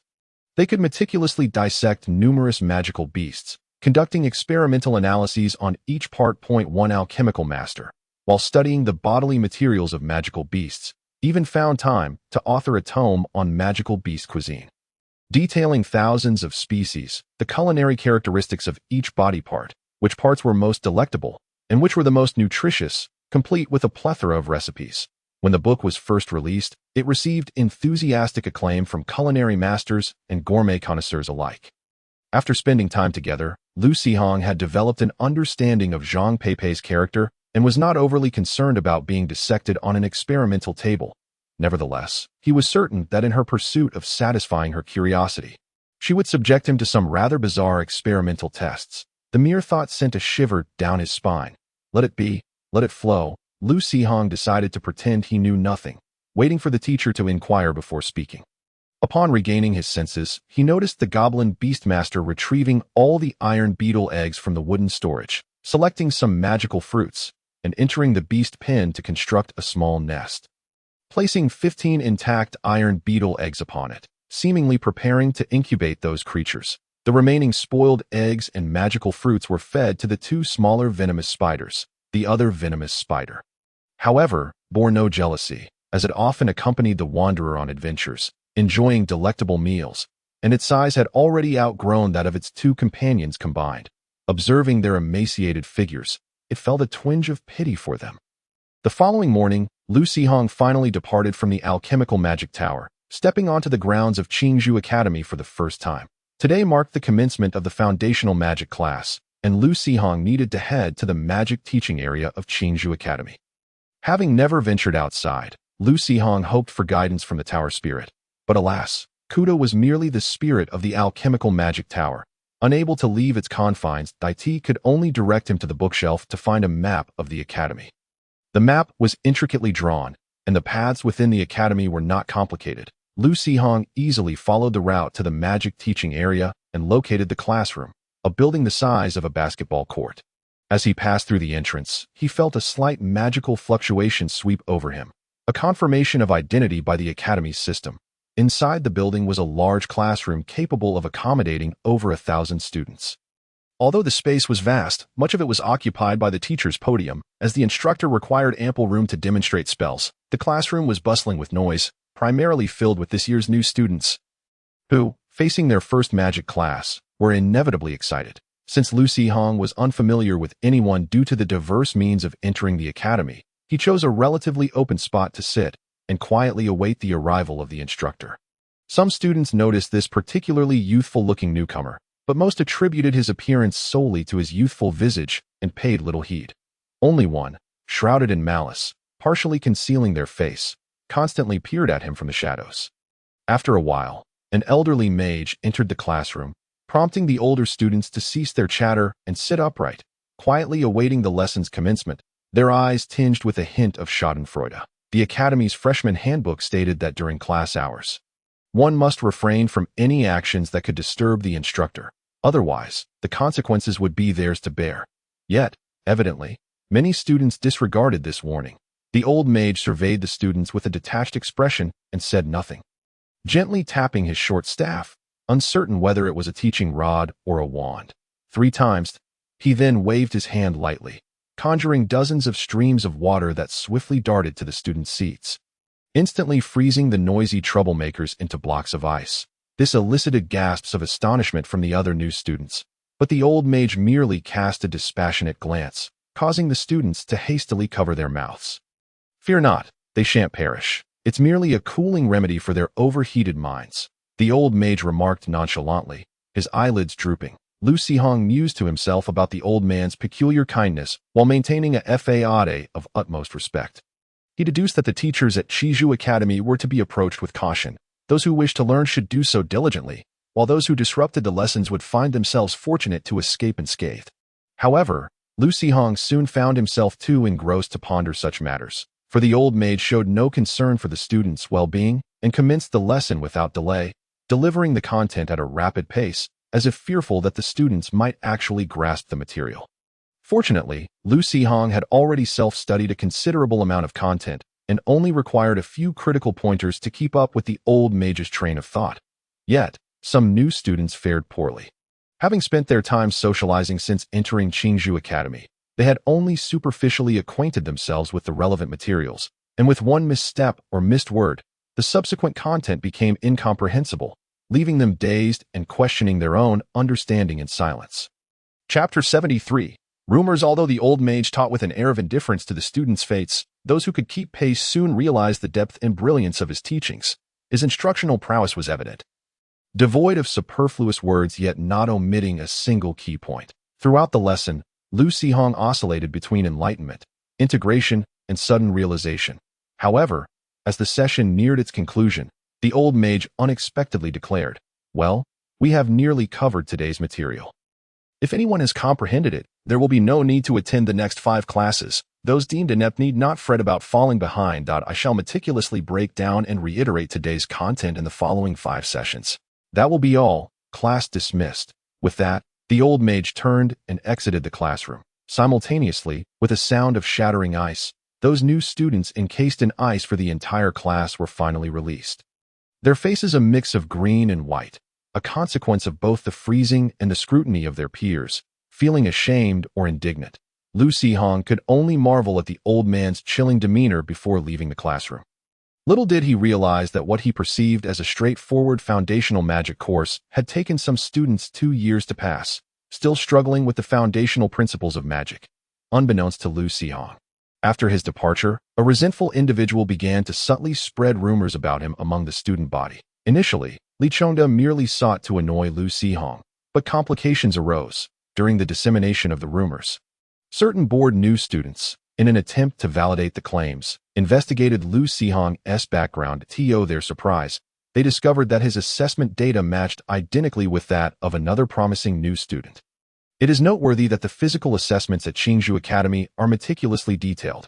While 1 or 2 matching data points might be coincidental, identical data across the board was undoubtedly suspicious. Thus, Lu Sihong inexplicably became the target of animosity among the new students, particularly those who fancied themselves as champions of justice, each vowing to teach him a lesson. Of course, these sentiments were confined to a portion of the new students, as the older students, upon hearing that the rumored beneficiary of favoritism was Zhang Peipei's student, rolled their eyes. Does teacher Zhang need to resort to backdoor dealings to admit students? Are you kidding me? They scoffed. Wait, is teacher Zhang accepting students again? What do they look like? Should we familiarize ourselves with them in advance? Oblivious to all this, Lu Sihong felt as though he had unlocked the secrets of the universe and was eager to return to the magic tower to conduct some spell experiments. During his self-study, he had felt confident in his ability to wield some simple spells. However, issues always arose during the casting process. Yet after hearing the old mage's explanations, he now felt empowered, convinced he could successfully release all the spells he had previously studied.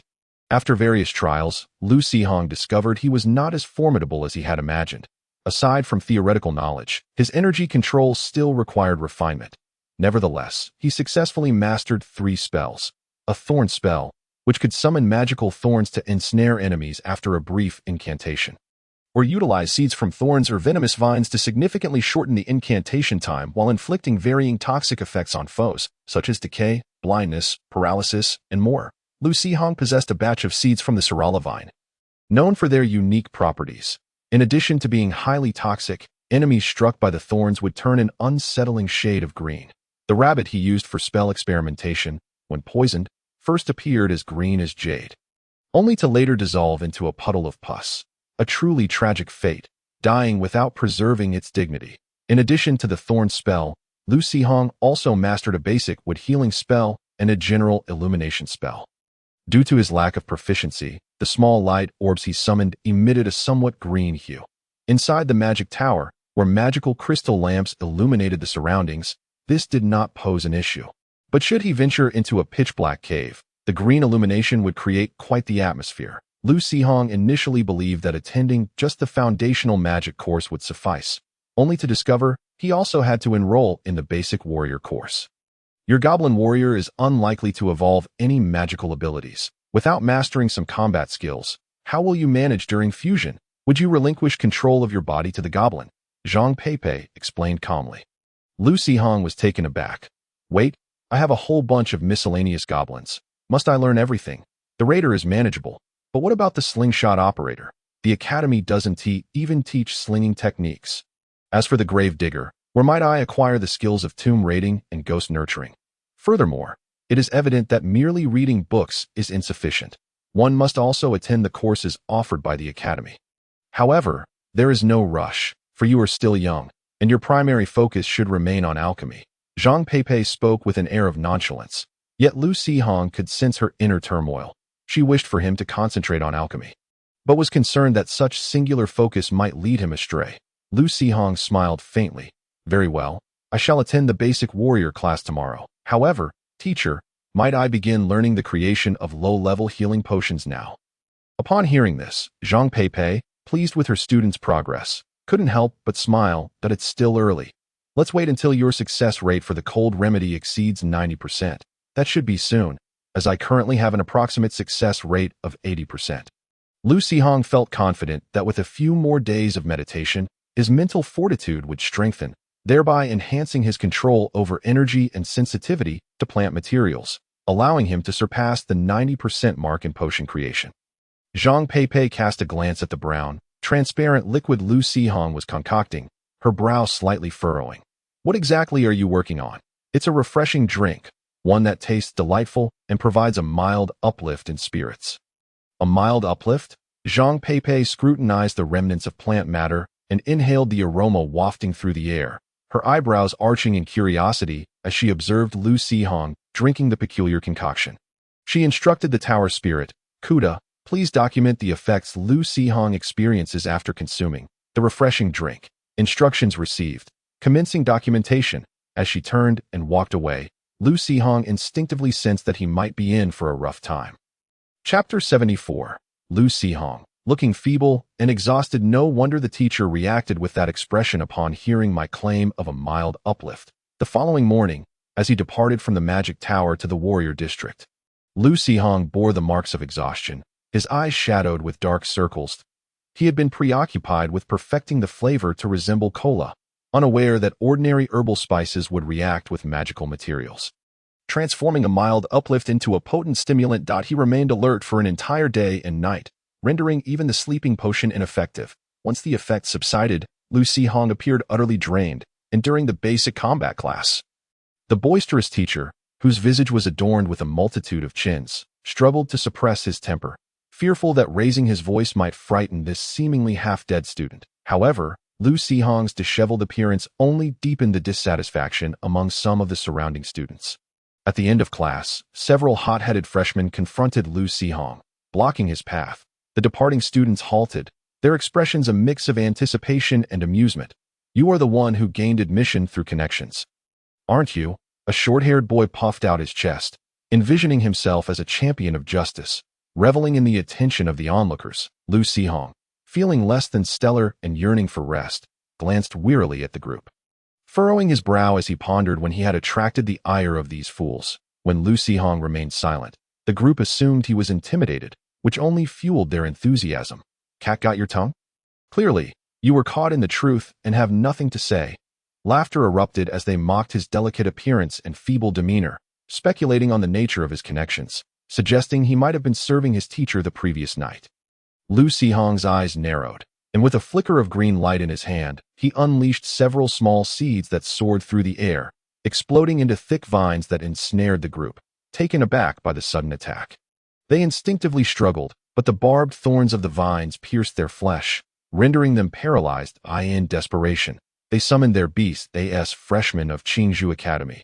They were no mere weaklings. Their summoned creatures possessed considerable combat prowess.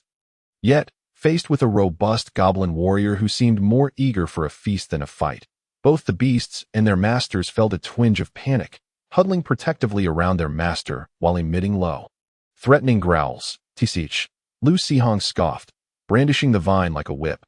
"Weren't you all so eager to teach me a lesson just moments ago? Why the sudden cowardice?" However, both the freshmen and the gathered spectators sensed something amiss.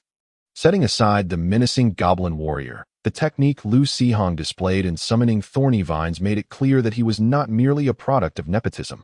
Yet, some stubborn individuals muttered, it could be a magical artifact. This notion garnered agreement among many, including those ensnared by the thorns, who fervently concurred. "Indeed, you must be relying on your family's wealth and magical items. There's nothing remarkable about that." Lu Sihong smirked. "I hope that after experiencing the poison of the thorn vine, your bravado remains intact." He had no intention of letting them off lightly, directing the goblin warrior to deal with their summoned beasts while preparing to use the thorn vine to give these fools a good thrashing. A perfect opportunity to experiment and see if human poisoning mirrored that of the rabbit. As for the potential lethality of the thorn vine's venom, that remained to be seen, depending on their luck and whether any senior students with antidote skills were among the onlookers. Enforcement team. "Everyone, cease immediately." A blond man clad in a uniform suddenly descended from above, landing squarely in front of Lu Sihong. As several others donned in similar attire rushed over, Lu Sihong blinked in surprise, recognizing the familiar face of Xiahou Yang, the one who had lost his prized sword. Xiahou Yang surveyed the chaotic scene before turning to the drowsy Lu Sihong, frowning. "You, an upperclassman, resorted to magic to bully a few freshmen?" In the midst of yawning, Lu Sihong paused, contemplating whether Xiao's nearsightedness was hereditary. However, before he could respond, Xiahou Yang abruptly realized something. "Wait a moment, there are only a handful of wood-type students at Qingzhou Academy, and they lack magical talent, primarily following ranger and warrior paths. Perhaps I should refrain from letting the goblin craftsman melt down your sword just yet. Are you a transfer student from another city?" Lu Sihong wearily replied, "Take a good look at my face. I am merely 16. You think I'm foolish? With that feeble appearance, it's clear you must have spent the night out. The minimum age for entry to establishments in Qingzhou City is 20. Xiahou Yang asserted with conviction. "Forget it. Let's just have that broken sword melted down and forge a new blade for the goblin warrior." At that moment, a bespectacled girl zoomed in, leaping to deliver a sharp rap on Xiahou Yang's head with her staff, producing a crisp, hollow sound. "Why does that sound so much like a wooden fish? Is Xiahou Yang's head empty?" Lu Sihong mused, slightly dazed. After striking Xiahou Yang, the girl turned to Lu Sihong. "I apologize, Junior. This fellow isn't particularly sharp. But you both need to accompany us to the disciplinary office for fighting in public." Xiahou Yang rubbed his head, an expression of disbelief crossing his face. "Junior." Lu Li, her teeth clenched and her eyes blazing with fury, shot a menacing glance at him.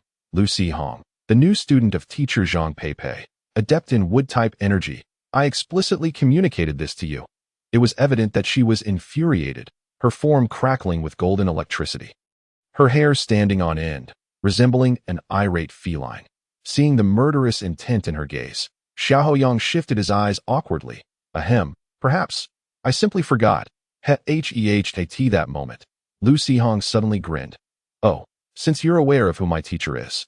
This simplifies matters. These individuals have publicly slandered my teacher, so allowing me to administer a punishment with a whip isn't too excessive, is it?" Chapter 75. The wanderer entering the sewers only then did Xiahou Yang notice the thorn vine Lu Sihong held, instinctively feeling a surge of danger as he took a step back.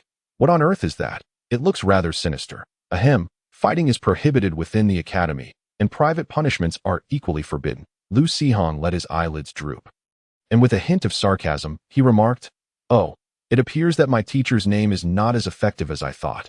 Senior Xiahou has shown no respect at all. How ironic, considering she told me that I could simply invoke her name whenever I encountered issues at the academy." TSK, I must have a word with her later. This so-called alchemy master, who sounds so impressive, is nothing more than this, being bitten by a pack of mad dogs and unable to retaliate. Xiao Yang and several members of the enforcement team immediately paled. Not only them, but the onlooking students, particularly the older ones, also displayed expressions of alarm, feeling an impulse to turn and flee. Yet, they were simultaneously wary of being caught in the crossfire, their curiosity piqued, compelling them to remain and witness the unfolding events. Ultimately, they could only half cover their faces and hunch down, trying to blend into the crowd, appearing quite furtive, leaving the surrounding newcomers utterly bewildered. Ahem. Junior, Xiao Yang was about to explain. However, the students bound by vines could no longer endure. Ah, it hurts so much. Can't you just untie us first? Just how powerful is this guy's backing? Very powerful. Powerful enough to crush you with ease. Xiao Yang retorted sharply, then turned back to Lu Sihong, assuring him, rest assured, Junior, if they truly insulted Teacher Zhang, not only will they be expelled from Qingzhou Academy, but they will also be handed over to the Qingzhou City Public Security Bureau for accountability. The students fell silent at this, daunted into submission. In a way, right, Senior, are you trying to scare me?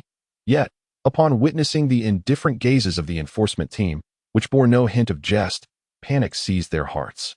Ignoring the stinging pain from the vines, they began to wriggle and plead for mercy. Boring.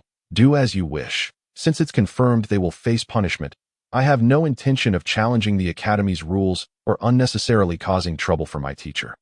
Lu Sihong yawned, waved his hand, and turned to leave with the goblin warrior. The members of the enforcement team exchanged glances, hesitant to intervene, for the child appeared on the verge of collapse. If they mishandled the situation and caused injury, or worse, they would undoubtedly find themselves at the mercy of Teacher Zhang in the magic tower. Xiao Yang also chose to overlook it. The whip in the boy's hand was intimidating, and his words even more so. If he were to be taken back for admonishment, it could lead to significant trouble that he had already been through enough distress lately and could not afford to provoke an alchemy master. Lu Sihong had come to a clear understanding of his teacher's standing within Qingzhou Academy, or rather, Qingzhou City. However, one curiosity lingered in his mind. How could a master of alchemy, whose worth fluctuated in the hundreds of gold coins, afford the time to oversee a gaggle of children in Baiwa town? Ah, never mind. I'm too tired to think about it. I'll just go home and take a nap. 3 days later. In the morning, at the Alchemy Magic Tower, Zhang Peipei stood on the stargazing platform, observing the departing figure of Lu Sihong, and remarked coolly, that peculiar goblin has yet to reappear? Yes, the target goblin has not been sighted since its demise. Kuda's mechanical voice responded, strange, could it have been discovered? Unlikely. Zhang Peipei furrowed her brow, lost in thought. Kuda then prompted, Tower Master. The Academy has sent an inquiry about whether to revoke the enrollment qualifications of those students and detain them in Qingzhou City Prison. Let it be. After all, they are merely fools from the warrior department, harboring little ill intent. Have them approach Lu Sihong to sign an agreement, committing to volunteer for 30 trials of his potions. That should suffice. Understood. A reply has been dispatched to the Academy. Teste, dull. Continue your surveillance, and notify me should that goblin appear. Understood. Meanwhile, the goblin stray knight had been wandering through the sewers of Qingzhou City for a day. Unbeknownst to it, it was in the city's underground drainage. It merely felt that this wretched place was filled with foul garbage and sewage, the dim light making it nearly impossible to see. Fortunately, the venomous spider's night vision was commendable. Otherwise, it might have perished upon its arrival. Initially, it was inexplicably chased by a horde of giant cockroaches, larger than itself, but after a considerable effort, it managed to shake them off, only to encounter a pack of giant rats with bloodshot eyes pursuing it relentlessly. Growing weary of the chase, the venomous spider turned and unleashed a spray of corrosive venom, splattering it on the mass of rats, instantly dissolving several, severely wounding dozens, and lightly injuring hundreds. The injured rats, driven mad by their agony, began to attack and tear at their companions, causing chaos among the swarm, allowing the stray knight to make a timely escape. Shortly after, amidst the turmoil of the rat horde, a larger rat leader emerged, swiftly dispatching several of the frenzied rats, its eyes glinting with a heightened ferocity as it observed the direction in which the stray knight had fled. After meandering through the sewers for a while, the stray knight found no treasures, But the venomous spider had ensnared a few stray rats and cockroaches in its web, feasting on them with great delight. Provoking a pang of hunger in the stray knight, after some contemplation, the stray knight leapt from the spider's back and engaged in a brief struggle with a headless cockroach, successfully tearing off a thick hind leg. Cracking open its shell to sample the tender flesh inside, finding the taste quite acceptable to that moment, the stray knight heard some commotion in the distance and hurriedly climbed back onto the venomous spider's back. After a rustle, the stray knight silently blended into the shadows. Soon, accompanied by footsteps, a middle-aged adventurer emerged, accompanied by a young man and woman, wielding torches and weapons, cautiously navigating the area, flanked by a large black dog and a patterned cat. Ugh, it's inconvenient without the mage if a fight breaks out.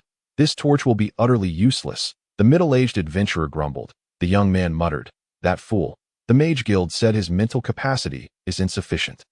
Yet he insists on pushing himself to research the fireball spell, nearly roasting himself alive. Alas, he was so close to entering Qingzhou Academy, but missed out due to full enrollment. Becoming a formal mage has become his obsession. The young woman quietly explained. The young man, however, dismissed it. He was rejected due to inferior talent, and now he wants to become a formal mage. Clearly foolish. Enough chit-chat. Let us lure those monsters out, the middle-aged adventurer snapped. Strange, why are there so many spider webs here? Oh, and what are these remains of giant cockroaches? The young woman inquired, pointing at the remnants on the ground.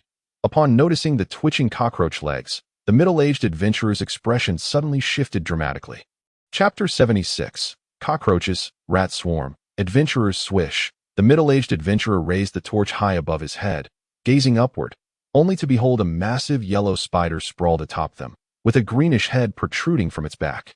Displaying a sinister grin, the stray knight believed it was offering a friendly smile, yet its visage, combined with its demeanor and the dim ambience, rendered it a terrifying sight to human eyes. The middle-aged adventurer, petrified, dropped the torch with a heart-wrenching scream and turned to flee, with the two young adventurers hastily following suit. In their hurried escape, plunged into darkness, the middle-aged adventurer fished out a white crystal from his belongings, activated its mechanism, and it emitted a bright light. The young man exclaimed, "What the hell, old man? Why didn't you pull this out sooner? You know nothing. This is for emergencies. Only lasts half an hour before it runs out of energy. I'll need to recharge it afterward." The middle-aged adventurer retorted irritably that yes, they ran. The young woman gasped. What kind of monster was that? It looked so terrifying. Why does that spider have a goblin's head? Goblin? Impossible. That spider is clearly a formidable magical beast. That's undoubtedly a demon's head. Perhaps a magical organ mutated from that spider, the middle-aged adventurer speculated. Exactly, old man. You're an experienced adventurer, but you seem to have seen too many strange things. Your mind is playing tricks on you, mistaking everything for goblins, the young man scoffed. The young woman flushed in silence at his words. Their voices and the sounds of their hurried footsteps echoed through the vast, empty sewer, soon drawing the attention of certain lurking entities. Suddenly, accompanied by a rustling sound, a horde of giant cockroaches surged from the opposite passage. What the hell is that? Once again, it was the keen-eyed maiden who first detected the anomaly lurking in the darkness. The middle-aged adventurer lifted a crystal, casting a glance, and his countenance paled instantly. Cockroaches, an abundance of gigantic cockroaches. Wasn't it just a small cluster that had been discovered? Their breeding rate is alarmingly swift. The youth exclaimed in astonishment. Enough of this nonsense. Run swiftly. The middle-aged adventurer shouted, pivoting once more to flee. The group dashed to the fork in the path from which they had emerged, only to find one route infested with spider monsters, compelling them to choose the alternate passage. The maiden, in her haste, stumbled upon an unseen object while turning, losing her balance and tumbling to the ground. Fortunately, her agility allowed her to roll and regain her footing promptly, only to realize moments later that her small satchel had been flung into the corner of the sewer during her tumble. With the swarm of cockroaches drawing near, there was no opportunity to retrieve it. She could only turn and continue her flight. After the horde of cockroaches had pursued the adventurers, a silken thread shot forth from the shadows above, snatching the abandoned satchel from the corner.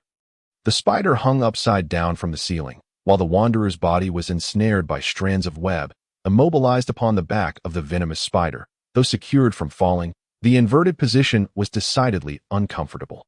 As the companion clambered up the wall to the ground, The wanderer, curious, opened the maiden's forsaken satchel by the faint light. He discerned not only several bottles of murky potions, but also a book with the title Goblin Warrior's Forced Affection emblazoned on its cover. The wanderer, illiterate, flipped through the pages only to find them adorned with colorful illustrations, piquing his interest. After laboriously perusing for a time, he suddenly hurled the book to the ground, stomping on it vehemently while muttering curses. What a disgusting piece of trash. The skin is not green, the ears are not pointed. Who would find human females appealing, disgusting, utterly revolting? Wait, the goblin depicted therein bears a striking resemblance to goblin warriors and goblin champions. Perhaps I should take this back for them to see? The wanderer picked up the book once more, a spark of mischief igniting in his mind, and a sudden, derisive chuckle escaped his lips, startling the venomous spider, which trembled involuntarily. Meanwhile, the three unfortunate adventurers, having fled from the cockroaches, soon found themselves confronted by a horde of large rats searching for enemies, trapping them in the middle. The rat swarm and the cockroach horde regarded each other warily, neither daring to make a move, leaving the three adventurers ensnared in an oddly harmonious yet bizarre standoff. The middle-aged adventurer could not help but mutter resentfully, "Damn it, how did the sewer become like this? And what sort of dreadful intelligence did the Adventurers Guild provide? If we manage to escape, I shall certainly lodge a complaint at the town hall." The maiden's face turned pale, tears glistening in her eyes. "What shall we do? Are we to perish here?" The youth stood protectively beside her, his limbs trembling slightly, yet his tone remained resolute. "We will escape, I assure you." "Escape? My foot! These two damned jinxes, if it weren't for them." A glimmer of ferocity flickered in the middle-aged adventurer's eyes, quickly extinguished as he produced a small orb from his pocket, addressing the two youths. "In a moment, I shall throw this smoke bomb to create chaos. The cockroaches are too numerous, blocking the passage completely. However, those rats, though they appear fierce, have ample gaps. We shall escape through the rats." Though the two youths harbored doubts, they ultimately nodded in agreement, trusting the experience of the seasoned adventurer. The middle-aged adventurer smiled, preparing to toss his device, when suddenly the rat swarm began to stir, turning their attention to the rear where the cockroaches gathered. The green head emerged from around the corner, its eyes glinting with malice, emitting a threatening hiss. The cockroaches, though colossal, possessed little intelligence. Their ranks had yet to produce a queen or similar leader. Sensing the rats' excitement, they assumed an impending conflict, charging heedlessly into battle. The rat swarm, momentarily stunned by this unexpected frenzy, wondered what madness had overtaken these creatures. However, with enemies rushing towards them, they could only retaliate instinctively, aware that the title of Sewer Dominator was a coveted prize. Unfortunately, the three adventurers caught between the two monstrous factions found themselves in dire straits. Thankfully, the primary targets of the creatures' wrath were not them. Under the fierce protection of their summoned beasts, they managed to escape the chaotic battlefield, tattered and bruised, fleeing desperately into the distance. After a considerable distance, the trio began to feel an unsettling sensation coursing through their bodies, tingling and itchy, accompanied by a slight dizziness. The middle-aged adventurer glanced at his wounds inflicted by the rats, which were now beginning to turn a sickly hue, furrowing his brow as he exclaimed, "This is bad. Those rats are poisonous. Quickly, take the antidote." With that, he retrieved a bottle of greenish, murky liquid from his belongings and drank it, feeling his condition improve markedly. However, the maiden, her face a mask of despair, lamented, "What shall we do? I lost the satchel containing the potions." Chapter 77. Harmful literature corrupts the mind. The youth, having sustained numerous injuries while protecting the maiden during the battle, felt his skin growing increasingly purple, his consciousness fading to a haze as he leaned heavily against her. The maiden, though not severely hurt, her clothing merely torn, revealing her fair skin, was consumed with concern for her companion, tears streaming down her face at the sight of him on the brink of collapse. Seizing the moment while the maiden was distracted, the middle-aged adventurer's gaze roamed over her, a glint of lewdness flashing before he licked his lips and feigned composure, saying, "Fear not. I know an old healer renowned for his prowess in healing and antidotes. Once we return to the city, I shall take you to him." "Yes, yes, let us hurry," the maiden exclaimed, anxiously supporting her ailing companion as they prepared to depart.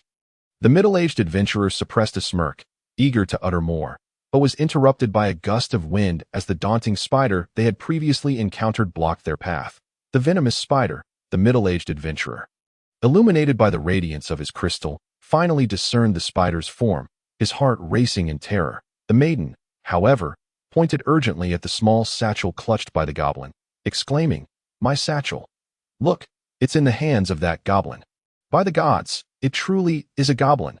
How is it that a goblin rides upon a venomous spider? This is far more bizarre than the horde of gigantic cockroaches." The middle-aged adventurer's face turned ashen, sweat beading on his brow as panic gripped him.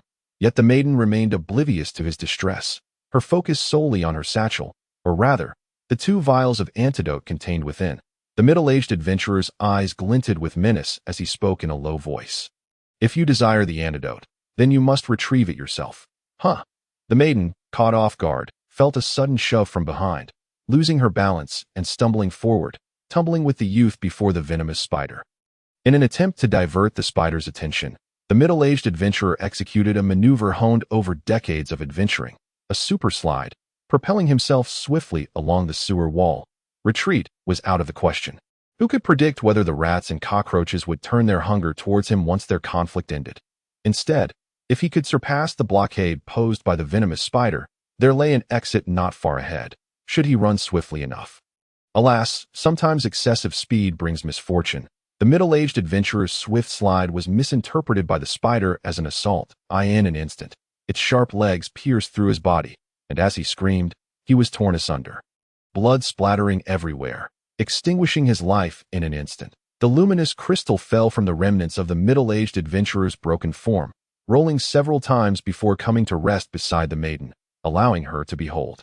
Up close, the 8 indifferent black eyes and the quivering, menacing pincers of the spider. A wave of heat surged within her abdomen. The wanderer tore through the webbing, leaping down from the venomous spider, and began to scavenge the middle-aged adventurer's remains, claiming a handful of silver coins and 2 magical artifacts. Seemingly dissatisfied with his haul, he wrinkled his nose and turned his gaze towards the maiden, grinning as he ambled closer. The maiden, now aware of the goblin's lascivious stare, became acutely conscious of her tattered clothing and exposed skin, panic rising within her as she clutched her garments tightly and pressed against the youth. Tears streaming down her face, she cried out, "Why you? Don't come any closer." The wanderer halted, scratching his head, then pulled out a bottle of murky, low-quality healing potion from his satchel. After a moment's thought, he laid all the potions he had scavenged, along with the 2 magical artifacts, upon the ground, furrowing his brow as he assessed their value before extending 2 fingers towards the maiden. The maiden, momentarily taken aback, found her tears overflowing even more. Murmuring, "TW twice, is it? Yet I have not." Turning to glance at the pallid-faced companion, she gritted her teeth, resolute determination gleaming in her eyes. Setting her companion aside, she prepared to disrobe. "Just twice. Only twice? You must keep your word. Fool! Are you a pig?" The youth gazed at this companion's mind, tainted by harmful literature, and weakly uttered, It desires money." The girl paused momentarily, then hurriedly fumbled to retrieve the coins from both herself and the boy, gathering over 30 silver coins and more than 50 copper coins to hand over. The goblin wanderer frowned at the coins in the girl's hand, hesitating for a moment before placing a vial of inferior healing potion before her. Reclaiming the other items one by one, the girl, momentarily stunned, quickly responded, "No healing potion. I want the antidote, the green one." The wanderer paused, following the direction of the girl's finger, spotting the vial of antidote. He picked it up, examined it, and shook his head at the coins she held. No, this inferior antidote was purchased from the shop for merely 5 silver coins. Seeing the goblin unmoved, as he began to put the antidote back into his bag, the girl had a sudden inspiration. She removed the golden necklace from her neck and tossed it to the goblin. "Gold." The wanderer's eyes lit up instantly, snatching the golden necklace and inspecting it under the faint glow of the crystal. Nodding in satisfaction, that he leisurely approached the girl with the potion in hand. Instinctively, she recoiled, but then realized, holding the coins in her hand, her eyes brimming with tears, yet her gaze resolutely fixed on the goblin. The wanderer paid no heed to the girl's chaotic emotions, ignoring the pile of copper coins, selecting the silver coins from her hand and collecting them, then placing 2 vials of antidote atop.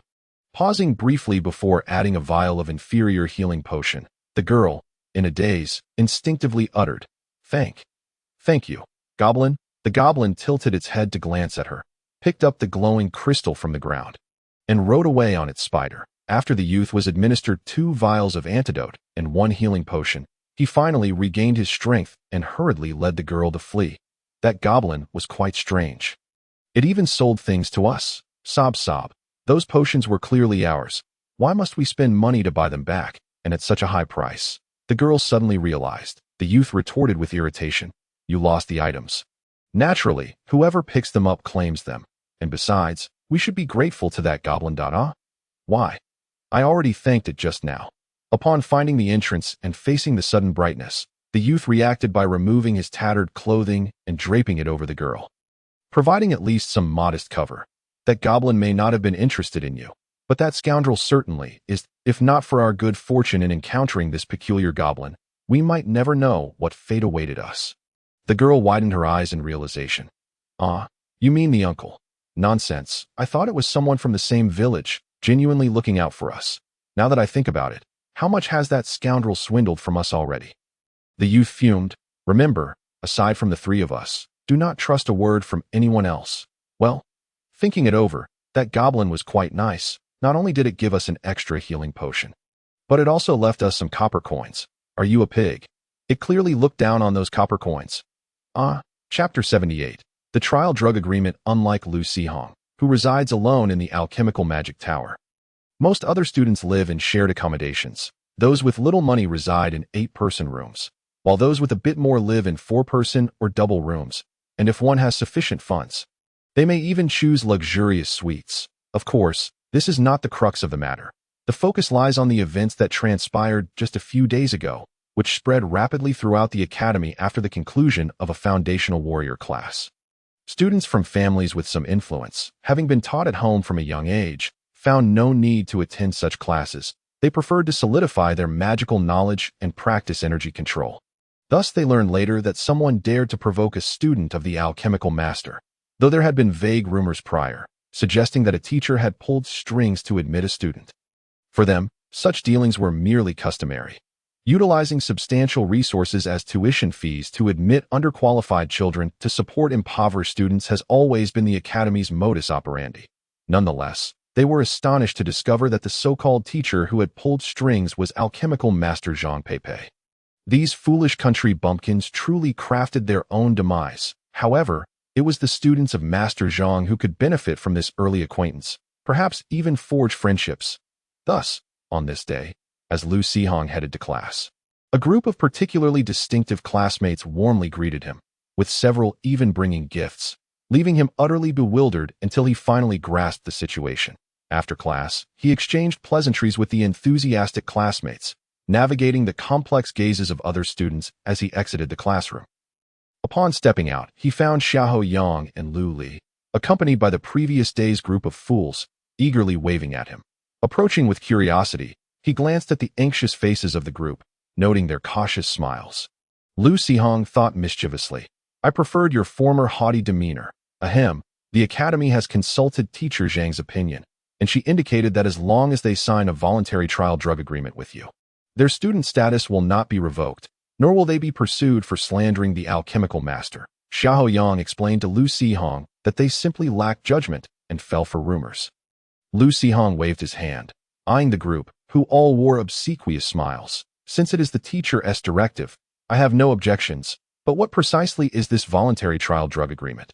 Xiahou Yang pulled Lu Sihong aside, quietly explaining, "Since you are newly learning alchemy, you might not quite grasp it yet, but in the future, you will inevitably need to develop new potions. Initially, you can experiment on magical beasts or tamed creatures. But ultimately, human trials are essential to observe the effects. Death row inmates in prisons are typically reserved by the Alchemical Guild, and while one can pay to find commoners, there will be considerable differences compared to powerful adventurers. Generally, unless in dire straits, adventurers are reluctant to be test subjects. Of course, established figures like Teacher Zhang are exceptions, but you? Goodness! Lu Sihong instantly understood, glancing at the 30 free trial doses outlined in the agreement. Then at the 7 fools, totaling 210 doses. Truly, for a child of humble origins, losing student status at the academy would be more painful than death. After explaining the trial drug agreement, Xiao Yang continued, there are those who deliberately spread rumors, asserting you gained admission through connections. Ahem, it seems Teacher Zhang wishes to keep your testing information confidential, so she casually copied a student's information, which was fortuitously discovered. Moreover, these individuals came from outside villages, completely ignorant, and assumed that the Academy's backdoor dealings were something significant, further fueled by those instigating from the shadows. Lu Xihong paused, pondering what testing information entailed. Senior Sister Su Yu had mentioned something about undergoing a physical examination upon entering the academy, so the teacher simply copied a dossier for me. Goodness, it would have been better if she had provided me with a classified document. As for the source of the rumors, we are still investigating. Lu Xihong smiled, saying, I can roughly guess. After arriving at the academy, I was confined to the magic tower by the teacher and saw no one. Likely only that fellow named Li. What was his name again? Li Chongda? Lu Li, who had been silent, prompted. Yes, it should be that guy who harbors the most animosity towards me.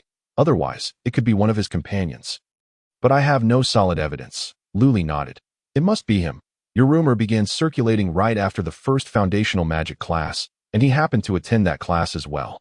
Wait, hasn't that fellow been at the academy for 2 years? What was he doing there? Surely, he couldn't have spent 2 years learning something so simple without mastering it. Lu Xihong inquired. Puzzled, Summer Ho Yang, feeling inexplicably targeted, appeared somewhat embarrassed, while Lu Li chuckled lightly. People's intellects vary. Some individuals simply cannot grasp certain things. What can be done? No wonder the teacher scolded him last time. Calling him worthless, Summer Ho Yang, feeling another jab, hastily interjected. Ahem, if you have no objections, let us sign these agreements first. Once signed, I will submit them to the academy and record them in several guild archives. Oh, all right. Lu Xihong, having signed several agreements, casually inquired, Xiaoho Sr., do you happen to know where Su Yu and Lu Yuhui reside? It appears they are both absent from the academy. I am uncertain about Lu Yuhui's whereabouts. But as for Su Yu and the others, it seems they have undertaken a mission for the Adventurers Guild to address the monsters that have emerged in Jiantu Town. Am I correct? Ollie? After Xiaoho Yang finished speaking, he seemed somewhat uncertain and turned to his companion for confirmation. Lu Li nodded and replied, Zhao Xiaoxua wishes to apply for the Advanced Wind Magic Guidance course. But her practical credits are insufficient. Therefore, Su Yu has taken them to undertake guild tasks. As for Lu Yuhui, it appears there are disturbances involving monsters at the farm owned by his family, and his team has gone to assist him. Lu Xihong was aware that enrolling in the academy's courses required various prerequisites, yet he was unaware that completing tasks for the Adventurers Guild also counted towards practical credits, which not only provided monetary rewards but also enhanced both guild and academy practical credits, making it sound quite advantageous. Lu Li seemed to discern Lu Xihong's thoughts and continued, You need not worry about such matters. Junior.as a student of the Alchemical Magic Tower, as long as you fulfill the assessments of prerequisite courses, most of the conditions for other courses can be waived. Oh wow, the teacher is truly remarkable. Chapter 79. Happy Water 2.0. Upon returning to the Magic Tower, Lu Xihong was engrossed in experimenting with Happy Water 2.0 when Zhang Peipei approached him, stating she would be away for a while, and asked Lu Xihong to manage his study schedule independently. The Lord's Beast was slightly injured during battle. I must go check on it. Lu Xihong's eyes brightened at this news. At that legendary lava slime volcano. Zhang Peipei chuckled. If you're interested, I could take you along. Lu Xihong shook his head. Perhaps another time. There will be plenty of opportunities in the future that I wouldn't want to disrupt my teacher's work. I shall continue my studies here at the Magic Tower. However, I heard that the Lava Devourer has remained stationary at the Lava Fortress. How could it suddenly be injured? Zhang Peipei explained. The Lava Fortress has a spatial fracture. The Lord and his beast have been stationed there to guard it. Recently, a horde of monsters launched a surprise attack through the fracture. Although they were repelled, the Lava Devourer suffered some injuries and has been contaminated in a troublesome manner, which requires my attention. I understand. Rest assured, teacher, I will remain here at the Magic Tower and study diligently. No, I believe you should take some time to explore outside, lest you confine yourself to dullness, Zhang Peipei remarked, glancing at the peculiar beverage he had just concocted. Lu Xihong noticed her gaze and looked at his Happy Water 2.0, frowning as he muttered, Is there an issue? Surely not. I have accounted for the relationships among all the materials and even offered a cup to the Gale rabbit. Perhaps I should let Iong try it instead. Seeing his puzzled expression, Zhang Peipei couldn't help but chuckle as she produced 3 pieces of magical equipment and placed them on the experimental table, introducing them one by one.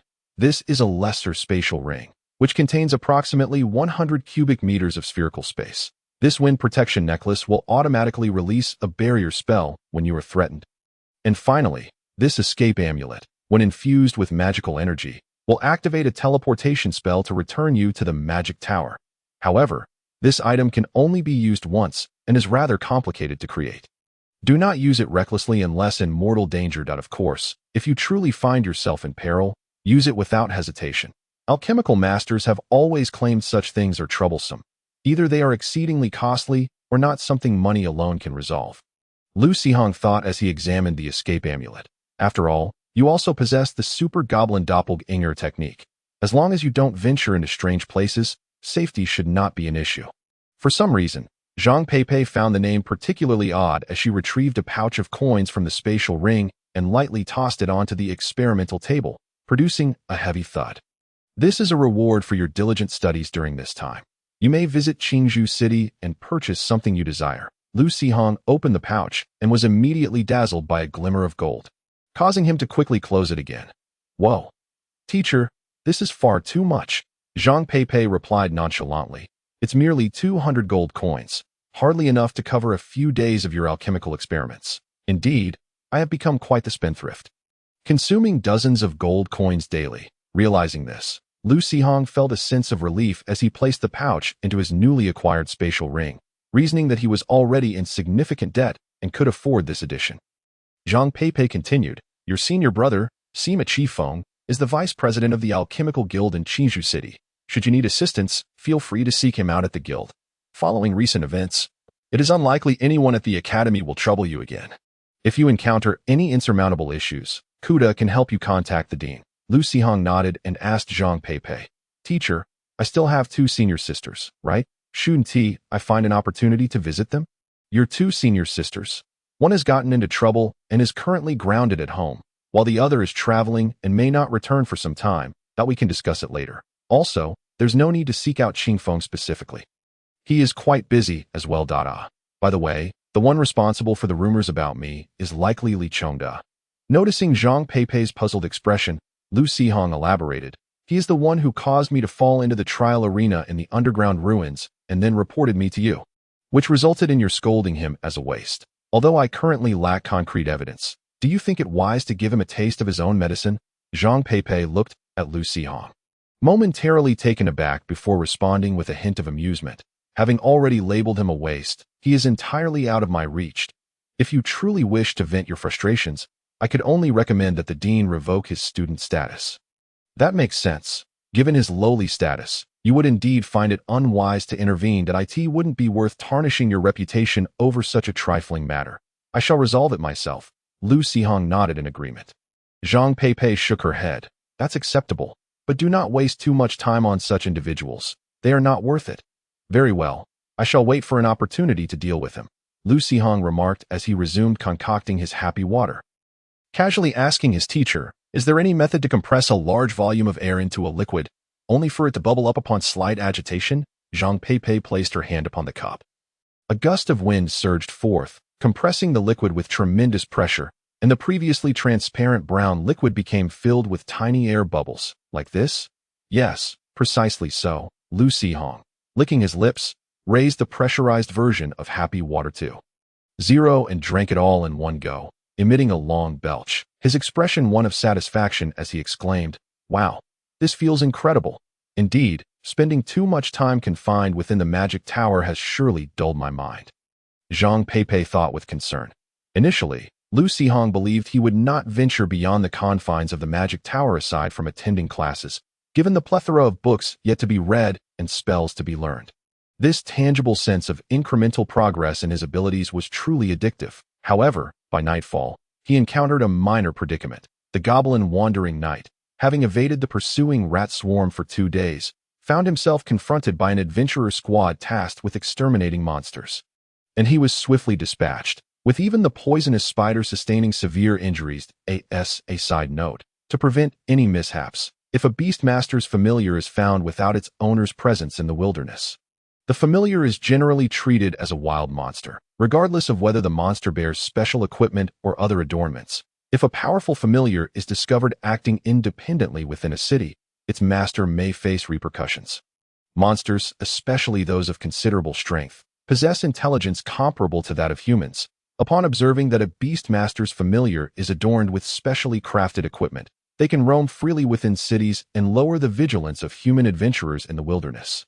Consequently, they often imitate this behavior, slaying familiars and adventurers alike before donning the fallen equipment to disguise themselves as familiars and attack humans, causing significant trouble for society. Thus, in later instances, if the master is absent, the familiar will default to being considered a wild monster, and the slayer bears no responsibility for its demise. Even in numerous significant locations, the presence of beasts is strictly prohibited without prior permission. Chapter 80. The Wandering Elders Evolution. The tale of the Goblin Wandering Knight begins as the knight ventures into the sewer system beneath Green Bamboo City, encountering swarms of colossal cockroaches, facing hordes of mutated rats. The Wandering Knight establishes a safe haven and inadvertently captures a small number of giant cockroaches and magical rats. Under siege by adventurers, the Wandering Knight retaliates, slaying a human adventurer, and engages in trade. Losing 3 vials of inferior potions but acquiring a golden necklace and 35 silver coins. Pursued by a pack of magical rats, the knight encounters an adventurer team that attacks him, resulting in the knight's demise and the serious injury of a venomous spider. This escapade yields experience 42, inferior potions 4, silver coins 35, golden necklace 1, glowing crystal 1. Book 1. The Goblin Wanderer's aspirations have been unlocked. The allure of trade. Through interactions with human adventurers, the wanderer discovers that in their dire need for certain items, they willingly offer multiples, even tenfold, of the value in coins and goods in exchange. After much toil, the industrious wanderer is finally poised for evolution. Having amassed sufficient experience points for the transformation, Lu Sikhang must expedite the fulfillment of this desire. However, a minor issue arises. Although he has not undergone a physical assessment at the academy, Lu Sikhang suspects that his energy concentration, as Zhang Peipei is well aware, is on the verge of transitioning from a misty state to a rainy state. Lu Sikhang worries that should the Goblin Wanderer evolve at this juncture, the resulting energy feedback might propel him into the next stage, leading to an awkward explanation. After considerable thought, he decides to evolve the Goblin Warrior as well. Although the frequency of evolution is rather excessive, what can he do? He cannot simply prevent it, can he? In the plantation, there are indeed numerous insects, but this area lies under Kuda's watchful eye. Any covert actions would surely be reported to the instructor. After much contemplation, Lu Sikhang concludes that a diligent student ought to heed their teacher's advice and resolve to venture outside the magic tower tomorrow. In addition to the 3 spells learned previously, he has recently mastered a poison mist technique, capable of directly spraying or releasing a mildly toxic green fog within a 50-meter range, coupled with the 2 life-saving artifacts provided by his teacher. Lu Sikhang feels confident that, in both software and hardware, he far surpasses the wild bronze adventurers outside. That IT should pose no issue to accept a simpler task at the Adventurers Guild, should he find no suitable tasks at the guild. Lu Sikhang contemplates a jaunt into the sewers of Green Bamboo City, wandering aimlessly. Whether or not he encounters magical creatures is of little consequence, as he can simply complete the Goblin Warrior's evolution before emerging. During his battles with magical creatures, the Goblin Warrior, driven by a desire for strength, undergoes evolution, an event worthy of celebration.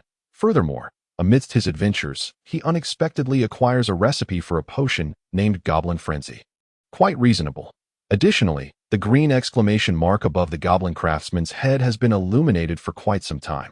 The trees in the beast taming space have been entirely felled, and he seems eager to craft something, urgently requiring a supply of wood. Once he ventures out, Lu Sikhang must procure some timber for him or find a forest for him to harvest. The Goblin Gravedigger is intent on locating a burial site to unearth a specter. For the moment, this is beside the point. Currently, he possesses not only the previous wandering soul, but also a pitch-black specter, which he summoned after exhuming the corpse of a demon missionary that had lain buried for over half a month. The goblin raider desires to indulge in alcohol. A simple matter. A trip to the tavern will suffice. Fortunately, the space ring given by his teacher is sufficiently spacious to accommodate a generous supply of ale and meat. He had previously mentioned rewarding this group, yet upon entering the magic tower, he inadvertently left them hungry for a month. Thankfully, the goblin wandering knight had brought back a rock bear previously, providing them with sustenance for a considerable time. Speaking of the rock bear, the goblins have fashioned 2 wildness charms from its teeth, claws, and skull. The goblin's wildness charm Rock Bear Weak, a magical charm crafted from the teeth and claws of the rock bear. Drawing upon a portion of its power, low-level bear's sharpness, the goblin's blades, limbs, claws, and teeth gain additional sharpness during attacks. Low-level bear's strength. The goblin receives a slight boost in strength. The goblin's wildness charm Rock Bear Weak, a magical charm crafted from the skull of the rock bear. Drawing upon its elemental power, Rocky Skin. The goblin's skin receives additional protection from rock, granting a slight increase in defense. Earthly perception. When standing on the ground, the goblin can sense nearby enemies through subtle tremors in the earth. Lu Sikhang instructs the goblin warrior to present the charms, attempting to wear one himself, but feels no discernible change in his body. It appears that only goblins can benefit from their effects. Ultimately, these 2 charms are distributed to the goblin warrior and the goblin frost mage. Both the goblin warrior and the goblin laborer have met the conditions for evolution, yet Lu Sikhang currently lacks sufficient experience points. Leaving the situation in limbo, after confirming with Kuda that there are no basic warrior classes in the following 3 days, Lu Sikhang casually collects a dozen various alchemical potions from the laboratory and retrieves a map of Green Bamboo City from his study before departing the alchemical magic tower. It took him over 3 hours to finally step through the gates of Green Bamboo Academy and enter Green Bamboo City for the first time.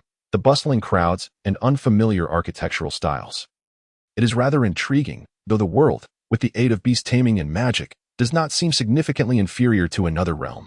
Yet, having grown accustomed to the whimsical innovations of games from his former life, these tangible structures can only be described as interesting, but hardly breathtaking to it pales in comparison to his initial arrival in this world, when he discovered that this seemingly backward realm possessed a sophisticated drainage system, eliminating the need to dig a hole for a toilet or use leaves for hygiene, and that they could manufacture glass. Even broken walls could be directly repaired with soil. These chaotic details had left a profound impression on Lu Sikhang. Moreover, he has little time to loiter outside. With only 3 days available, he is uncertain whether he can find a suitable task at the Adventurers Guild. Ah, right. His file still seems to be registered in White Moon Town. He must first retrieve the bronze badge from the goblin's storage before he can register at the Adventurers Guild to accept tasks. The Adventurers Guild is not far from Green Bamboo Academy. Following the map, Lu Sikhang walks for about 10 minutes, crossing 2 streets, before arriving at the Adventurers Guild in Green Bamboo City. Compared to the simple structure in White Moon Town, this imposing 5-story building is significantly more grandiose. It resembles the difference between a rural savings house and a CBD bank tower. Chapter 81. The Yellow Chocobo That Knows the Way. The Adventurers Guild in Green Bamboo City, though spacious, is bustling with numerous adventurers. Leaving no trace of emptiness, surrounding the hall are many rooms. Some are designated for interviewing adventurers by employers, while others allow adventurers to interact and form temporary teams. There is even a bar on one side of the hall selling beverages and simple food, though no alcohol is served. Perhaps to prevent adventurers from becoming rowdy and causing disturbances, the upper floors remain shrouded in mystery, as Lu Sikhang notices no one entering or exiting. With little time to spare, he takes a cursory glance, presents his bronze badge at the counter, completes the registration, and proceeds towards the task board. The bounty tasks here are categorized by difficulty, and after a brief overview, Lu Sikhang finds himself reluctantly gravitating towards the beginner task area. Investigate the sewer, eliminate monsters in the village, deal with the burrowing moles plaguing the farm, search for lost cats. No, such tasks truly exist. Which adventurer would accept such a bothersome and thankless endeavor with meager rewards? I refuse. I am an adventurer, and you expect me to chase after a cat. A boy beside Lu Sikhang expresses his resistance openly. What shall we do then? We have little money left. If we don't take on a task, we may have to resort to odd jobs. A girl laments. Well, at least let us take a more reasonable task. However, our strength is insufficient. and it will take several days for Afu to revive. A seemingly frail boy expresses his guilt. It's all my fault. If I hadn't gotten myself severely injured, we wouldn't have had to spend so much on medicine, and you all wouldn't have nearly failed to return. Enough already. Given the circumstances then, your little fireballs wouldn't have made a difference. If that damned fool had been there, we would have been doomed regardless. Ah, thankfully for that goblin. I wonder if it is still lurking in the sewers. It seems that they are no longer around. It is said that the team that went down to undertake the mission encountered a goblin riding a spider, and upon meeting, immediately engaged in combat, vanquishing it. How could this happen? Upon hearing this, the young girl felt a sudden wave of sorrow. The boy quickly reassured her, saying, "Do not worry, it did not perish. Both it and that spider were beastmasters." And upon being defeated, they simply dissipated.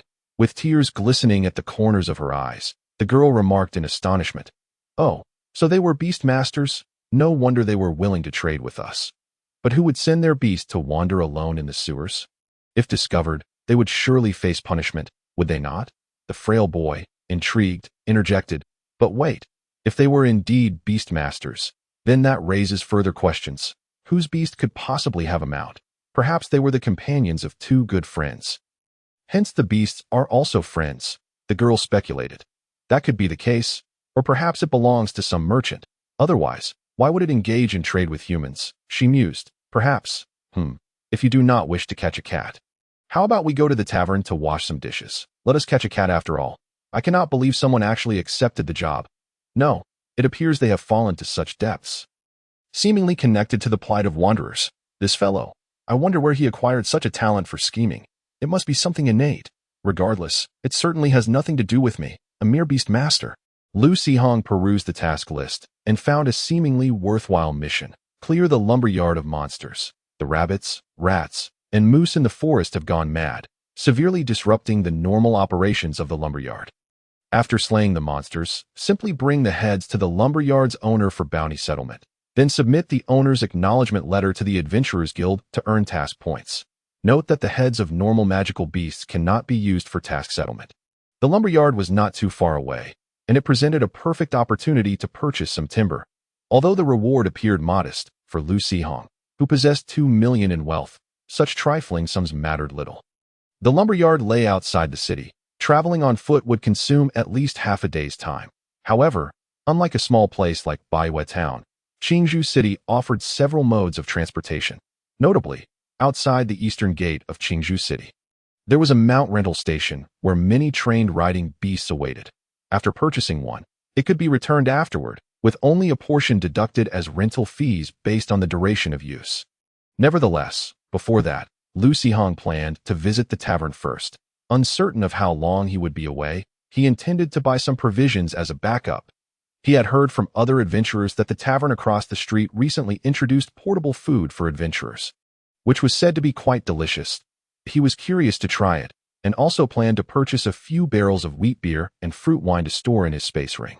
Upon arrival, he discovered that the so-called portable food was merely rice ball-like items, specially processed to resist spoilage, and with flavors far superior to dry rations, which made them popular among adventurers. The apprentice, unlicensed alchemist Lu Sihong, barely deciphered the preservatives mixed into the rice balls, trace amounts of finely ground plant materials, which appeared harmless.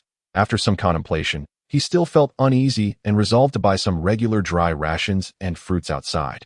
But he was determined to purchase the beer that he remained cautious, pretending to reach into his pocket for money when it came time to pay.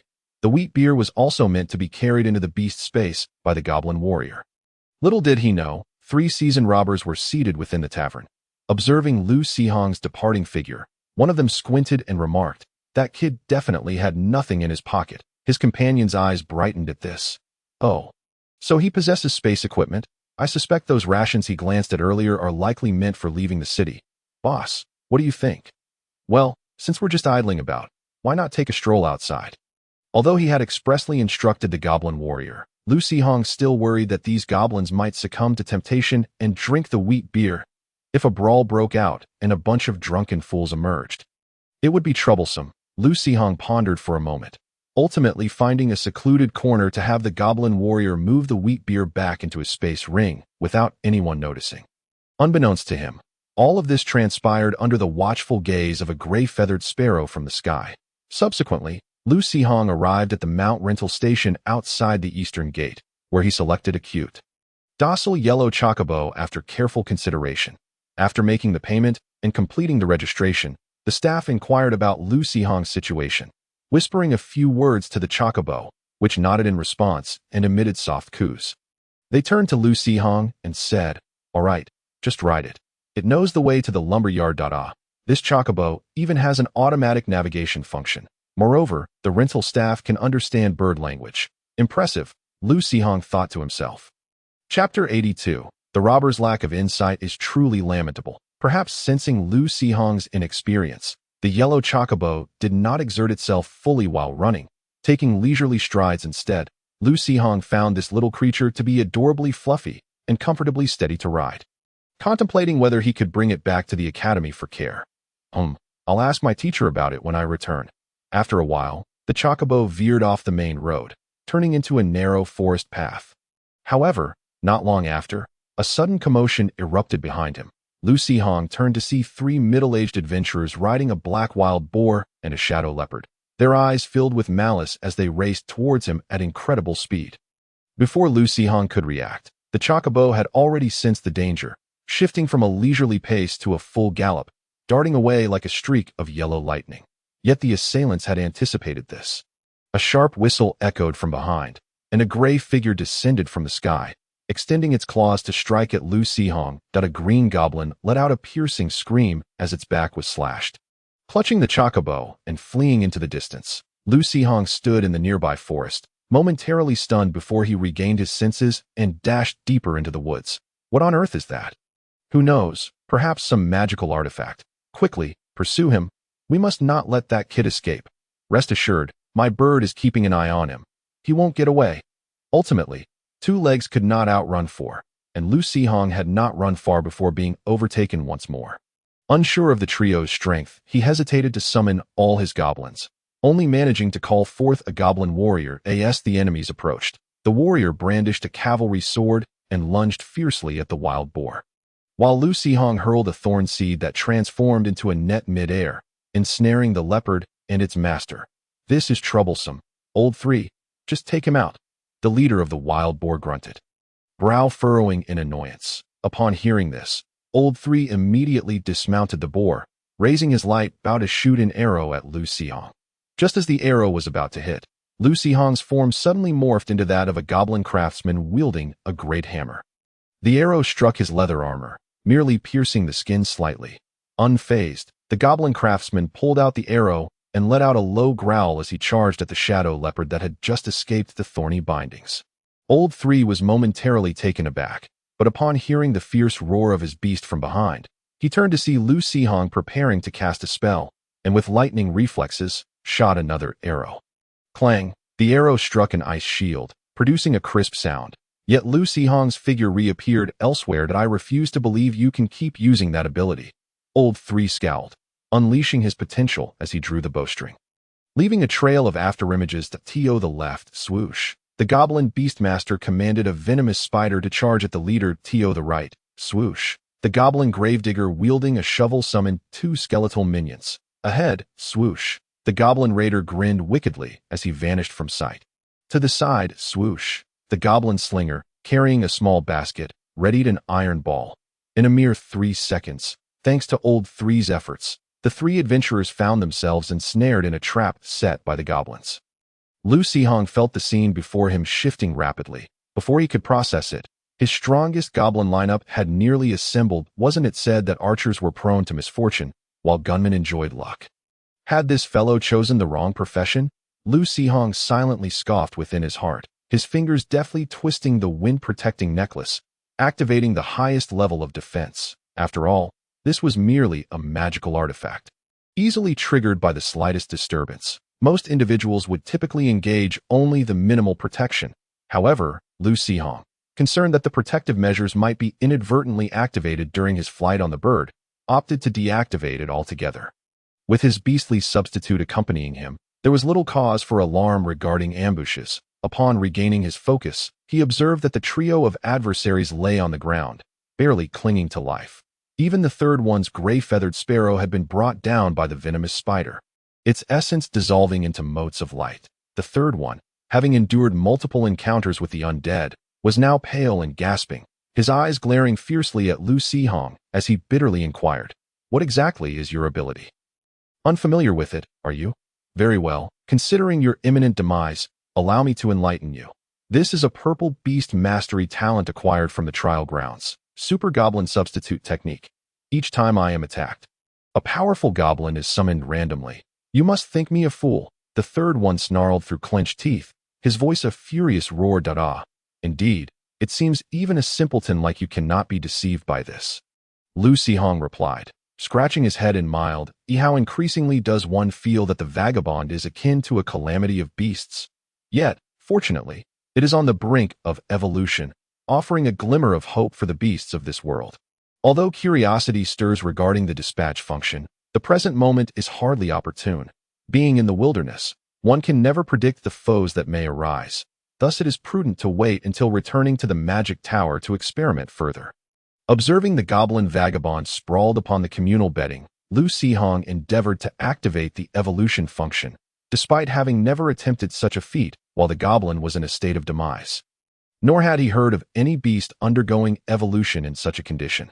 However, the vagabond, in its lifeless state, remained compliant within the beast space. Fortunately, the evolution succeeded. The goblin vagabond transformed into the goblin wandering merchant.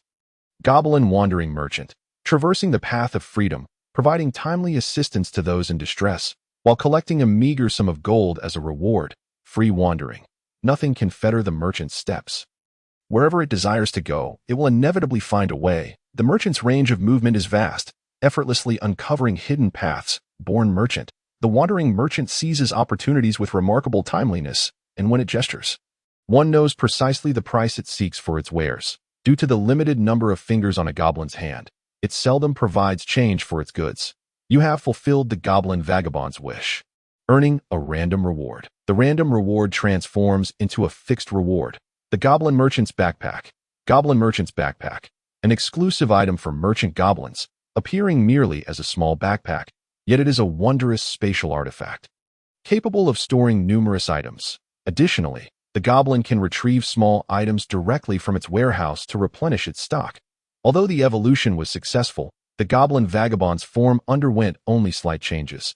It grew a tad taller, and its visage became more cunning, yet it still lay inert upon the communal bedding, showing no signs of revival. For reasons unknown, as Lu Sihong gazed upon the breeding ground's historical records, he couldn't shake the feeling that this creature had enhanced its capacity for wreaking havoc upon the living. You have acquired the Merchant Goblin, unlocking the basic shop function. Chapter 84. The Decaying Monster and the Suppressed Spatial Rift. Each successful transaction by the merchant-type goblin yields trade points. For every 100 trade points, one may draw from the basic blind box at the shop 75 ordinary resources, 5 rare resources, 15 low-level blueprints, and 5 intermediate blueprints. The basic shop refreshes randomly every month with 1 to 3 items. Available for purchase with various resources. Purple Blueprint. Costume. Christmas Goblin. A goblin costume crafted from various rare materials, requiring a high-level craftsman goblin. Price: 5,000 gold. Green Blueprint. Stone Skin Potion. A magical potion concocted from earth-type magical materials, granting low-level stone skin effects upon use. Price: 180 gold. White Blueprint. Goblin's Wild Mask. An ugly mask that enhances the goblin's fearsome appearance. Price: 10 gold. Days until shop refresh. 18. Goodness gracious. Lu Sihong truly did not anticipate that within this single day, there would be both a dispatch system and a shop system. Had he known, alas, knowing would have been futile, for the vagabond had only recently aspired to evolve into a merchant. He glanced at the newly refreshed shop items. The Christmas costume seemed utterly useless, yet he yearned for it. Envisioning a goblin clad in Christmas attire engaging in battle conjured a vivid image, especially the sight of a horde of Christmas goblins charging forth. That scene. However, the price was exorbitant, and the crafting requirements appeared rather challenging. As for the mask, goblins were already sufficiently ugly and fearsome. Did they truly need to spend 10 gold on an additional mask? The Stone Skin Potion, on the other hand, warranted further investigation into whether a similar recipe existed. and if not, it might be worth purchasing to examine. The lottery, however, depended entirely on the vagabond. The performance of the wandering merchant left Lu Sihong to leave it to fate. Should there be points, he would draw, and if not, so be it. That moment, a low growl from the goblin captain resonated in Lu Sihong's ear. Opening his eyes, he beheld, in the distance, a decayed stag. Its skin rotting and red-eyed, staring intently in their direction. Its mouth was devoid of flesh, revealing 2 rows of yellowed teeth, and viscous black pus dripped continuously from the gaps between its teeth, splattering upon the ground and causing the surrounding grass to emit a plume of smoke as it rapidly decayed. What in the world is this abomination? Hadn't the lumberyard owner mentioned merely a horde of frenzied beasts? This creature resembles something from the realm of the undead. Yet, the goblin captain paid little heed to such matters. Noticing Lu Sihong's diverted attention, it charged forth with its cleaver, effortlessly evading the decayed stag's assault. As they passed each other, the captain delivered a swift blow, severing the creature's head. Strangely, the headless body continued to charge for several meters before crashing into a large tree, collapsing after a violent jolt. Limbs thrashing erratically as thick, foul-smelling liquid oozed from its body, corroding the tree and surrounding grass, ultimately falling silent after some time. Seeing that the foe had ceased its movements, the goblin captain furrowed its brow. Glancing at the cleaver in its grasp, now marred by the stag's pus, rendered pitted and unusable, he had initially intended to hand it down to a goblin warrior. Enough of that. Go collect the heads of those rabbits and mice. And as for the stag, allow me to handle it. We must return to the lumberyard quickly. Nightfall approaches, and with such ghastly creatures in the woods, I have no desire to remain here overnight. After instructing the goblin captain, Lu Sihong stepped forward, binding the stag's head with magical vines. The head still bore some corrosive liquid, which hissed upon contact with the vines, causing them to erode and break in places. Nevertheless, Lu Sihong could continuously infuse magical energy into the vines, prompting them to grow rapidly and replenish themselves. After a brief struggle, the corrosive liquid atop the stag's head was swiftly consumed. Lu Sihong summoned another vine to string together the heads collected by the goblin captain. One on the left, a cluster on the right, dragging them along as they made their way back to the lumberyard. Adventurers often engaged in peculiar antics, and the lumberyard owner, having seen it all, merely raised an eyebrow at the odd display of rabbit heads on skewers, though the sight of the bizarre stag's head compelled him to frown. Was the pollution really that severe? Had they conjured such monstrosities? Observing the lumberyard owner's familiarity with the situation, Lu Sihong inquired about the stag's condition. "Are you aware of the spatial rift at the lava fortress?" the owner asked, while he had heard a mention from his teacher. He was not well versed in the specifics, and Lu Sihong shook his head, stating, "I just arrived from Baiwa town and am not well acquainted with these matters." Baiwa town. Ah, that adventurer's town. I once procured some timber from there. The lumberyard owner nodded and continued, "Since you're not familiar, allow me to provide a brief overview. Qingtong, in fact, is the name of our lord, the Lava King's wife. When the Lava King was granted lordship, he established a town here, which, after considerable time and effort, evolved into a city. The Lava King possesses immense strength and longevity, yet his wife's beast was merely a jungle sheep, despite the Lava King exhausting every effort to induce a mutation and elevate its rank twice. Ultimately, she passed away peacefully at the age of 200. Subsequently, the city was renamed Qingtong City. No, I have already read this historical account in books. I wish to know about the spatial rift. You said you would keep it brief. Do you intend to start from the creation of the universe? Lu Sihong maintained a smile on his face, though the corners of his mouth twitched slightly as he struggled internally to voice his frustrations. Perhaps sensing Lu Sihong's distress, the lumberyard owner finally addressed the matter at hand. Subsequently, a horde of cult followers emerged from an unknown origin, stealthily promoting their nefarious deity's worship in several villages. At that time, in the eastern region, near the misty forest that you call home, a rock giant appeared seemingly out of nowhere, and the Lava King just happened to engage it in battle. By the time the inhabitants of Qingzhou City noticed the disturbances in those villages, it was already too late. The villagers had been thoroughly brainwashed by the cultists, sacrificing their own lives to create a cursed territory, which is now the dwelling place of the Lava Devourer. They even opened a spatial rift there, unleashing a horde of fiends and monsters. Although the community united bravely, they managed to hold out until the Lava King returned and vanquished the creatures. The rift, however, could not be sealed. They could only keep the lava devourer in check, while employing various means to gradually purify the cursed land. Since attacks from the rift were frequent, a lava fortress was constructed, housing a contingent of beastmasters. Chapter 85. The fire-breathing raccoon Lu Sihong enjoyed a hearty dinner with the workers at the lumberyard and settled into a small, independent room arranged by the owner. The room was indeed quite cramped, barely accommodating even a goblin for guard duty, yet Lu Sihong felt secure, thanks to the wind guard necklace he wore. After evolving the goblin during the day, he experienced a momentary headache, but his mental strength surged significantly, and the energy within him transitioned into a state akin to rain. The mist had dissipated, replaced by tiny droplets flowing steadily through his body.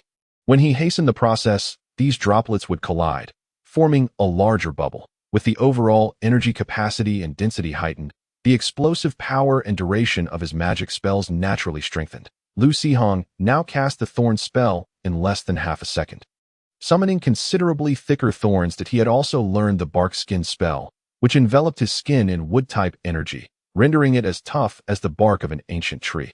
Although this would reduce flexibility, it provided formidable protection.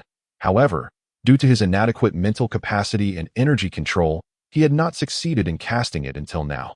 This time, he required merely 5 seconds to chant the incantation, achieving a mental resonance that enabled him to swiftly construct the spell's framework in his mind. He then felt the wood-type energy within and outside his body react simultaneously, rapidly wrapping around his skin and solidifying into a bark-like structure. Tapping on his arm, he found it rigid and tingling, akin to wearing a layer of hardened armor, slightly impeding his movements. Lu Sihong knew that within the advanced spells, there existed the Dragon Scale spell, which transformed the bark structure into scales, providing robust defense without hindering mobility. However, that particular spell required substantial mental power and energy control, which Lu Sihong could only aspire to attain, unless he acquired a dozen or so territory expansion cards to elevate his mental prowess to that of a high-level mage. As time grew late, Lu Sihong was about to meditate before sleeping when he suddenly heard commotion outside, faintly catching words about monsters and pollution. Rushing to the lumberyard entrance, he saw the workers brandishing torches and various tools as improvised weapons. Their expressions filled with alarm to eye in the flickering firelight. A massive entity resembling a putrid mud slime, entwined with the heads and limbs of magical beasts, oozed a nauseating stench as it slowly approached the crowd. The workers, though initially unperturbed, became increasingly terrified as they noticed that the decapitated deer heads, rabbit skulls, and severed hooves, clearly in a state of decay, were still animated, even producing haunting cries, which was truly horrifying. Just as the goblin captain prepared to charge with a broadsword, he was halted by the lumberyard owner, who seized a pitchfork from a nearby worker and hurled it with remarkable speed, piercing the mud slime. Instantly, a multitude of black tendrils erupted from the slime, ensnaring the pitchfork in an instant, and within a second, the tendrils retracted, leaving the pitchfork vanished without a trace. Simultaneously, the grotesque heads on the slime emitted piercing wails as if they had been struck. Turning their blood-red eyes towards the lumberyard owner, startled by the sudden cries, Lu Sihong, standing nearby, felt a chill as those eerie gazes fixed upon him, prompting him to retreat several steps. While physical attacks seemed ineffective, the creature was slow-moving. "Little brother, don't you wield spells? Cast one and deliver a decisive blow." Yet, he thought, "I can't do that. I haven't even taken the apprentice mage exam." With so many witnesses, he couldn't let the frost mage intervene. Lu Sihong pondered briefly and, pointing at the slime with his right hand, unleashed a thick cloud of green toxic mist that enveloped the creature entirely. However, the slime, being an abnormal life form filled with corrosive fluids, showed no reaction to the poison. Lu Sihong then tossed a seed of the rasha vine, which transformed into a thorny net that ensnared the slime. Unsurprisingly, it was swallowed whole. Nevertheless, the rasha vine, being a toxic plant, caused some reaction. Bubbles erupted within the slime, and soon its form transformed into a vibrant green, resembling a forest slime. The lumberyard owner seemed to suddenly comprehend. "Ah, so you are a wood mage," Lu Sihong retorted. "Hey, why does your tone suggest you look down upon wood mages? My temper is flaring." He retrieved a bottle of dark green alchemical potion from his spatial ring, ready to hurl it. However, the lumberyard owner, upon seeing it, turned pale and quickly restrained him, exclaiming, "Whoa, you can't just toss that precious item around. One bottle could sustain me for 2 or 3 years." Lu Sihong was momentarily taken aback, having casually taken the potion from the laboratory counter. He knew it was called a dissolution potion, capable of causing an explosion and dissolving everything within a 5-meter radius, but he had no idea it was so valuable. Observing its quality, it was undoubtedly a premium-grade potion. "Who are you, a child with no concept of money?" he mused. "Such a worthless item shouldn't be paired with such high-end goods. In the end, it seems I, the elder, must handle this myself." The portly old man sighed in resignation, beckoning with his hand as a summoning array materialized on the ground, from which emerged a plump little raccoon, yawning sleepily and grumbling at the lumberyard owner. After coaxing his familiar, the raccoon reluctantly turned, its eyes glowing red as it inhaled forcefully, causing its belly to swell that a wave of heat surged around it. Then it opened its mouth and unleashed an orange flame at the green slime, instantly transforming it into a blazing fireball. As Lu Sihong observed this scene, he was suddenly reminded of his childhood snacks. Remarkably, despite its small size, the raccoon possessed immense power. The peculiar mud slime was incinerated amidst a cacophony of howls. "Ah, it's burnt," Lu Sihong lamented. The lumberyard owner regarded him with curiosity. "What? Do you wish to taste this ghastly thing?" Lu Sihong replied. "Shouldn't this monstrosity be reported to the Adventurers Guild?" The old man then realized. "Ah, no problem. I'll draft a document for you. You can submit it when you return to complete your quest." Chapter 86. Return to the Magic Tower. Lu Sihong initially thought to gain more experience before returning, but his curiosity regarding the dispatch function prevailed, leading him to decide to return to the academy first. Early the next morning, he spent a few gold coins purchasing high-quality timber from the lumberyard owner, who insisted Lu Sihong take as much as he wanted, even filling his Beastmaster space. Lu Sihong thought to himself, "If I weren't afraid of revealing my secret, I'd show you what it means for trouble to come from your own words." Riding a yellow chocobo, he enjoyed a tranquil journey until he reached the city gates, where guards stopped him. First time riding a bird into the city? Though it sounded peculiar, Lu Sihong nodded in agreement. The guard frowned. "You'd best lead the bird inside and familiarize yourself with the riding regulations in the urban area." "Understood," Lu Sihong replied. Lu Sihong obediently descended from the back of the bird, taking the reins in hand. The guard, noticing his youthful countenance, added, "Do take this seriously. Should you violate the regulations of the urban area, you could face a fine at the very least, or, in more severe cases, end up in prison. Rest assured, there are countless paths, but safety is paramount. Until I have thoroughly memorized the rules, I certainly shall not ride a bird within the city limits." Quite cultured indeed, the guard nodded. Granting him passage, Lu Sihong led the bird for about an hour before finally arriving at the Adventurers Guild. Emulating the other adventurers, he secured the chocobo to the wooden railing at the entrance.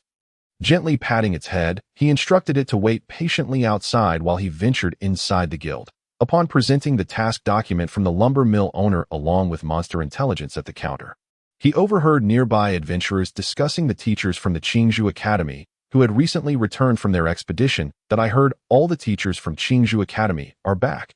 Does that mean the dragon crisis has been resolved?" "Your information is rather lacking.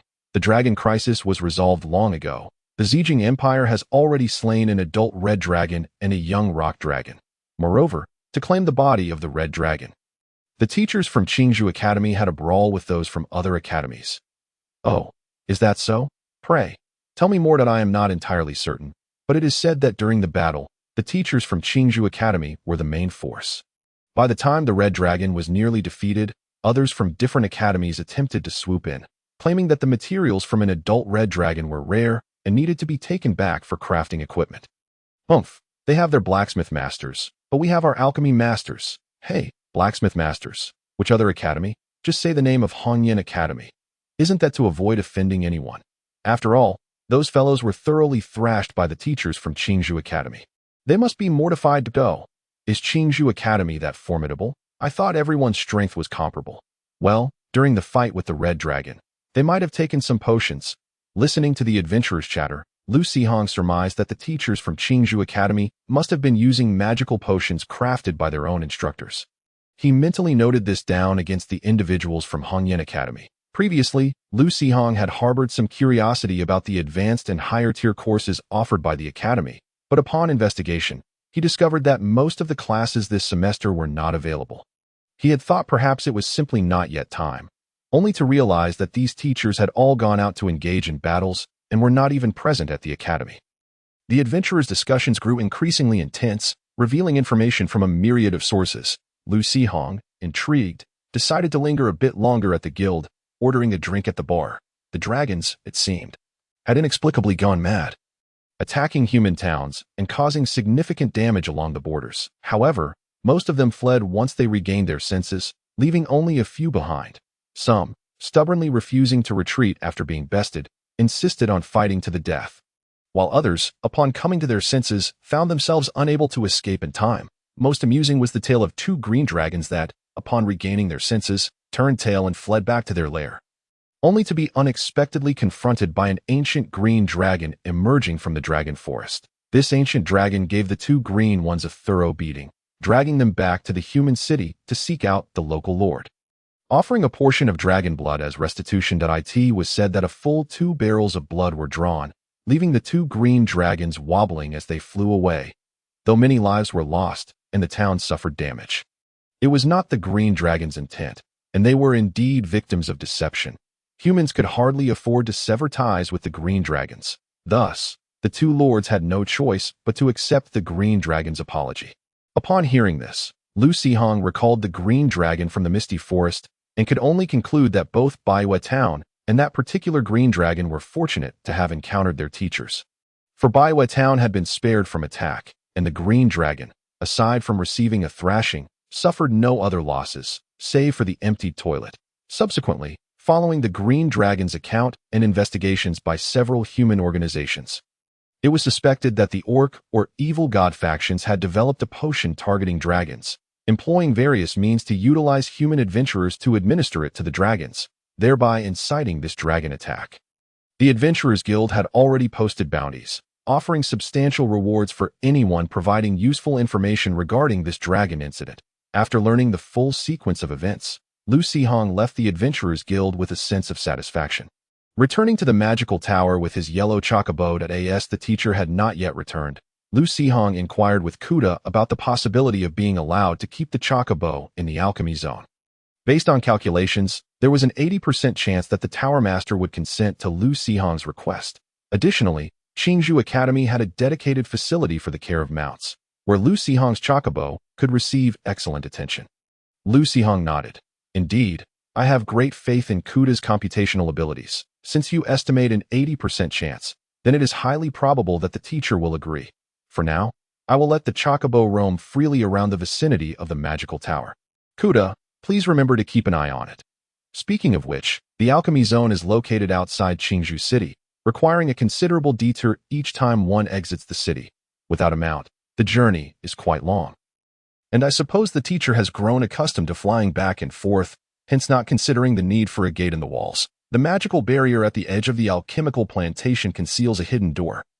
Lu Sihong need only call out to Kuda beside the secret door, and Kuda will assist in opening it. Why didn't you say so earlier? Lu Sihong had not conducted the relevant inquiries. The tower spirit would not engage in unnecessary calculations. Lu Sihong scoffed.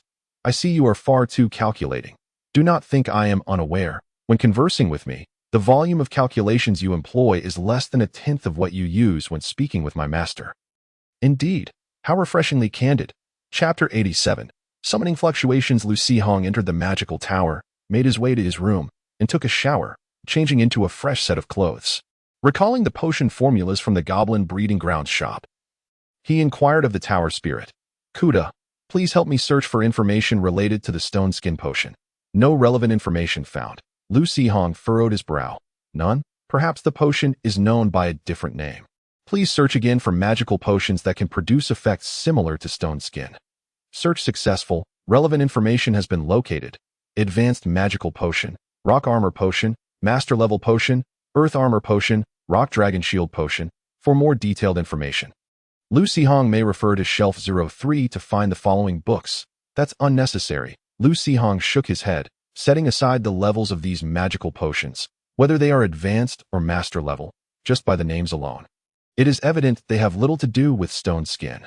Therefore, if not elsewhere, at least the alchemical magic tower does not have the recipe for the stone skin potion recorded, with a price of 150 gold coins. Lu Sihong had sufficient funds, but upon making the purchase, not much would remain in his possession. Forget it, out with the old, in with the new. Lu Sihong immersed his consciousness in the Beastmaster space, opting to purchase the formula for the stone skin potion, but the breeding ground displayed a prompt. Insufficient gold coins in the warehouse. Lu Sihong summoned the goblin captain and instructed it to bring all the gold coins back to the Beastmaster space and deposit them into the goblin's warehouse. Simultaneously, Lu Sihong felt a twinge of curiosity. Did the gold coins hold any special significance for the goblin breeding ground, or were they merely taken to comply with the original game rules? What would become of the gold coins once collected? Purchase successful. 150 gold coins have been deducted.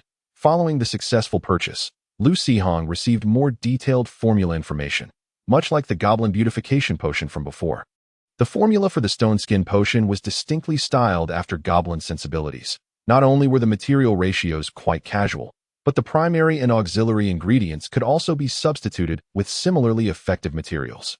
Furthermore, aside from conventional alchemical methods, one could simply add the ingredients in batches to a large pot and simmer them over a high flame to create a medicinal broth, yielding effects akin to drinking it. Truly quite rustic.